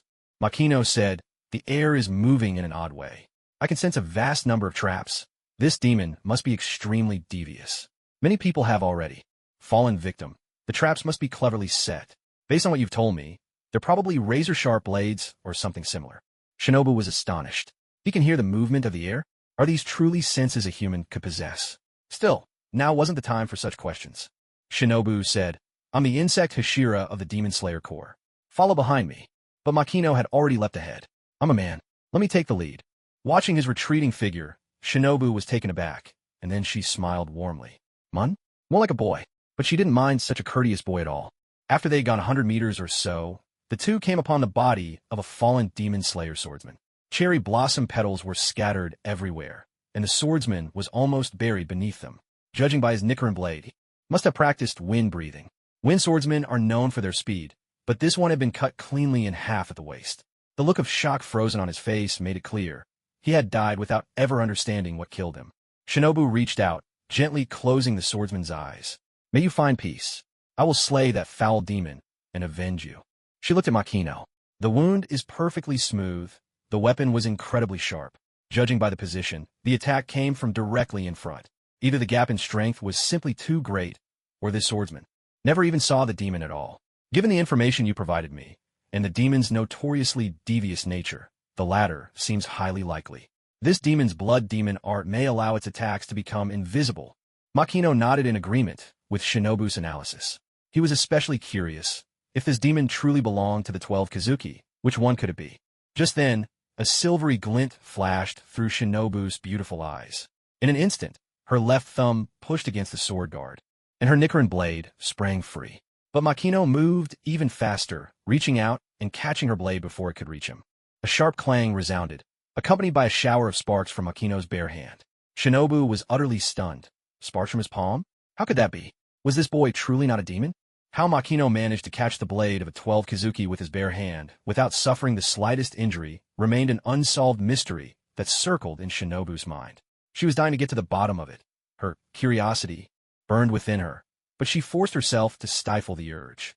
As the insect Hashira of the Demon Slayer Corps, she was here on a rescue mission. Every second she delayed could cost the life of another Demon Slayer swordsman. With rapid strides, Shinobu pressed deeper into the sea of blossoms. Yet, there was no denying it. Makino had now become one of the greatest enigmas in her heart. The deeper she ventured into the ocean of cherry blossoms, the tighter Shinobu's brows knit together. Too many demon slayers had fallen along the way, most sliced apart, dying with eyes wide open in disbelief. The demon lurking in the shadows was especially cruel. Several swordsmen had not died instantly. Instead, their limbs were severed, and they watched helplessly as their blood drained away bit by bit. A faint smile played on Shinobu's lips as she murmured to herself. It seems this demon has no intention of peacefully coexisting with humans. Though she wore a smile, Makino could sense the anger beneath her words. No intention of peacefully coexisting with humans. For Shinobu, this was her own secret code. In translation, it meant, I swear, I'm going to kill this wretched demon. While Makino and Shinobu pressed on into the sea of blossoms, deep within, in an elegant old-fashioned manner, the demon became instantly aware of their approach. Again and again, they come, one after another, without end. I only wish to pursue the way of the samurai in solitude. Why must they torment me so? Swords. I can smell the scent of swords. Damn it, were those two the ones who stole my blade? D, D, D, D, D, D. Under the demon's control, the entire sea of cherry blossoms seemed to come alive. Invisible flying blades, hidden knives, and razor-sharp traps sprang forth. In every direction, filling the air with unseen danger. But how could the tricks of these fiends and phantoms possibly threaten Makino and Shinobu Kocho? One glided through a sea of flowers like a butterfly, untouched by a single petal, a true fairy among blossoms. The other strolled with the ease of a recluse, smiling serenely at the ever-changing bloom and fall of flowers. Not only that, Makino and Shinobu Kocho immediately pinpointed the demon's hidden lair. Sensing that Makino and Shinobu Kocho were ignoring all his traps and heading straight for his hideout, the demon, dressed as a fearsome samurai, broke out in a cold sweat. Hashira? Both of them are Hashira from the Demon Slayer Corps. The demon, samurai, or perhaps more fittingly, the Oni Samurai, suddenly found himself at a loss. What had he done to deserve the simultaneous pursuit of not one, but two Hashira? True, he'd already received permission from Lord Muzan Kabutsuji to challenge the lower rank 6 Rokokai, but he wasn't a member of the 12 Kizuki yet. Even if he were, how could he withstand an assault from two Hashira at once? Didn't everyone know that the lower moons of the 12 Kizuki were replaced almost as frequently as the seasons changed? The reason was simple. Slaying a member of the 12 Kizuki was one of the rites of passage to become a Hashira. In other words, every Hashira bore at least one 12 Kizuki's life on their hands. This is bad. I have to escape. Otherwise, I'm surely doomed. The Oni samurai's form flickered, and two demon clones split away from his body. I can't hope to defeat them. But when it comes to running, that's another story. My true form and my two clones can shift between substance and illusion. If even one escapes, I can always start again. And now, Blood Demon Art, Stealth Kill. As the Oni samurai unleashed his Blood Demon Art, anguish screams echoed from several corners of the cherry blossom grove. 3 clones, plus a decoy calling for help in the opposite direction. That's 5 different points. Let's see how you two Hashira deal with me now. The instant the Oni samurai sprang into action, both Makino and Shinobu Kocho sensed his moves. Makino said, "What a cunning demon. 5 directions at once. I'll take the 3 on the east. The west is yours." "Understood," Shinobu replied. With a swift rush, their figures vanished, gone in the blink of an eye. Especially Makino. His speed was simply astonishing, like a thunderclap tearing through the wind. In about 10 breaths' time, Makino appeared before one of the demons. The demon's eyes widened in utter disbelief. Why? How could anyone move so fast? Had he really run into one of the very best of the Demon Slayer Corps? The demon didn't even have time to react before Makino's figure flashed past him. It was only as Makino was already a dozen meters away that the demon's head, as if caught in a delayed moment, finally tumbled from his shoulders.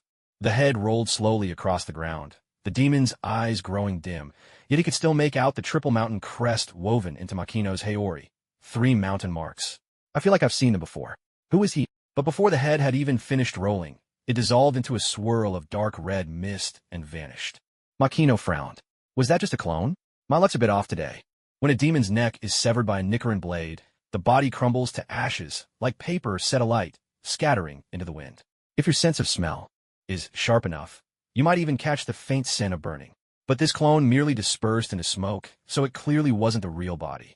Even though it was just a brief encounter, Makino could already tell. This fellow wasn't one of the 12 Kizuki. Still, with the ability to turn his blade invisible and to create 3 demon clones at once, he was undoubtedly a formidable foe with unique powers.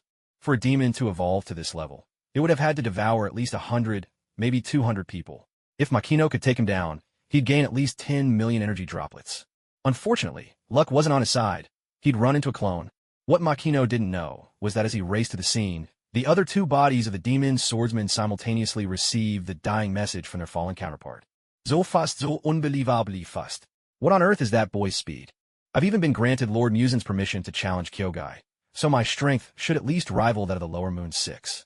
Yet I was killed in the blink of an eye. Run, run, run. Get as far away from that boy as possible.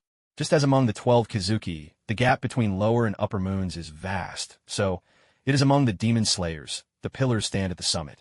That boy was clearly one of the top pillars in the Demon Slayer Corps. The demon swordsman immediately fled from Makino's search area, pinning his hopes of escape on the direction where Shinobu Kocho was stationed. Naturally, Shinobu sensed the demon swordsman's movement at once, and her heart was filled with awe. That boy, he really is remarkable. But that was even better. Now the chance to strike down the demon would be hers. In the blink of an eye, time seemed to stretch and slow. After dispatching one demon clone with a single stroke, Makino rushed straight toward the source of those piercing cries of despair. As soon as he drew near, Makino saw a boy and a girl trapped inside a deadly snare. All around them, the walls were closing in, pressing inward from every direction. Gleaming short blades protruded from the surfaces. The boy shielded the girl with his own body, using flesh and bone as a barrier. Both his palms were pierced clean through by the blades, and his back and chest were riddled with wounds. Yet he still managed to hold the walls back for a few precious seconds, buying the girl a sliver of time and space. But the boy was already bristling with blades, like a porcupine impaled. With a low, resonant hum, Makino drew his sword. Gravity shifted sideways, and the walls of the trap exploded outward with a thunderous crash. But in his haste to draw the blade, Makino couldn't prevent the wounded boy's blood from erupting forth. In an instant, the girl standing before him was drenched head to toe in crimson. The young girl paid no heed to anything else, only supporting the boy's limp body as she pleaded, "It's all my fault. Kenji, please don't die. I beg you, please don't die."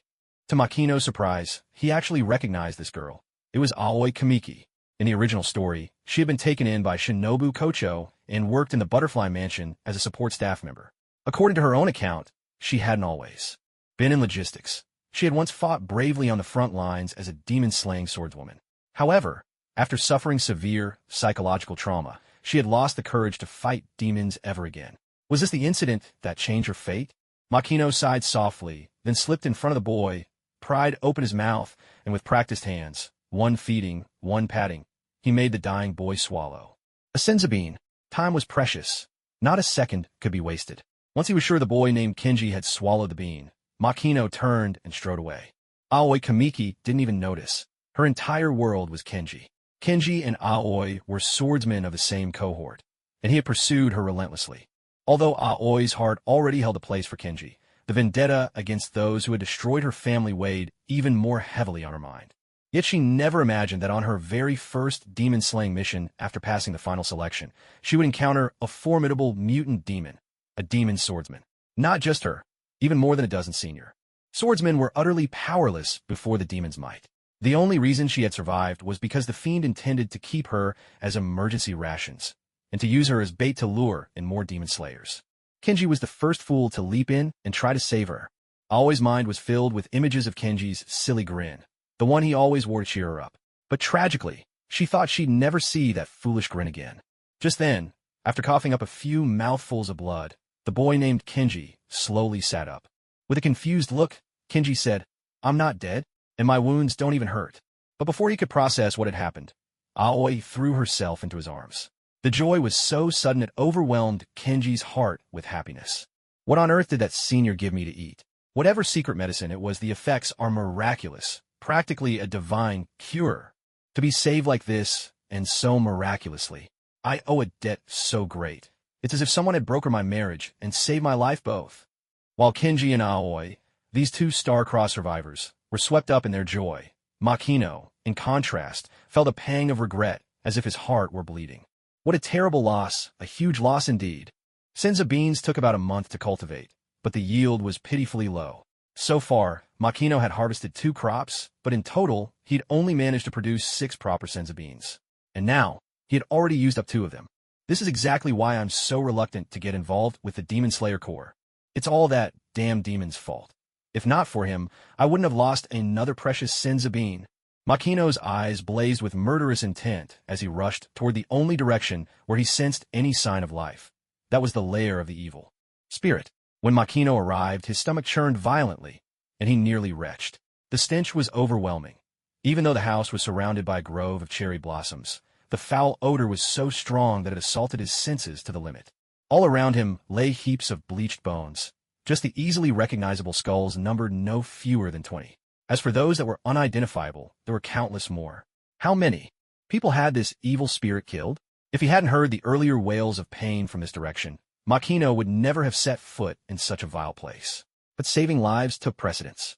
Relying on the level of perception he had now attained, Makino quickly saw through the layers of walls and located the living person within. When he entered, He was taken completely by surprise. The room was astonishingly elegant. It was not only spotless, but also adorned with calligraphy, paintings, flower arrangements, embroidery, folding screens, and a perfumed canopy. Makino sniffed the air. There was even incense burning. How bizarre was this? He stepped further inside, and through the layers of crimson gauze, Makino saw a woman collapsed beside a fragrant chaise. She wore a clean kimono, her hair neatly arranged, and her appearance was exceptionally refined.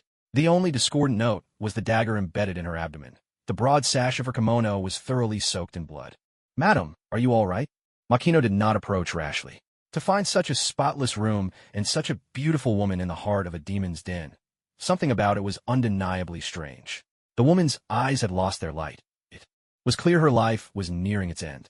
Yet Makino couldn't help but wonder, how could any ordinary woman end up in the lair of an evil spirit? What's more, the refined atmosphere here was a world apart from the squalor outside. Makino even doubted whether all he was seeing was mere illusion. Perhaps, sensing Makino's confusion, a faint apology appeared on the woman's face. "The screams you heard were mine, but I tried to take my own life. My intent was to buy time for the ghostly samurai to escape. I'm sorry to have troubled you." The dagger had been thrust in from her back. It was clearly not self-inflicted. This woman was lying. Makino found himself unable to make sense of her. Was she trying to exonerate the evil spirit? Perhaps the lady simply needed someone to confide in, for she continued speaking, regardless of Makino's reaction. "I'm a woman of ill omen. When I was only 6, both my parents died of illness. The villagers called me the daughter of disaster and drove me from my home. Because I so closely resembled her, I, an apprentice geisha, was chosen to marry in place of a wealthy family's daughter. My husband was a gentleman, so kind to me that it felt like I was living in a dream. Sadly, my secret was eventually discovered. After I was exposed, my husband's temper changed for the worse. Although I was often beaten, I still had 3 meals a day, and I gave birth to a lovely son. Even someone as inauspicious as me managed to find a place to belong. But misfortune struck. Our family was visited by a demon, and the demon devoured my husband. To save my son, I knelt before the demon and begged him to eat me instead, to spare my child. To my surprise, the demon actually agreed. It seemed he was captivated by my eyes. He said they were beautiful, just like the pair he remembered from his past. Each day, I counted down the days until the demon samurai would devour me. But unexpectedly, he never did. Instead, he treated me with respect, never raising a hand or voice against me, and I never lacked for food, clothing, or anything I needed. The demon samurai, he truly is a gentle soul. For a woman born under a curse, to have met 2 men who treated me with such kindness, what a blessing." Makino fell silent, at a loss for words. This woman, what a tragic soul. "Sir Swordsman, could I ask you to kill my son Ryota? He's a good child, but as his mother, I know I cannot give him the life he deserves." Hearing this desperate plea, Makino was stunned. Wasn't this mother only enduring for her son's survival? At that moment, in Makino's mind, he sensed that one of the 2 fleeing demon samurai had gone silent. It seemed Shinobu Kocho had succeeded. Unfortunately, it was only another clone. Perhaps because yet another clone was destroyed, the blade lodged in the beautiful woman's abdomen vanished, and blood gushed forth as her wounds rapidly worsened. The demon samurai, he's always been good to Ryota, but Ryota, he's forgotten what it means to be human. If he continues down this path, he'll lose his virtue. If Ryota ends up in hell, what then? Wouldn't it be kinder? Makino fell silent once more. Just then, with a flicker, Makino dodged a swift, shadowy figure that shot toward him. But the figure wasn't after Makino. It rushed straight to. The beautiful woman collapsed on the ground, then let out a piercing, mournful wail. The sound was heart-wrenching, and yet not quite human. "Demon Sliiko, give me back my mother." The boy bared sharp fangs, his eyes blazing with fury. With a sudden movement, he lunged at Makino, wild and desperate. Makino reached out, and with a single deft motion, pressed the boy to the ground, holding him fast. "Calm down. I didn't kill your mother. And besides, you're human, not a demon." "Nonsense. I am my father's own flesh and blood. My lineage is supremely noble, and in the future, I will serve that master alongside my father. I am nothing like those insignificant humans. Mere food." Makino fell silent. Did this child not realize he was human? Makino didn't know whether to feel relieved for the boy standing before him, or to pity him. Meanwhile, the demon swordsman, having just lost 2 of his clones in quick succession, was flooded with a torrent of memories. That was close, far too close. As expected from a Hashira, Every single Hashira is formidable beyond measure. Butterfly Shinobu hadn't even been able to cut through his neck. He thought he had a chance to turn the tables. Who could have predicted he'd be struck down in an instant by poison? He was a demon. After all, being killed by poison should have been impossible. If he hadn't experienced it himself, he would have thought such a tale was pure fantasy. A chill ran down the demon swordsman's spine. It was only thanks to Lord Muzin's favor and the generous amount of blood bestowed upon him that he could switch between his true body and his clones. Otherwise, he might have been carelessly poisoned to death by Butterfly Shinobu just now. Wait, where are these sudden memories coming from? Clutching his head, the demon swordsman felt as if his mind was about to burst. A vivid, searing image rose in his thoughts. A swordsman draped in a Haori marked with the crest of 3 mountains. That man's presence was towering and magnificent, while he himself seemed pitifully small. He remembered it clearly now. In that memory, he was kneeling, begging for mercy. What is this overwhelming shame? The demon swordsman's recollections were a tangled mess, impossible to accept. In his mind, he'd always been a powerful warrior, greatly valued by that master. Why else would he have been given the chance to challenge one of the 12 Kazuki, Kyogai? How could he ever have bowed and pleaded before another swordsman? And worst of all, now he'd encountered yet another Hashira wearing the 3-mountain Haori, and once again, fear had driven him to flee in disgrace. In that instant, the demon swordsman's heart was utterly consumed by a bottomless humiliation. Even if I'm a demon, I am also a warrior. Perhaps I should risk everything in a life-and-death battle against that Hashira. No, that would mean certain death, absolutely certain death. His mind was thrown into utter chaos. Just then, an even stranger vision surged into his thoughts. A man with Hanafuda earrings, his face hidden in shadow, but a fiery birthmark blazing across his forehead. Even more terrifying, this man radiated power like the blazing sun, sending shivers through the demon swordsman's entire body. The man, radiant as the sun, demanded, "What's so joyous? What's so amusing? What do you think human life is worth?" The demon swordsman trembled. "No, these are my memories. These belong to Lord Muzin." How could this be? Who was that swordsman? Even Lord Muzin is this terrified. Are humans truly just insignificant food? Even the supreme Lord Muzin. No, I'd better run for my life. The demon warrior turned and bolted, but after only a few steps, his body froze once again. In his mind, a thunderous voice boomed. "I had hoped you would defeat Kyogai and serve me, Jubiai. You've really disappointed me."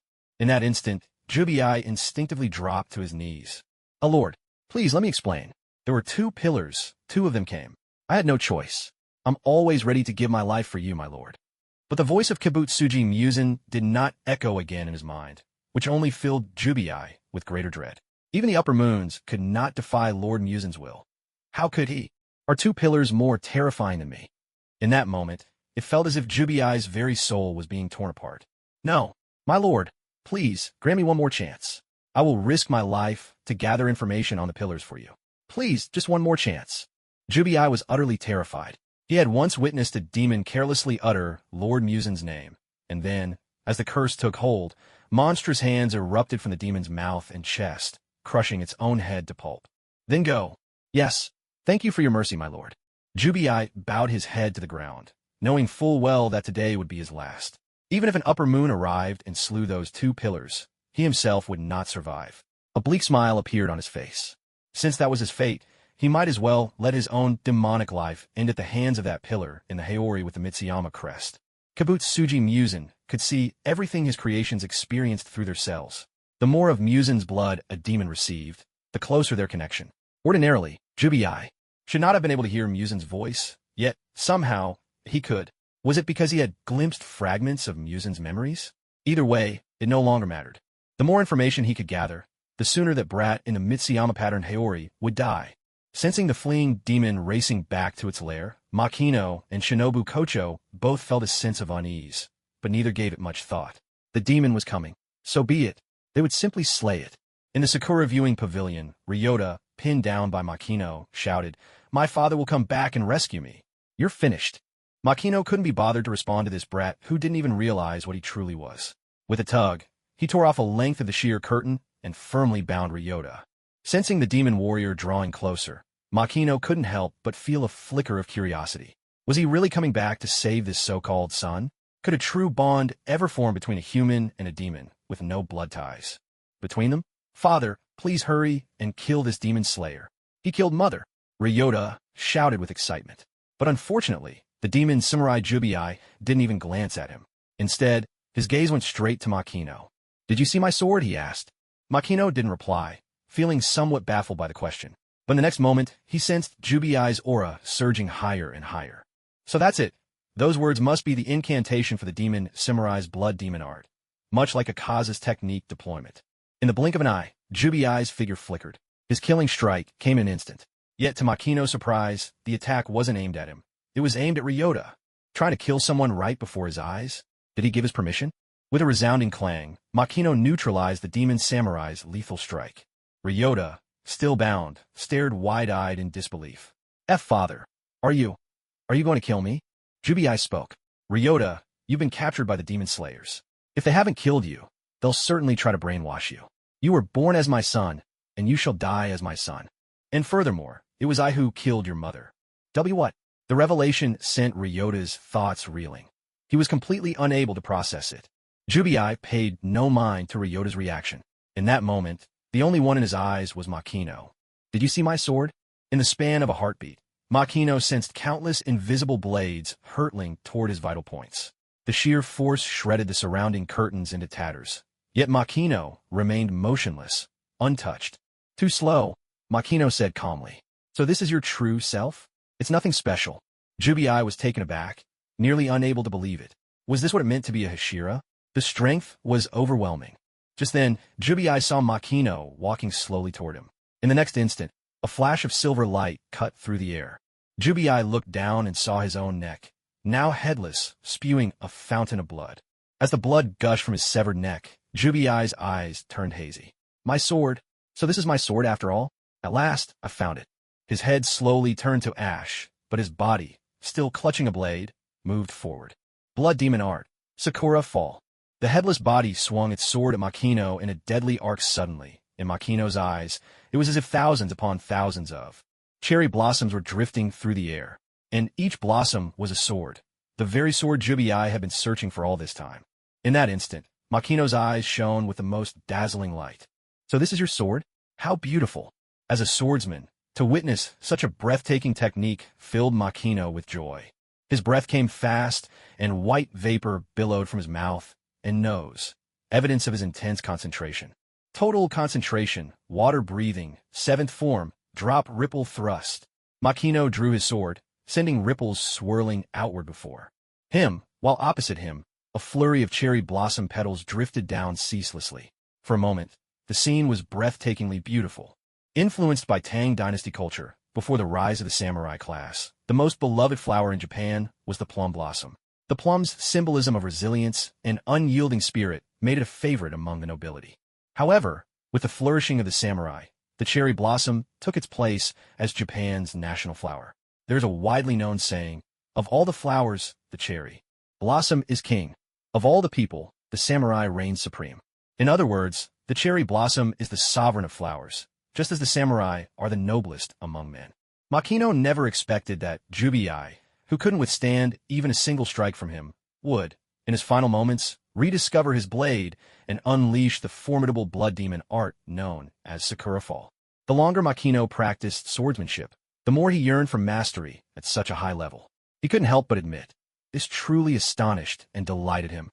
What Makino didn't know was that, in that instant when Jubiai found his blade, he also regained the memories of his human life.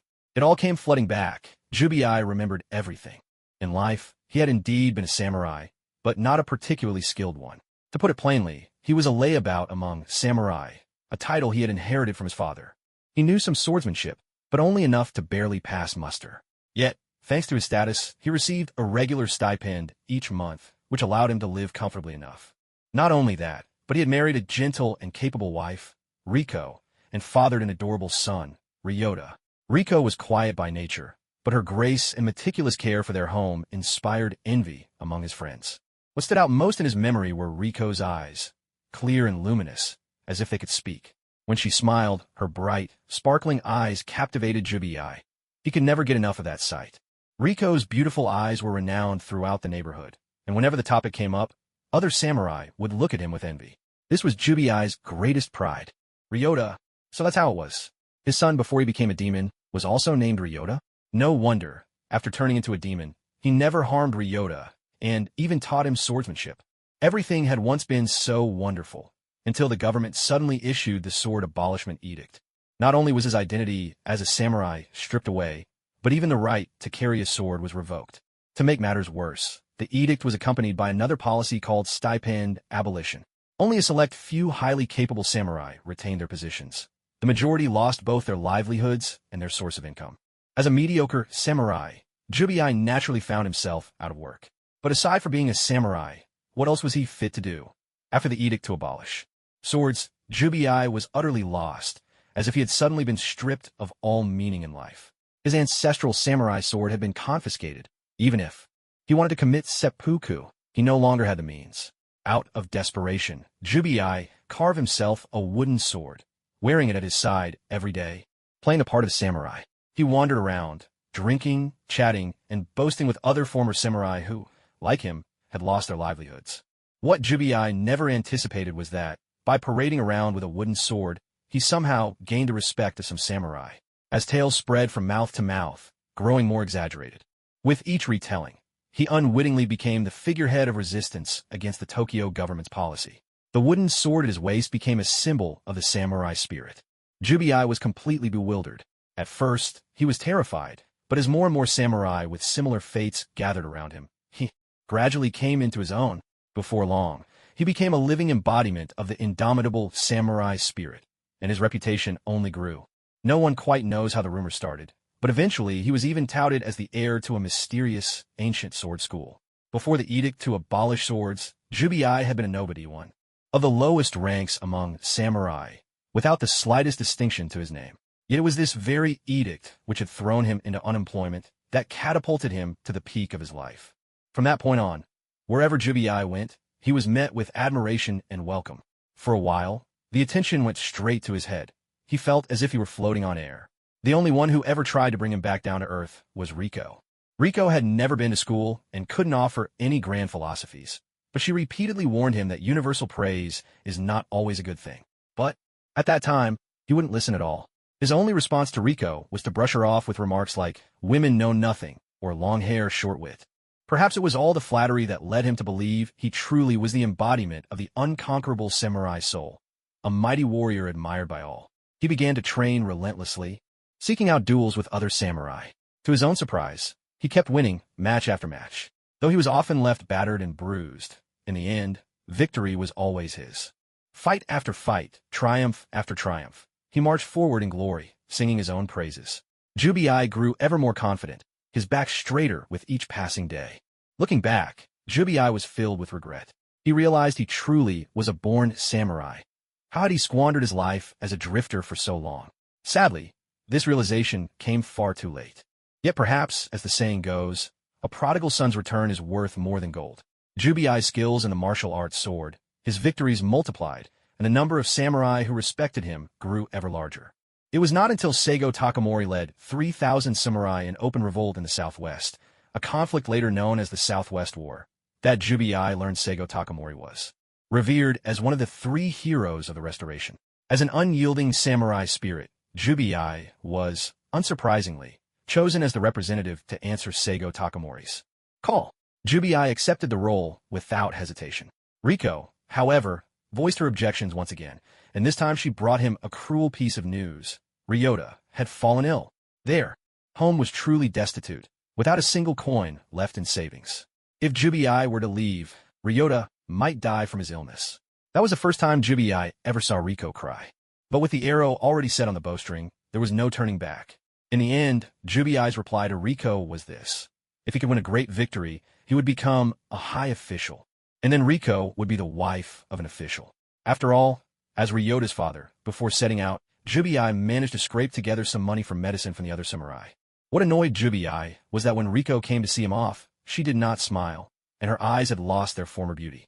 Stung by this, Jubiai swore to himself that he would win a glorious victory and show this narrow-sighted woman what he was truly capable of. In the end, he made it to the battlefield. Just as Jubiai was preparing to lead his samurai into battle, the government troops, whose arrival had long been rumored, descended upon them. Such is the chaos of war. Unexpected encounters, battles fought without warning or invitation. Among the government forces, there was of course another samurai. His name was Mitsushiro Masashi. Mitsushiro was short, thin, and wore a tattered haori adorned with a triple mountain crest, a samurai fallen on hard times. He commanded only 5 or 6 followers, hardly enough to warrant any official title, and in every way seemed no match for Jubiai.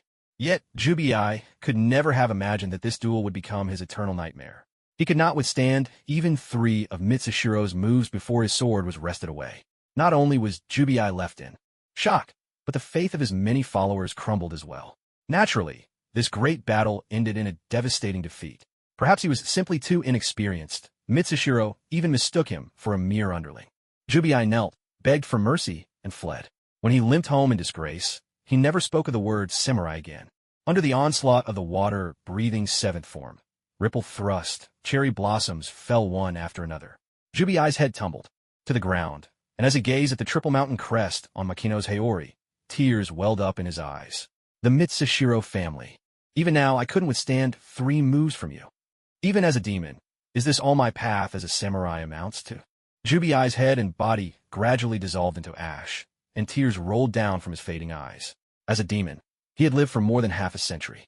Though most of his memories had faded, his identity as a samurai and his longing for strength were obsessions etched into his heart that could never be erased. Perhaps he was simply not gifted. Even after becoming a demon, his power grew slowly. Yet the desire to become stronger, never once did it waver. Decades slipped by, and step by determined step, he rose from an ordinary underling to a formidable demon with the power to challenge the 12 Kizuki. Yet never in his wildest imaginings did he expect that, just as when he was human, he would again cross paths with someone from the Sanjo family. At the very peak of his existence, as a man, he had not survived even 3 moves against Sanjo Kyoji. As a demon, he could not withstand 3 moves from Sanjo's descendants. History, it seemed, was a cycle, tragically, one in which defeat was always his, and every defeat hurled him from the heights back to the ground. What then had his 2 lifetimes amounted to? Was his existence meant solely to set off the Sanjo family's brilliance? The sorrow in Jubiai's heart was overwhelming, a surging torrent that, sensed through the power of observation haki, made it impossible for anyone nearby to remain calm. Even Makino was taken aback by the peculiar twist of fate. Truly, demons were such hollow, pitiful creatures. With a sigh, Makino spoke, "Jubiai, you are not a worthless swordsman. Your blood demon art, Cherry Blossom Fall, was exquisite. I was truly amazed by it." Stunned, Jubiai's half-faded demon face froze, and tears welled in his eyes, nearly solidifying. Was it true? Could it really be true? His blood demon art, Cherry Blossom Fall, was not trash after all, and even his sword had won the approval of his old foe's family? "Young Master Sanjo, you're not deceiving me, are you?" Makino nodded. "Jubiai, your natural talent may not have been extraordinary, but with decades of unwavering dedication, you honed that final strike to a razor's edge. Even I was astonished. If you permit it, I would like to weave your technique into my own swordsmanship." Tears streamed down Jubiai's face, yet a bright, joyful smile blossomed beneath them. "Permit you? No, it will be my honor. Young Master Sanjo, the secret of my Cherry Blossom Fall is like this." Though time was short, Jubiai poured his all into explaining the essence of his Cherry Blossom Fall to Makino. Strictly speaking, Jubiai's blood demon art, Cherry Blossom Fall, was not pure swordsmanship, but an ability forged by melding the power of demon blood. Normally, no human could possibly master it, but Jubiai's fate was to meet Makino. "Congratulations! Your compassion has redeemed the demon Jubiai, allowing him to find peace and move on. You are awarded 10 million energy points. Congratulations! You have inherited Jubiai's blood demon art, Cherry Blossom Fall. Would you like to integrate it into your swordsmanship?" "Yes, as you wish." With the fusion of the blood demon art, Cherry Blossom Fall, a new branch blossomed on the tree of Makino's swordsmanship. In that instant, memories of Jubiai's decades-long search for the perfect blade flooded Makino's mind. Obsession. Bordering on madness, Jubiai's quest was not merely a series of duels, but an endless grinding, sharpening, and refining, day after day, year after year. Jubiai was not a genius. For him to create such a sword technique was truly a miracle. His decapitated body quickly turned to ash, his mouth vanished, and all that was left of his head was a single eye. Makino slowly began to dance with his sword, and in an instant, crimson petals of cherry blossoms appeared all around him. These petals swirled and floated about Makino, gliding and spinning as if they were living spirits. With only one eye remaining, Jubii gazed on with a look of utter fascination. Though Jubii no longer had a mouth, Makino could still hear his voice clearly. So this is my Sakura fall? It's beautiful. At last, I understand the meaning of my existence in this world. I was born for this very technique, Sakura fall. Thank you. Life in this world is full of sorrow, and cherry blossoms drift down on their own. We laugh with abandon and weep just as freely. Jubii perished, just like these falling cherry blossoms. Jubii was a demon who devoured countless people in his lifetime. If he were to die, surely he would descend into hell. It was a pity he would never see Riko and Ryota again. But to discover the meaning of his life at the very end, even hell itself would be worth it. Just then, a voice sounded in Jubii's ear. Father. At first he was stunned, thinking he was hearing things. Father. Following the voice, Jubii looked over, and when he saw Riko and Ryota smiling at him, despite having become a demon, tears streamed down his face. He saw them. He saw once more the smiling Riko, with her bright, gentle eyes, and Ryota looking as adorable as ever. I'm sorry, it's all my fault. If only I hadn't reached for the impossible and dreamed of becoming a samurai, you wouldn't have been taken from me so soon. Regret overwhelmed Jubii. If only he hadn't chased foolish dreams, he wouldn't have lost to Mitsuki Masashi, and if he hadn't been defeated, the other samurai wouldn't have forced him to commit seppuku. If he hadn't been forced, he wouldn't have met Kibutsuji Muzan, and without Muzan, he would never have become a demon, nor devoured Riko and Ryota.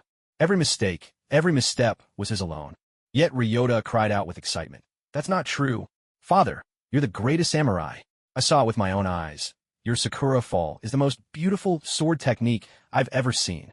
Tears streaming down his face, Jubii replied, No, it's all a lie. I was nothing but a worthless samurai in life. The truth is often cruel. The real reason Jubii lost to Mitsuki Masashi in just 3 moves, aside from Mitsuki's fierce swordsmanship, was that Jubii's reputation for victory was hollow. He was just a fool pushed forward by the other samurai. The edict of abolishing the sword stripped all samurai of their status, and Jubii was far from the only one left dissatisfied. But the military power of the Tokyo prefecture was simply too overwhelming. No one dared to openly oppose them. And at just this moment, he, the fool, appeared. In the beginning, the masterminds behind the scenes needed someone like him. A fool. Many of the duels were orchestrated by them from the start. The reason he was chosen to lead the rebellion was because they needed someone to take the fall. This cruel truth only came to light when Jubii, after his defeat, returned home and was confronted by the furious samurai who exposed everything. Riko smiled sweetly. Husband, you've done it. You've become a true samurai. I'm so proud of you. Jubii's body stiffened, and all traces of the evil spirits that clung to him began to fade away. Bit by bit, he returned to the form of a human, a samurai. At his waist hung not a steel blade, but a wooden sword. Hand in hand with his wife and son, Jubii's face shone with happiness. Jubii turned to Makino and said, Young master of the 3 castles, thank you. Please tell Ryota for me. He is human. As a demon, I could not be prouder to have such a wonderful son. Makino waved his hand, and with that, the souls of Jubii and his family of 3 faded away, vanishing without a trace. Makino glanced over to a corner and called out, Aren't you going with them? A beautiful woman in a kimono stood there, her face lit up with joy. It's enough for me just to see Lord Jubii reunited with his wife and child. If I went, it would only be superfluous. Looking at her, Makino found himself momentarily at a loss for words. She really was far too naive. Makino said, Jubii mentioned Ryota before he died, but he didn't mention you. The woman replied, What he wanted to say, he's already told me. That's how we communicated, even before. Makino fell silent. My lord, I'll try to talk to Ryota. If it's possible, please allow him to join the Demon Slayer Corps. With that, the woman bowed deeply to Makino, bending at a perfect 90-degree angle. Makino sighed. I'll speak with Shinobu about it. The woman smiled. Thank you, my lord. May fortune favor you in battle. With that, she disappeared, leaving Makino's heart feeling strangely empty. Muzan Kibutsuji has come out to bask in the sunlight. Truly, demons are creatures of hollow sorrow. The moment a weak human is turned into a demon, they lose their memories and become nothing more than a beast ruled by hunger. As their strength grows, some memories may return, but then, having devoured their loved ones, they're consumed by grief. The most striking example is Tamayo. Gravely ill, all Tamayo wanted was to survive and care for her child, but she was deceived by Muzan and, after becoming a demon, ended up devouring her own child. From then on, Tamayo hated Muzan with every fiber of her being, becoming the first demon in the world to break free from his control. Of course, nothing is absolute. The stronger a human is before turning, the more memories they retain after becoming a demon. For example, after Upper Moon 1, Kokoshibo was transformed into a demon, his memories remained almost entirely intact. Upper Moon 2, Doma, also retained nearly all of his memories from his human life after turning into a demon. But Upper Moon 3, Akaza, almost completely lost all recollection of his time as a human. It seems this has something to do with how brutal Akaza's transformation process was. Unlike the others, who underwent relatively gentle transformations, Akaza was caught off guard and had Muzan's hand driven straight through his skull.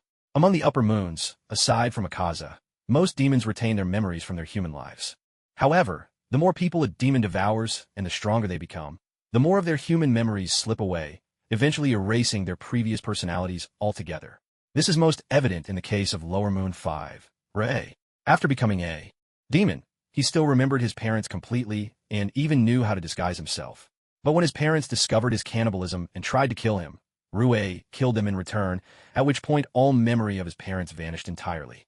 Precisely because of this, Muzan Kibutsuji held Rue in especially high regard, even granting him the rare permission to create his own family.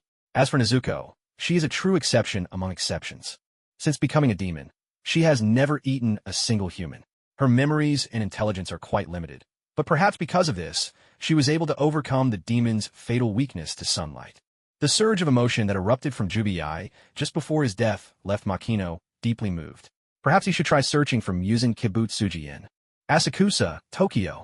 Still, there's no guarantee he would find him. After 1,000 years of survival, Muzan is likely quite bored and finds great amusement in role-playing games, sometimes acting as a husband, sometimes as a loving father, sometimes as a woman, sometimes as a child prodigy. Coupled with his unparalleled mimicry skills, Muzan appears differently every time he shows himself. Catching this fellow is truly an almost impossible task. Moreover, Muzan is as timid as a mouse, and Makino will only have one chance to kill him. If he fails to strike him down in one blow, Muzan will surely go into hiding for 70 or 80 years, outlasting Makino through sheer patience. In this regard, Muzan is truly experienced. When it comes to dealing with demons, the Demon Slayer Corps is nothing if not professional. As soon as the evil demon at the Sakura Viewing Garden was defeated, the Corps' cleanup squad arrived on the scene.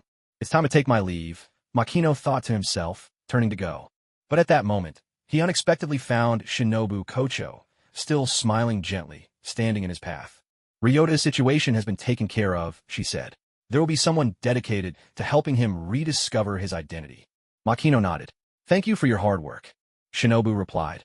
I witnessed your final showdown with Jubiai.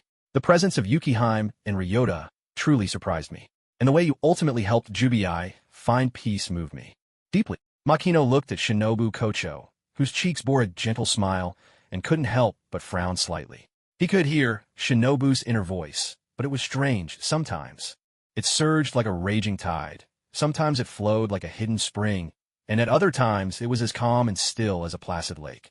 People often say a woman's heart is as unfathomable as the ocean's depths, and for the first time since Makino's powers of perception had reached new heights, his ability to read minds failed him completely. Still, knowing Shinobu's past, Makino could more or less guess what she was thinking. She must be feeling deeply conflicted right now. Shinobu spoke. Makino, do you think that humans and demons can ever truly coexist in peace? As soon as she said this, Makino knew at once that his guess had been correct. Shinobu had seen Setsuki, the beautiful woman, and Ryota together, and once again, her sister's old wish had overpowered her own judgment. Looking at the smile lingering on Shinobu's face, Makino felt a pang of sorrow rise in his heart. All of Shinobu's happiness had vanished on the day her sister died. Makino didn't answer her question directly. Instead, he countered, Do you eat me? A shadow passed over Shinobu's heart. She understood what Makino meant. Humans could never truly coexist peacefully with their food. Makino's reply disappointed her, though it came as no surprise. From beginning to end, she had never truly believed that peace with demons was possible. Hoping for coexistence had always been her sister's wish. Of course, she wanted to help her sister's dream come true, but the longer she served as a Hashira, the more impossible that dream seemed. The hatred she felt from her sister's murder at the hands of demons the tears of others whose loved ones had been taken, the despairing cries for help. Each time, with every incident, the anger within her grew and grew, and her disgust toward demons became all the more impossible to dispel. Deep down, she had already begun to lose hope of ever fulfilling her sister's wish. Now, she was just holding on out of sheer willpower. But even so, she couldn't help feeling a bit unwilling to give up. Shinobu asked, "Then why did you show mercy to Jubiai earlier? He killed no fewer than 100 people himself, shattering countless families in the process." Makino answered frankly, "Because Jubiai is already dead."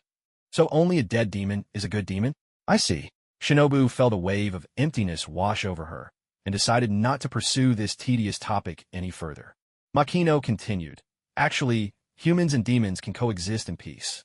"What?" Shinobu was taken aback, looking at Makino in confusion. Wasn't he contradicting himself? Makino went on, "I like eating fish, but that doesn't stop me from keeping a goldfish. Sometimes I even treat it as a friend and chat with it when I'm feeling lonely. And if, one day, that goldfish were to develop thoughts of its own and became a mermaid, who knows, I might even fall in love with her. However, if this mermaid ever tries to eat me, I won't hesitate to kill her first, even if it pains me a little." Butterfly Shinobu fell silent. Makino's words were blunt, but there was a certain logic behind them. Shinobu instantly understood his attitude toward demons. The only good demon is a dead one. Even when it came to peaceful coexistence, it was only possible because one side held an overwhelming advantage and could afford to show a shred of mercy. The moment the weaker side showed even the slightest sign of becoming a threat, what awaited them would surely be utter destruction. And as for why he mentioned a mermaid, how base. Judging from Makino's words, if a beautiful female demon ever appeared, he might just be tempted to keep her like a pet goldfish. "Men." Shinobu rolled her eyes and said, "Stop daydreaming. Your wish to keep a pretty female demon as a pet will never come true." Makino laughed. "Someone's already done it. Miss Butterfly, if you only want to coexist with a particular demon, that's possible in the future. But if you hope for peace with the entire demon race, you might as well give up now." Shinobu was completely stunned, her heart skipping a beat. "Someone's already done it? Don't tell me it's you. Some secrets can't be revealed. Farewell." With a flicker, Makino's figure vanished, darting straight into the sea of cherry blossoms.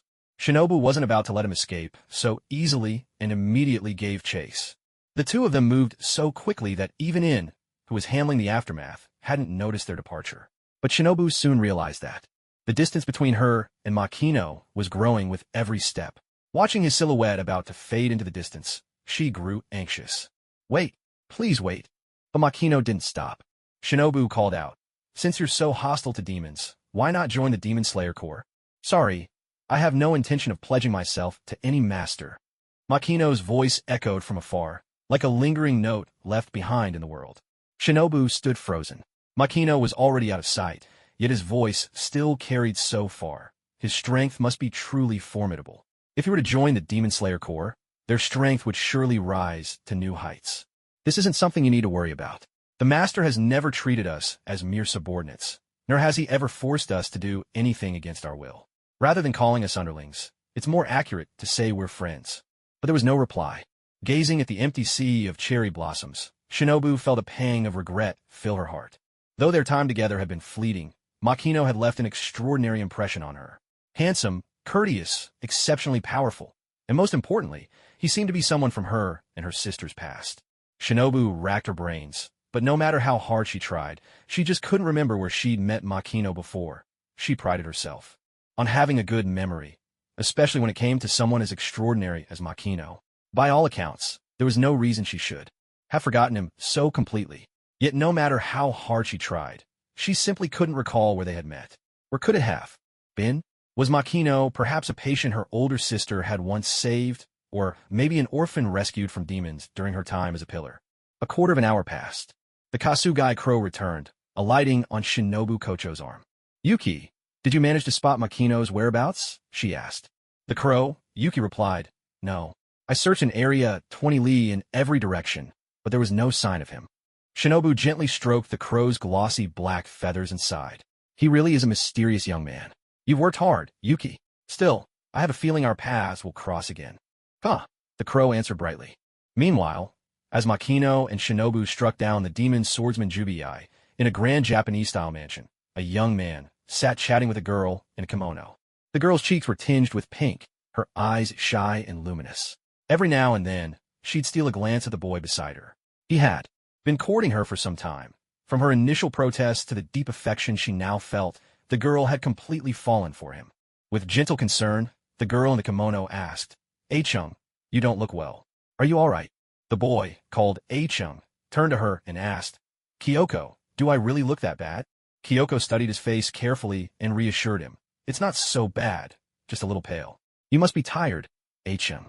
Why don't you rest for a while?" Just then, Kyoko found herself unexpectedly pulled into A-chung's arms. They weren't married yet, so this sudden closeness made her blush furiously. "A-chung, this isn't proper. Ow, you're holding me too tight." A-chung's eyes narrowed, his pupils slitting like a cat's, bloodshot veins twisting menacingly through them. No, that's not right, Kyoko. What you said isn't right. I never get tired, because I'm the most perfect being in this world." "A-chung, what's wrong? You're hurting me. Please, loosen your grip." A-chung paid no heed to Kyoko's cry of pain. The Demon Slayer Corps, the pillars, one after another, one after another. Why do they pester me so, buzzing around like flies? Kyoko, overwhelmed by pain, was now sobbing, tears streaming down her face. "A-chung, what are you saying? I don't understand at all. It hurts so much, my bones feel like they're breaking. What's wrong with you, A-chung? Please, let me go a little." This so-called A-chung was, in truth, none other than Muzan Kibutsuji in disguise. Under this false identity, he and the girl named Kyoko were engaged in a twisted game, a courtship strategy, playing out the tale of the refined lady and the gentleman in pursuit. Muzan gently stroked Kyoko's tear-stained cheek and said, "Kyoko, didn't you once say you wanted to be with me forever?" Kyoko, trembling with fear, stammered, "You're not A-chung. Who are you?" But sadly, no one answered her. The chest of Muzan's body suddenly split open, revealing a gaping, blood-red maw. Kyoko was petrified with terror, but before she could even scream, she was swallowed whole. There came the gruesome sounds of chewing, swallowing, and a belch, one after another, signaling the fate of the sweet girl Kyoko, who was devoured by the man she loved so dearly. Muzan commented coldly, "When a young girl falls, the game of love ends." What a pity, Kyoko was still so naive. As the progenitor of all demons, the more Muzan shares his blood, the stronger the new demon becomes. At the same time, this also tightens their connection with him. Whenever Muzan wishes, he can observe, or even read, a demon's memories through the cells of his blood within them, gaining whatever information he desires. The most typical example is this. If any demon dares to utter his name, the curse he left in their bodies will activate automatically, erasing that rule-breaking demon on the spot. Of course, Muzan rarely bothers to monitor lower-ranked demons. After all, there's hardly any value in doing so. Jubii was one of the few demons Muzan actually valued. He even granted Jubii permission to challenge Kaigaku, the lower sixth of the 12 Kazuki. Yet, much to Muzan's surprise, Jubii was so easily killed by Makino. This left Muzan feeling as if he'd been publicly slighted. Still, to Muzan, the supreme boss, Jubii was just a minor underling, not even a supervisor. His life or death was hardly worth a passing thought. For 100 years, the ranks of the lower moons had changed again and again. Jubii was merely eligible to challenge the lower sixth, and whether he could succeed was another matter entirely. Muzan truly did not care. If he wanted to create another lower moon, it would be child's play, just a matter of sharing a little more blood. But this time, something was different. Jubii's greatest mistake was witnessing the deepest, most well-hidden memory within Muzan's blood. For over 4 centuries, Muzan had longed to erase that shameful memory from existence. Yet, the more he tried to forget, the more indelible that humiliation became. If he alone knew it and could lick his wounds in solitude, it might have been tolerable.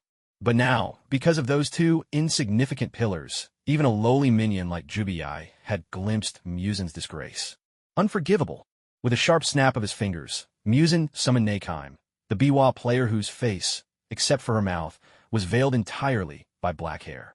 Muzan commanded, "Gather all the lower moons of the 12 Kazuki for me." "Yes, sir." Muzan's secretary, the woman known as Nakeheim, plucked the strings of her biwa with a deliberate flick of her plectrum. A lingering, resonant note drifted through the air, and in the next instant, the world seemed to turn upside down. The sound of the biwa heralded calamity. Nakeheim, shrouded in flowing hair that concealed most of her face, cradled her instrument. She was none other than the secretary to Kibutsuji Muzan.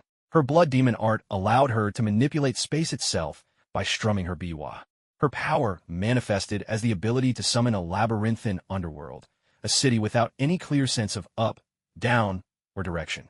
This place was known as the Infinity Castle. With a single chord, Nakheim could forcibly summon all the 12 Kizuki into this distorted city. With a chime, an ethereal ding-dong of the biwa's strings, several lower moons among the 12 Kizuki suddenly found themselves gathered within a warped, enclosed maze. Staircases and corridors twisted everywhere, and most bizarre of all, there was no distinction between floor and ceiling. Lower Moon 6, Kyogai, stared in shock as he saw another demon standing across from him, upside down, as if gravity itself had been reversed.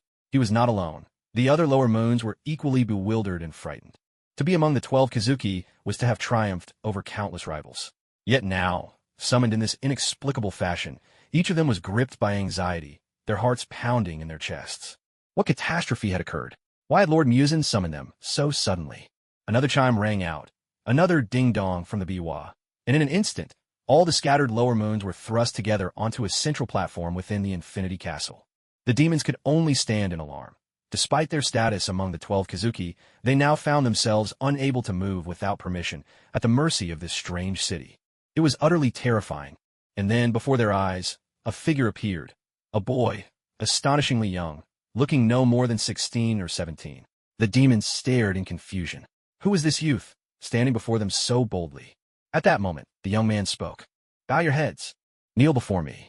In the blink of an eye, all the lower moons fell to their knees in a row, as though they had been struck by the force of heaven itself. Even Lower Moon 5, Rue, was no exception. Though Lord Muzin had once favored him, granting him the privilege of remaking his family, before Kibutsuji Muzin, he dared not show the slightest disrespect. "That's Muzin. It's Lord Muzin's voice. I didn't even recognize him. His appearance and aura are completely different from before. What flawless mimicry." Lower Moon 4, Makago, was drenched in cold sweat, stammering, "Forgive me, truly forgive me. Your appearance and presence have changed so much." Kibutsuji Muzin's voice was cold and absolute. "Who gave you permission to speak? Do not speak unless I ask you a question. Your petty wills do not interest me." In an instant, Makago was seized with terror, sweat pouring down like rain. Kibutsuji Muzin said, "Jubii has been killed. He was the only demon I considered worthy to replace Kyogai." The lower rank 6, Kyogai, was struck as if by lightning, trembling uncontrollably. Ever since he learned that Kibutsuji Muzin had permitted Jubii to challenge him for his position, a sense of unprecedented crisis had shrouded him. He started to devour humans in great numbers, desperate to grow stronger. Yet to his shock, he found that he simply couldn't stomach any more. The novels he wrote were utterly rejected by his editor, who criticized them mercilessly, calling his work dull to death, lacking in beauty, lacking in mystery, lacking in sharpness. In every aspect, his stories were compared to garbage, a complete waste of paper. Worse still, the editor trampled all over his painstaking manuscripts with utter contempt. Enraged, Kyogai used his blood demon art to slice the editor into pieces. Now, the only thing keeping him alive was the hope of becoming stronger and earning Lord Muzin's recognition. But even that hope was now about to shatter. Kibutsuji Muzin said, "Kyogai, have you already lost your appetite? Is this really all you can manage?" Kyogai broke out in a cold sweat. "Oh no, he's seen right through me." Suddenly, the eyeball inscribed with lower rank 6 on Kyogai's body burst with a sickening pop. Panicking, Kyogai pleaded, "No, that's not it. I can still eat. Please, just give me a little more time." Veins bulged on Muzin's face as his patience snapped. "Enough. I will strip you of your number, because this is as far as you go." With the deep, resonant twang of a biwa, Kyogai was instantly ejected from the Infinity Castle. The other demons trembled even more violently. To become one of the 12 Kizuki, how much had they sacrificed? Yet a number could be taken away in an instant, without the slightest mercy. To Muzin, Kyogai was now, without a doubt, a demon without any further value. The fact that he didn't kill Kyogai outright was already a display of rare magnanimity. The reason was simple. Out of all the demons Muzin had created, Kyogai was one of the only two who genuinely strove to be useful to him. This loyal dog was somewhat endearing to Muzin. Such a shame, though. Some mud simply can't be shaped into a pillar. Kibutsuji Muzin continued. Why are the lower ranks so weak? Becoming one of the 12 Kizuki isn't the end, it's only the beginning. The beginning of devouring more humans, becoming stronger, and being of use to me. For the past 100 years, the upper ranks of the 12 Kizuki have never changed. It is always the upper ranks who have slain the Hashira among the demon slayers. But what about the lower ranks? How many times have they been replaced? The lower-ranked demons shivered in terror. In the presence of Kibutsuji Musen, the progenitor, they had no right to resist. This fear was woven into their very blood, a crushing pressure at the level of their existence. Kibutsuji Musen turned his gaze to lower rank 4, Rei Yushir. Whenever you encounter a Hashira, your first thought is always to run away, isn't it? Rei Yushir was so terrified he was nearly senseless. No, that's not true. I have risked my life to fight for you, my lord. Kibutsuji Musen spoke coldly. Are you trying to deny what I've just said? Ryu was utterly bewildered, her mind going blank as if short-circuited. How was she supposed to answer? No matter what she said, it would be wrong. A crushing fear pressed down on her like a mountain. Besides weeping, Ryu couldn't think of any other way to respond. Then, the lower-ranked demons watched in horror as Kibutsuji Musen's arm twisted and transformed into a monstrous shape, sprouting a gaping maw. Without warning, Ryu's head was bitten off, devoured entirely. She was lower rank 4, yet Musen had killed her without a second thought. The remaining lower-ranked demons were completely stunned. Byoba, lower rank 3, who was kneeling on the ground, trembled uncontrollably with terror. Why has it come to this? Am I next? I worked so hard to become one of the 12 Kazuki. Why? Why? What should I do next? I have to become stronger, stronger, and stronger. Kibutsuji Musen's voice cut through their panic. Are the Demon Slayer Corps' Hashira more frightening than I am? The lower-ranked demons lowered their heads, not daring to utter a single word. Every so often, I have to replace the lower ranks, Musen continued, his voice tinged with boredom. I'm growing weary of this. Perhaps the 12 Kazuki need only the upper moons. Donji, Donji, Donji. The remaining lower-ranked demons were so terrified they barely dared to breathe. If Musen found them worthless, it would mean instant annihilation. Would they really be killed off so easily? I'll give you one last chance, Musen declared. Devour more humans. Become stronger. If you manage to slay a Hashira, I'll reward you with more of my blood. Otherwise, the lower ranks will be disbanded. Yes, came the quavering reply. The remaining demons bowed, so low their foreheads almost touched the floor. Though they had narrowly escaped death, every one of them was drenched in cold sweat. A series of sharp, resonant notes from the biwa echoed through the chamber. In an instant, the lower ranks were flung from the Infinity Castle like so much refuse. Musen turned to his subordinate. Neikime, summon Akaza and Doma to me. Neikime plucked her biwa, the notes reverberating through the air, and two figures materialized out of nowhere. Akaza appeared first, his short hair a vibrant shade of pink, his body adorned with dark blue tattoos. The kanji 4 upper rank was inscribed in his right golden eye, and 3 in his left. Doma followed, his hair pale as white oak, eyes swirling with iridescent colors, a splash of crimson across his brow, as if painted. In blood, and a lively smile fixed on his face. The kanji 4 upper rank was etched in his left eye, and 2 in his right. As soon as they arrived, both caught sight of Musen, disguised as a young boy, standing amidst the splatter of fresh blood. A chill ran down Akaza's spine. Lord Musen was in a foul mood. That was never a good omen. Doma sniffed the air, a mischievous smile playing on his lips. It's a demon's blood I smell. Have a few witless fools managed to anger you, Lord Musen? They really deserve the harshest punishment. Kibutsuji Musen glanced at the grinning Doma and said coolly, the lower moons are nothing but a pack of incompetents. I no longer expect anything from them. Doma kept up his cheerful facade. You're saying such melancholy things again, Lord Musen. At the very least, as an upper moon, I haven't failed your expectations. Looking at Doma, Musen felt a flicker of irritation in his heart. If it weren't for Doma's undeniable abilities, he would have already disposed of this disrespectful creature. The Ubuyashiki family still survives, and with a blue spider lily. Centuries have passed, and yet it remains unfound. I'm beginning to wonder what purpose you all serve, Musen said, his voice icy. In an instant, both Doma and Akaza dropped to their knees in submission. Even Doma, usually all laughter and mockery, grew solemn. Doma spoke, feigning helplessness. I'm not good at searching or investigating. What am I to do? Perhaps, Lord Musen, you could simply take my eyes? Akaza fell silent, a hint of annoyance in his expression. Musen sneered. What use would I have for your eyes? I summoned you both here for one purpose. Destroy the Demon Slayer Corps. Those Hashira are like swarming flies, utterly vexing. Doma replied, nonchalantly.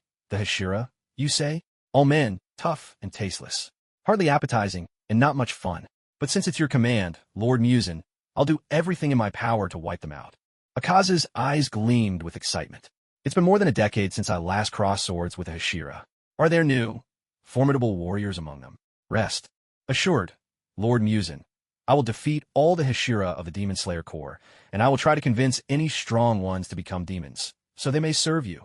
Muzin said, there is a Hashira among them who wears a butterfly-patterned haori and a butterfly hairpin. She is a woman. Doma's kaleidoscopic eyes lit up. A female Hashira among them?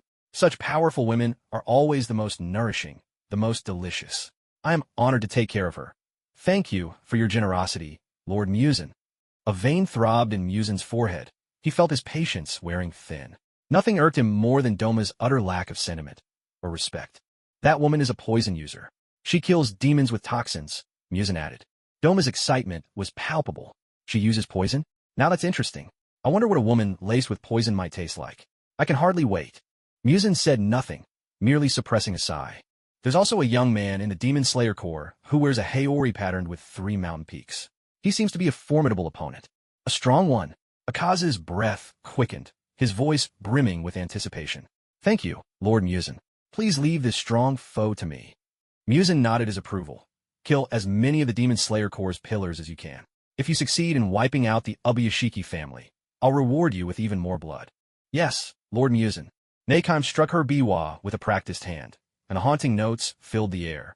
Doors slammed, shut one after another, and Kibutsuji Muzin vanished without a trace.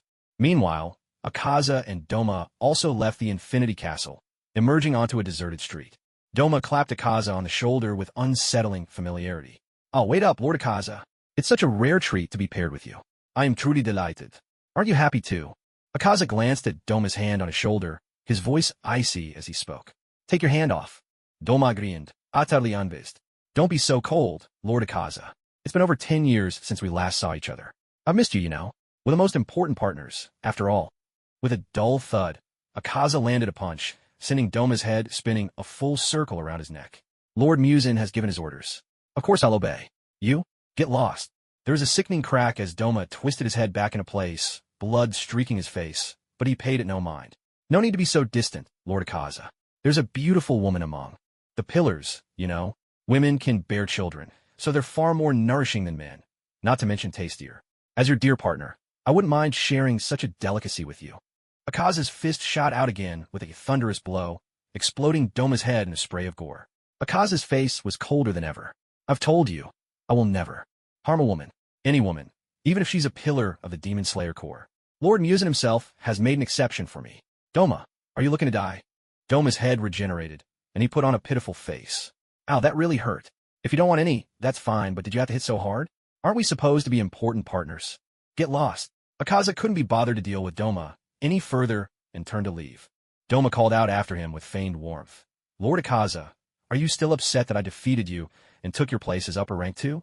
That was ages ago. Surely you're not one to hold a grudge over something so old and trivial. Akaza's aura surged, and he squared off, ready for a fight. Doma let out a cheerful laugh. Are you serious, Akaza? You're really that petty? Technique development. Chaotic form. With a thunderous roar, a terrifying surge of martial energy exploded forth. Doma was blown apart in an instant, shards of ice crystals scattering through the air. As the ice slowly dispersed, Doma's body reformed, his face filled with disbelief. Lord Akaza, you really went all out? Oh, how you wound me. Akaza's gaze was razor sharp. Doma, drop the act. Don't you realize how utterly insufferable you are? Doma was left utterly speechless. Lord Akaza, why would you say something so untrue? You must be jealous, aren't you?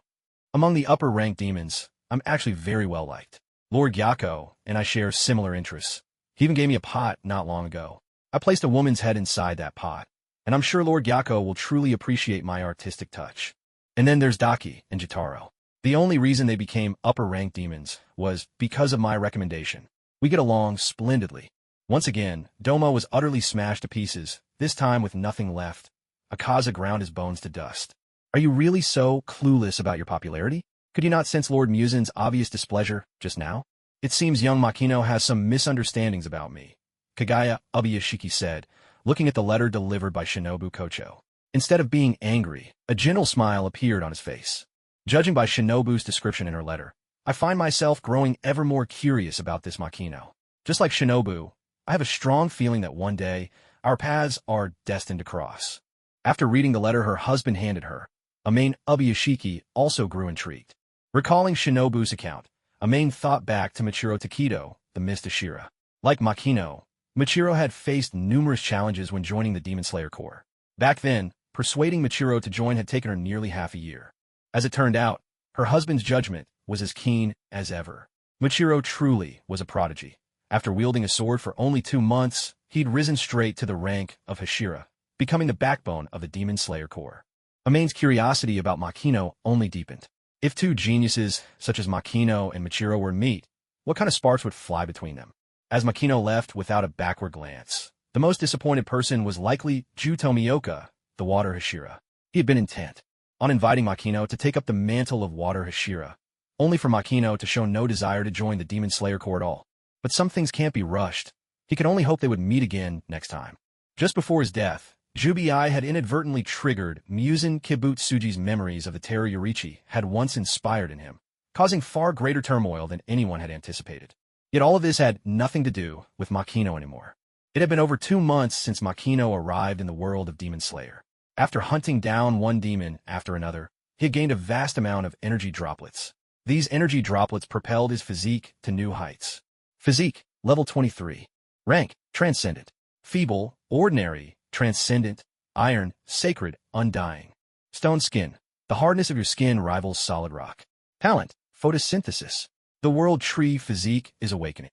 Water breathing. A secret technique that squeezes out potential and boosts combat power. Rank, Intermediate. Simplistic, Intermediate, Subtle, Patterned, World penetrating. Swordsmanship. Level 18. Proficiency, Mastery. Beginner, Skilled, Mastery, Sword Hero, Sword Saint, Sword Deity. Iato, Draw and strike as one. A single blow to kill. 3 slashes within a second. Level 5. Upgradable. Thousandfold Snow. A system upgraded technique meant for direct confrontation and blocking force with force. With this, 20% of an opponent's attack can be reflected back to them. Level 2. Upgradable. Sakura Fall. A sword technique inherited from Jubi, capable of scattering sword energy into 10,000 fragments, fluttering like petals of cherry blossoms. Gravity, level 16.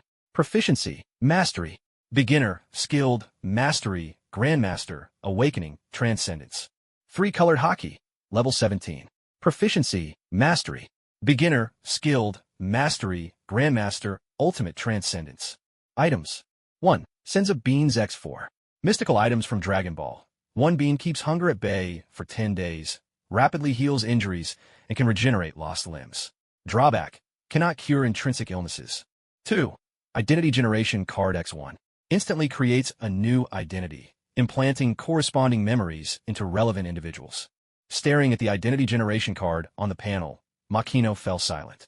Of all the prizes he'd drawn so far, this one was perhaps the hardest to judge. It was certainly useful, yet at the same time, oddly superfluous. In any case, it fell short of his expectations for the lottery rewards. Still, having something is better than nothing. Unlike the new era, Japan in the Taisho period was a patchwork of rural fields and dense greenery, the land covered in a lush, untouched wilderness.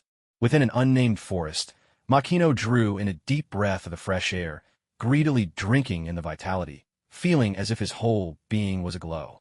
Perhaps because of his connection to the world tree, Makino was particularly sensitive to the changing seasons. Spring is here.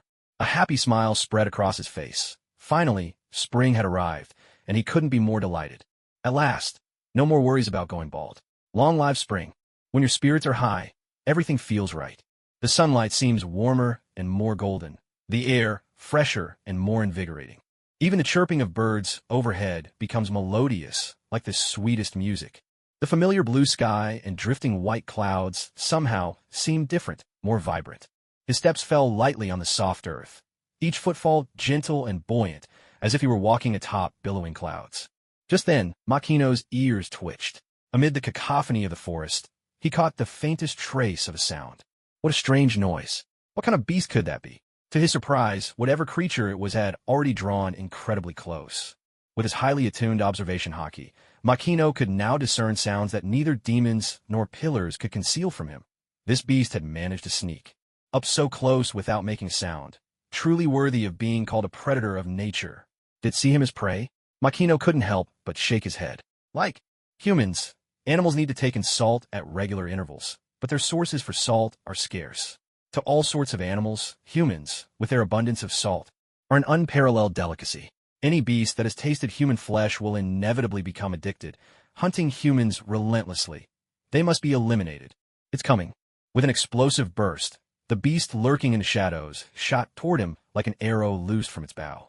Makino readied his sword, prepared to cut down the beast, only to suddenly realize that the creature charging at him wasn't a beast at all, but someone wearing a boar's head mask, brandishing two bone-white fangs. Wasn't this Inosuke Hashibara? Makino hadn't expected to bump into Inosuke by chance. Just as Inosuke lunged at him, Makino moved first, landing a punch squarely in Inosuke's stomach. Inosuke tumbled away, rolling across the ground. It doesn't hurt. Not one bit.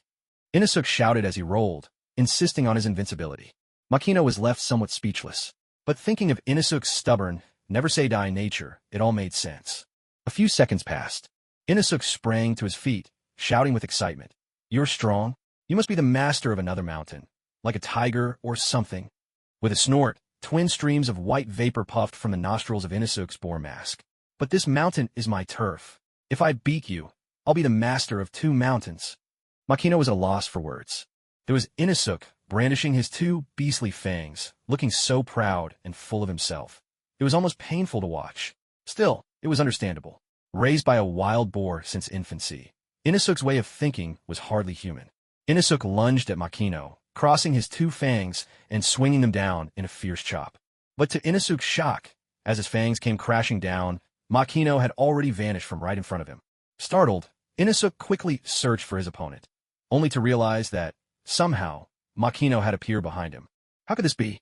How did this mountain master pull that off? Wham! Suddenly, Inosuke felt a heavy blow strike the back of his neck.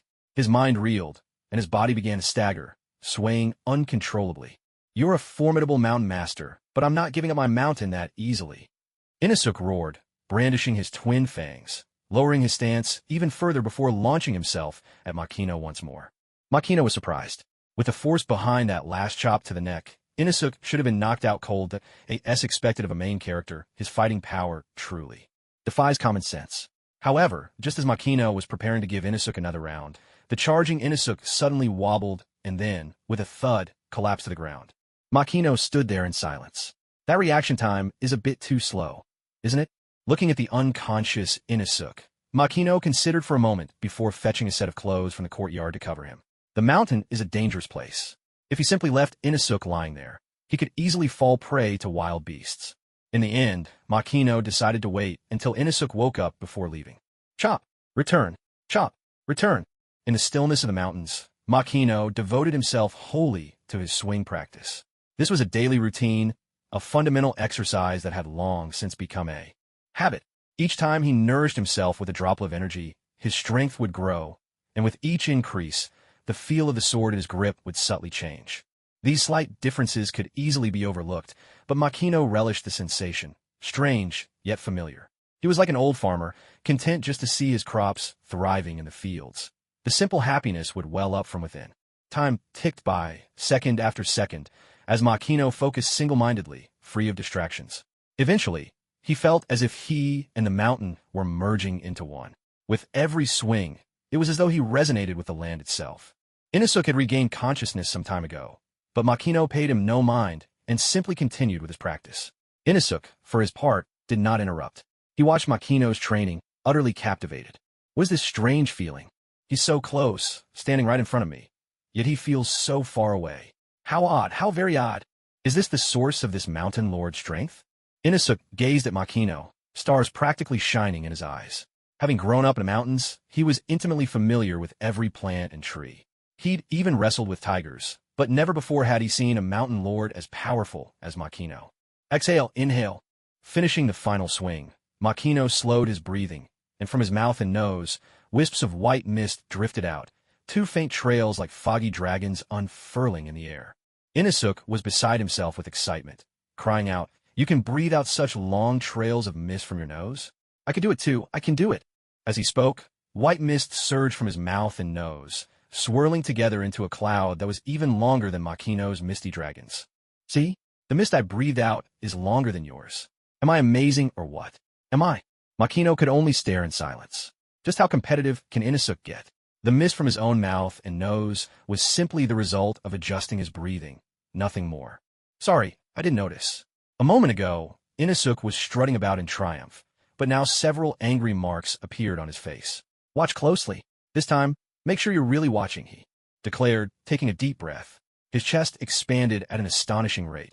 His lung capacity was truly impressive. Then, as he exhaled, a long, swirling dragon of mist formed instantly from his breath. Makino looked on in amazement. Inosuke truly was a survivor, shaped by the harsh trials of the wild. His physical prowess was unmatched. Catching sight of Makino's surprised expression, Inosuke grew even more excited. Now you see how strong I am. Just admit defeat already. Your mountain will be mine from now on. Makino's forehead was lined with exasperation. He strode over and gave Inosuke a firm flick on the head, making him yelp in pain. Stop parading around naked in front of me, you idiot. It wasn't as if Inosuke was completely unclothed. He wore a loincloth of sorts. But after so long in the mountains, what little clothing he had was now nothing but tattered rags. That didn't hurt at all, and I wasn't parading around naked. Birds are weak and tiny creatures, not even enough to fill the gap in your teeth. I wouldn't even bother with them. Thud, put some clothes on now. Oh. After a while, Makino finally finished talking things over with Inosuke, who now sported several large lumps on his head and a bruised, battered face. Do I really have to wear clothes? What a hassle. Not wearing clothes is perverted, you know. What's perverted? Perverted means shameless, indecent behavior. What's shameless? And who's this indecent person? Why do you want to act like them? Also, what's behavior? Makino was speechless. Are you some kind of living encyclopedia? Whoosh. In a flash, Makino disappeared from right in front of Inosuke. Inosuke blinked in confusion, utterly surprised that his 3 questions had made Makino run off like that. Snort. 2 streams of white mist puffed out of Inosuke's nostrils. He shouted with excitement. Are you challenging me to a race? I'll never lose. Without hesitation, Inosuke stabbed his bone daggers into the ground and reached out, trying to sense Makino's location. When he finally picked up Makino's presence, he was completely stunned. Makino had vanished so quickly, even faster than the swiftest tiger he'd ever seen. What incredible mountain lord. How many mountains does he rule over? And why did he run away just now? So many questions swirled in Inosuke's mind, it felt like his head was about to burst. But Inosuke was always a straightforward kind of guy. If he couldn't figure something out, he simply stopped thinking about it. He was far more interested in chasing after this mysterious mountain lord. Once he pinpointed Makino's location, Inosuke set off on his wild pursuit. As for Inosuke's chase, Makino didn't give a second thought. When it came to speed, Makino had absolute confidence in himself. Time flew by in a blink, and before he knew it, a whole week had passed. One had to admit, transportation in Japan during the Taisho era was truly backward. Still, Makino was in no hurry. His mood remained relaxed and unhurried throughout. When he unexpectedly managed to hunt a deer, Makino's mouth watered, and a wave of delight washed over him. After cleaning the venison, he threaded the meat onto branches and started a fire. Soon, the tempting aroma of roasting meat filled the air.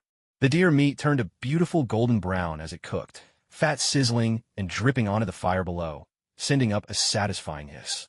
When the meat was nearly done, Makino sprinkled it with snow salt, black pepper, and cumin, and the fragrance grew even richer, so intoxicating it made him feel almost giddy. The scent was irresistible, his mouth watered, and his fingers itched to dig in. Tearing off a piece, the rich flavor of the meat seemed to reach straight into his soul, and Makino felt every cell in his body come alive with joy. Truly, good food was a gift from the heavens. What a pleasure it was. But just then, a rustling sound came from the woods. Makino glanced in the direction of the noise and was taken aback. Who else could it be if not Inosuke? Inosuke appeared, dirty and disheveled, his clothes reduced to tattered rags, but somehow he still managed to wear them. Gasping for breath, Inosuke exclaimed, F finally caught up with you. Huff, did you see that? Whatever you can do. I could do it too. Suddenly, Inosuke's stomach rumbled, loud as thunder. Makino couldn't help but ask, how long has it been since you ate? It's only been 7 days, no big deal. I can go even longer without food. Inosuke replied, his belly growling again. Makino was speechless. Was this guy for real? Go ahead and eat, but be careful, it's hot. Drooling, eyes shining, Inosuke blurted, You told me to eat, so don't blame me. It's not like I asked for it. Makino couldn't help but laugh. Yes, yes, it's my treat. Dig in. With a cheer, Inosuke's excitement was plain to see. He snatched the venison from Makino, tore off his boar mask, and began devouring the meat in huge bites. What kind of meat is this? It's amazing. When Inosuke was a child, he met an old man with a grandson named Koji. The old man was a bit senile, but he treated Inosuke kindly, feeding him and even teaching him to speak and recite poetry as if he were his own grandson. Inosuke knew what cooked food was, of course, but he'd never tasted anything seasoned so richly until now. All at once, Inosuke's breath burst forth in great white clouds, like the steam from a departing locomotive, which sent Makino into a fit of laughter. The meat was so hot that after just one bite, Inosuke was left panting, much like a little pup, letting out bursts of hot breath. But the aroma was simply irresistible. Inosuke didn't stop eating for a second. Delicious, delicious, delicious. This is just too good, he exclaimed between mouthfuls. Watching Inosuke devour his food, Makino couldn't help but smile. Somehow, the meat in his own hands seemed to taste even better. Meals truly are sweeter when shared with others. I'm full, so full, Inosuke declared, patting his round belly, his face beaming with pure happiness. Makino smiled again, unable to resist the infectious joy radiating from Inosuke's expression. After a moment's thought, Makino quietly took out a clean set of clothes and said, "Take off those dirty clothes and change into these clean ones." Inosuke shot back, "No way. I'm not some kind of pervert. You just want to see me naked. How indecent." Makino could only respond with a look of exasperation. After a rather friendly exchange, Inosuke finally changed into the clean clothes, though now he was sporting a head full of lumps and a face bruised in several places. "I'm not hurt at all. Not even a little," Inosuke declared defiantly. Makino, smiling with narrowed eyes, cracked his knuckles. "Shall we have another round of friendly discussion then?" Inosuke jumped back as if his tail had been stepped on, leaping nearly a meter into the air. "No need. No need. I think we've reached a perfect understanding." Makino chuckled. Just then, a soft rustling sound caught their attention, and both Makino and Inosuke turned toward it. Perhaps drawn by the enticing aroma of grilled meat, a brown bear had come to investigate. But the moment the bear saw Makino and Inosuke, it immediately decided this wasn't a place to linger. It could sense that neither of these two humans was to be trifled with. So, the brown bear tried to slip away quietly, just as gently as it had arrived, shaking out its brown fur and bidding farewell to the western clouds. But then, when Inosuke realized it was a brown bear, his excitement soared. "What a huge bear! I just ate my fill, and now a fight with him would be perfect." Makino shook his head, slightly at a loss for words. A well-fed bear usually won't attack humans, unless provoked. Sure enough, the brown bear was infuriated by Inosuke's blatant challenge, and man and beast soon found themselves locked in combat. It had to be said, Inosuke's reflexes, agility, and flexibility far surpassed anything one might imagine. Even against a brown bear, he could hold his own, matching each move back and forth. His breathing was steady and rhythmic, and with every shift in rhythm, his physical abilities transformed accordingly. Was this the moment Inosuke invented the beast breathing technique? Makino watched with growing fascination. Breathing styles are usually passed down through training, and mastering them requires rigorous study and practice. Aside from the legendary Yorichi, who created the original breathing techniques, Inosuke was one of the only people in the Demon Slayer world to invent his own. The more Makino watched, the more he admired Inosuke, truly a natural-born genius. Incredible, incredible, incredible. Inosuke leapt about wildly, growing more and more excited as the fight went on, until he was practically frenzied. Still, there was a huge difference in size between Inosuke and the brown bear. What's more, the bear's hide was tough, and its flesh thick, so trying to deliver a fatal blow with bone fangs wasn't nearly as easy as one might imagine. The battle dragged on for nearly half an hour, with neither Inosuke nor the bear able to gain the upper hand, and in the end, it finished in a draw. After the bear lumbered away, Inosuke plopped down on the ground, panting heavily, his breaths coming in great, ragged gasps. Impressive, right? I'm really something, aren't I? And it's not just brown bears. I've fought tigers and leopards too. These mountain kings really are formidable. It's only recently that I've managed to beat them. Makino nodded. That's pretty amazing. How did you learn your breathing technique? In an instant, little stars seemed to practically sparkle around Inosuke, as if he was physically glowing with pride. You're asking me? Just now, you were asking me, weren't you? Inosuke planted his hands on his hips and burst out laughing, looking every bit the picture of cocky confidence. You're really clueless, aren't you? You can't even figure out breathing. In the mountains, every animal has its own way of breathing. When a tiger is hunting, it slows its breath to a crawl, and its heartbeat drops too. And then, the instant it pounces, it suddenly takes a huge gulp of air. The one that impressed me most was a wild horse. Man, could it run. I chased it for several days, but never caught up. Its breathing was strange, so deep and long, it was almost frightening. I remember thinking, could I breathe like that wild horse? And then there was a lynx, always making a rumbling sound in its chest, like mountain winds howling through a gorge. One time I got into a fight with the lynx and accidentally stepped on its tail. Whoa. With one swipe, it tore bloody gashes down my side. Listening to Inosuke's stories, Makino finally understood how Inosuke had invented his own breathing technique. Rather than truly inventing it, it was more like biomimicry. With his extraordinary senses, he could clearly perceive the breath and heartbeat of wild animals in different situations. Even so, Inosuke was undeniably a genius. Makino nodded. You're incredible. The breathing techniques you learned from animals. Out in the world, they're called breathing styles. They're advanced skills that require a master's instruction and years of training to truly master. Inosuke burst out in uproarious laughter, thrilled by Makino's praise. Want to learn? If you acknowledge me as your boss, and give me your mountain too, I'll teach you. Makino could only stare in exasperation.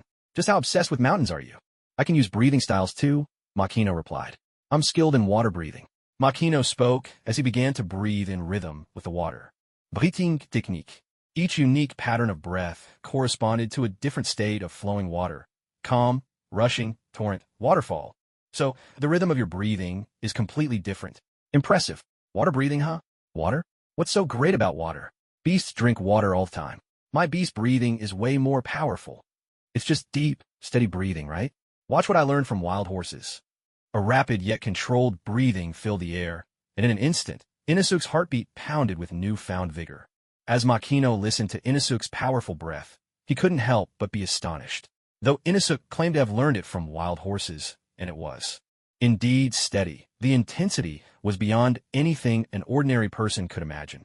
To Makino's ears, it sounded like bellows roaring with every exhale. Compared to water breathing, Inosuke's beast breathing was undeniably more ferocious and domineering. See for yourself. It's nothing special, Makino replied, unimpressed. With a sharp huff, Inosuke exhaled twin streams of white mist from his mouth and nose. The boar's head mask fogged up, crisscrossed with frost. Now watch what I picked up from the lynx. Well, how's that?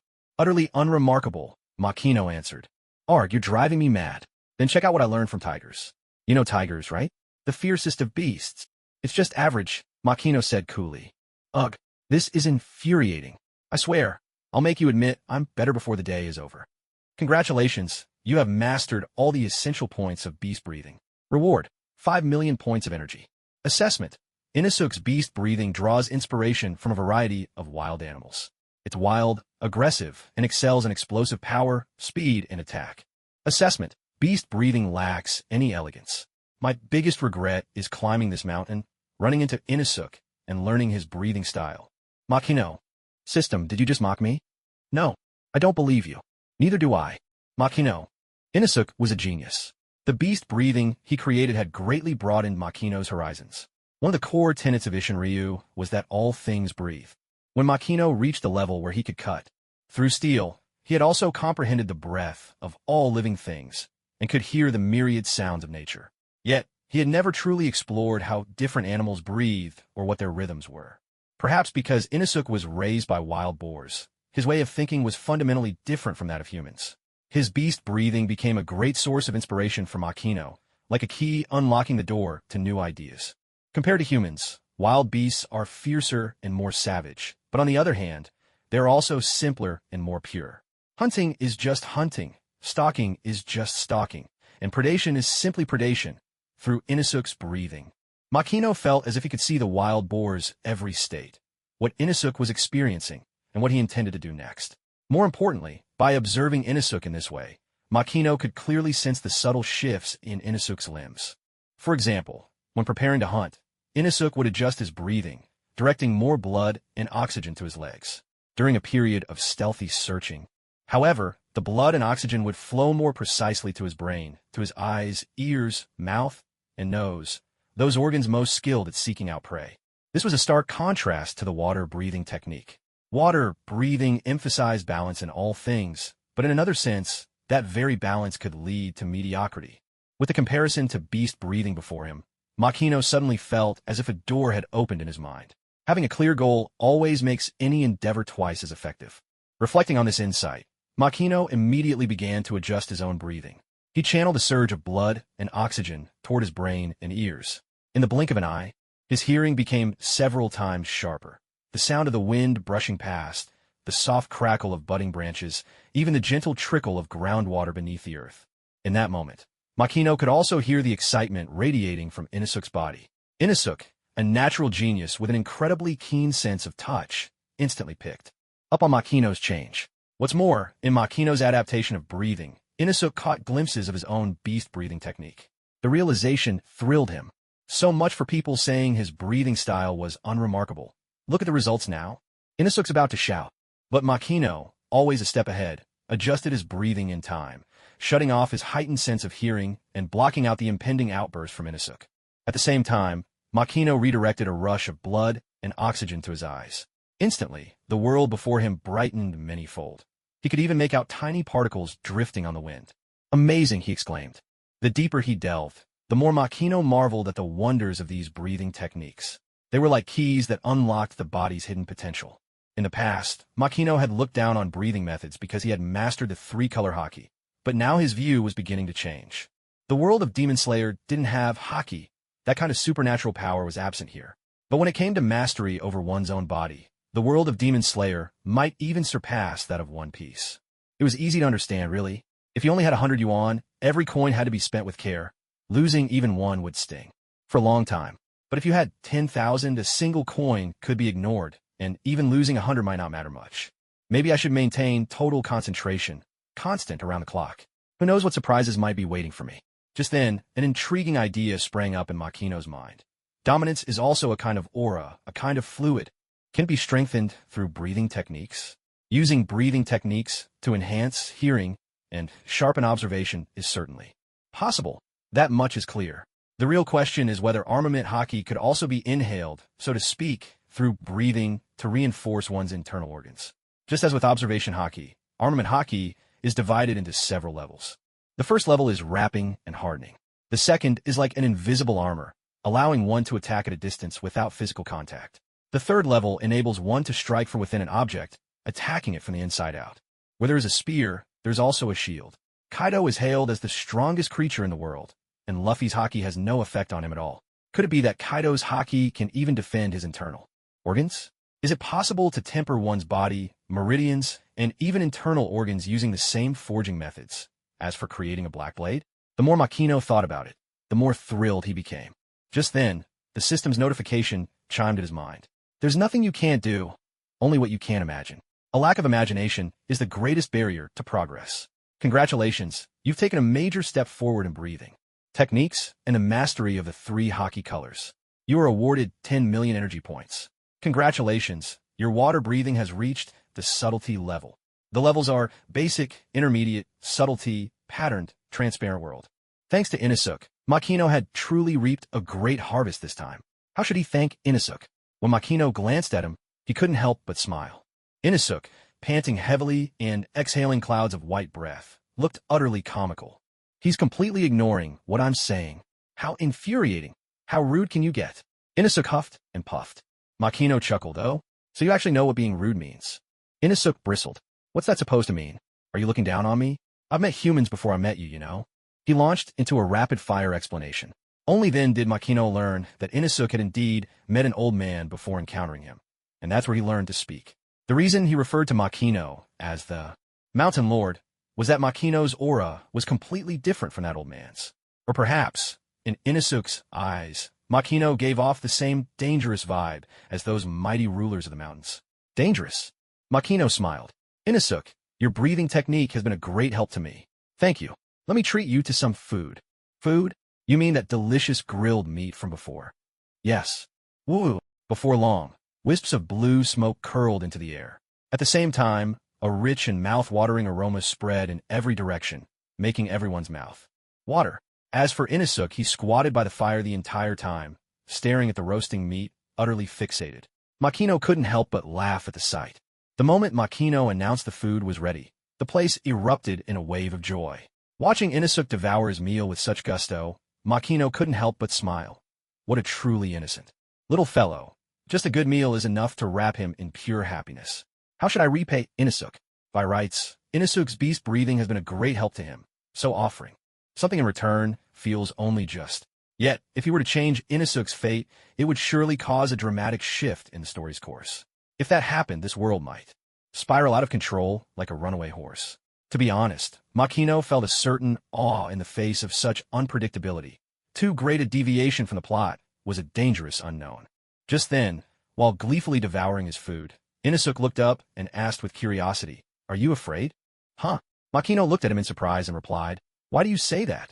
Inosuke said, "Just now, I sense fear coming from you. It's like when wild boars smell a tiger, they instinctively want to run. Even someone as strong as you can feel fear."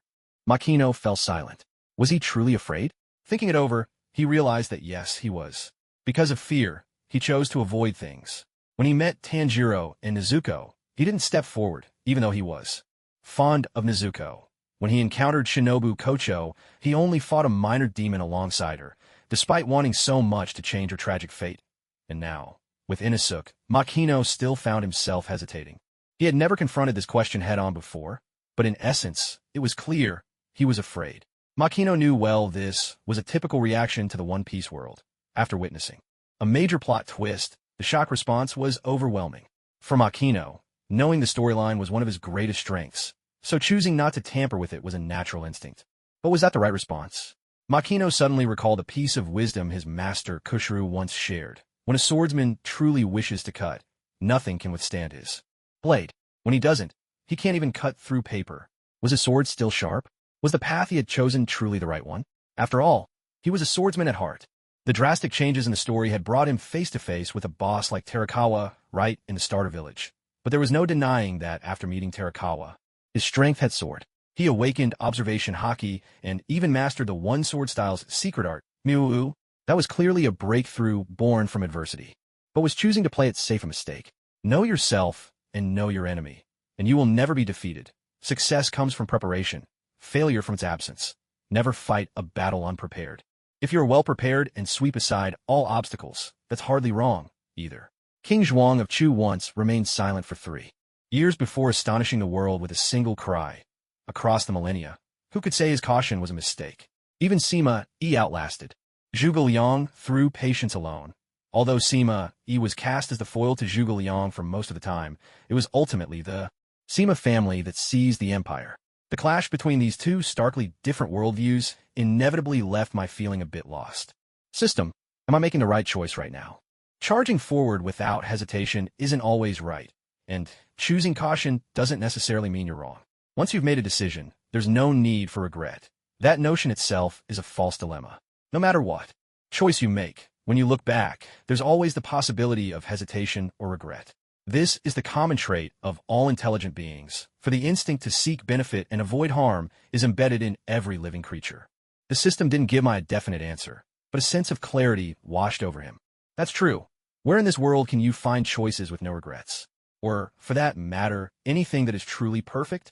Was Master Gong Sura not strong? Even he held countless regrets in his heart.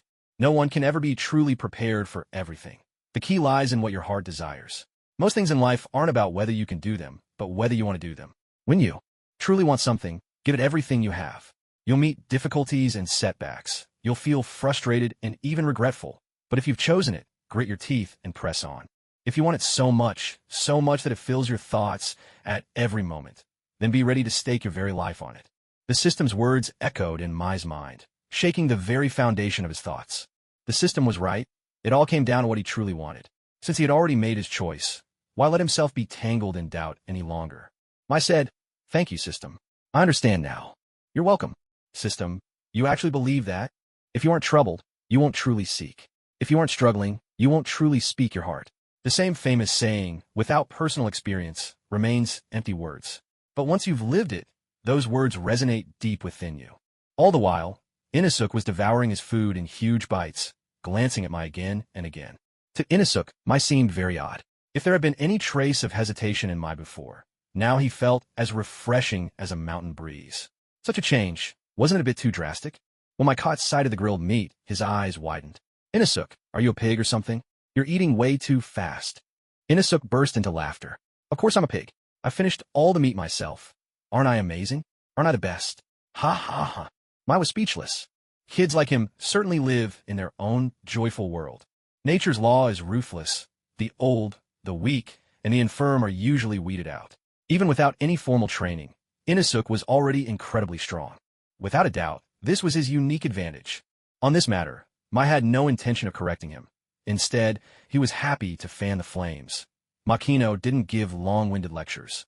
Instead, he competed with Inosuke in hunting and in eating grilled meat. Sure enough, the moment he heard the word competition, Inosuke's spirit was instantly fired up. If Makino hunted a boar, Inosuke would insist on bringing down a wild buffalo. If Makino took down a tiger, Inosuke had to go after a bear.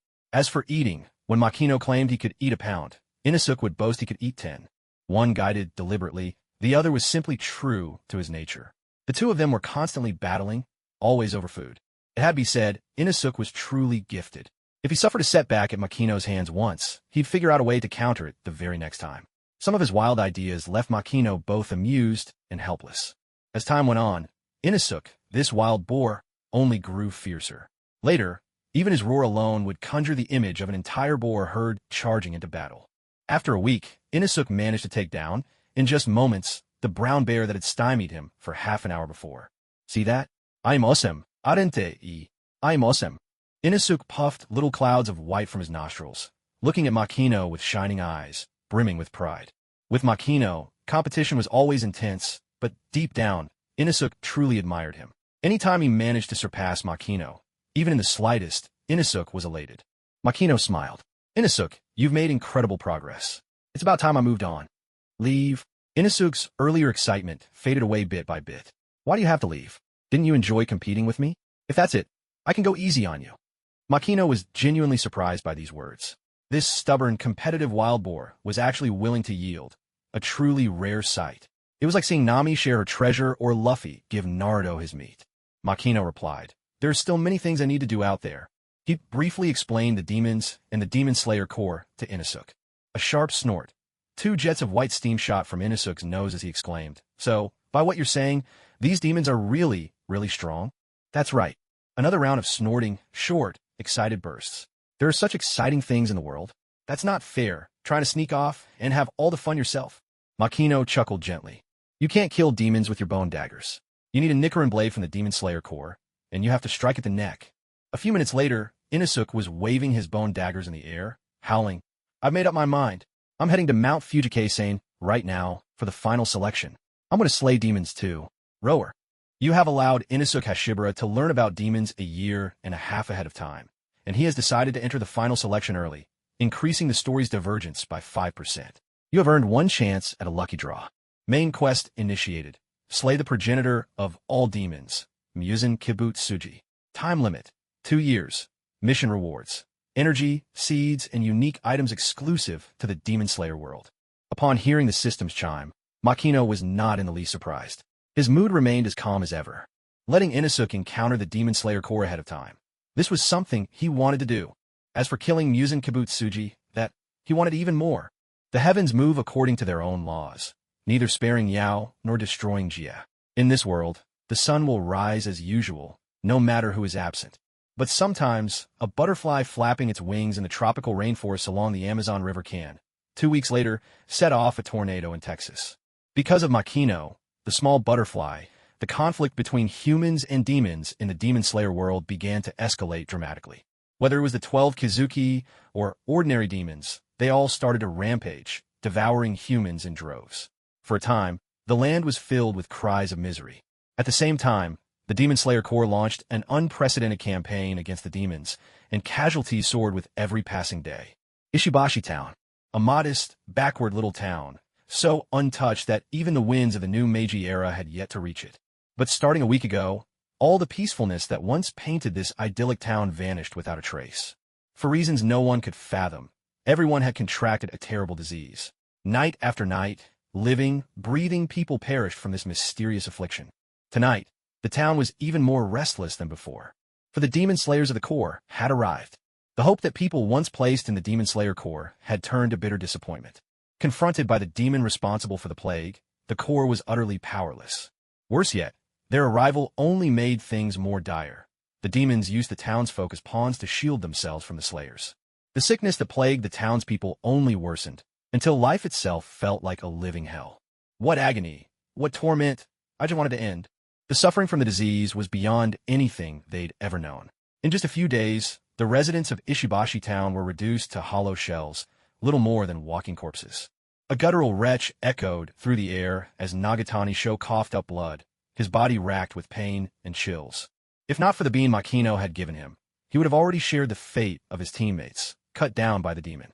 But the gulf between him and the demon was still too vast. The most bitter irony was that after all this fighting, he hadn't even caught a glimpse of the demon lurking behind the scenes. Thanks to Makino's guidance, Nagatani Sho's strength had soared.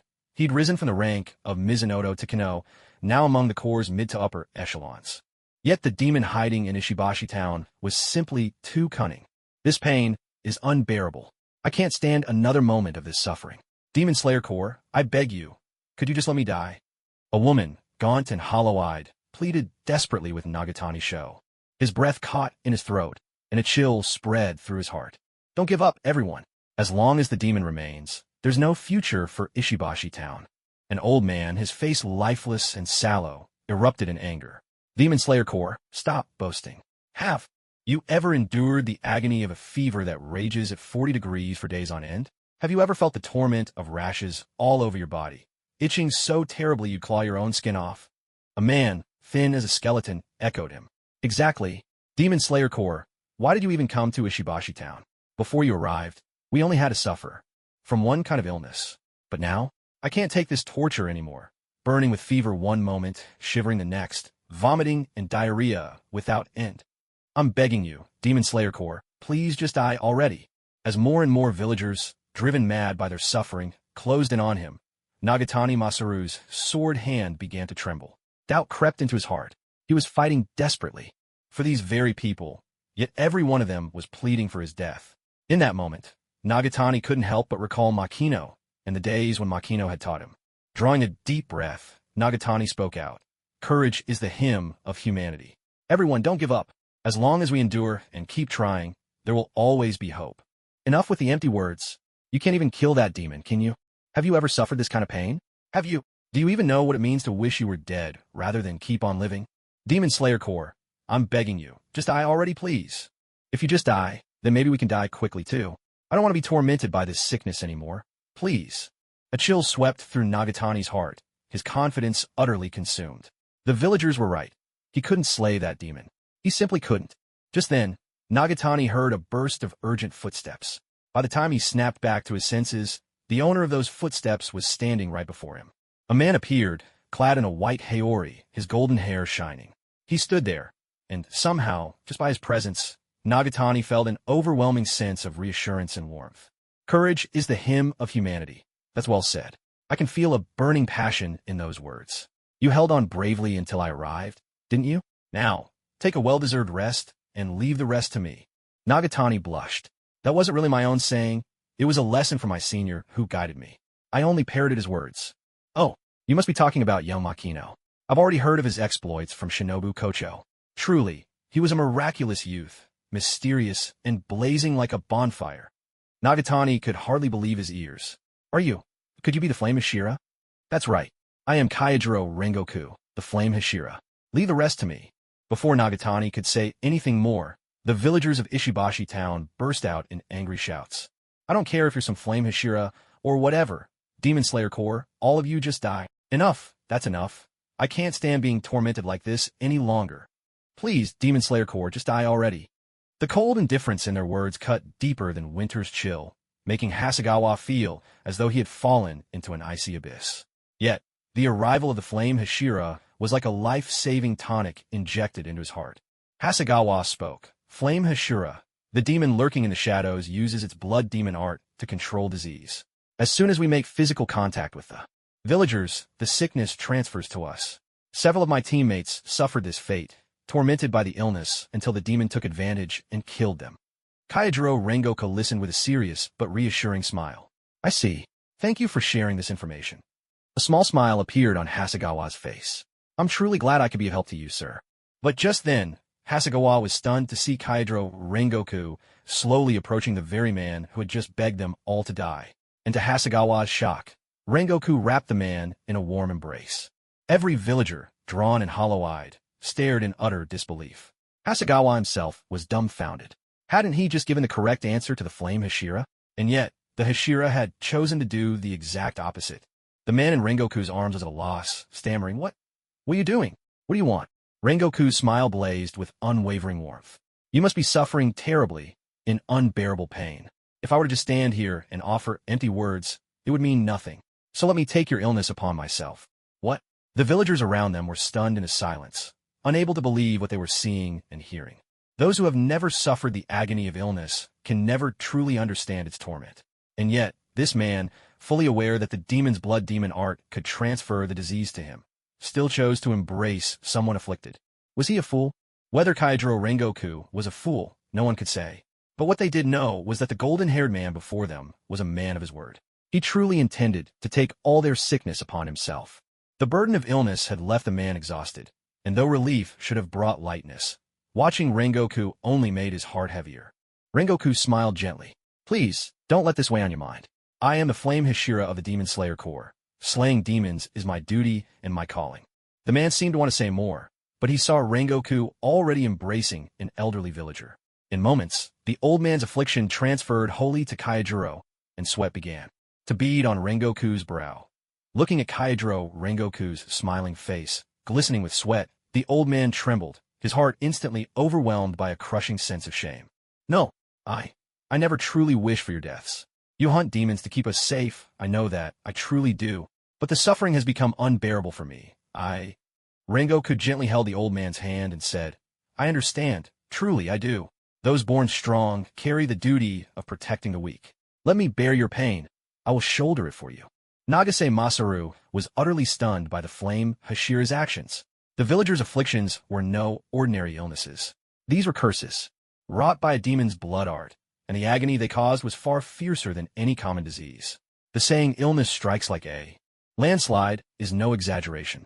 He had experienced it himself.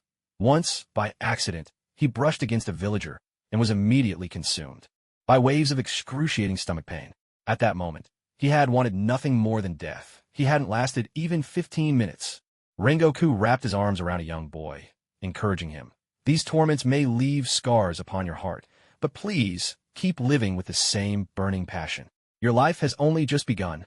The boy nodded through tears, his gaze resolute, as if a fire burned within his eyes. Rengoku approached a woman whose eyes were dull and lifeless. He spoke softly, Forgive me for the intrusion, but there are differences between men and women. The woman shrank back half a step, but Rengoku gently grasped her right hand. In an instant, the sickness began to flow from her into Rengoku. He reassured her, You have endured so much pain already. You've done more than enough. Please, leave the rest to me. Tears streamed down the woman's face as she struggled. No. Please, let go. You've already taken on the suffering of 3 people. Any more, and your body will give out. Rengoku smiled brightly. Don't worry. I am the Flame Hashira of the Demon Slayer Corps, born with strength far beyond ordinary people. And that includes the ability to bear pain.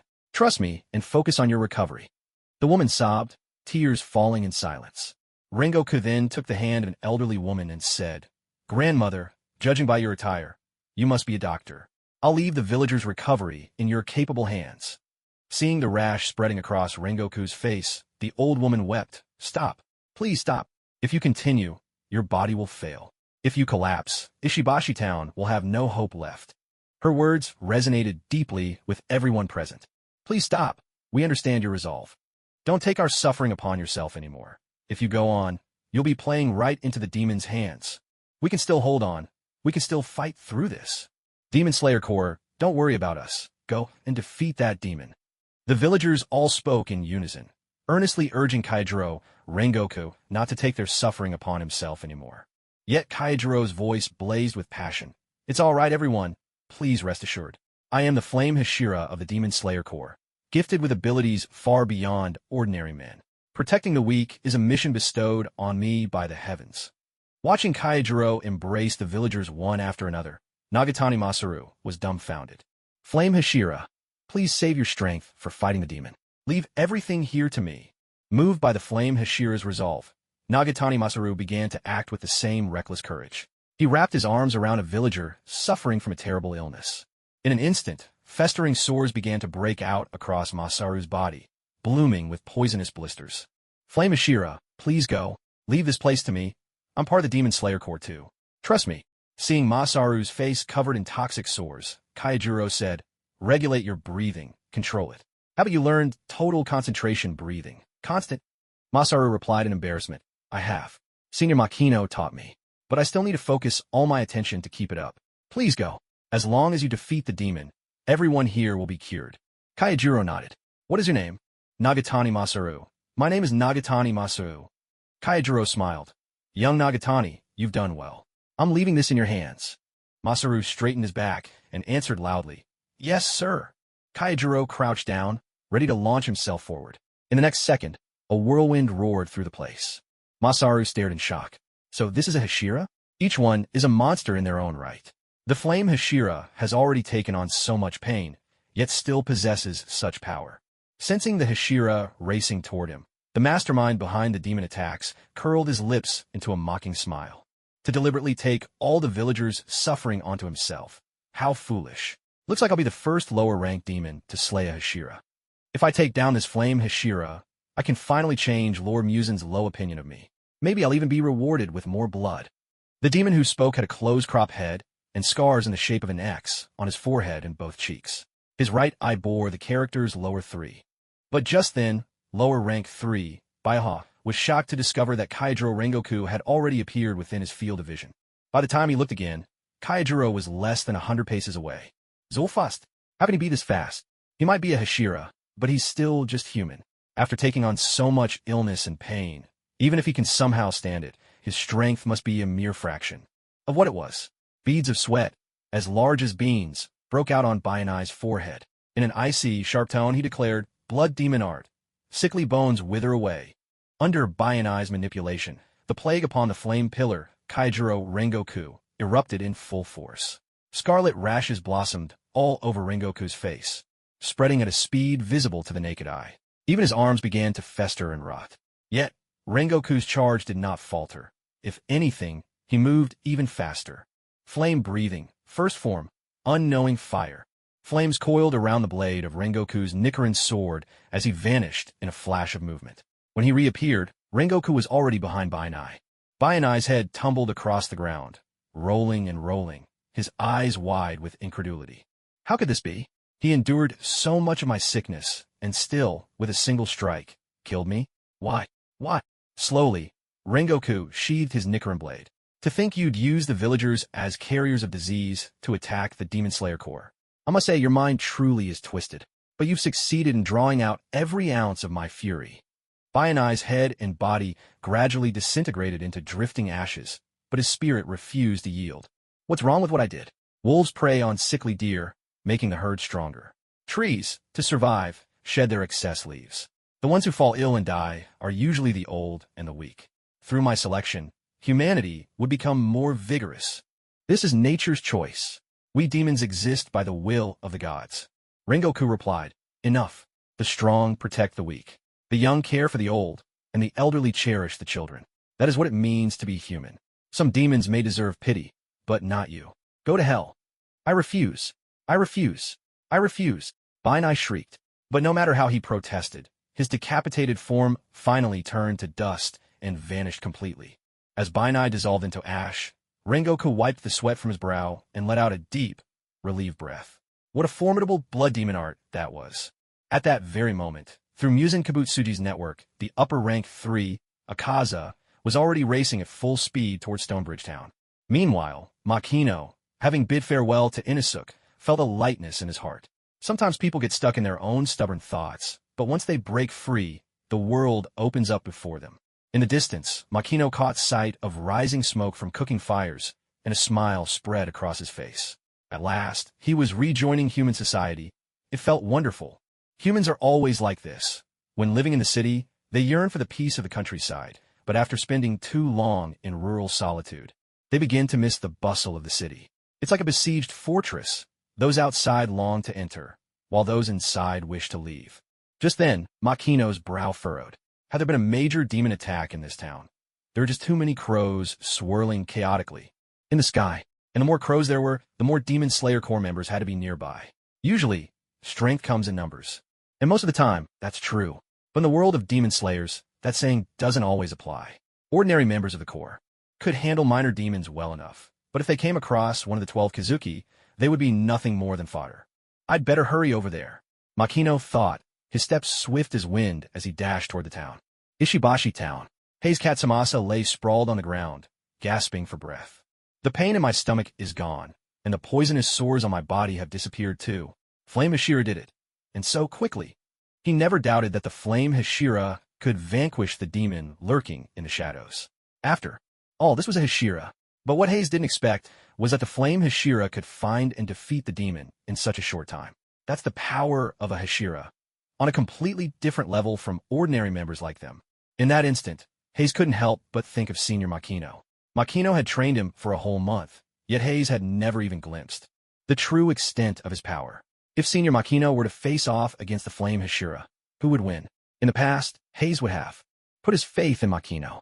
But the more he came into contact with the Hashira, the more he realized just how overwhelming their strength truly was, far beyond anything he could grasp. It was hard to imagine that someone as powerful as Makino wasn't even Hashira himself. Just then, the villagers, who had been enduring in silence until their bodies and spirits turned numb, suddenly came alive with excitement. My stomach doesn't hurt anymore. It really doesn't. Me too. The itching's gone. My back feels fine again. My fever broke. I feel lighter than I ever imagined. It's wonderful to be healthy again. Being healthy is wonderful. Being healthy is wonderful.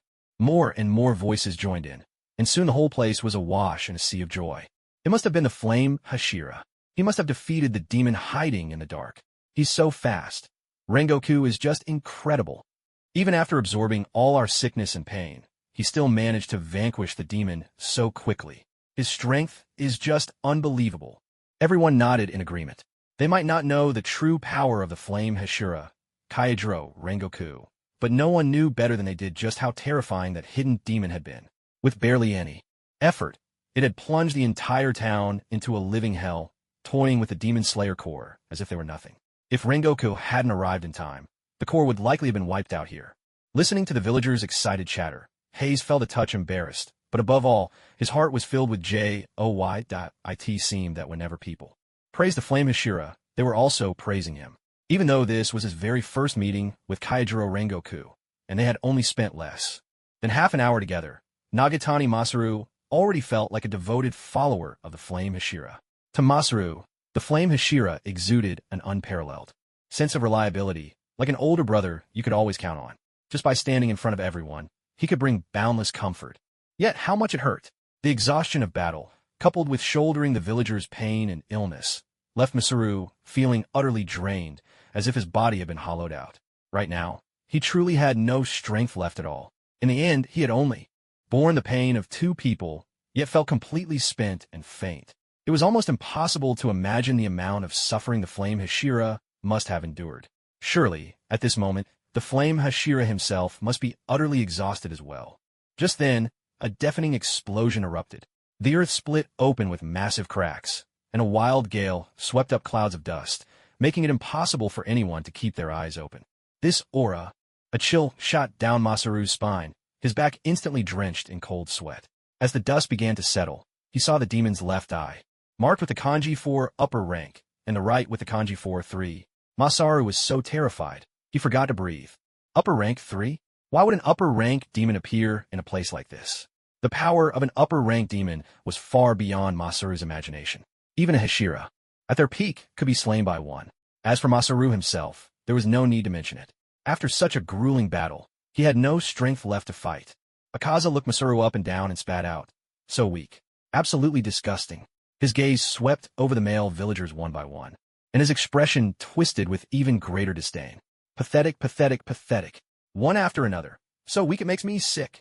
The moment Akaza's gaze fell on them, the villagers who had only just escaped death felt as if they'd plunged into an icy hell, as if they'd been marked by a monstrous beast. Despair overwhelmed them. After barely surviving the demon's plague, why did an even stronger demon have to appear? Why was this happening? Why? Akaza stretched out his hand, and everyone could clearly see the stark contrast between the colors on his fingers. One side of his palm was a normal shade, but toward the fingernails, it faded to a grayish blue, with blood-red nails at the tips.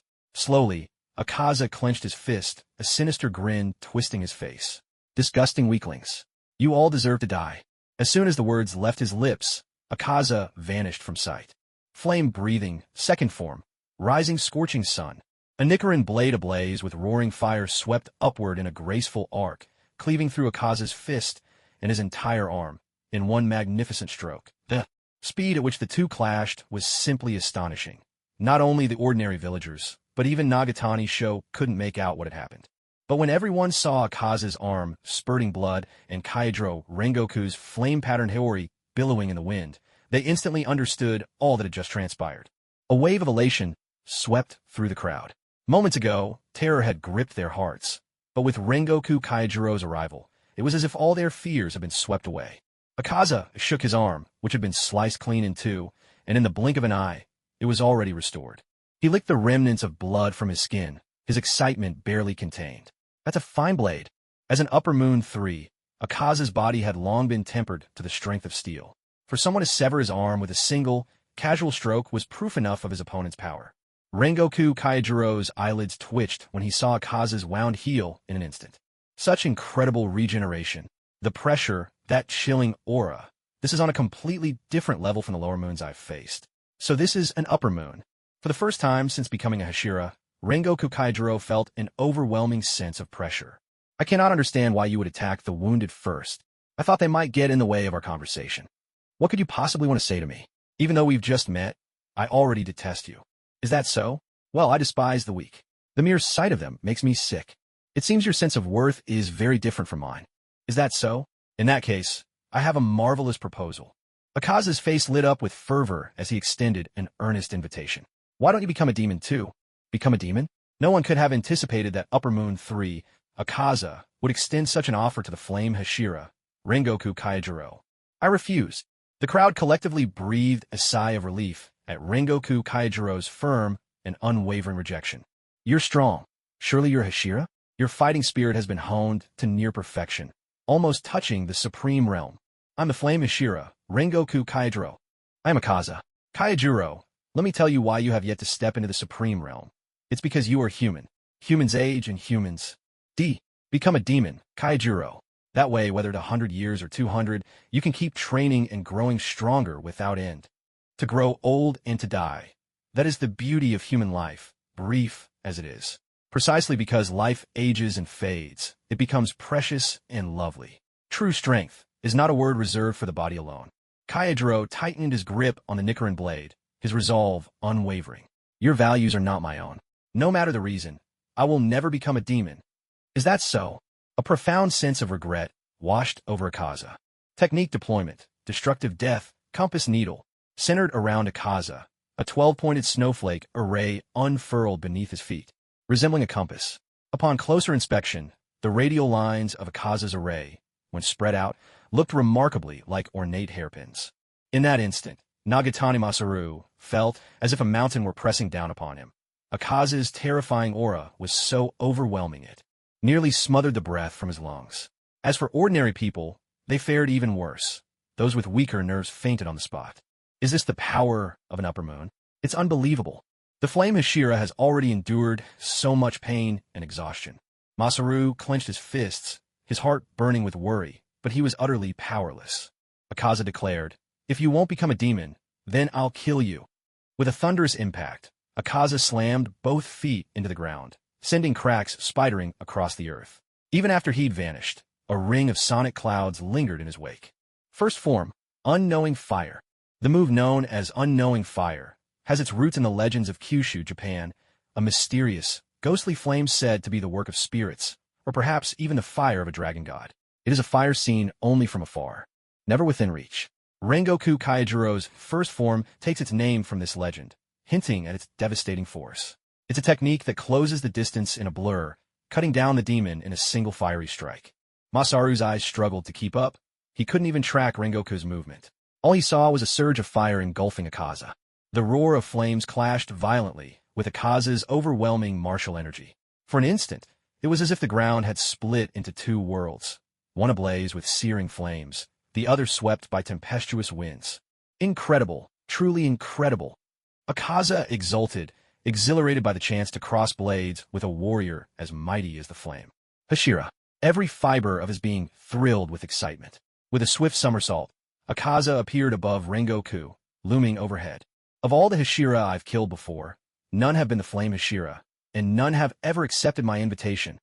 Akaza's fists crossed as a terrifying surge of fighting spirit gathered in his hands. Why is that? We are both devoted to the same martial path, yet I cannot understand. Only the chosen can become demons. To watch someone of such talent wither away, it pains me. Die, Kaijiro Rengoku, while you are still young and strong. Destructive death, air, type. From high above, Akaza unleashed 6 rapid punches at Rengoku, all in less than a second. The force of his blows rippled through the air, shaking the very void itself. Fourth form, blooming flame, undulation. Centered in his stance, Rengoku struck back with a swirling arc of flame, each slash unraveling and neutralizing the force behind Akaza's attacks. Even so, Kaijiro. Rengoku found himself deeply shaken by Akaza's martial prowess. Out of the corner of his eye, he marveled at the battlefield, now left fractured and devastated. He can throw a punch in an empty space and still reach me from here. The mere aftershock leaves the ground in utter ruin. He moves so fast, it's over in less than a heartbeat. Remarkable. With him keeping such a distance in battle, it'll be tremendously difficult to sever his neck. Watching Akaza land lightly a dozen meters away, Kaijiro again recognized the overwhelming strength of upper rank 3, Akaza. Unlike any demon he had ever slain, Akaza was not only powerful, but possessed battle experience rivaling that of the Hashira themselves. Just as Akaza had claimed, he had killed more than one Hashira before. If that's the case, then close combat it is. In the blink of an eye, Kaijiro made his decision and surged forward, closing the gap between himself and Akaza in a few swift steps. Humans lack the regenerative ability of demons. Dragging out a battle with one was the worst possible choice, especially when his own body was far from its peak. Blades clashed, and afterimages danced. Sword energy swept forth as fighting spirits soared sky-high. In an instant, the two exchanged blows across several rounds. So swift were their movements that, from Hasegawa's perspective, it seemed as if a dozen Rengokus and Akazas battled all at once. What astonishing reflexes! Remarkable, truly remarkable. Akaza laughed loudly, relishing a thrill in battle he hadn't felt in ages. Rengoku's strength had undoubtedly earned his admiration. Kaijiro, become a demon. Otherwise, you'll lose those incredible reflexes, that peerless swordsmanship. Doesn't that sadden you?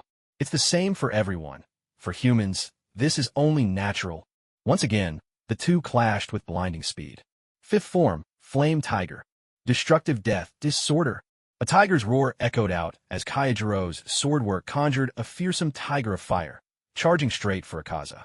Without hesitation, Akaza unleashed his own destructive death technique. There was no doubt, this was the ultimate collision of martial mastery. The clash was so fierce, it seemed to tear the sky asunder, and the earth beneath their feet caved in over a wide area. Stones and sand flew, debris hurtled through the air, surpassing anything anyone could have imagined. When the shockwaves finally faded, the onlookers could at last see Kaijiro and Akaza clearly. Blood spattered across Akaza's body. His upper torso was nearly severed at an angle, exposing gleaming white bone.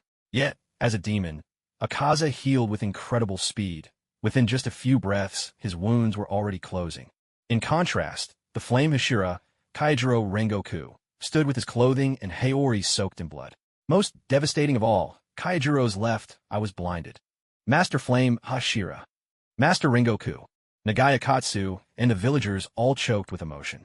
Inside, Nagaya Katsu was overcome with grief and anger. His heart ached terribly for the flame Hashira, Kaijiro Rengoku. He had only endured the pain of two people's illnesses, and it had already left him drained and exhausted. Rengoku shouldered wounds many times greater, and even before the fight with Akaza, he must have already been at the end of his strength.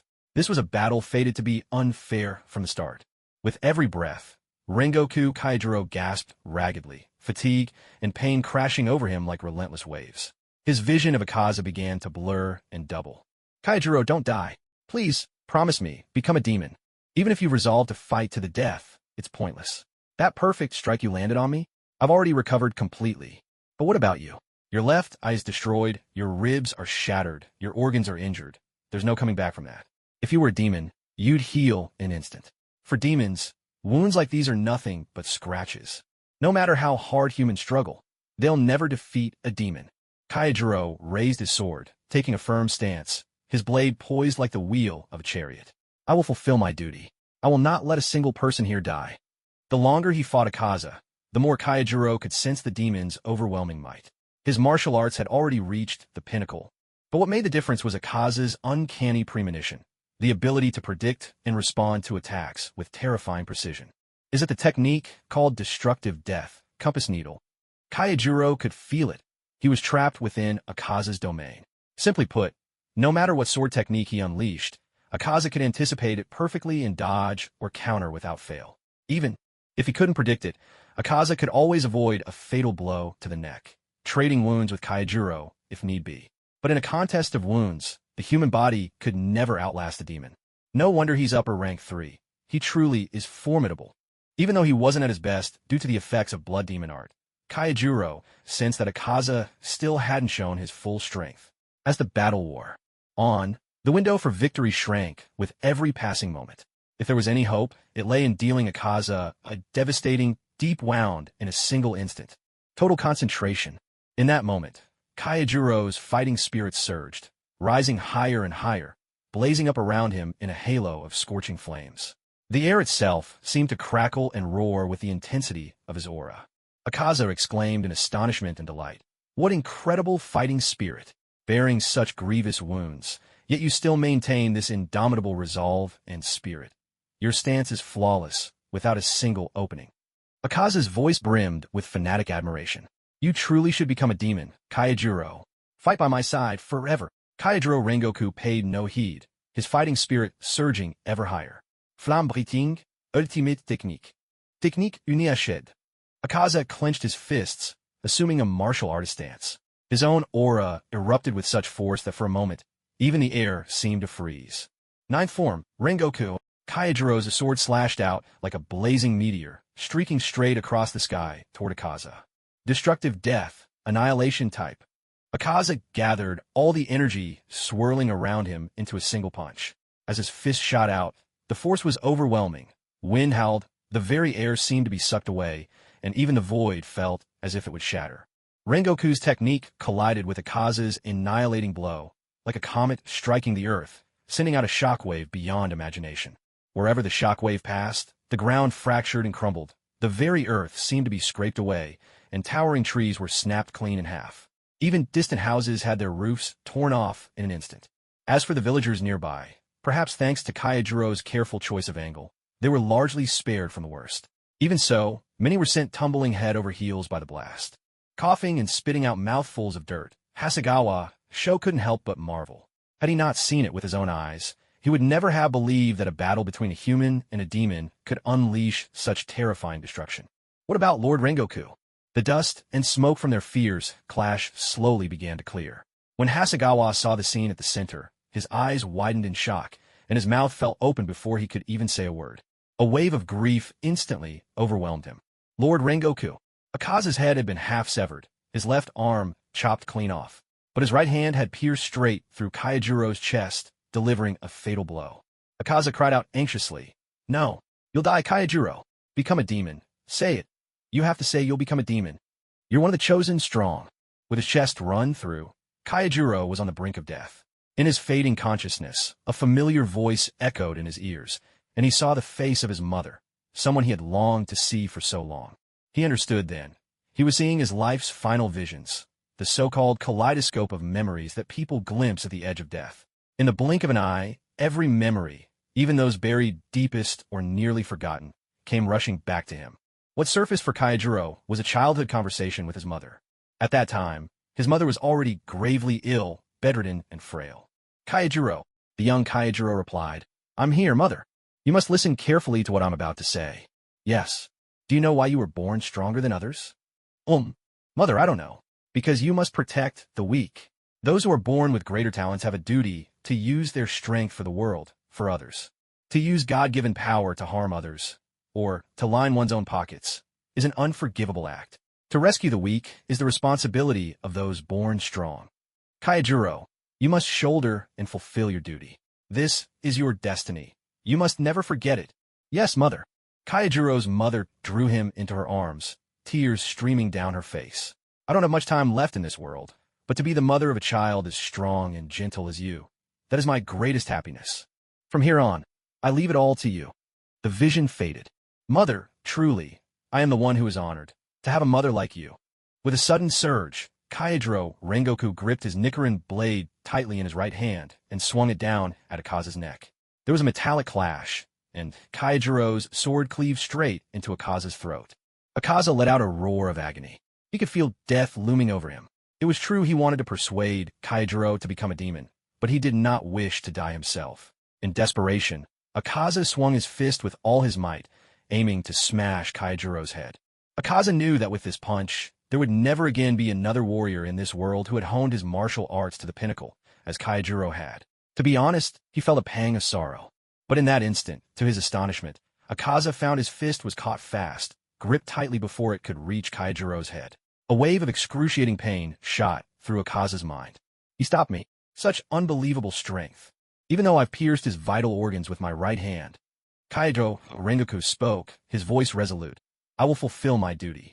I will not let anyone here die. Akaza, you will not get past me to harm a single soul. Akaza shouted back. What about you? What about you? You're about to die. Kaijuro replied, calm and unwavering. From the day I became a demon slayer, I put life and death behind me. To be born as a human, to die as a human, there is nothing greater I could ask for. Akaza was furious. You madman, let go. Let go of me. He lashed out with all his might, veins bulging on his face and arms. But he could not break free from Kaijuro's grasp. With a savage twist, Akaza yanked and churned the arm he had plunged into Kaijuro's chest, ravaging his already battered organs. Blood gushed from Kaijuro's mouth, but his grip did not loosen in the slightest. The determination to protect everyone here ignited an unmatched strength within him. With a resounding clang, the blood vessels in Kaijuro's right arm burst one after another, surging with immense power, driving his Nichiren blade. Another third of the way into Akaza's neck. Akaza was utterly stunned. His neck had been sliced halfway through by Kaijuro Rengoku. Had he hesitated even a moment longer, he might have been dragged down to death together with Rengoku. Damn it! A desperate will to survive ignited an unparalleled surge of power within Akaza. The veins on his right foot bulged grotesquely, and his muscles swelled in an instant, as if they were about to burst. Destructive death, leg type. With a thunderous bang, Akaza used the tremendous recoil to wrench his left hand free from Rengoku's grip, breaking it off entirely. In the same instant, he launched himself into the air, and Rengoku's Nichiren blade snapped clean in two. A gush of blood erupted from Rengoku's chest, spilling so much that even the ground around him was stained crimson. Akaza panted heavily, staring at the dying Rengoku. And to his own shock, he felt a flicker of fear in his heart. He had slain many a Hashira before, but none had been like Kaijuro Rengoku. If not for the demon's extraordinary regenerative power, he would have already been cut down by Rengoku's blade. But in the end, he thought victory was his. Akaza's wounds began to heal rapidly. Even as blood poured from Rengoku's chest, the flame Hashira gripped the broken hilt of his Nichiren sword once more. I will not let anyone die, because that is my duty. I will not let anyone die, because that is my duty. Watching the dying Rengoku, still clinging to his sense of duty, Akaza found himself utterly unable to comprehend it. Why protect the weak? Aren't weaklings just those who resort to despicable tricks when they can't win? Yet, as soon as he spoke those words, Akaza fell silent, a look of confusion crossing his face. Why did I say that? He wondered, lost. Rengoku's eyes, now ashen and dim, met his. Because that is what it means to be human. Akaza lowered his head. After a long pause, he looked up once more. I won't try to persuade you to become a demon any longer. Allow me to send you off with my ultimate technique. Destructive death, final form. Turbulent azure silver afterglow. As Akaza unleashed his art, all the compass needles of his technique converged upon him. In that instant, he seemed to transform into a peacock in full display, unleashing hundreds of energy projectiles toward Rengoku in a blinding storm. Seeing the barrage of energy blasts rushing at him, threatening to swallow him whole, a spark of light flickered once more in Rengoku's lifeless eyes. Dawn was still some time away, but no matter the cost, he would hold out until sunrise. He would not let anyone die. Flame-breathing, ninth form. Just then, Rengoku was startled to realize that someone had suddenly stepped in front of him. A presence he hadn't sensed at all. Kaijiro Rengoku was utterly astonished. Even though he was on the brink of death, he was still a Hashira, but when he noticed the triple mountain crest on Makino's Haori, he immediately felt reassured. So, it was that miraculous boy Makino, the one who had recently captured the attention of every Hashira. If it was him, perhaps he really could entrust everything to him. At the very least, he might be able to hold out until dawn. Like a horse chasing a distant mountain, he had finally arrived in the nick of time. Any later, and Kaijiro Rengoku might not have survived. If this big brother had died, he would have regretted it for the rest of his life. Chaotic azure silver afterglow, Akaza's ultimate technique, was a force beyond compare. The barrage of energy projectiles, fanning out like a peacock displaying its feathers, pressed down with an unimaginable sense of dread. 365? No, 366 projectiles. Incredible. 1,000 layers of snow. Against the relentless onslaught of those energy blasts, Makino swung his white deer blade with a speed beyond mortal comprehension. Even in Rengoku's seasoned eyes, streaks of silver light flashed before Makino, each swing swift as lightning. Nearly every stroke cut down a dozen of those deadly projectiles. 1,000 layers of snow was Makino's answer to overwhelming force, a direct clash of strength. Since his system had upgraded twice, this technique now reflected 20% of his opponent's attack back at them. With a series of sharp, slicing sounds, the damage from countless energy blasts was returned in kind. Caught unprepared, Akaza's torso erupted with wounds like a wasp's nest, blood spraying into the night. Makino paid him no mind. With quick, nimble movements, he whisked Rengoku away to a relatively safe spot. Without waiting for permission or protest, Makino pressed a senzu bean into Rengoku's mouth. Feeling the foreign object in his throat, Rengoku forced himself to stop. Is this some kind of secret medicine? Don't waste it. Makino cut him off at once, saying, don't say anything. And please, trust me. Looking into Makino's eyes, Rengoku couldn't help but smile faintly. That look, it was truly reassuring. Rengoku said, all right, I'll leave it to you. Makino replied, don't worry, big brother. You've done enough.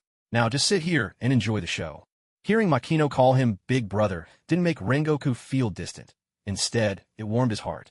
After all, he liked being called big brother. All right. Watching Makino stride back toward the fray, a gentle, contented smile appeared in Rengoku's eyes. The younger generation had grown strong. Now, even if he would die, he could rest easy. Just then, a sudden realization struck him. His left eye. Without betraying a hint of emotion, Rengoku quietly closed his left eye once more. Makino caught Akaza's erratic, silvery blue attack and fed Kaijiro a senzu bean, moving him to safety, all in the span of a single instant. Seeing Makino, the one who had riddled him with wounds, slowly approaching, Akaza, whose injuries had nearly healed, broke into a look of delight. So, you're the Hashira Lord Muzan spoke of. Impressive, truly impressive. Not only did you easily withstand my final technique, you even managed to turn part of my killing blow back at me. Is that swordsmanship too? I've never seen anything like it. Far from being angry at being unexpectedly wounded by Makino, Akaza was instead exhilarated. He loved the strong, and loved to fight them even more. Sensing the fighting aura radiating from Makino, Akaza raised an eyebrow. The power emanating from Makino was overwhelming, several times greater than Rengoku Kaijiro's. What's more, it was distributed so evenly that it seemed to form a suit of armor around him. What incredible fighting spirit! Which Hashira are you? Makino gripped the white deer sword and replied, Hashira? I'm not one. Akaza didn't seem bothered. Don't want to tell me? That's fine. I'll make you answer myself. Technique déploiement, compass needed. Beneath Akaza's feet, a 12-pointed snowflake array bloomed like a compass. This compass needle was the foundation of all Akaza's martial arts. So long as an opponent moved within its bounds, none of their actions could escape his perception. It was by relying on the compass needle that he was able to counter every one of Rengoku Kaijiro's sword techniques with pinpoint precision. Seeing Akaza's compass needle, Makino's interest was clearly piqued. Total concentration. Makino surged toward Akaza at lightning speed, thick white mist billowing from his mouth and nose as he channeled oxygen to every part of his body. Water breathing, first form, water surface slash. Makino's speed was astonishing. If not for the compass needle, Akaza might not have even been able to track his movement. Akaza stomped the ground, leaping high into the air with a single bound. So, you're a water Hashira. It's been nearly 50 years since I last met one. But just then, Akaza suddenly saw several flying blades of sword energy appear before him. Zulfast, destructive death, air type. Instinctively, Akaza lashed out with 6 punches in midair, each aimed at the oncoming sword strikes. Fist winds and sword energy collided head-on, canceling each other out in a fierce clash. In an instant, the place where Makino had just stood was left pocked with a series of craters, as if a meteor had struck. Landing back on the ground, even Akaza couldn't help but flinch. Several cuts had appeared on his clothes and face, wounds inflicted by the residual sword energy. Unprecedented. Yet at that very moment, Akaza felt a chill as he realized that Makino, who should have been caught by his air-type assault, had somehow slipped behind him. When did he? My compass failed to detect his movement. How is that possible? Akaza was in utter disbelief. Any human has a presence. Any warrior has fighting spirit. His compass ought to function like a true lodestone, sensing any attack laced with murderous intent. How could this be? Second form, horizontal water wheel. A spinning, sweeping water wheel sliced toward Akaza's neck. This is bad. There's no time. Akaza instinctively threw his body backward, just barely dodging the vital spot at his throat. Even so, half his face was sliced away by Makino's blade. Destructive death, leg style, crown sever. As long as a demon's head isn't severed, they cannot die. Akaza's appearance was now gruesome, yet his attacks never faltered. From below, he lashed out with a vicious kick aimed straight for Makino's head. Shave. Makino stepped aside. The air erupted with a sharp crack as he widened the distance between himself and Akaza. Once again, Makino and Akaza stood facing each other in a tense standoff. All around them, an eerie silence reigned. The place was so quiet, you could hear a pin drop. Nagaya Masaru was utterly dumbfounded, his mouth gaping so wide it could fit a papaya. Even Rengoku Kaijiro's eyes flew open, the left one, he'd been pretending was blind, popping open in spite of himself. Isn't water breathing supposed to be the most defensive of all breathing styles? But this attack, how could it be so fierce? The wind scattered, clouds drifted, and a full moon slowly emerged from behind the dark veil. Endless silver light rained down, draping the entire earth in a delicate, shimmering veil. With his long hair flowing and robes billowing, Makino stood bathed in moonlight, ethereal as an immortal exile from the heavens. Looking at Makino's handsome, youthful face, Akaza became even more cautious and alert. He'd killed Hashira before, more than one, in fact. It had been 50 years since he'd last encountered a water Hashira, but the ones he'd slain in the past were nothing compared to this young man before him. In centuries of countless battles, never before had Akaza felt such pressure. Standing before Makino, he felt as if he were facing Kokushibo, Upper Moon One himself. But how could that be? 1,000 years had passed. There were times when the Demon Slayer Corps was nearly wiped out, its traditions severed. Take, for example, the marks. During the Warring States period, many demon slayers awakened their marks. But now, few even know of their existence, let alone how to awaken them. If not for Kokushibo, who himself had once borne the mark, Akaza might never have learned of it. Humans can never defeat demons. Such was his conviction. Yet this water Hashira before him was absurdly powerful, beyond all reason. Never before had Akaza encountered a human like this. No, I can't fight him up close. The risk is too great. One mistake, and my head might be severed. Just as Akaza was quietly devising a strategy, Makino furrowed his brow ever so slightly. His previous aim had been to take Akaza's head in one swift move, but Akaza managed to dodge at the last moment, leaving only half his face severed. Makino found this result rather unsatisfactory. As expected of upper rank 3, Akaza's strength was indeed formidable. Moreover, the recovery ability of an Upper Moon demon was astounding. In less than 10 seconds, the half of Akaza's face that had been sliced off had already regenerated completely. That's one tough health bar, thought Makino, but as long as there's a limit to it, it's only a matter of time. In just a few heartbeats, both Makino and Akaza had settled on their respective battle strategies. Destructive death, annihilation type. Akaza locked onto Makino and unleashed a furious barrage in his direction with lightning speed. In an instant, Makino's view was filled with a storm of fist shadows. The sheer force behind each punch generated a terrifying aura, funneling down upon Makino like the mouth of a colossal, inverted tornado. Though the strikes rained in from all directions, they all converged upon his body. The cutting wind conjured by Akaza's fists was so fierce that, Even without taking a direct hit, Makino could feel a sensation of being torn apart like never before. Yet, to his eyes, each and every blow in the flurry was perfectly clear. He could even predict, with utter precision, from which angle Akaza's next punch would come. Makino moved with such speed that, despite the whirlwind of fists, it appeared as if he hadn't shifted an inch. To an amateur, it was a dazzling spectacle. To a trained eye, it was a revelation. Rengoku Kaijiro, watching from the sidelines, was struck speechless in awe. As the Flame Hashira, Kaijiro had his own pride. He acknowledged that Stone Hashira Himejima was a step above him, but among the other Hashira, he had always believed he would never lose to anyone. Yet witnessing the clash between Makino and Akaza, he realized that all along, he had been a frog at the bottom of a well. Akaza's destructive death, annihilation type, was so fast that even the naked eye struggled to follow each strike. Its destructive power was enough to shatter steel with ease. If he had been the one facing that attack, Kaijiro knew he would have no choice but to meet force with force, grinding down Akaza's aura with his own. And yet, Makino seemed to brush it off as nothing at all. Incredible. Truly incredible. As for Akaza, locked in combat, he was utterly shocked. He had always prided himself on his martial body, believing himself only one step away from the legendary Supreme Domain. With that final breakthrough, he could transcend the limits of life and death. His neck would cease to be a weakness, just as it was for Lord Muzan. His destructive death techniques were the distilled essence of his martial path, each move honed to lethal perfection. Yet, to his utter disbelief, even his fastest technique, Annihilation type, couldn't so much as graze the hem of Makino's clothing. There could only be one explanation. His Annihilation type had been completely seen through. But how was this possible? Could a mere human truly reach such a terrifying level? During his battle with the Flame Hashira, Kaijiro Rengoku, Akaza was never short of taunts and provocations.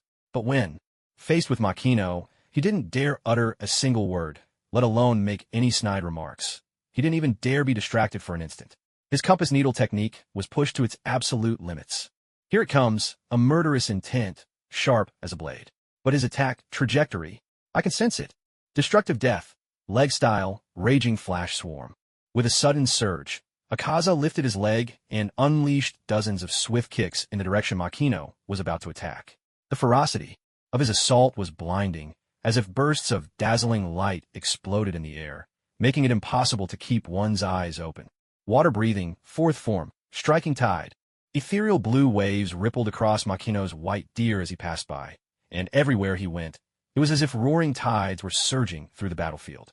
The waves crashed with such force that each one rose several meters high. But to Akaza, the scene was utterly confounding. He was at a loss for words. You call this striking tide? Are you sure this isn't tsunami? Don't try to fool him. He'd fought and killed Water Hashira before. He's coming. The attack will come from my rear left, aiming for my right leg, both arms, and my neck. Guided by the predictions of his compass needle, Akaza reacted at blinding speed. But, thud! Even with his rapid kicks, over a dozen with each breath, his blows failed to connect with his own body, as if he were already severed from himself. And this was only part of Makino's striking tide. Blood gushed from Akaza's severed arms, spraying everywhere as his hands were flung away. But far more crucially, a torrent of blood erupted from his neck. He had been beheaded. His head tumbled to the ground, and as Akaza stared at the blood spurting from his own neck, he felt as if he were trapped in a dream. I clearly anticipated his attack, and yet I couldn't avoid it. This speed, is it beyond the reach of prediction? My compass needle can sense it, which proves he hasn't entered the highest realm, the state of selflessness. Then why is his speed so utterly abnormal? Akaza couldn't believe what had happened. Never had he imagined that an attack sensed by his compass needle could still be unavoidable. Even during the Upper Moon's internal battles, when he lost to Doma, it was only because Doma's blood demon art was exceptionally troublesome and countered him perfectly. Are you really the Water Hashira? Akaza felt deceived. If Makino was the Water Hashira, then what about the Water Hashira he'd slain before? Makino flicked the blood from his sword and replied, How many times do I have to say it? I'm not Hashira. I'm not even in the Demon Slayer Corps. I'm just a humble tree planter. Tree planter? Akaza echoed in disbelief. The humblest kind, Makino answered. Akaza was at a loss for words. It's not over yet. I can still fight, Akaza declared defiantly. If Makino had truly stepped into the highest realm, the transparent world, perhaps, Akaza could accept this outcome. Yet, in a twist of fate, Makino did not step forward. He could not accept being defeated by someone in the same field as himself. Akaza stomped the ground, and a 12-pointed snowflake formation unfurled once more. Even more terrifying, from a neck where Akaza's head had been severed, thick muscles began to writhe, showing signs that a new head might soon emerge. Kaijiro Rengoku was utterly stunned. The head had been cut off, and yet the demon still had not died. Instead, it looked as if he was about to grow another head. How could this be possible?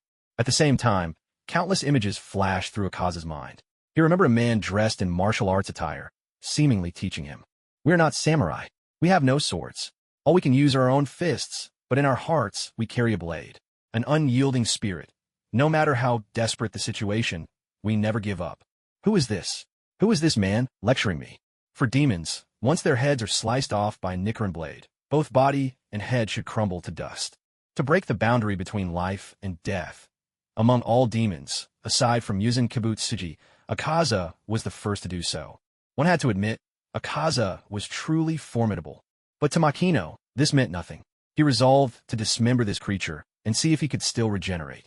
At that moment, Makino caught sight of a petite, sweet-faced girl in a kimono appearing behind Akaza.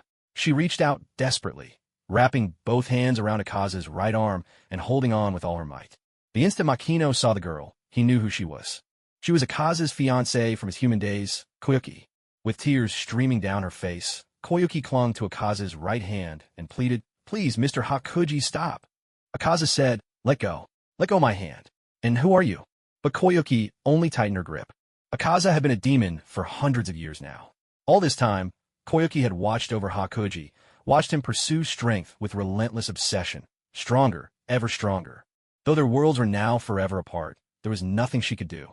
But now, at last, she could hold Hakuji's hand again, and this time she would never let go. "Please stop." Akaza, still headless, replied, "No, I have to win. I must kill them." Koyuki, bewildered, asked why. He was already on the verge of redemption. Why cling to such stubbornness? Akaza replied, "I must become stronger. Anyone in my way must be eliminated." Koyuki asked again why. Why was it so? Akaza himself felt a bit lost, but he only knew that he must do this. Perhaps it was because he was near death, or perhaps because Koyuki's soul had appeared, but Akaza's mind slipped into a state like a revolving lantern, memories flickering by. And then he remembered. Because if I'm not strong, I can't bring anything home. I can't bring medicine back for my father. Akaza's father had always been frail.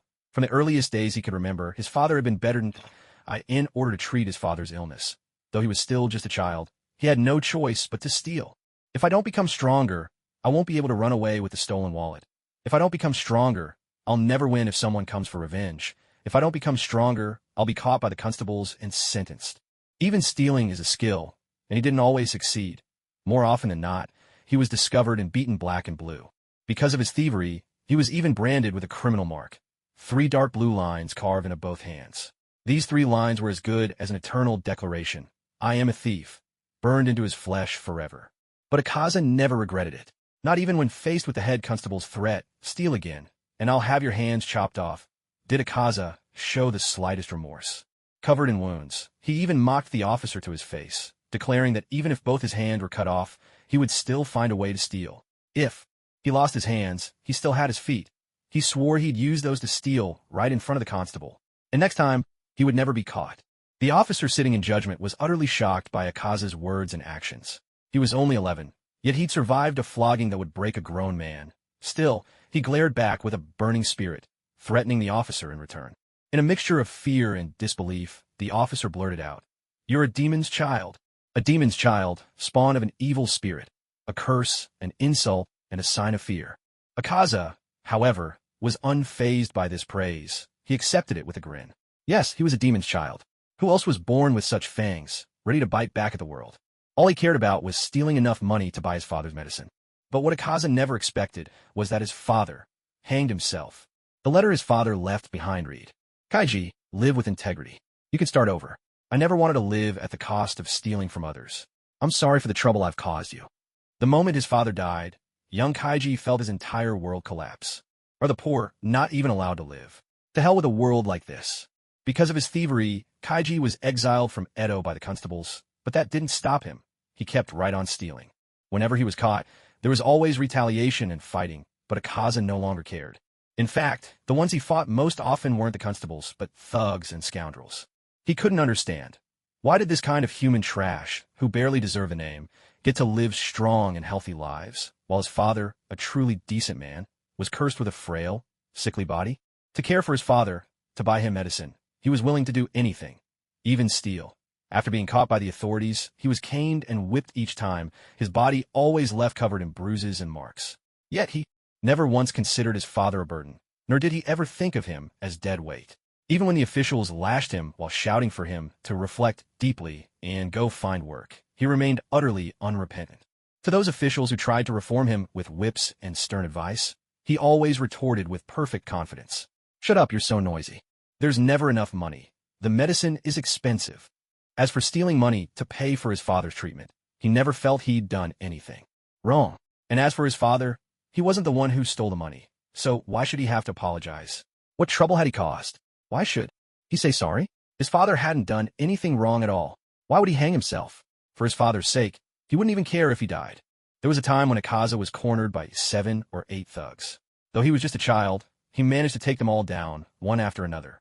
The one who finally stopped him was a man dressed in a martial arts uniform. To Akaza's surprise, this man had come to save him. Apparently, he'd heard people say that a group of adults was ganging up on a child. This martial artist even praised Akaza, calling him talented. But what surprised Akaza even more was that this friendly stranger actually invited him to his dojo. All the while, the man knew full well that Akaza was a criminal, an outcast driven away by the authorities. How could Akaza possibly accept such a clueless invitation? He didn't need anyone's pity. His answer came in the form of his fists, and the man's response was the same, fists meeting fists. In the end, Akaza was persuaded by the man. After entering the dojo, Akaza learned that the man was Keizo, the master of the Soryu dojo. One of the main reasons Keizo had invited him in was to ask for help in caring for his sick daughter. Looking after someone who's ill for a long time is exhausting and demands endless patience.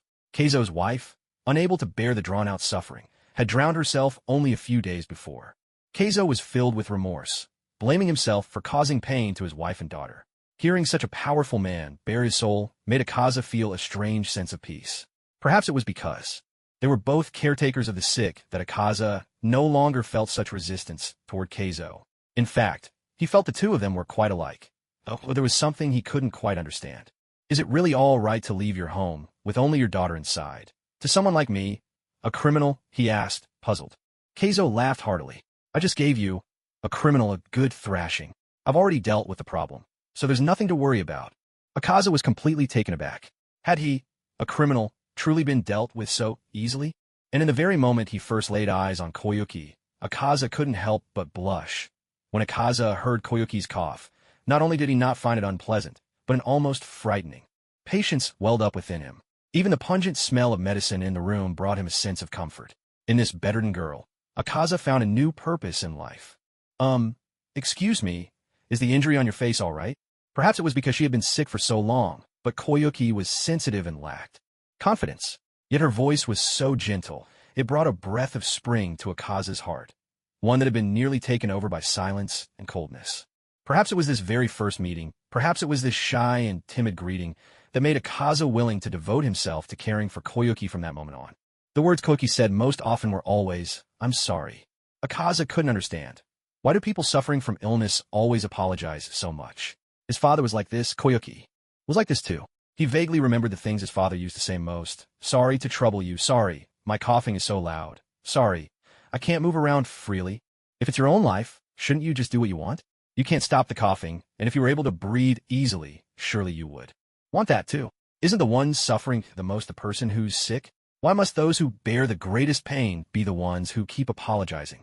Koyuki's health was truly fragile. Even a slight change in the weather, a touch of cold wind, and she would come down with a fever. And every time this happened, Koyuki would always say, "I'm sorry. I'm sorry for always troubling you. It's all my fault. You can't train, and you can't go out and have fun." In that moment, Koyuki's frail figure seemed to overlap with his long ill father. Looking at Koyuki's flushed cheeks from the fever, Akaza made up his mind. He would protect her always. Koyuki was exceedingly delicate, so as time passed, Akaza found himself caring for her more and more. Sometimes he needed to stay by her side through the night, often helping her drink water, and naturally, carrying her when she needed to use the restroom. For most people, this would wear down their patience, but for Akaza, it was hardly any trouble at all. Ever since he could remember, He had cared for his ailing father every day. His patience far exceeded that of others, and he didn't feel burdened in the least. He had never once thought about going out to play as a child. As for delaying his training, Akaza would always patiently assure Koyuki that he would find time to practice whenever he had a break, so there was no need for her to worry. Yet Koyuki could never stop worrying. For instance, she would often remind him to take a break and change his mood now and then. Once, when she was ill, Koyuki told him that there would be fireworks at night and urged Akaza to go watch, to relax and enjoy himself for a while. Akaza, however, promised Koyuki that when she got better, he would take her to see them together. This took Koyuki by complete surprise.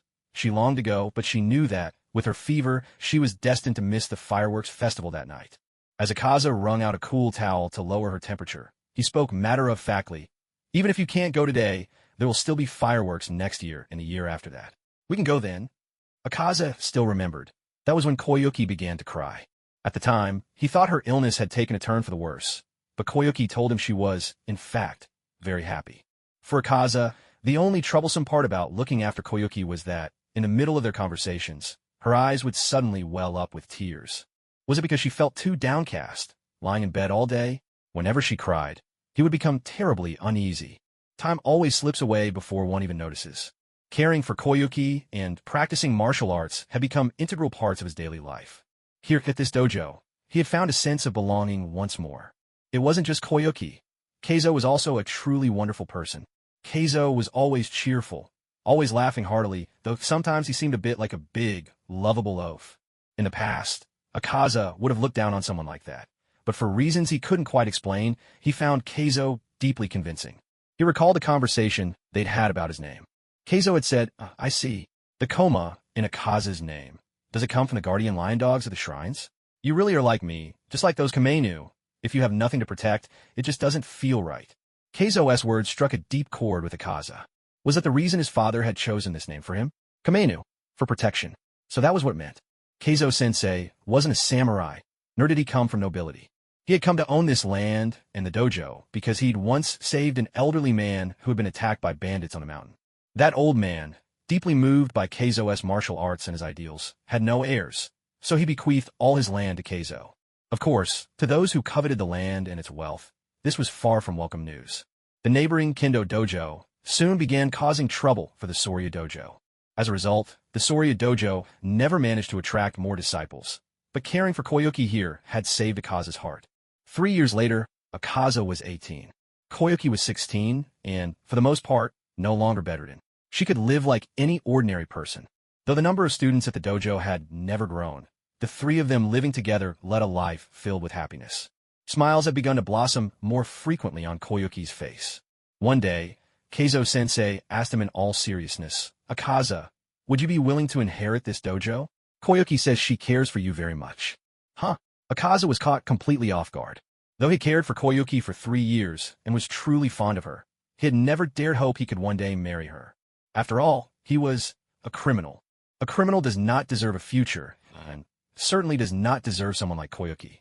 Having Keizo-sensei lay it all bare like this left Akaza not only surprised but also at a loss. Was it joy he felt? Or fear? Inferiority? Perhaps a flutter of anxiety? Kawaji knew the truth, but he still vividly remembered how flustered Koyuki had been at the time, her face flushed bright red, beads of sweat gathering on her forehead. She was so shy, she couldn't even look at him, all but burying her head like an ostrich trying to hide. In truth, Kawaji himself was hardly any better off. Before all this, he had never thought there was anything wrong with the criminal tattoos covering his body. He had never cared about the way others looked at him, as if he were something to be scorned. The day those tattoos were inked into his flesh, he had given up on imagining any kind of future for himself, let alone one where anyone might love him. But when he saw Koyuki's beautiful, bashful face, Kawaji suddenly felt painfully aware of his tattoos, how glaringly out of place they seemed. Could he, like his father, ever hope for an ordinary life? Perhaps life really could begin anew. That tiny spark of hope swelled inside him, impossible to keep in check. He never would have dreamed it. Though Kawaji said nothing in response to his master and Koyuki's wishes, his heart leaped with joy. He bowed deeply to his master in gratitude, and when he looked up, he saw the smiling faces of both Master Keizo and Koyuki. Suddenly, he found himself grinning like a fool, swept up in a happiness he had not felt in so long. It seemed almost unreal. He cupped that fragile joy in his hands. afraid that the slightest slip might shatter it. Yet, what he could never have imagined was that the two people he would give his life to protect would, so cruelly, be poisoned to death. The excitement of the upcoming wedding made Kawaji eager to share the news with his father. Full of anticipation, he hurried to his father's grave. He wanted to tell him that he no longer needed to worry, that his son had finally found a new beginning, living with the integrity his father had always hoped for. As the sun set, after sharing this happiness with his father, Kawaji made his way back to the dojo. But as he approached, a wave of nausea washed over him, his diaphragm spasming. A sense of dread prickled at his skin, raising every hair on end. Happiness, he realized, is always as fragile as walking on thin ice. When it shatters, the taste is always bitter with blood. He could never have guessed that in just half a day's absence, the two most important people in his life, his master and his fiancée, would both be killed by poison. Holding Koyuki in his arms, Kawaji wept uncontrollably, but nothing could change what had happened. The shy, easily blushing Koyuki he loved would never return. The new life he had only just begun to hope for was over before it had even started. He could not imagine a future without Koyuki and Master Keizo. They had promised to watch the fireworks together. And what pained him most was that he had forgotten about it, until Koyuki reminded him. If only he had remembered. If only, then Koyuki might not have died without ever seeing those fireworks. It was all his fault. Cradling Koyuki in his arms, Kawaji's mind was filled with memories of her radiant smile, with the moment she had convinced him to marry her. Are you really choosing me? As a sinner, Akaza harbored deep insecurity in his heart. With his body covered in tattoos, marking him as a criminal. Could he truly bring happiness to Koyuki? Instead of answering directly, Koyuki changed the subject. When I was little, I said I wanted to see the fireworks, do you remember that? Akaza was at a loss for words. He had completely forgotten. But Koyuki showed no sign of anger. There were so many little things I talked about with you, and many of them made me very happy. Even if we can't see the fireworks this year, we can see them next year or the year after that. It was at this moment that Akaza finally began to understand Koyuki's heart. Before I met you, I never thought about myself, or about a future where I'd still be alive next year or the year after. My mother was the same. That's probably why she couldn't bear to watch me die, and so she ended her own life. I know that, deep down, my father had also started to give up. I was just too weak. But you, Akaza, you saw it. You saw a future for me, as if it was only natural. You told me, next year, the year after, and that made me so happy. As long as I have you, Akaza, that's enough. Will you marry me? Koyuki's words reminded Akaza of that casual promise he'd once made. For the first time, he understood why Koyuki had cried back then. Frail since childhood, bedridden with illness, and even burdened with the guilt of her mother's suicide, Koyuki must have been racked with remorse, guilt, and sorrow. And yet, even as a sinner, perhaps he wasn't completely worthless. At least, not in Koyuki's eyes. In that moment, Akaza was convinced. He agreed to take Koyuki as his wife. The promise he made to her then was this: I will become stronger than anyone, and I will protect you for the rest of my life. But in the end, those were just empty words. He failed to fulfill even a single one. The truth behind Koyuki and Master Keizo's deaths soon came to light. The nearby Kendo dojo had long coveted the land and property of the Soria dojo, but they could never defeat the master. So they resorted to poison, contaminating the well water of the Soria dojo. Once Akaza learned the truth, he chose the path of vengeance. He attacked the nearby Kendo hall, shattering the skulls of his enemies with his bare hands, tearing the organs from their bodies, leaving the corpses so mangled and disfigured that it was impossible to tell they were ever human. Blood and viscera splattered everywhere, jaws, brains, eyes, limbs, a hellish sight. Even the sole surviving maid was driven mad by what she witnessed. The massacre was so brutal and surreal that rumors spread like wildfire, claiming it was the work of a demon. These whispers soon caught the attention of Muzan Kibutsuji. At the time, Muzan had not yet begun to create demons on a large scale, but the emergence of swordsmen who practiced the breath styles led him to consider forming the 12 Kizuki. Their first encounter was far from harmonious, quite unlike what one might imagine. Muzan Kibutsuji, drawn by rumors of demons, arrived only to find a human before him, which left him feeling thoroughly bored. At the same time, Akaza, who had lost both Koyuki and Master Keizo, wandered about like a soulless shell. Facing Muzan's scornful mockery, Akaza could only muster a bitter reply: "Get lost, or I'll kill." Yet before he could even finish uttering, Muzan's palm had already pierced straight through his skull. Intent on forming the 12 Kizuki, Muzan bestowed upon him a copious amount of demon blood. With a mocking smile, Muzan taunted, I want to create 12 powerful demons. Do you think you can withstand this much of my blood? Skewered through the head, Akaza could only murmur, whatever. However, it doesn't matter anymore. None of it matters anymore. Once he became a demon, Akaza's hair turned the color of cherry blossoms, the same hue as Koyuki's kimono. His body was soon covered in tattoos, each one marking the weight of his sins. Akaza the man had died. In his place, a vicious demon named Akaza was born. As a demon, Akaza lost every memory of his human self. Even the faintest trace of Koyuki was gone. All that remained was a single, overwhelming instinct, the pursuit of strength. Everything he had wished to protect was gone, and he had no real desire to keep living in this world, so empty and loveless. Yet for more than a century, he continued his meaningless slaughter again and again. What a pitiful, tedious, and almost absurd tale this truly was. It was the flicker of his life before his eyes, a lantern carousel of memories, that finally brought Akaza back to his days as Hakuji. Unstoppably, the faces of his father, Master Keizo, and Koyuki surfaced in his mind. But what good did that do? Even in death, he could not reach the place where those three awaited him.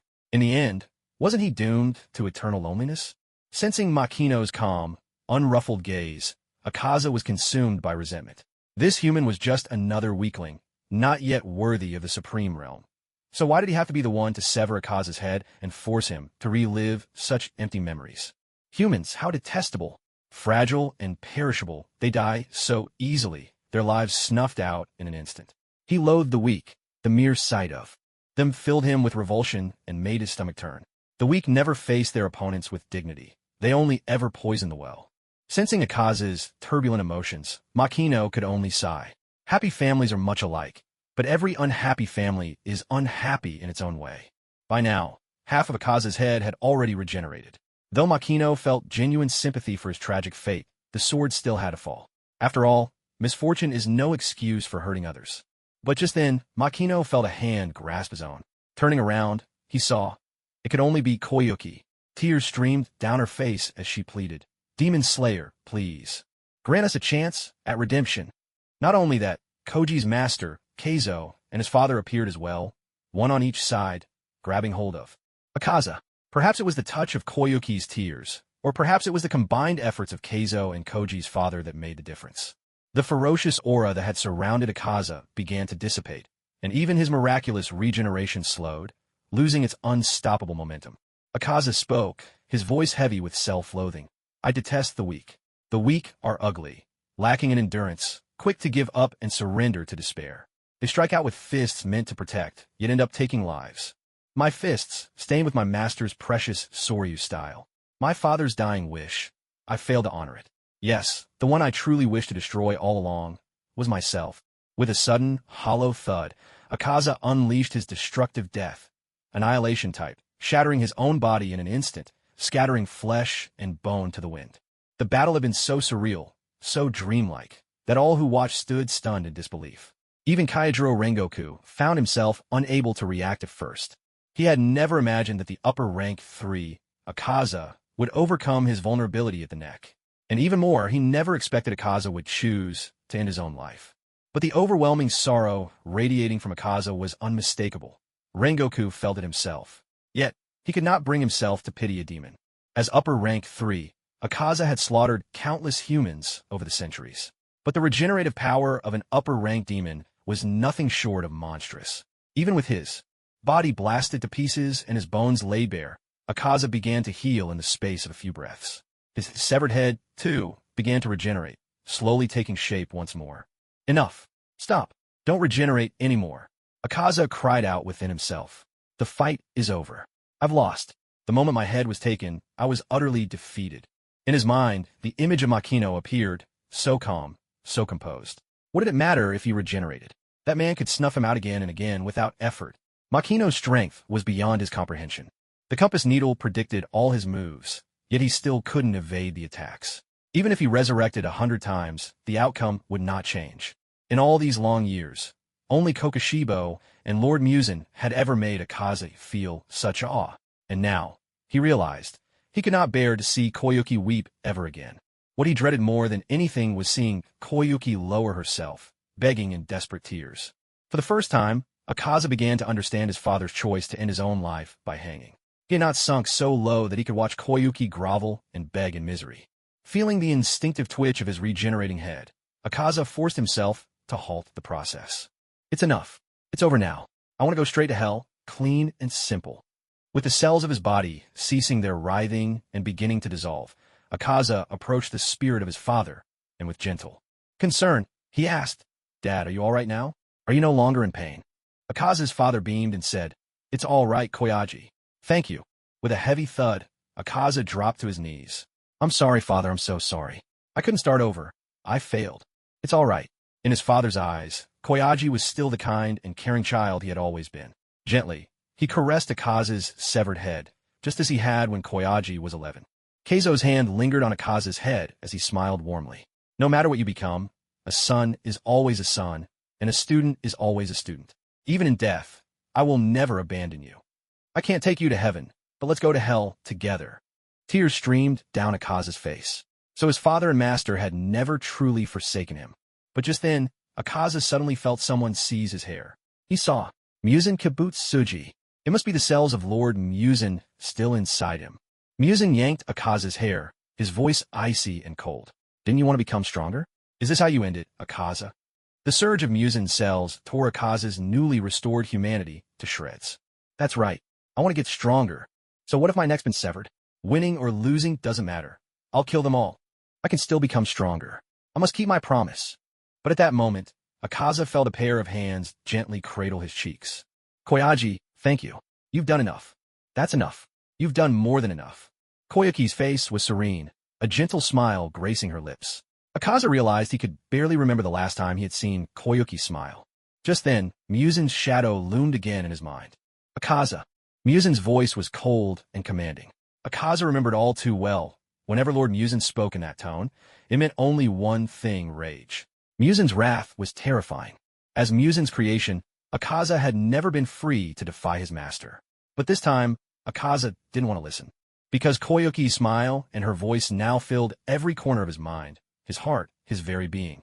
There was no room left within him for Muzan's cells to take hold.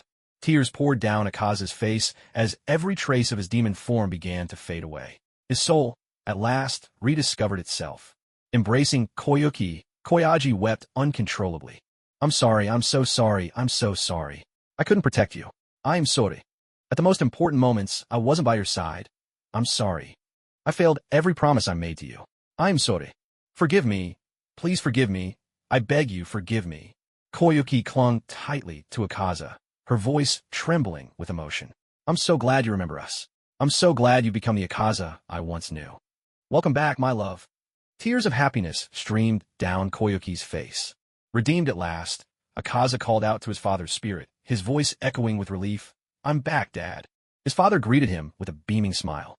"Hey, you're home." Akaza smiled too. His father, healthy and whole, was no longer the bedridden figure from his memories, but stood tall to welcome his son home. "Master, I've come back," Akaza said. His master grinned sheepishly. "Welcome back." Hand in hand with Koyuki, Akaza looked at his father and his master, his heart brimming with happiness and a sense of fulfillment. Makino, caught off guard by this flood of affection, felt as if he'd been force-fed a mouthful of sweetness.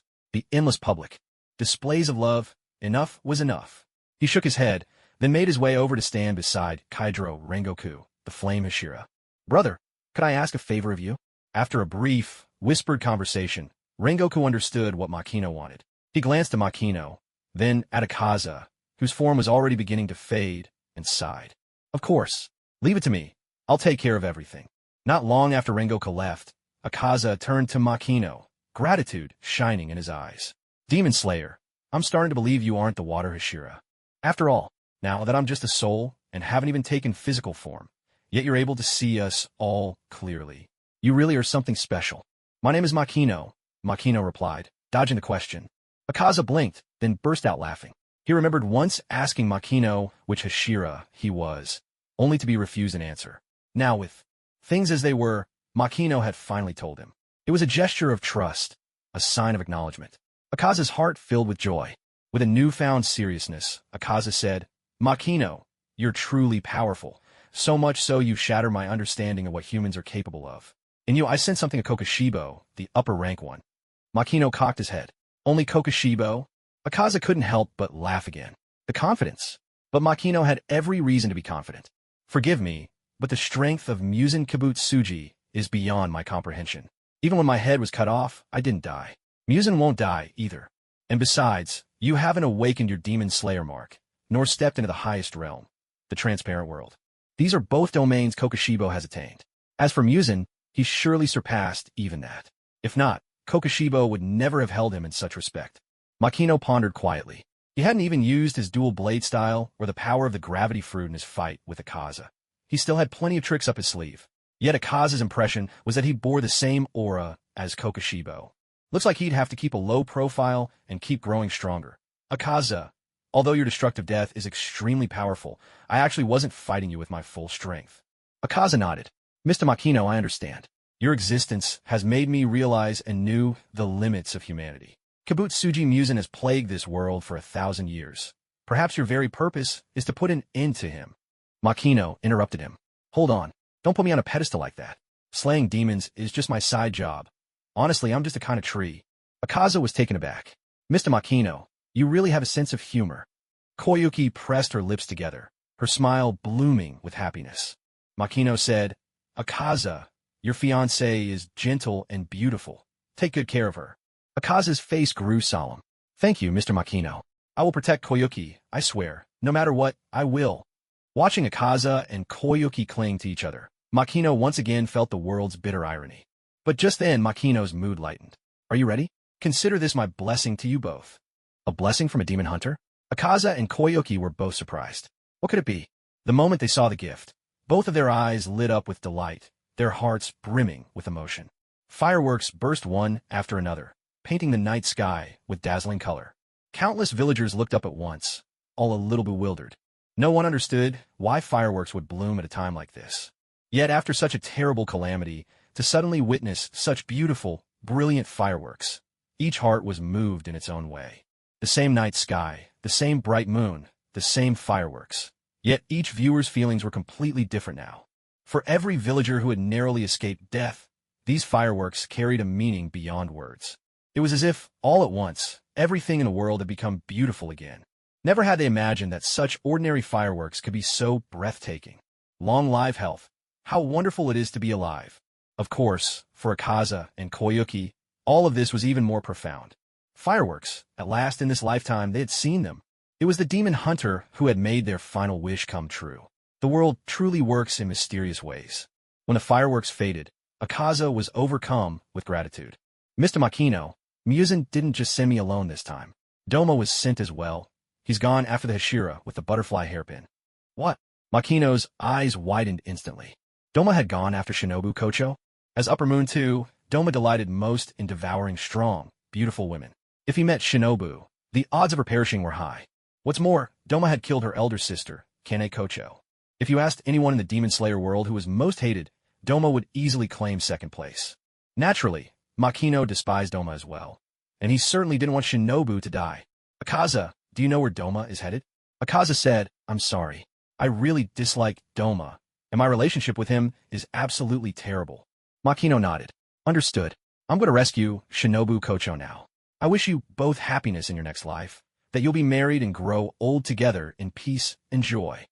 Akaza replied, Thank you for your kind wishes, Mr. Makino.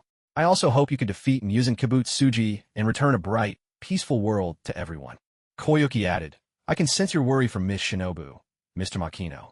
I wish that you and Miss Shinobu will also become a blessed couple someday. Makino interjected. There's a misunderstanding. Shinobu and I are not what you imagine.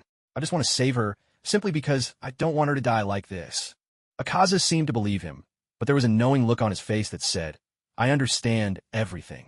Meanwhile, Koyuki covered her mouth, stifling her giggles. Makino could only sigh inwardly. What do you think you understand, anyway? After a few more words, Akaza departed from this world together with Koyuki, Keizo, and his father. A wild gust of wind swept by, and Makino too left the battlefield. Hazagatsu gazed at the spot where Makino had just vanished, feeling a wave of loss wash over him. He had wanted to speak with his senior, to thank him for saving his life, but Makino had disappeared in the blink of an eye. Truly, He was as elusive as a dragon's shadow, so close, yet impossible to grasp. This battle had not only shattered Akaza's understanding of human potential, but had also completely changed Hazagatsu's perception of humanity. After all, this was upper rank 3, the demon who had slain countless Hashira, whom even the flame Hashira could not defeat. Although the flame Hashira had not been at full strength, neither had Akaza fought with all his might. As much as he hated to admit it, if the flame Hashira were at his peak and Akaza fought at full power, the outcome would have been certain. The flame Hashira would still have died. But now, this overwhelmingly powerful Akaza hadn't stood a chance against Senior Makino. If anyone had said so before, no one would have believed it. But from this day forward, history had changed. Senior Makino was destined to become the beacon of faith in the hearts of all the Demon Slayer Corps. Of course, Makino knew nothing of Hazagatsu's thoughts. At that moment, he was dashing through the night. Perhaps Kaijiro Rengoku might know how to locate Shinobu Kocho. Meanwhile, a mechanical voice echoed in Makino's mind. Congratulations, you have slain upper rank 3. You are awarded 10 million energy points. The plot deviation has increased by 5%. You have gained 1 spin at the lottery. Congratulations, your strength has changed Akaza's beliefs. He now sees you as a child of destiny, born into this world to defeat. Musen Kibutsuji, your fortune has increased by 1%, and your chances of encountering Musen Kibutsuji have risen by 10%. Congratulations, your gift has successfully helped Akaza and Koyuki fulfill their final regret. You are rewarded with 1 million energy points. Out of gratitude, Akaza and Koyuki have offered prayers and blessings for you, increasing your luck and love by 1%. Upon hearing the system's demon-slaying settlement, Makino couldn't help but be a little surprised. The reward was indeed generous, though, as for luck and love, he didn't really care much about that. It's true, absolutely true. Whether anyone else believes it or not, he definitely does. When he saw Kaijiro Rengoku, Makino didn't bother with formalities. Big brother, do you have any way to locate where Shinobu Kocho is? Akaza told me that Upper Moon 2, Doma, has gone looking for her. What? Kaijiro Rengoku was taken aback. The overwhelming strength of Upper Moon 3 had left an indelible impression on him. As for Upper Moon 2, there was no need to even imagine. It would be far worse. If Doma encountered Shinobu, Kaijiro pressed his fingers to his lips and blew a sharp whistle. In no time, a Kasugai crow swooped back towards him. Kazugi Crow, contact the Demon Slayer Corps immediately, Kaijiro ordered. Help us pinpoint Shinobu Kocho's location. Caw! Cried the crow, flapping its wings and soaring off into the night sky. Sensing Makino's anxiety, Kaijiro felt a deep sense of relief. This young man Makino was nothing like the rumors described. Having someone as powerful as Makino as a friend to the Demon Slayer Corps was truly wonderful. Even if Makino wasn't willing to officially join them, working together in this way was more than welcome. Besides, Makino had even called him Big Brother. Makino, little brother. Is it alright if I call you that? Kaijiro asked warmly. Of course, Makino replied, his respect for Kaijiro Rengoku sincere. Let's sit for a while, Kaijiro suggested. Getting anxious like this won't help anyone. Alright. Makino took a deep breath, forcing himself to calm down. Makino, little brother, have you ever experienced the loss of a comrade before? Kaijiro asked, his tone unexpectedly gentle. Makino was caught off guard. He hadn't expected Kaijiro to raise such a question. No, I haven't. A serious yet comforting smile appeared on Kaijiro's face. Then you'd best prepare yourself. For us Demon Slayers, the death of comrades is all too common. Even we Hashira are not exempt. Almost every 6 months, a Hashira falls. This is our fate.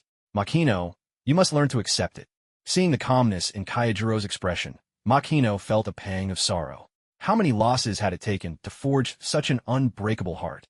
To live to old age, hair turned white, life spent, and then to pass away. Such a death could be called a blessing. After all, birth, aging, sickness, and death are the natural laws of this world. But why should he have to accept the deaths of friends and loved ones at the hands of demons?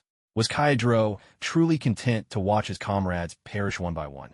Ultimately, it's nothing more than a form of escapism, a counterfeit. Makino declared, I'll never accept it. I'll make sure that anyone who tries to take anything from me goes to hell first. Kaijiro Rengoku simply smiled, saying nothing. Although he had always followed his mother's teachings, living by the creed to protect the weak with the strength gifted by the heavens, he knew he couldn't save everything. More often than not, he found himself unable to save anything at all. He had witnessed too many tragedies, families shattered by the demon's predation. Human strength, at times, felt so insignificant.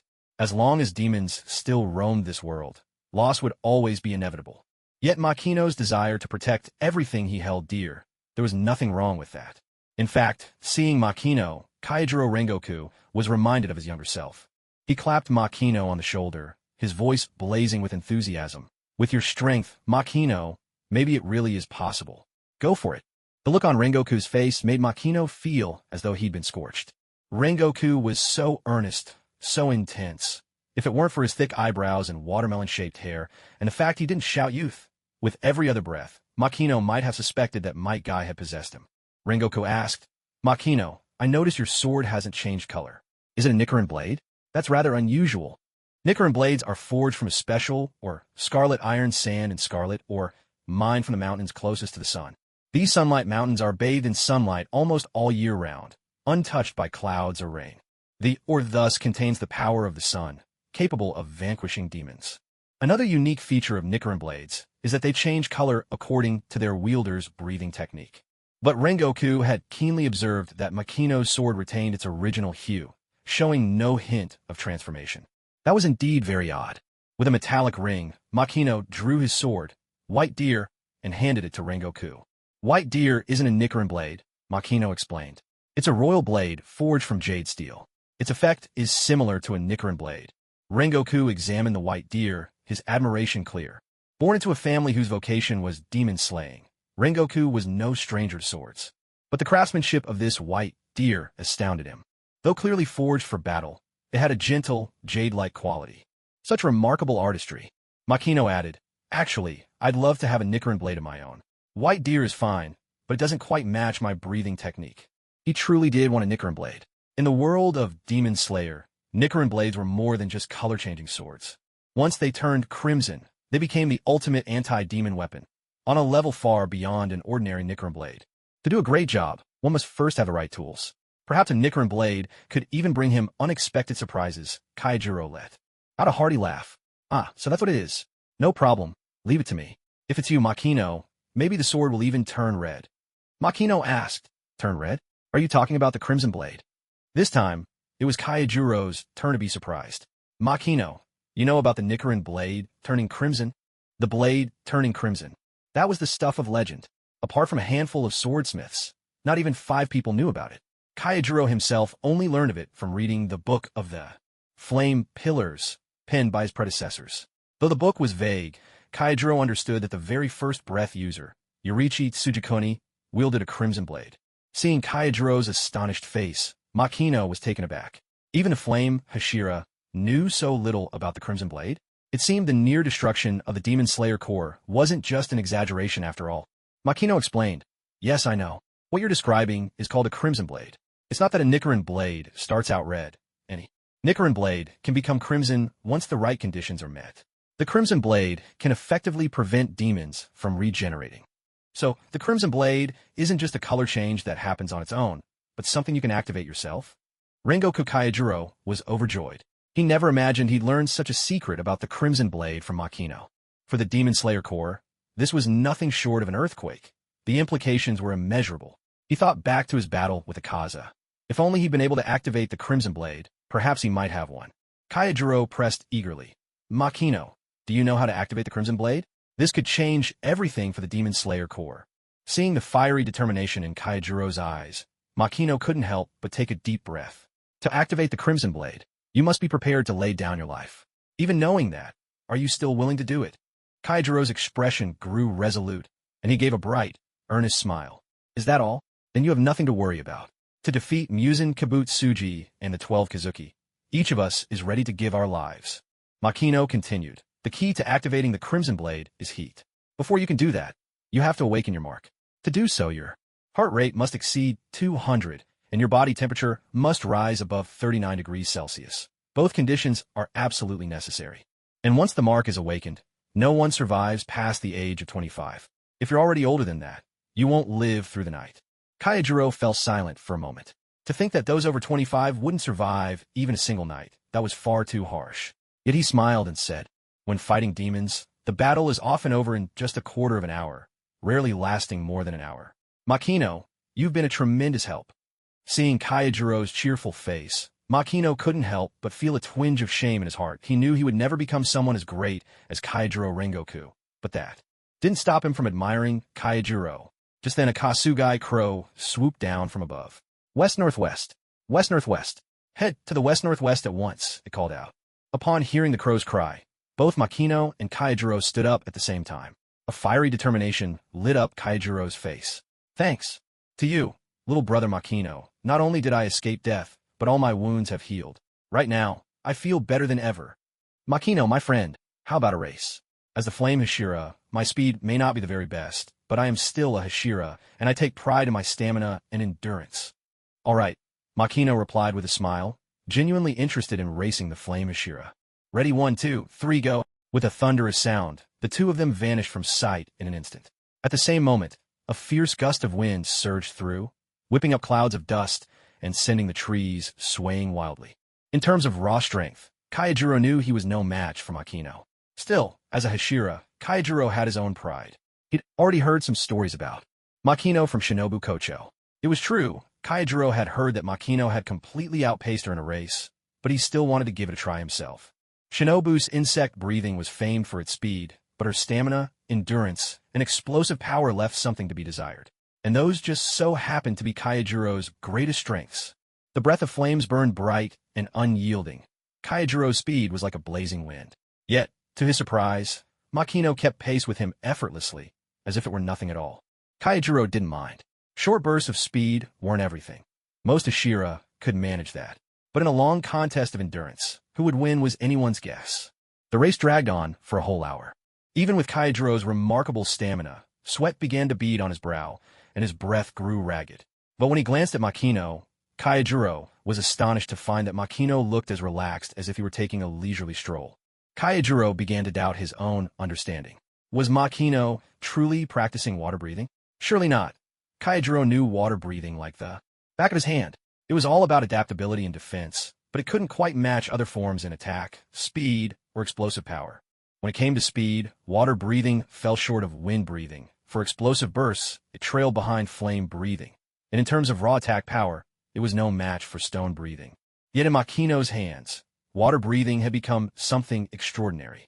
After pondering it for a while, Kaijuro could only reach a helpless conclusion. Makino's physical strength was simply beyond what most people could imagine. It was like looking at the same lake, but in Tokyo Prefecture and on the summit of Mount Fuji, the elevation was worlds apart.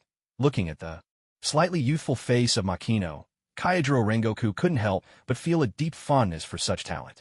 This young Makino might just be the kind of peerless genius that only appears once in several centuries.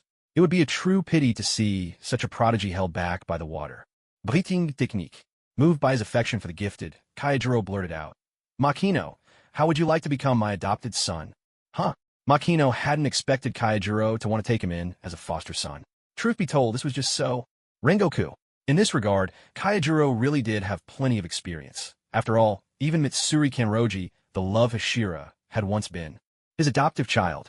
If fate had not intervened, Tanjiro, Inosuke, and Zenitsu might all have become Kaijuro's foster sons as well. However, as soon as the words left his mouth, Kaijuro began to regret it. To take someone as powerful as Makino as his adopted son, wasn't that far too presumptuous? Embarrassed, Kaijuro apologized. Forgive me, I was being arrogant. Makino chuckled and said, Don't worry about it, big brother. I understand your personality. Let's skip the adopted son business, but if you're willing to teach me the flame breathing technique, I'd be more than happy. Of course, I won't just learn for nothing. If you'd like, I can teach you a way to unlock deeper potential within your own body. Kaijuro's face lit up with joy. I would love that. Absolutely. Seeing Kaijuro's eager expression, Makino couldn't help but laugh to himself. This big brother Rengoku was even more gentle-hearted than he'd imagined. Just then, their Kasugai crow swooped back, flapping frantically. Hurry faster. The upper moon too, Doma, is far more powerful than anyone imagined. The battlefield is in dire peril. Faster? If they go any faster, even if they make it in time, will they still have the strength to fight? Besides, the ground here is so littered with stones, it's not exactly easy to run. Still, making it is better than not making it at all. At that moment, Kaijuro suddenly saw Makino come to a halt. Big brother, give me your hand. I'll take us there. Kaijuro was a little confused, but he still offered his hand to Makino. The instant Makino took Kaijuro's hand, he activated his gravity fruit ability, making Kaijuro as light as a feather. With a rapid flurry of kicks, Makino launched himself and Kaijuro into the sky, each strike echoing through the air like thunderclaps. Kaijuro was stunned to find himself soaring through the air with Makino carrying him. Completely at a loss, he wondered, is Makino really human? Kaijuro couldn't help but recall Shinobu's words about Makino. So powerful, he seemed almost like a demon. To be able to fly through the air while carrying another person, was this really not some kind of blood demon art? The Rengoku family had always valued learning, and from a young age, Kaijuro had been fond of reading. His own formidable skills were self-taught from poring over the book. A flame Hashira. In a way, Kaijuro himself was the very definition of the child other families envy. But what Kaijuro never expected was that little Makino could even accomplish something as unbelievable as this. His talent bordered on the terrifying. Kaijuro couldn't help but recall some notes written by the very first flame Hashira. In the Book of the Flame Pillar, records about the origin-breathing swordsman, Yurichi Tsujikuni. He also thought of the Yurichi Type 0 from the swordsmith village. Lord Yurichi's swordsmanship was so beautiful, it transcended the very concept of a blade. It was more like a dance. When he moved, it was as if the fire god himself was performing. The power Lord Yurichi possessed was simply beyond anything a human could reach. Based on Lord Yurichi's sword style, I commissioned the swordsmiths of the village to create a puppet, the Yurichi Type 0, in his image. Yet once the Type 0 was completed, I lost all hope of ever defeating Musen Kibutsuji. Because in this world, there will never be another Lord Yurichi. That swordsmanship, which seemed almost divine, would never be inherited by anyone else. The puppet, even with 6 arms, could barely imitate the form of Lord Yurichi's sword, but it could never reproduce his overwhelming presence. Because a puppet cannot breathe. As he looked at Makino, who was carrying him through the air, a gleam of awe flashed in Kaijuro Rengoku's eyes. Could little Makino possibly reach the level recorded of Yurichi Tsujikuni, the origin of all breathing techniques? Yurichi Tsujikuni. So few remember his name. Yet the Demon Slayer Corps has been able to battle demons through the ages, fighting too. This very day, all thanks to Lord Yurichi. He was the one who created the original breathing technique and the 5 foundational forms. Could it be possible? Could this prodigiously gifted Makino be the once-in-500 years genius, the next Yurichi Tsujikuni? Moon Step, big brother, do you want to learn it? If you do, I can teach you. Makino offered. Kaijuro was stunned. This method of flight, I can learn it too. Makino replied. Moon Step requires exceptional physical prowess. Ordinary people could never hope to master it, but for a Hashira, maybe it's possible. Of course I want to learn. I'll be counting on you, little Makino. Kaijuro's heart blazed with excitement. With this technique, he could surely slay even more demons and save countless lives. 10 minutes later, Makino and Kaijuro arrived at a battlefield. All around them were remnants of shattered ice and stains of blood. Feeling the bitter, bone-chilling cold, Kaijuro couldn't help but frown. Before her death, the flower Hashira, Kane Kocho, had managed to bring back crucial information about Upper Moon 2, Doma. Because of that, all the Hashira knew that fighting Doma would severely limit the use of breathing techniques. But hearing about it and experiencing it firsthand were worlds apart. It was only the lingering remnants of the battle, and yet the cold was so intense it made every breath sear painfully in his lungs. What would it be like in a real confrontation? At that very moment, Makino's eyes suddenly narrowed. He had spotted a familiar hair ornament, stained with blood. When he picked it up, his heart instantly sank. The ornament was a butterfly belonging to Shinobu Kocho. Seeing this butterfly hairpin, Makino felt a wave of dread wash over him. This particular hairpin was a keepsake from Kane Kocho, Shinobu's late sister, and its importance to Shinobu was beyond words. Yet now it had been abandoned here. A deeply unsettling thought began to rise uncontrollably from the bottom of Makino's heart. Kaijuro spoke up, his tone resolute. Makino, my friend, it's too early to despair. Shinobu is no frail woman. She's a Hashira. After all, Makino nodded in agreement. That's right. Shinobu is far from weak. Let's move faster. All right. With a thunderous roar, a powerful gust of wind swept forth, and in the next instant, both Makino and Kaijuro vanished from where they had stood. Despite Kaijuro's words, Makino couldn't fully share his optimism. Shinobu was indeed the insect Hashira, hardly a helpless woman, but her opponent was Upper Moon 2, Doma. Doma's greatest pleasure was preying on beautiful, powerful women. More importantly, He was the very demon who had killed Shinobu's sister, Kane Kocho. Shinobu's hatred for Doma ran bone deep. There was no chance she would back down. He was the one demon she was determined to destroy, no matter the cost.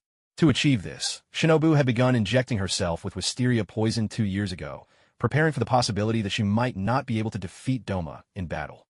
Should she fall to him, she intended to exploit his twisted appetite for women and make him consume her body, which carried lethal doses of poison many times over. In the original story, Shinobu had used this desperate tactic, sacrificing herself 1,000-fold to create a chance for Kaneo and Inosuke to finish Doma off. After sprinting several hundred meters, Makino and Kaijuro came to a sudden halt. Before them lay his severed arm, slick with fresh blood and still encrusted with shards of ice. Kaijuro's expression grew grim. I recognized that tattoo. It's Sound Hashira, Tenjin Yuzui's arm.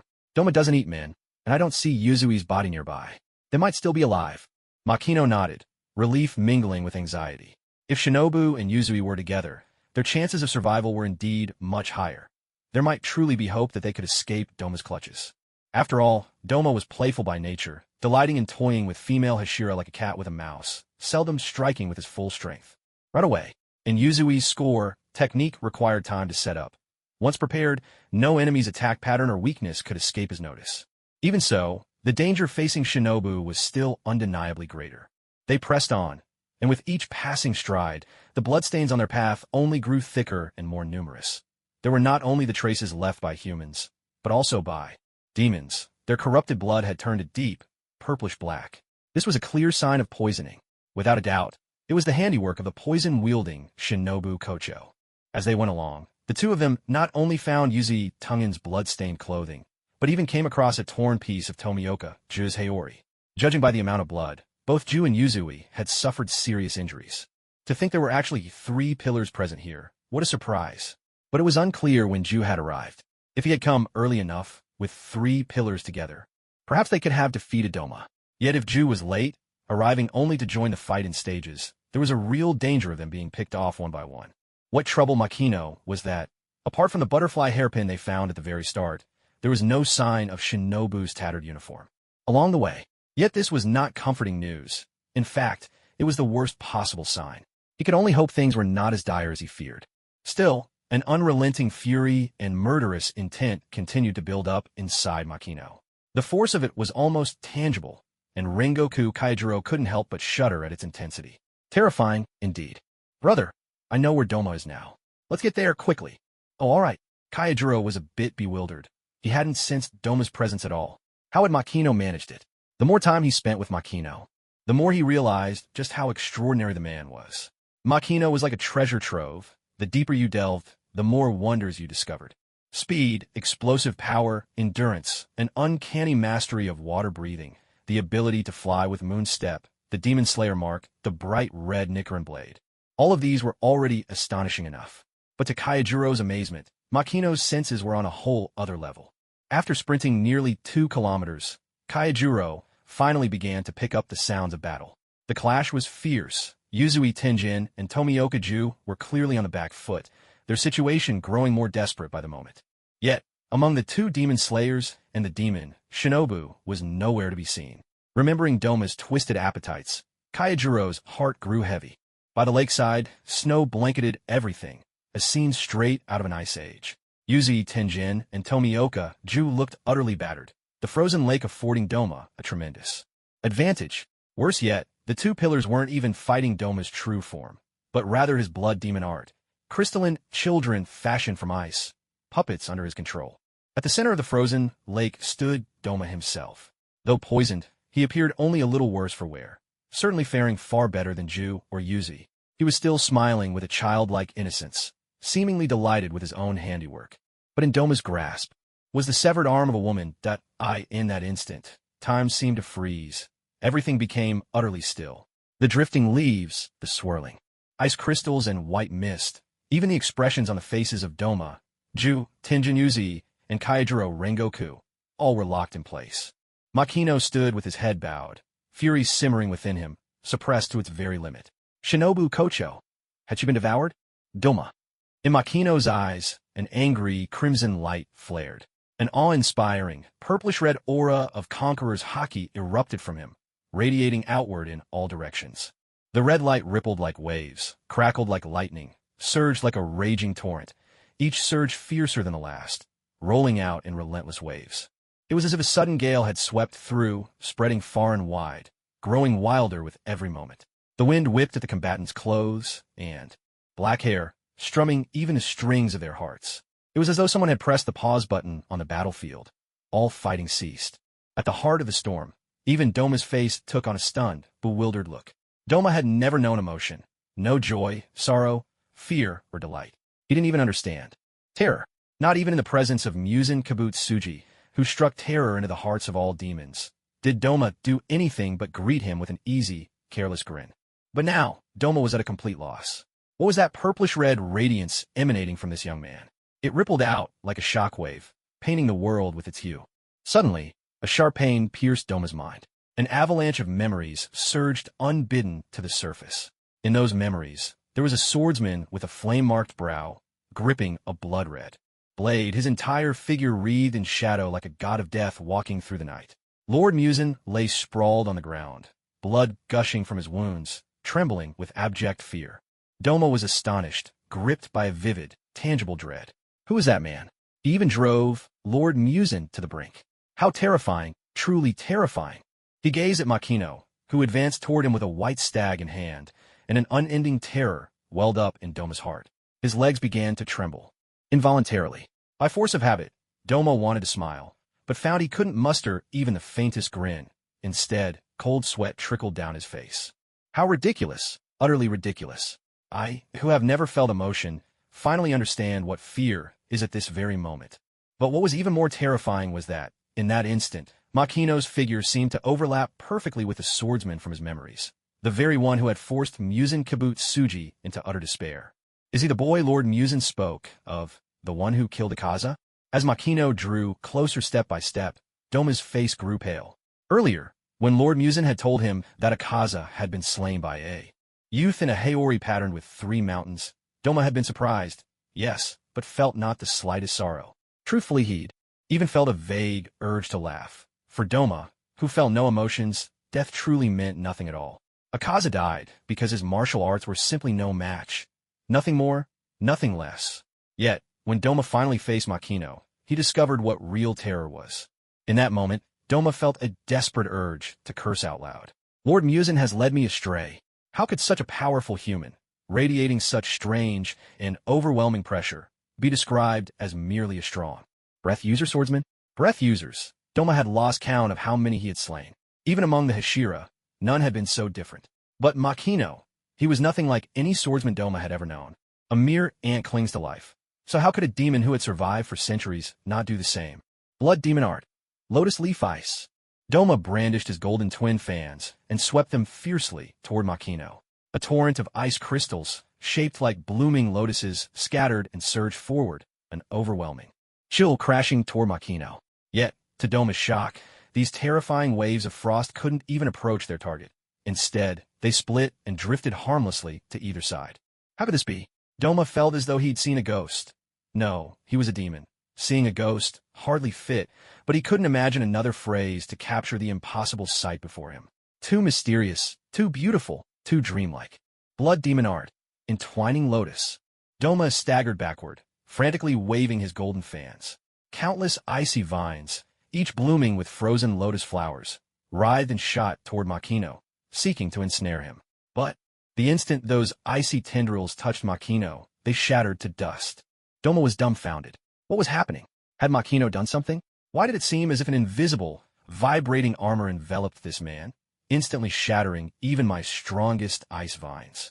Blood demon art. Scattered lotus.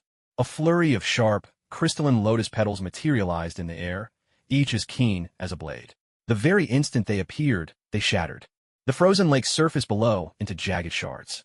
Yet before those icy petals could even brush against Makino, they, too, crumbled to nothing. Blood demon art. Pillars of winter. From above, a barrage of massive ice pillars hurtled down, spearing toward Makino. But it was useless. Each pillar seemed to swerve of its own accord, as if it had eyes, automatically avoiding Makino entirely. It was as though even these ice pillars were cowed by Makino's aura, not daring to provoke him. as if fearing to tug a tiger's whiskers. But how could this be possible? It was as if centuries of Doma's understanding of the world had been turned upside down. Blood demon art, frozen cloud. Blood demon art, Shiroheim of the freezing gale. Blood demon art, crystalline air. Doma poured his entire being into his craft, unleashing every blood demon art distilled from a lifetime of mastery. Yet, to his utter bewilderment, not a single one could hinder Makino for even a moment. Not only was Doma utterly stunned, but even the three Hashira, watching from the sidelines, were at a complete loss. Having already witnessed Makino's overwhelming power, Kaijiro Rengoku was only slightly better prepared, but for Tenjin Uzui and Ju Tomioka, who were seeing such strength for the first time, their mouths grew dry and their throats parched with disbelief. The struggle they just had with Doma had been so arduous. Now the whole situation felt surreal, like a dream. Was this truly Doma, the upper rank too? The same Doma who had tossed the three of them around like ragdolls? Yet in Makino's hands, Doma was reduced to nothing more than a child being disciplined by his father. Had they not yet woken from a dream, or were they caught in Doma's blood demon art, frozen and unable to distinguish reality from illusion? Blood demon art, misty ice lotus Buddha. Upon the frozen lake, an enormous crystal Buddha appeared, hands pressed together, as if in meditation. A thick, poisonous mist swirled around its body, chilling and ominous. The Buddha's form was immense, looming like a mountain lost within a sea of clouds. The sight was staggering, utterly unimaginable. A massive palm, as vast and mighty as a god's, descended toward Makino with unstoppable force. From the lake's embankment, the three Hashiras stood in awe. If they had to face such a technique from Doma, they would surely be in dire straits. How would Makino respond to this overwhelming attack? They were about to find out. Single sword style, secret technique. Fudomyo. With a thunderous shout, Makino conjured forth a towering image of Fudomyo, the immovable wisdom king, behind him. The manifestation was so grand it easily overshadowed Doma's Lotus Buddha. When the world is this? Doma was bewildered. In centuries of life, he had never seen such a spectacle. Could this youth truly be a divine messenger sent by the Buddha to punish him? With a resounding clash, Makino's blade shattered the mountain-sized Lotus Buddha into fragments. At that very moment, blood gushed in torrents from Doma's severed neck. As his head began to fall, Doma caught a glimpse of Makino's eyes, gazing down at him, burning with boundless hatred. It was a look of utter contempt, as if he were nothing but worthless scum. Doma had seen that look countless times before. Each time, he dismissed it without a care. Having no emotions, he'd even considered it a kind of praise. But this time, from deep within, something different welled up inside him. A profound, inescapable fear. Am I afraid of going to hell? Doma wondered, but he had no answer. Just then, as Doma's head rolled to the ground, he caught sight of a breathless young girl in a butterfly-patterned haori running toward them. Damn it! I found such a delectable meal, and once again I couldn't even get a taste. Damn it, damn it. Regret flooded Doma's heart. Back when only Shinobu Kocho had faced him, he'd been too playful, too arrogant. Then, after he was poisoned by her, he tried to get serious, only for Tenjin Uzui, this useless interloper, to butt in and ruin everything. Even with the combined efforts of Tenjin Uzui and Shinobu Kocho, they still couldn't defeat him. Resolute, Shinobu decided to sacrifice herself. Yet, just as she steeled herself, the water Hashira suddenly appeared out of nowhere. In the next instant, as Shinobu prepared for her final act, Ju Tomioka forcefully pulled her away from the battlefield. Sensing Shinobu running in this direction, Makino was taken aback. Shinobu Kocho hasn't been devoured by you. Silence. Doma was seized by a wave of frustration. So this outburst of yours, it was all for that woman. Damn it, how unfair this was. For the first time, Doma felt he didn't want to die. He had already heard from Lord Muzin that Akaza was on the verge of transcending the limits of life and death, making his neck no longer a weakness. His cells strained to regenerate, over and over again, yet Doma was forced to realize, in despair, that the wisteria poison within him was relentlessly destroying his cells. Shinobu's toxin had become the final straw that broke the camel's back. The sight of Doma's head regenerating left the Hashira in utter shock. Except for Kaijiro Rengoku, this was the first time the other Hashira had witnessed a demon regrow its head after it had been completely severed. Light, fluttering footsteps echoed. A sound as if a butterfly gracefully danced through the air. In the blink of an eye, with a crisp ring of a blade, Shinobu's sword pierced through Doma's already crumbling head once more. A potent surge of wisteria poison was injected, and Doma's head exploded in an instant. Upper rank 2 Doma, high priest of the eternal bliss cult, reduced to dust, utterly destroyed. Did she truly deliver the final blow to Doma? Shinobu stared at her Nicaran blade, still unable to believe what had happened. Had she really avenged her sister? Avenge her sister, that had always been Shinobu's greatest wish, the force that drove her forward all this time. Yet now that her wish was suddenly fulfilled, Shinobu felt as if her heart had been hollowed out. It wasn't just Shinobu who felt a sense of emptiness. Even the three Hashira on the shore felt as if they were dreaming. The overwhelming power of the upper ranks had always left an indelible impression on them. But Makino's strength had completely upended their understanding of human limits. As Hashira, they had always stood at the pinnacle of the Demon Slayer Corps, hailed as the backbone that upheld its strength. Yet now, in the face of Makino, they suddenly felt like infants just learning to walk. Kaijiro Rengoku's emotions were even more complex. At that moment, he couldn't help but think of the very first Flame Hashira, the one who wrote the Book of the Flame Hashira. That first Flame Hashira had followed the founder of the original breathing techniques, Yoriichi Tsujikuni, laying the foundation for 500 years of demon slayers protecting humanity. Could the appearance of Mr. Makino signal, just as it did in Yoriichi's era, the dawn of another great upheaval in this world? Perhaps Mr. Makino was the child of destiny, born under divine will to eliminate Muzan Kibutsuji once and for all. In that instant, Kaijiro Rengoku felt he had finally found the true reason for his own strength, that a mother's teachings are right, but they are not the whole picture. His true calling should be, just as his ancestors once followed Master Yoriichi, to follow Master Makino and help spread Makino's divine skill far and wide. Then, all at once, they will destroy Kibutsuji Muzan, taking Master Makino as his adopted son. Thinking back on it now, Kaijiro Rengoku found it rather amusing. That was arrogance, pure and simple. How presumptuous he had been. As for the water Hashira, Tomioka, he had already abandoned the idea of inviting Makino to take the water Hashira's place. Makino's strength was simply too overwhelming. To have him stand as an equal among the 9 Hashira would only be an insult to his abilities.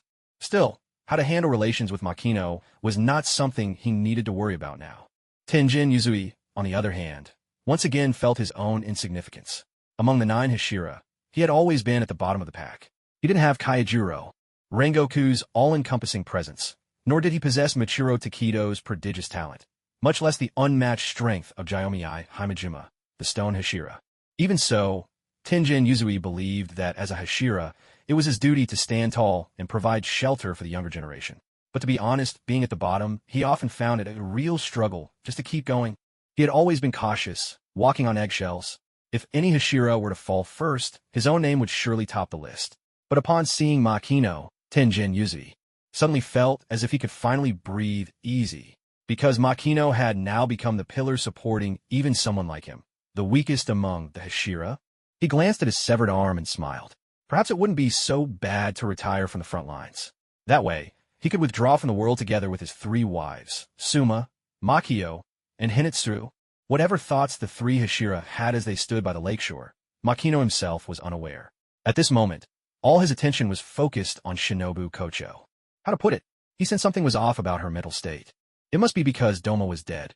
When someone has a goal in their heart, no matter how bitter or difficult the road, they can grit their teeth and push through. But when that goal suddenly disappears, they're left completely a loss. The most extreme example would be Fanjin passing his imperial examination. He fainted dead away and nearly lost his mind with joy. Just then, a sharp crack rang out, the sound of ice shattering. It was like a row of dominoes being toppled over, crack after crack echoing through the air. Makino could even see, with his own eyes, the crack spreading wider and wider across the frozen surface. It made sense. After all, a great battle had just taken place on that ice. When Doma was alive, he kept replenishing the frozen energy. Now, though, it was like a well with no source. Shinobu, run. The lake ice is about to collapse. But Shinobu only lifted her head, dazed, as if she hadn't understood a word Makino had said. Makino pressed a hand to his forehead in exasperation. Seeing the cracks about to reach her feet, he lunged forward in a single motion, sweeping Shinobu up into his arms. The moon step. After a thunderous crack erupted beneath Makino's feet, he soared into the sky, carrying Shinobu Kocho with him. At that very moment, the lake ice, already pushed beyond its limits, collapsed in an instant. It was as if the world were warming and glaciers at the poles were shattering. Everywhere, the spectacle of ice breaking was breathtaking. Icebergs split apart, sending up endless splashes of water, some reaching several meters high, like fountains bursting forth from the earth. It was awe-inspiring, and yet undeniably beautiful. Shinobu Kocho, who had been lost in thought throughout it all, only snapped back to reality when she saw the vast expanse of the lake. Shattering, she was still caught between the shock of Doma's sudden death and the uncertainty of whether she had truly fulfilled her revenge. Witnessing the massive collapse of the lake, a chill of fear ran through her. If Makino hadn't come to her rescue, she would have been swallowed by the icy waters by now. Wait, why was she able to see the dramatic scene on the lake's surface so clearly? The answer dawned on her.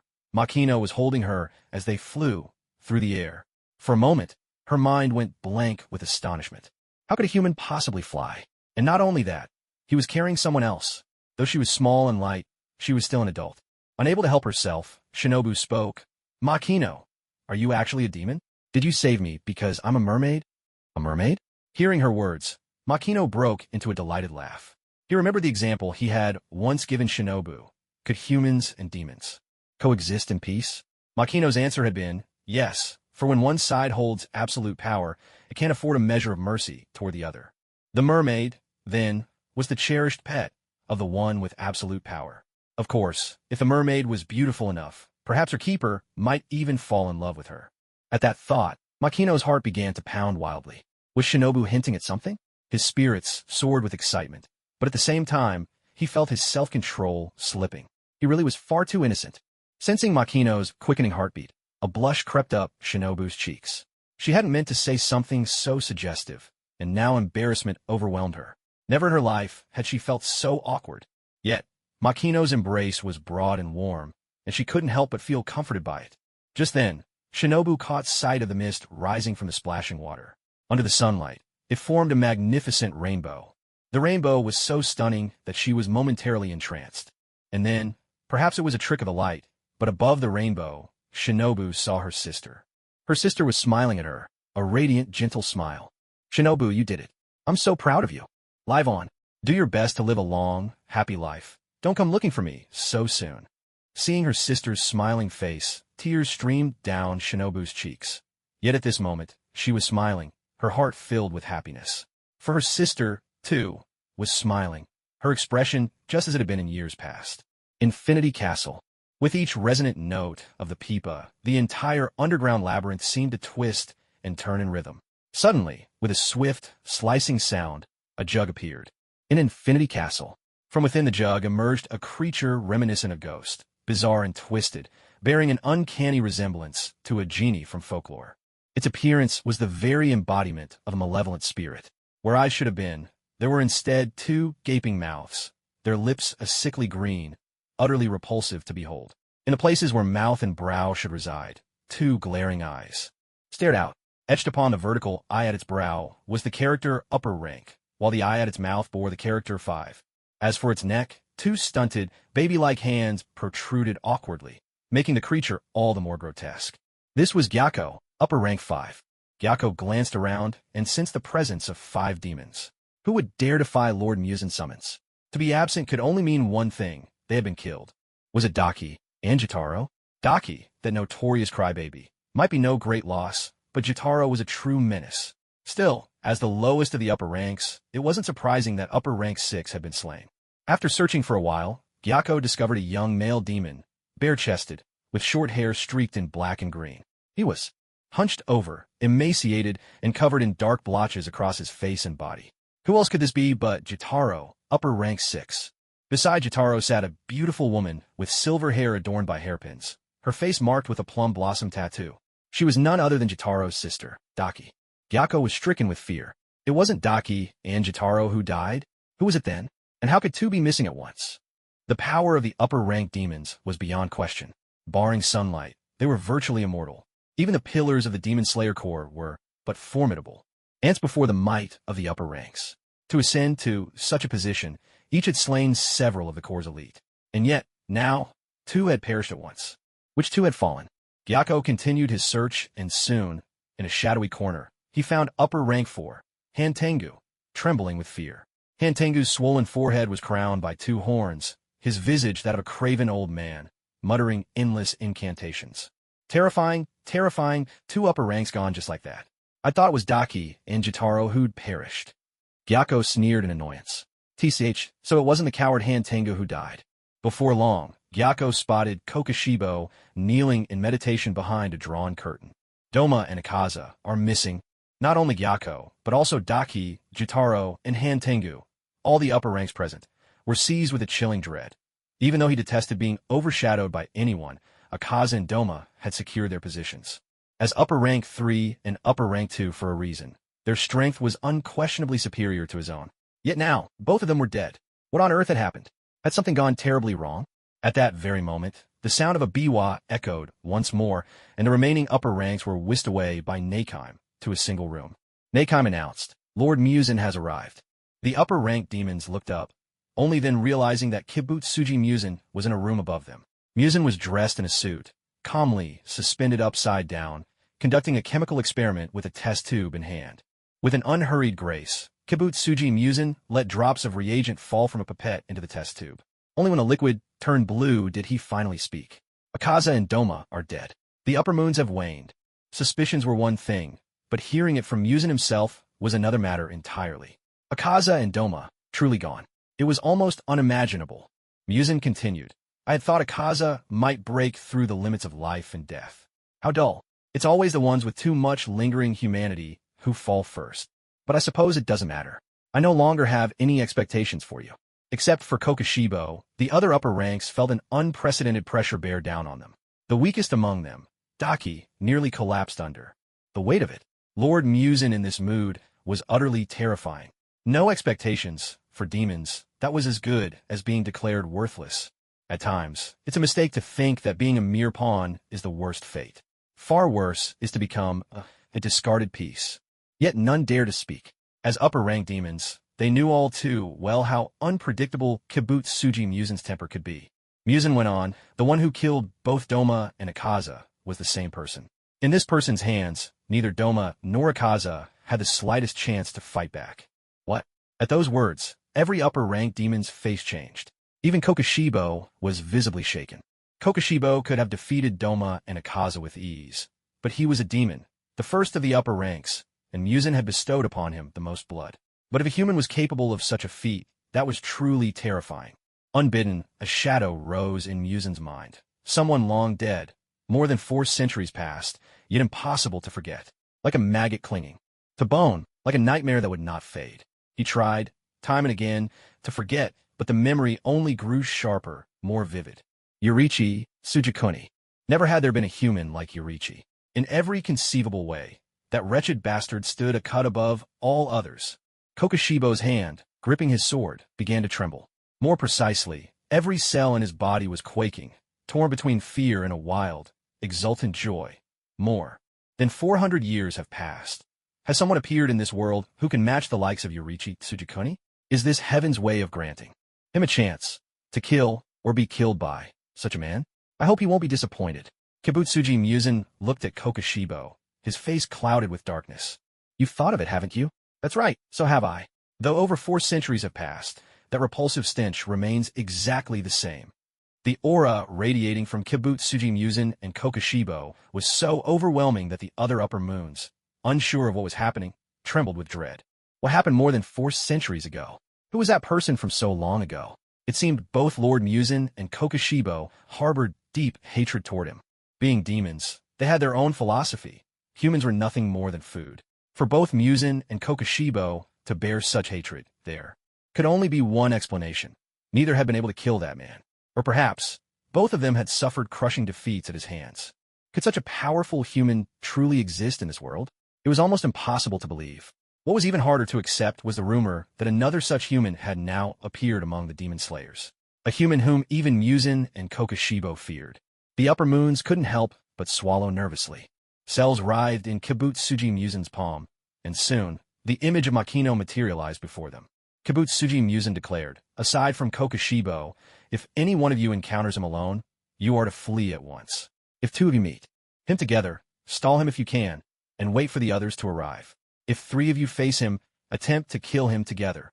A chill swept through the gathered upper moons. Flee at the mere sight of him? Unprecedented. Muzan had always despised demons who ran from Hashira. Yet now, with this man, he had personally set the runaway precedent. Did this mean that even Muzan himself wasn't fully confident he could kill him? When facing this man, did even the tiniest shred of strength suddenly become crucial? Each upper moon branded Makino's image deep into their souls. Kabutsuji Muzan continued. Now, let me explain this man's abilities. All the upper moons focused intently. Even Kokoshibo listened with utmost concentration. Little did Makino know that, by this moment, he had already become a forbidden name engraved in the hearts of every upper moon. Ka. The sharp cries of crows echoed through the skies as messenger crows flapped their wings and flew across the land. When letter after letter was received, everyone was left stunned. Setagaya, Tokyo Prefecture. The Rengoku household. Rengoku Shinjuru's eyes went wide as saucers when he read the letter sent by his older brother. Rengoku, a family renowned for demon slaying. The Rengoku household had accumulated generations of knowledge on demons. Even though Shinjuru himself had never fought on the front lines, nor was he even a practitioner of the breathing techniques. Yet when it came to demon lore, he lacked nothing. A man named Makino had effortlessly defeated both the upper rank 2 and upper rank 3. What kind of joke was that? Never mind other families, just among the ancestors of the flame pillars alone, many had fallen to the upper moons. How could anyone cut down an upper moon so easily? And to make matters even more unbelievable, his brother's letter had actually used the word effortlessly. Was this some kind of trick? How could that possibly be true? Senjuru's reason screamed that this was impossible, but his unwavering trust in his older brother reminded him, again and again, that everything written was the truth. Could it really be that this Makino had dispatched 2 upper moons with such ease? Swallowing hard, Senjuru stared at the letter in his hands, his forehead breaking out in beads of sweat as large as beans. It was as if he himself had faced the 2 upper moons in battle. If upper rank 3, Akaza, was dead, then didn't that mean his great-grandfather's deep grudge had finally been avenged? The more Senjuru read his brother's letter, the faster his heart pounded.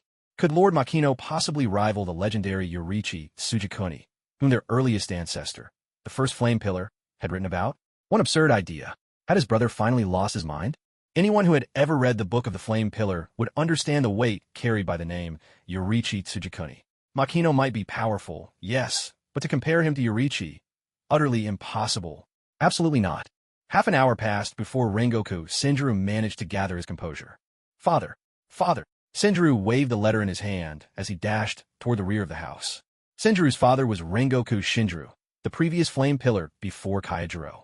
He, too, was remarkably strong, but after the death of his wife, he had been consumed by despair, turning into a hopeless drunkard. Shinjuru's favorite phrase was, "A person's abilities are decided at birth."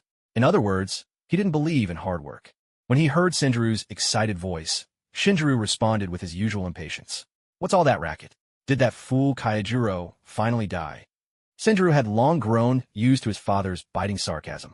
Still, he exclaimed excitedly, "Father, we've received a letter from my brother. A man named Makino has slain both upper rank 2 and upper rank 3 with ease. Great-grandfather's vengeance has been fulfilled." Shinjuru's arm jerked, disbelief written across his face. "What did you just say?" Shinjuru repeated, even more excited. "Great-grandfather's grudge has been avenged." Shinjuru snapped. "No, the sentence before that." Shinjuru replied, "Brother says a man named Makino effortlessly killed both upper rank 2 and upper rank 3. With a crash, the bottle in Shinjuru's hand slipped to the floor and shattered, spilling liquor everywhere. Seeing his father's reaction, Shinjuru felt a surge of happiness. Shock was far better than numb indifference. "Father, let me read the letter to you," Shinjuro Rengoku exclaimed. "You're reading too slowly. I'll read it myself." Snatching the letter from Kaijuro's hands, Shinjuro's trembling fingers betrayed his excitement. A person's abilities are determined from birth. True talent is as rare as a phoenix feather. The rest are nothing but a rabble. Even Kaijuro's talent is nothing extraordinary. Lord Makino, is he truly the genius I've been waiting for all these years? Could he truly rival the legendary Yoriichi Tsujikuni? Rengoku Shinjuro was overwhelmed with emotion, tears streaming down his aged face. If Makino truly possessed the genius Kaijuro described in his letter, what kind of storm would he bring upon this world? At Momoyama, the former Thunder Hashira Jigoro Kawajima gazed at the letter in his hand, his whole body trembling with excitement. It's been over 100 years, and, at last, a human has slain an upper moon demon. It was no easy feat. Truly, it was an impossible dream come true. As a former Hashira, Jigoro considered himself fortunate. He had survived to retirement and become a cultivator. But his peers, even those from earlier generations, how many of them have been mercilessly slaughtered by upper moon demons? Makino, Lord Makino, you really have shown humanity the way forward. Sometimes, knowing too much is not a blessing. The more you know, the easier it is to be crushed by the truth. For over a century, the Demon Slayer Corps hadn't managed to slay a single upper moon demon. How could they even dream of defeating Muzan Kibutsuji? As time passed, the upper moons devoured more and more people, only growing stronger. And as for humanity, stagnation was the best they could hope for. Even much of their inheritance and techniques had been lost. Jigoro Kawajima often wondered whether humans could ever truly hope to defeat Muzan Kibutsuji. But now, in Makino, he saw a glimmer of hope. If only I were 30 years younger, maybe then I could follow Lord Makino and witness history myself. A breeze swept through. Petals swirled around Momoyama, painting the world in a brighter light. Gramps, did something happen? You sound so happy. Zenitsu Agatsuma called out. Zenitsu, Jigoro replied. A new era may be about to dawn. You have to work even harder, or you might miss the wave of the new age. Tears sprang from Zenitsu's eyes as he took off at a sprint. No, absolutely not. I can't do it, I really can't. The training so far was already hell. If I keep going, I'll die. I just know I'll die. Zenitsu ran as fast as he could, but Jigoro, once the Thunder Hashira, was not so easily outpaced. He swung his rope with practiced precision, the loop landing neatly around Zenitsu's neck. Zenitsu struggled desperately to escape, while Jigoro tugged with all his might, nearly choking Zenitsu in the process. And no matter what happens, I, Zenitsu Agatsuma, have been drawn into this new wave, whether I wanted to or not. On Mount Sajiri, Sakanji Urokadaki clutched the letter in his hands, trembling with excitement. Has someone finally slain an upper moon demon? It's no easy feat. Truly, it's nothing short of miraculous. Lord Makino, isn't Makino the one who provided him with those teaching plans? Urokadaki's face was hidden behind his disaster-warding mask, making it impossible to read his expression, but his eyes sparkled with a keen light. Innate talent cannot be changed, but effort afterward is within one's control. Tanjiro must push himself even harder. The wolf's howl of Mount Sajiri grows more piercing with each passing day. In Asakusa, Tokyo Prefecture, behind a secluded dead-end alley, a talisman was pasted above the entrance, rendering the entire residence invisible. Tamayo, dressed in a flowing kimono, gazed at the letter in her hands and could not help but cover her mouth, overcome with emotion as tears of joy welled up in her beautiful eyes. Yashiro, kneeling at her side, saw Tamayo's tears and immediately bristled with indignation. Lady Tamayo, what's wrong? Who's made you upset? Just say the word. I'll go deal with them at once. Yashiro, sit down. Yes, ma'am. The anger that had just surged in Yashiro instantly vanished as he sat up straight, gazing at Tamayo with a look full of sparkling admiration. How majestic and beautiful Lady Tamayo is when she's stern. Tamayo wiped her tears and said, No, I'm not angry. I'm happy. So very, very happy. Hearing this, little stars seemed to twinkle all around Yashiro. Lady Tamayo is just as beautiful when she cries. Yashiro asked, Lady Tamayo, why are you so happy? Tamayo replied, Upper Moon 2, Doma, and Upper Moon 3, Akaza, have been killed. What? Yashiro was startled. The 12 Kazuki were the stuff of legend. Even the lower moons were terrifyingly powerful, let alone 2 upper moons being slain. Could this really be true? Tamayo cradled the letter, reading it word by word, over and over again. Kagaya Ubuyashiki would never deceive me. Oh, how I wish I could meet Lord Makino just once. If I could see him with my own eyes, perhaps I'd finally understand how closely Lord Makino's abilities match those of Oyakata-sama. Him. Yashiro caught the pronoun immediately, his instincts on high alert. A him. This isn't good, not good at all. Where did that scoundrel Makino come from this time? The end of a battle doesn't mean the end of everything. Shinobu Kocho expertly tended to the wounds of several Hashira. The fight against Doma had left all of their lungs damaged to some extent. These were internal injuries that would take time and care to heal. As for external wounds, Duke Tomioka's injuries were severe, but with some rest, he would recover. But Tenjin Yuzui's arm. Sensing Shinobu's melancholy, Tenjin Yuzui flexed his remaining half of an arm and said, Miss Kocho, there's no need to be sad. Scars are a man's badges of honor, each one a mark of glory. Shinobu Kocho offered a gentle smile. That's true. If it's you, Tenjin Yuzui, I'm sure everything will be fine. Your dazzling life still has a long way to go. Well said, Miss Kocho. I've already made up my mind. Once we return, I'll retire from the front lines in the most splendid fashion. That way, I'll have more glorious time to spend with my 3 wives, Tenjin Yuzui declared, striking a flamboyant pose, clearly pleased with himself. Shinobu laughed. Ju Tomioka's expression remained stoic, and Kaijiro Rengoku seemed to want to say something but held back. Yet, everyone could sense a certain heaviness in the air. At that moment, Makino spoke up. Yuzui, are you planning to retire with your 3 wives? Yuzui nodded. Exactly. Unlike you, Mr. Makino, I don't have such extraordinary talents. A splendid retirement might just be the perfect path for me. Here, catch. As Makino spoke, he tossed a single bean to Yuzui. Yuzui caught it instinctively, and when he opened his hand, he realized it was only a bean. He looked puzzled. What's this? Kaijiro Rengoku exclaimed with excitement. Eat it. Quickly eat it. Shinobu gazed thoughtfully at the bean resting in Yuzui's palm. Noticing the subtle changes in both Rengoku and Shinobu's expressions, Yuzui suddenly seemed to grasp something. Without hesitation, he swallowed the bean. Instantly, to everyone's astonishment, a gentle radiance enveloped Yuzui's body. Before their very eyes, Yuzui's wounds began to vanish at a remarkable pace. Even his severed arm regenerated with incredible speed, right before their eyes. The effect of the bean was nothing short of miraculous. It could truly bring the dead back to life and restore broken bodies. It was beyond belief, and even Rengoku, who had already witnessed the bean's magic, was left in awe once again. It was unheard of, almost unimaginable. Incredible, beyond incredible. This was nothing less than a legendary elixir of immortality. Yuzui waved his newly grown arm in excitement. Dazzling, absolutely dazzling. Not only did my arm grow back, but every single injury I had has completely healed. I feel amazing, full of energy, and my stomach's completely satisfied. Everyone was stunned once more. Yuzui bowed deeply to Makino. Mr. Makino, your kindness is as great as giving me a new life. I, Tenjin Yuzui, will never forget this debt of gratitude. From this day forward, should you ever need anything, I will gladly go through fire and water for you. Makino asked, your arm's healed, right? Yuzui replied, yes, it's fully healed. Makino pressed further, no lingering injuries? Yuzui answered, thanks to your miraculous help, Mr. Makino, all my wounds have been splendidly healed. Makino flashed a mischievous, devilish grin. Then there's no need for retirement, is there? Yuzui looked utterly bewildered. Makino continued, planning to retire with your 3 wives? What? Are you thinking of throwing a peach blossom banquet? Yuzui Tenjin was silent. Ju Tomioka was silent as well. Kaijiro Rengoku, too, said nothing. A few seconds passed.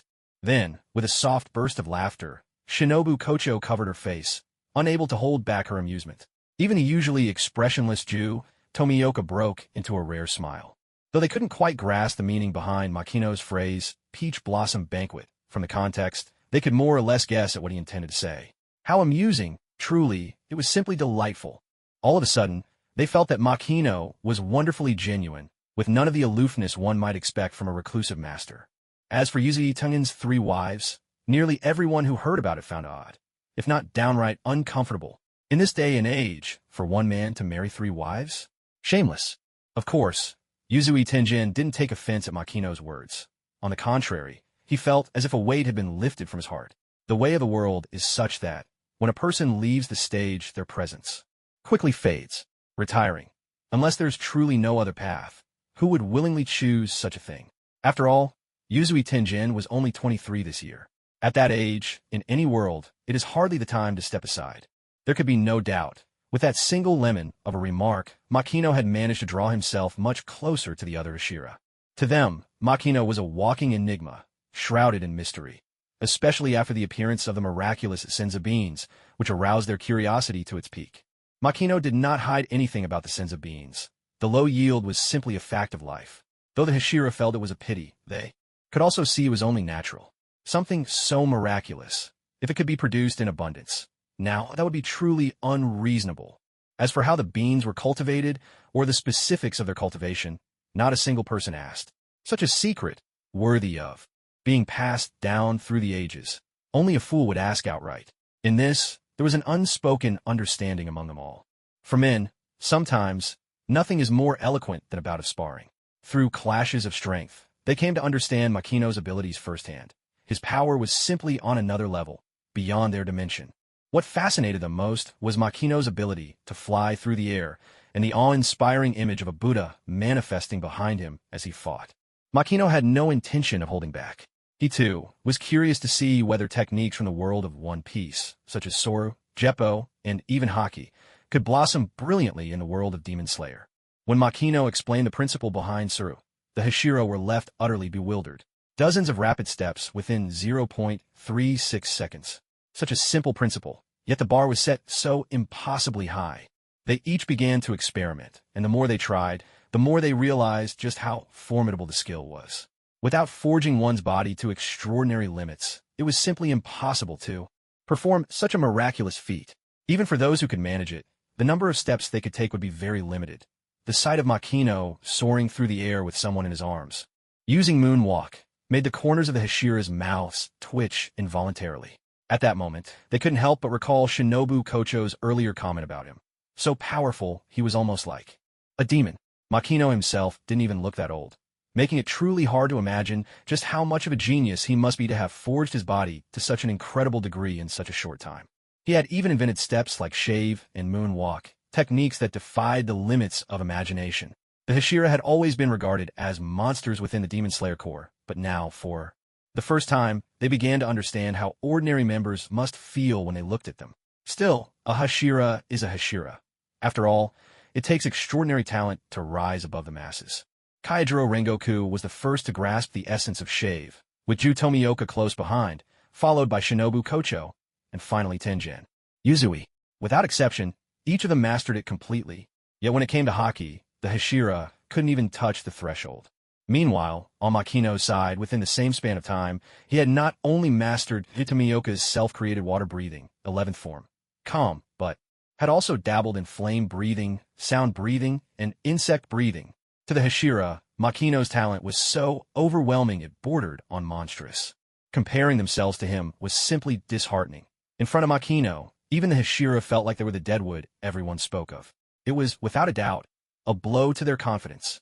At Demon Slayer Corps headquarters, several masked Kikuchi bustled about, perhaps because the decision to summon the Hashira for a meeting had been made a bit hastily, leaving everyone scrambling to keep up. With the arrival of the Hashira, the masked attendants moved with even greater caution, nerves stretched taut. So terrifying, just standing there, they make it hard to breathe. The Hashira are just too intimidating. Well, they are the Hashira, after all. Only the 9 strongest in the entire Corps are worthy of that title. The Kikuchi whispered to each other in awe, their hearts filled with admiration for the Hashira. It would not be an exaggeration to say that the Hashira were the sky under which every demon slayer looked up in reverence. Just then, a few Kikuchi stared in disbelief as the familiar faces of the Hashira approached, surrounding a young boy. Even more astonishing, the Hashira seemed to treat the boy as their leader, showing him extraordinary respect. This has to be a joke, right? The Hashira meetings had occurred more than once. Though the Kikuchi feared the Hashira, they still had some understanding of each one's temperament. Every Hashira stood proud and aloof. Sometimes a disagreement could even lead to a fight. How could they possibly center themselves around someone else? And yet, what truly left them speechless was the sight of Ju Tomioka, the water Hashira, showing genuine respect toward the boy as well. It was as if the sun had risen in the west. Utterly unthinkable. You should know, Lord Ju Tomioka's catchphrase is, "I'm different from you." And even during meetings, he always stands alone off to the side. For someone as proud as Lord Ju to be so impressed. Just who is this young man? The Kikuchi glanced at Makino, their hearts roiling with a storm of astonishment. Yet, despite the flood of questions churning inside them, this was hardly the time or place for them to speak out of turn. As for what the Kikuchi were thinking, Makino paid them no heed. It must be said, the headquarters of the Demon Slayer Corps is truly well hidden. Wherever you look, wisteria blossoms are in full bloom, their fragrance drifting on the air, dazzling in their beauty. Led by several Hashira, the group passed through a grove of bamboo, and soon a traditional Japanese courtyard appeared before them. The moment Makino stepped into the courtyard, he immediately saw several uniformed Hashira. To be precise, they were all familiar faces. There was the stone Hashira, Jyomi Himejima, powerfully built, blind, with tears streaming down his face as he muttered prayers under his breath. There was the love Hashira, Mitsuri Kanroji. Her hair braided into 3 long pink plaits tipped with grassy green, clad in a snow-white haori and green-striped stockings, her robe open at the front, radiating an eye-catching glow like a lantern. There stood the mist Hashira, Muchiro Takedo, innocent and youthful in appearance, long-haired, his gaze wandering absent-mindedly to a drifting cloud in the sky. Reclining in a tree was the serpent Hashira, Abanai Iguro, dressed in a black and white striped haori, his mismatched eyes sharp, mouth covered with bandages, and a little white snake curled around his neck. Of course, the most striking figure was a man with a shock of short, spiky white hair, chest bared, his body, face, and arms all crisscrossed with scars. What made him so attention-grabbing was that, the instant Makino arrived, he unleashed an aura of sheer, wild fighting spirit, so intense it surged straight toward Makino. This was none other than the wind Hashira, Sanemi Shinazugawa. Among the 9 Hashira, he was the most ferocious, the most controversial, and, frankly, the most disliked. After all, in the anime, he once stabbed Nezuko several times with his Nichiren blade. Sanemi Shinazugawa cast a sharp look at Makino and said, "So you're the one who defeated Upper Rank 2 and Upper Rank 3? His words made Shinobu Kocho, Kaijiro Rengoku, Juk Tomioka, and Tenjin Yuzui all frown in displeasure. Shinobu Kocho retorted, her voice laced with irritation, "Mr. Shinazugawa, you shouldn't call this Lord you this guy. You ought to show some respect." Mitsuri Kanroji was taken aback. Among the 9 Hashira, only she and Shinobu were women, their friendship so close that best friends would hardly be in exaggeration. In Mitsuri's memory, Shinobu almost never lost her temper. To think that, because of something the wind Hashira said, she was actually angry. Mitsuri Kanroji studied Makino, her beautiful eyes sparkling, little hearts appearing in her gaze one after another. What a handsome and dashing young man. Absolutely cool. Sanemi Shinazugawa snapped impatiently. "What's wrong? What nonsense are you babbling, brat?" Kaijiro Rengoku spoke up. "Shinazugawa, regarding Mr. Makino, I believe I've already explained everything carefully and sincerely in my letter." Tenjin Izzy interjected. "Shinazugawa, that attitude of yours is hardly flamboyant at all." "What did you say?" Sanemi retorted. The other Hashira, all those who had never met Makino, were visibly taken aback. Even Michiro Takedo, who had been lost in thought while gazing at a cloud on the horizon, was shocked beyond words. Makino was undeniably powerful, able to slay upper rank 2 and 3 demons. But were the Hashira themselves not also formidable? No matter how strong Makino was, it shouldn't be enough for the other Hashira to rally around him in such a way. What was even more astounding was that the Flame Hashira, the Sound Hashira, and the Insect Hashira had all addressed him as Sir. In the entire Demon Slayer Corps, only the Master commanded such respect. Could this boy really be? Sanemi Shinazugawa sized Makino up carefully, and the estimate of Makino's strength in his mind leapt several notches higher. But he was the Wind Hashira of the Demon Slayer Corps, a Hashira who had never lost to anyone. So what if Makino had slain upper-rank demons? If he encountered one himself, he'd cut it down all the same. Sanemi drew his Nichiren blade and challenged, "Well, are you only capable of hiding behind women?" "What do you mean by hiding behind women?" "Mr. Shinazugawa, do you have something against women?" Shinobu Kocho snapped, her voice sharp with anger. Mitsuri Kanroji puffed out her cheeks in protest. "Mr. Shinazugawa, that's not cute at all." With a sudden blur, Makino's figure flickered and vanished. In the next instant, he was already standing behind Sanemi Shinazugawa, the Wind Hashira. "Sanemi Shinazugawa, has no one ever told you your emotional intelligence needs work?" In that moment, every Hashira, not just Sanemi, stared in astonishment at Makino, who had appeared behind Sanemi in the blink of an eye. Makino had already taught them this technique, shave, but even with the same move, the difference in skill between users was as vast as heaven and earth. As for Sanemi himself, his eyes widened, his face a picture of shock. "You bastard." Sanemi pivoted on his heels, body spinning with explosive force. His Nichiren blade whipped through the air in a wide arc, so swift it was almost impossible to follow with the naked eye, slashing straight toward Makino. A clash of metal rang out, sharp and clear. Sanemi realized his blade had been blocked. The other Hashira all gaped in disbelief. Even Jaumiai Himejima, the stone Hashira, who was usually lost in tears, had dried his eyes and instinctively tightened his grip on the axe and flail joined by heavy chains in his hands. The Mist, Love, and Serpent Hashira, and even those who had witnessed Makino slay Doma, all stared in utter astonishment. This can't be. Sanemi Shinazugawa could hardly believe his eyes. Although he hadn't used a wind-breathing form just now, he was certain that he hadn't held back in the slightest. What he never expected was that his near-full strength strike would be blocked by Makino so effortlessly. With a single finger. How is that possible? Was this some kind of joke? Haki. This is armament haki. Those pillars who had never crossed paths with Makino naturally had no idea how he could stop Sanemi's sword with just one finger. But those who had encountered him before instantly understood the nature of this power. Gazing at Makino's finger, unmarked and pristine, a few of the pillars found their breathing growing rapid. They could sense it. Sanemi had not shown any mercy. That slash could have easily taken a head off a lower moon demon. Yet it had been stopped by a single finger. Just how powerful was this haki? If only they could master such a force, their chances against demons would soar, and perhaps, even when facing an upper moon alone, they could emerge victorious. Kyojuro Rengoku felt his convictions grow even stronger. The arrival of Lord Makino was much like the appearance of Yorichi Tsujikuni 4 centuries ago. Both carried a special destiny. As for those pillars who had never met Makino, confusion clouded their faces. Haki? What kind of power is that? Footsteps echoed. Sanemi's form flickered, darting several meters away. He grinned savagely. I don't know what this haki thing is, but I know one thing. I can't stand the sight of you. Wind breathing, second form, Claude Gale. The so-called Claude Gale was a wind meant to scatter all slander and injustice, embodying Sanemi's deepest wish. The Claude part referred to the form's devastating effect. In an instant, for razor-sharp wind blades, like talons, slashed toward Makino. Watching the wind blades hurtle toward him, Makino calmly raised his palm. It would be a shame to see such a beautiful garden ruined by your reckless attack.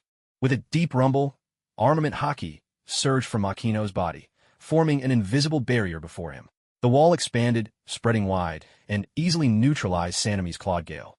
A collective gasp swept through the pillars. Sanemi, among the elite of the 9 pillars, was renowned for his blinding speed and ferocious attacks. None of them could have imagined that Makino, with a casual gesture, could simply brush aside the wind pillar's signature move. So this was haki? Astounding, truly astounding. But that wasn't all. The invisible barrier continued to extend, driving straight towards Sanemi in return.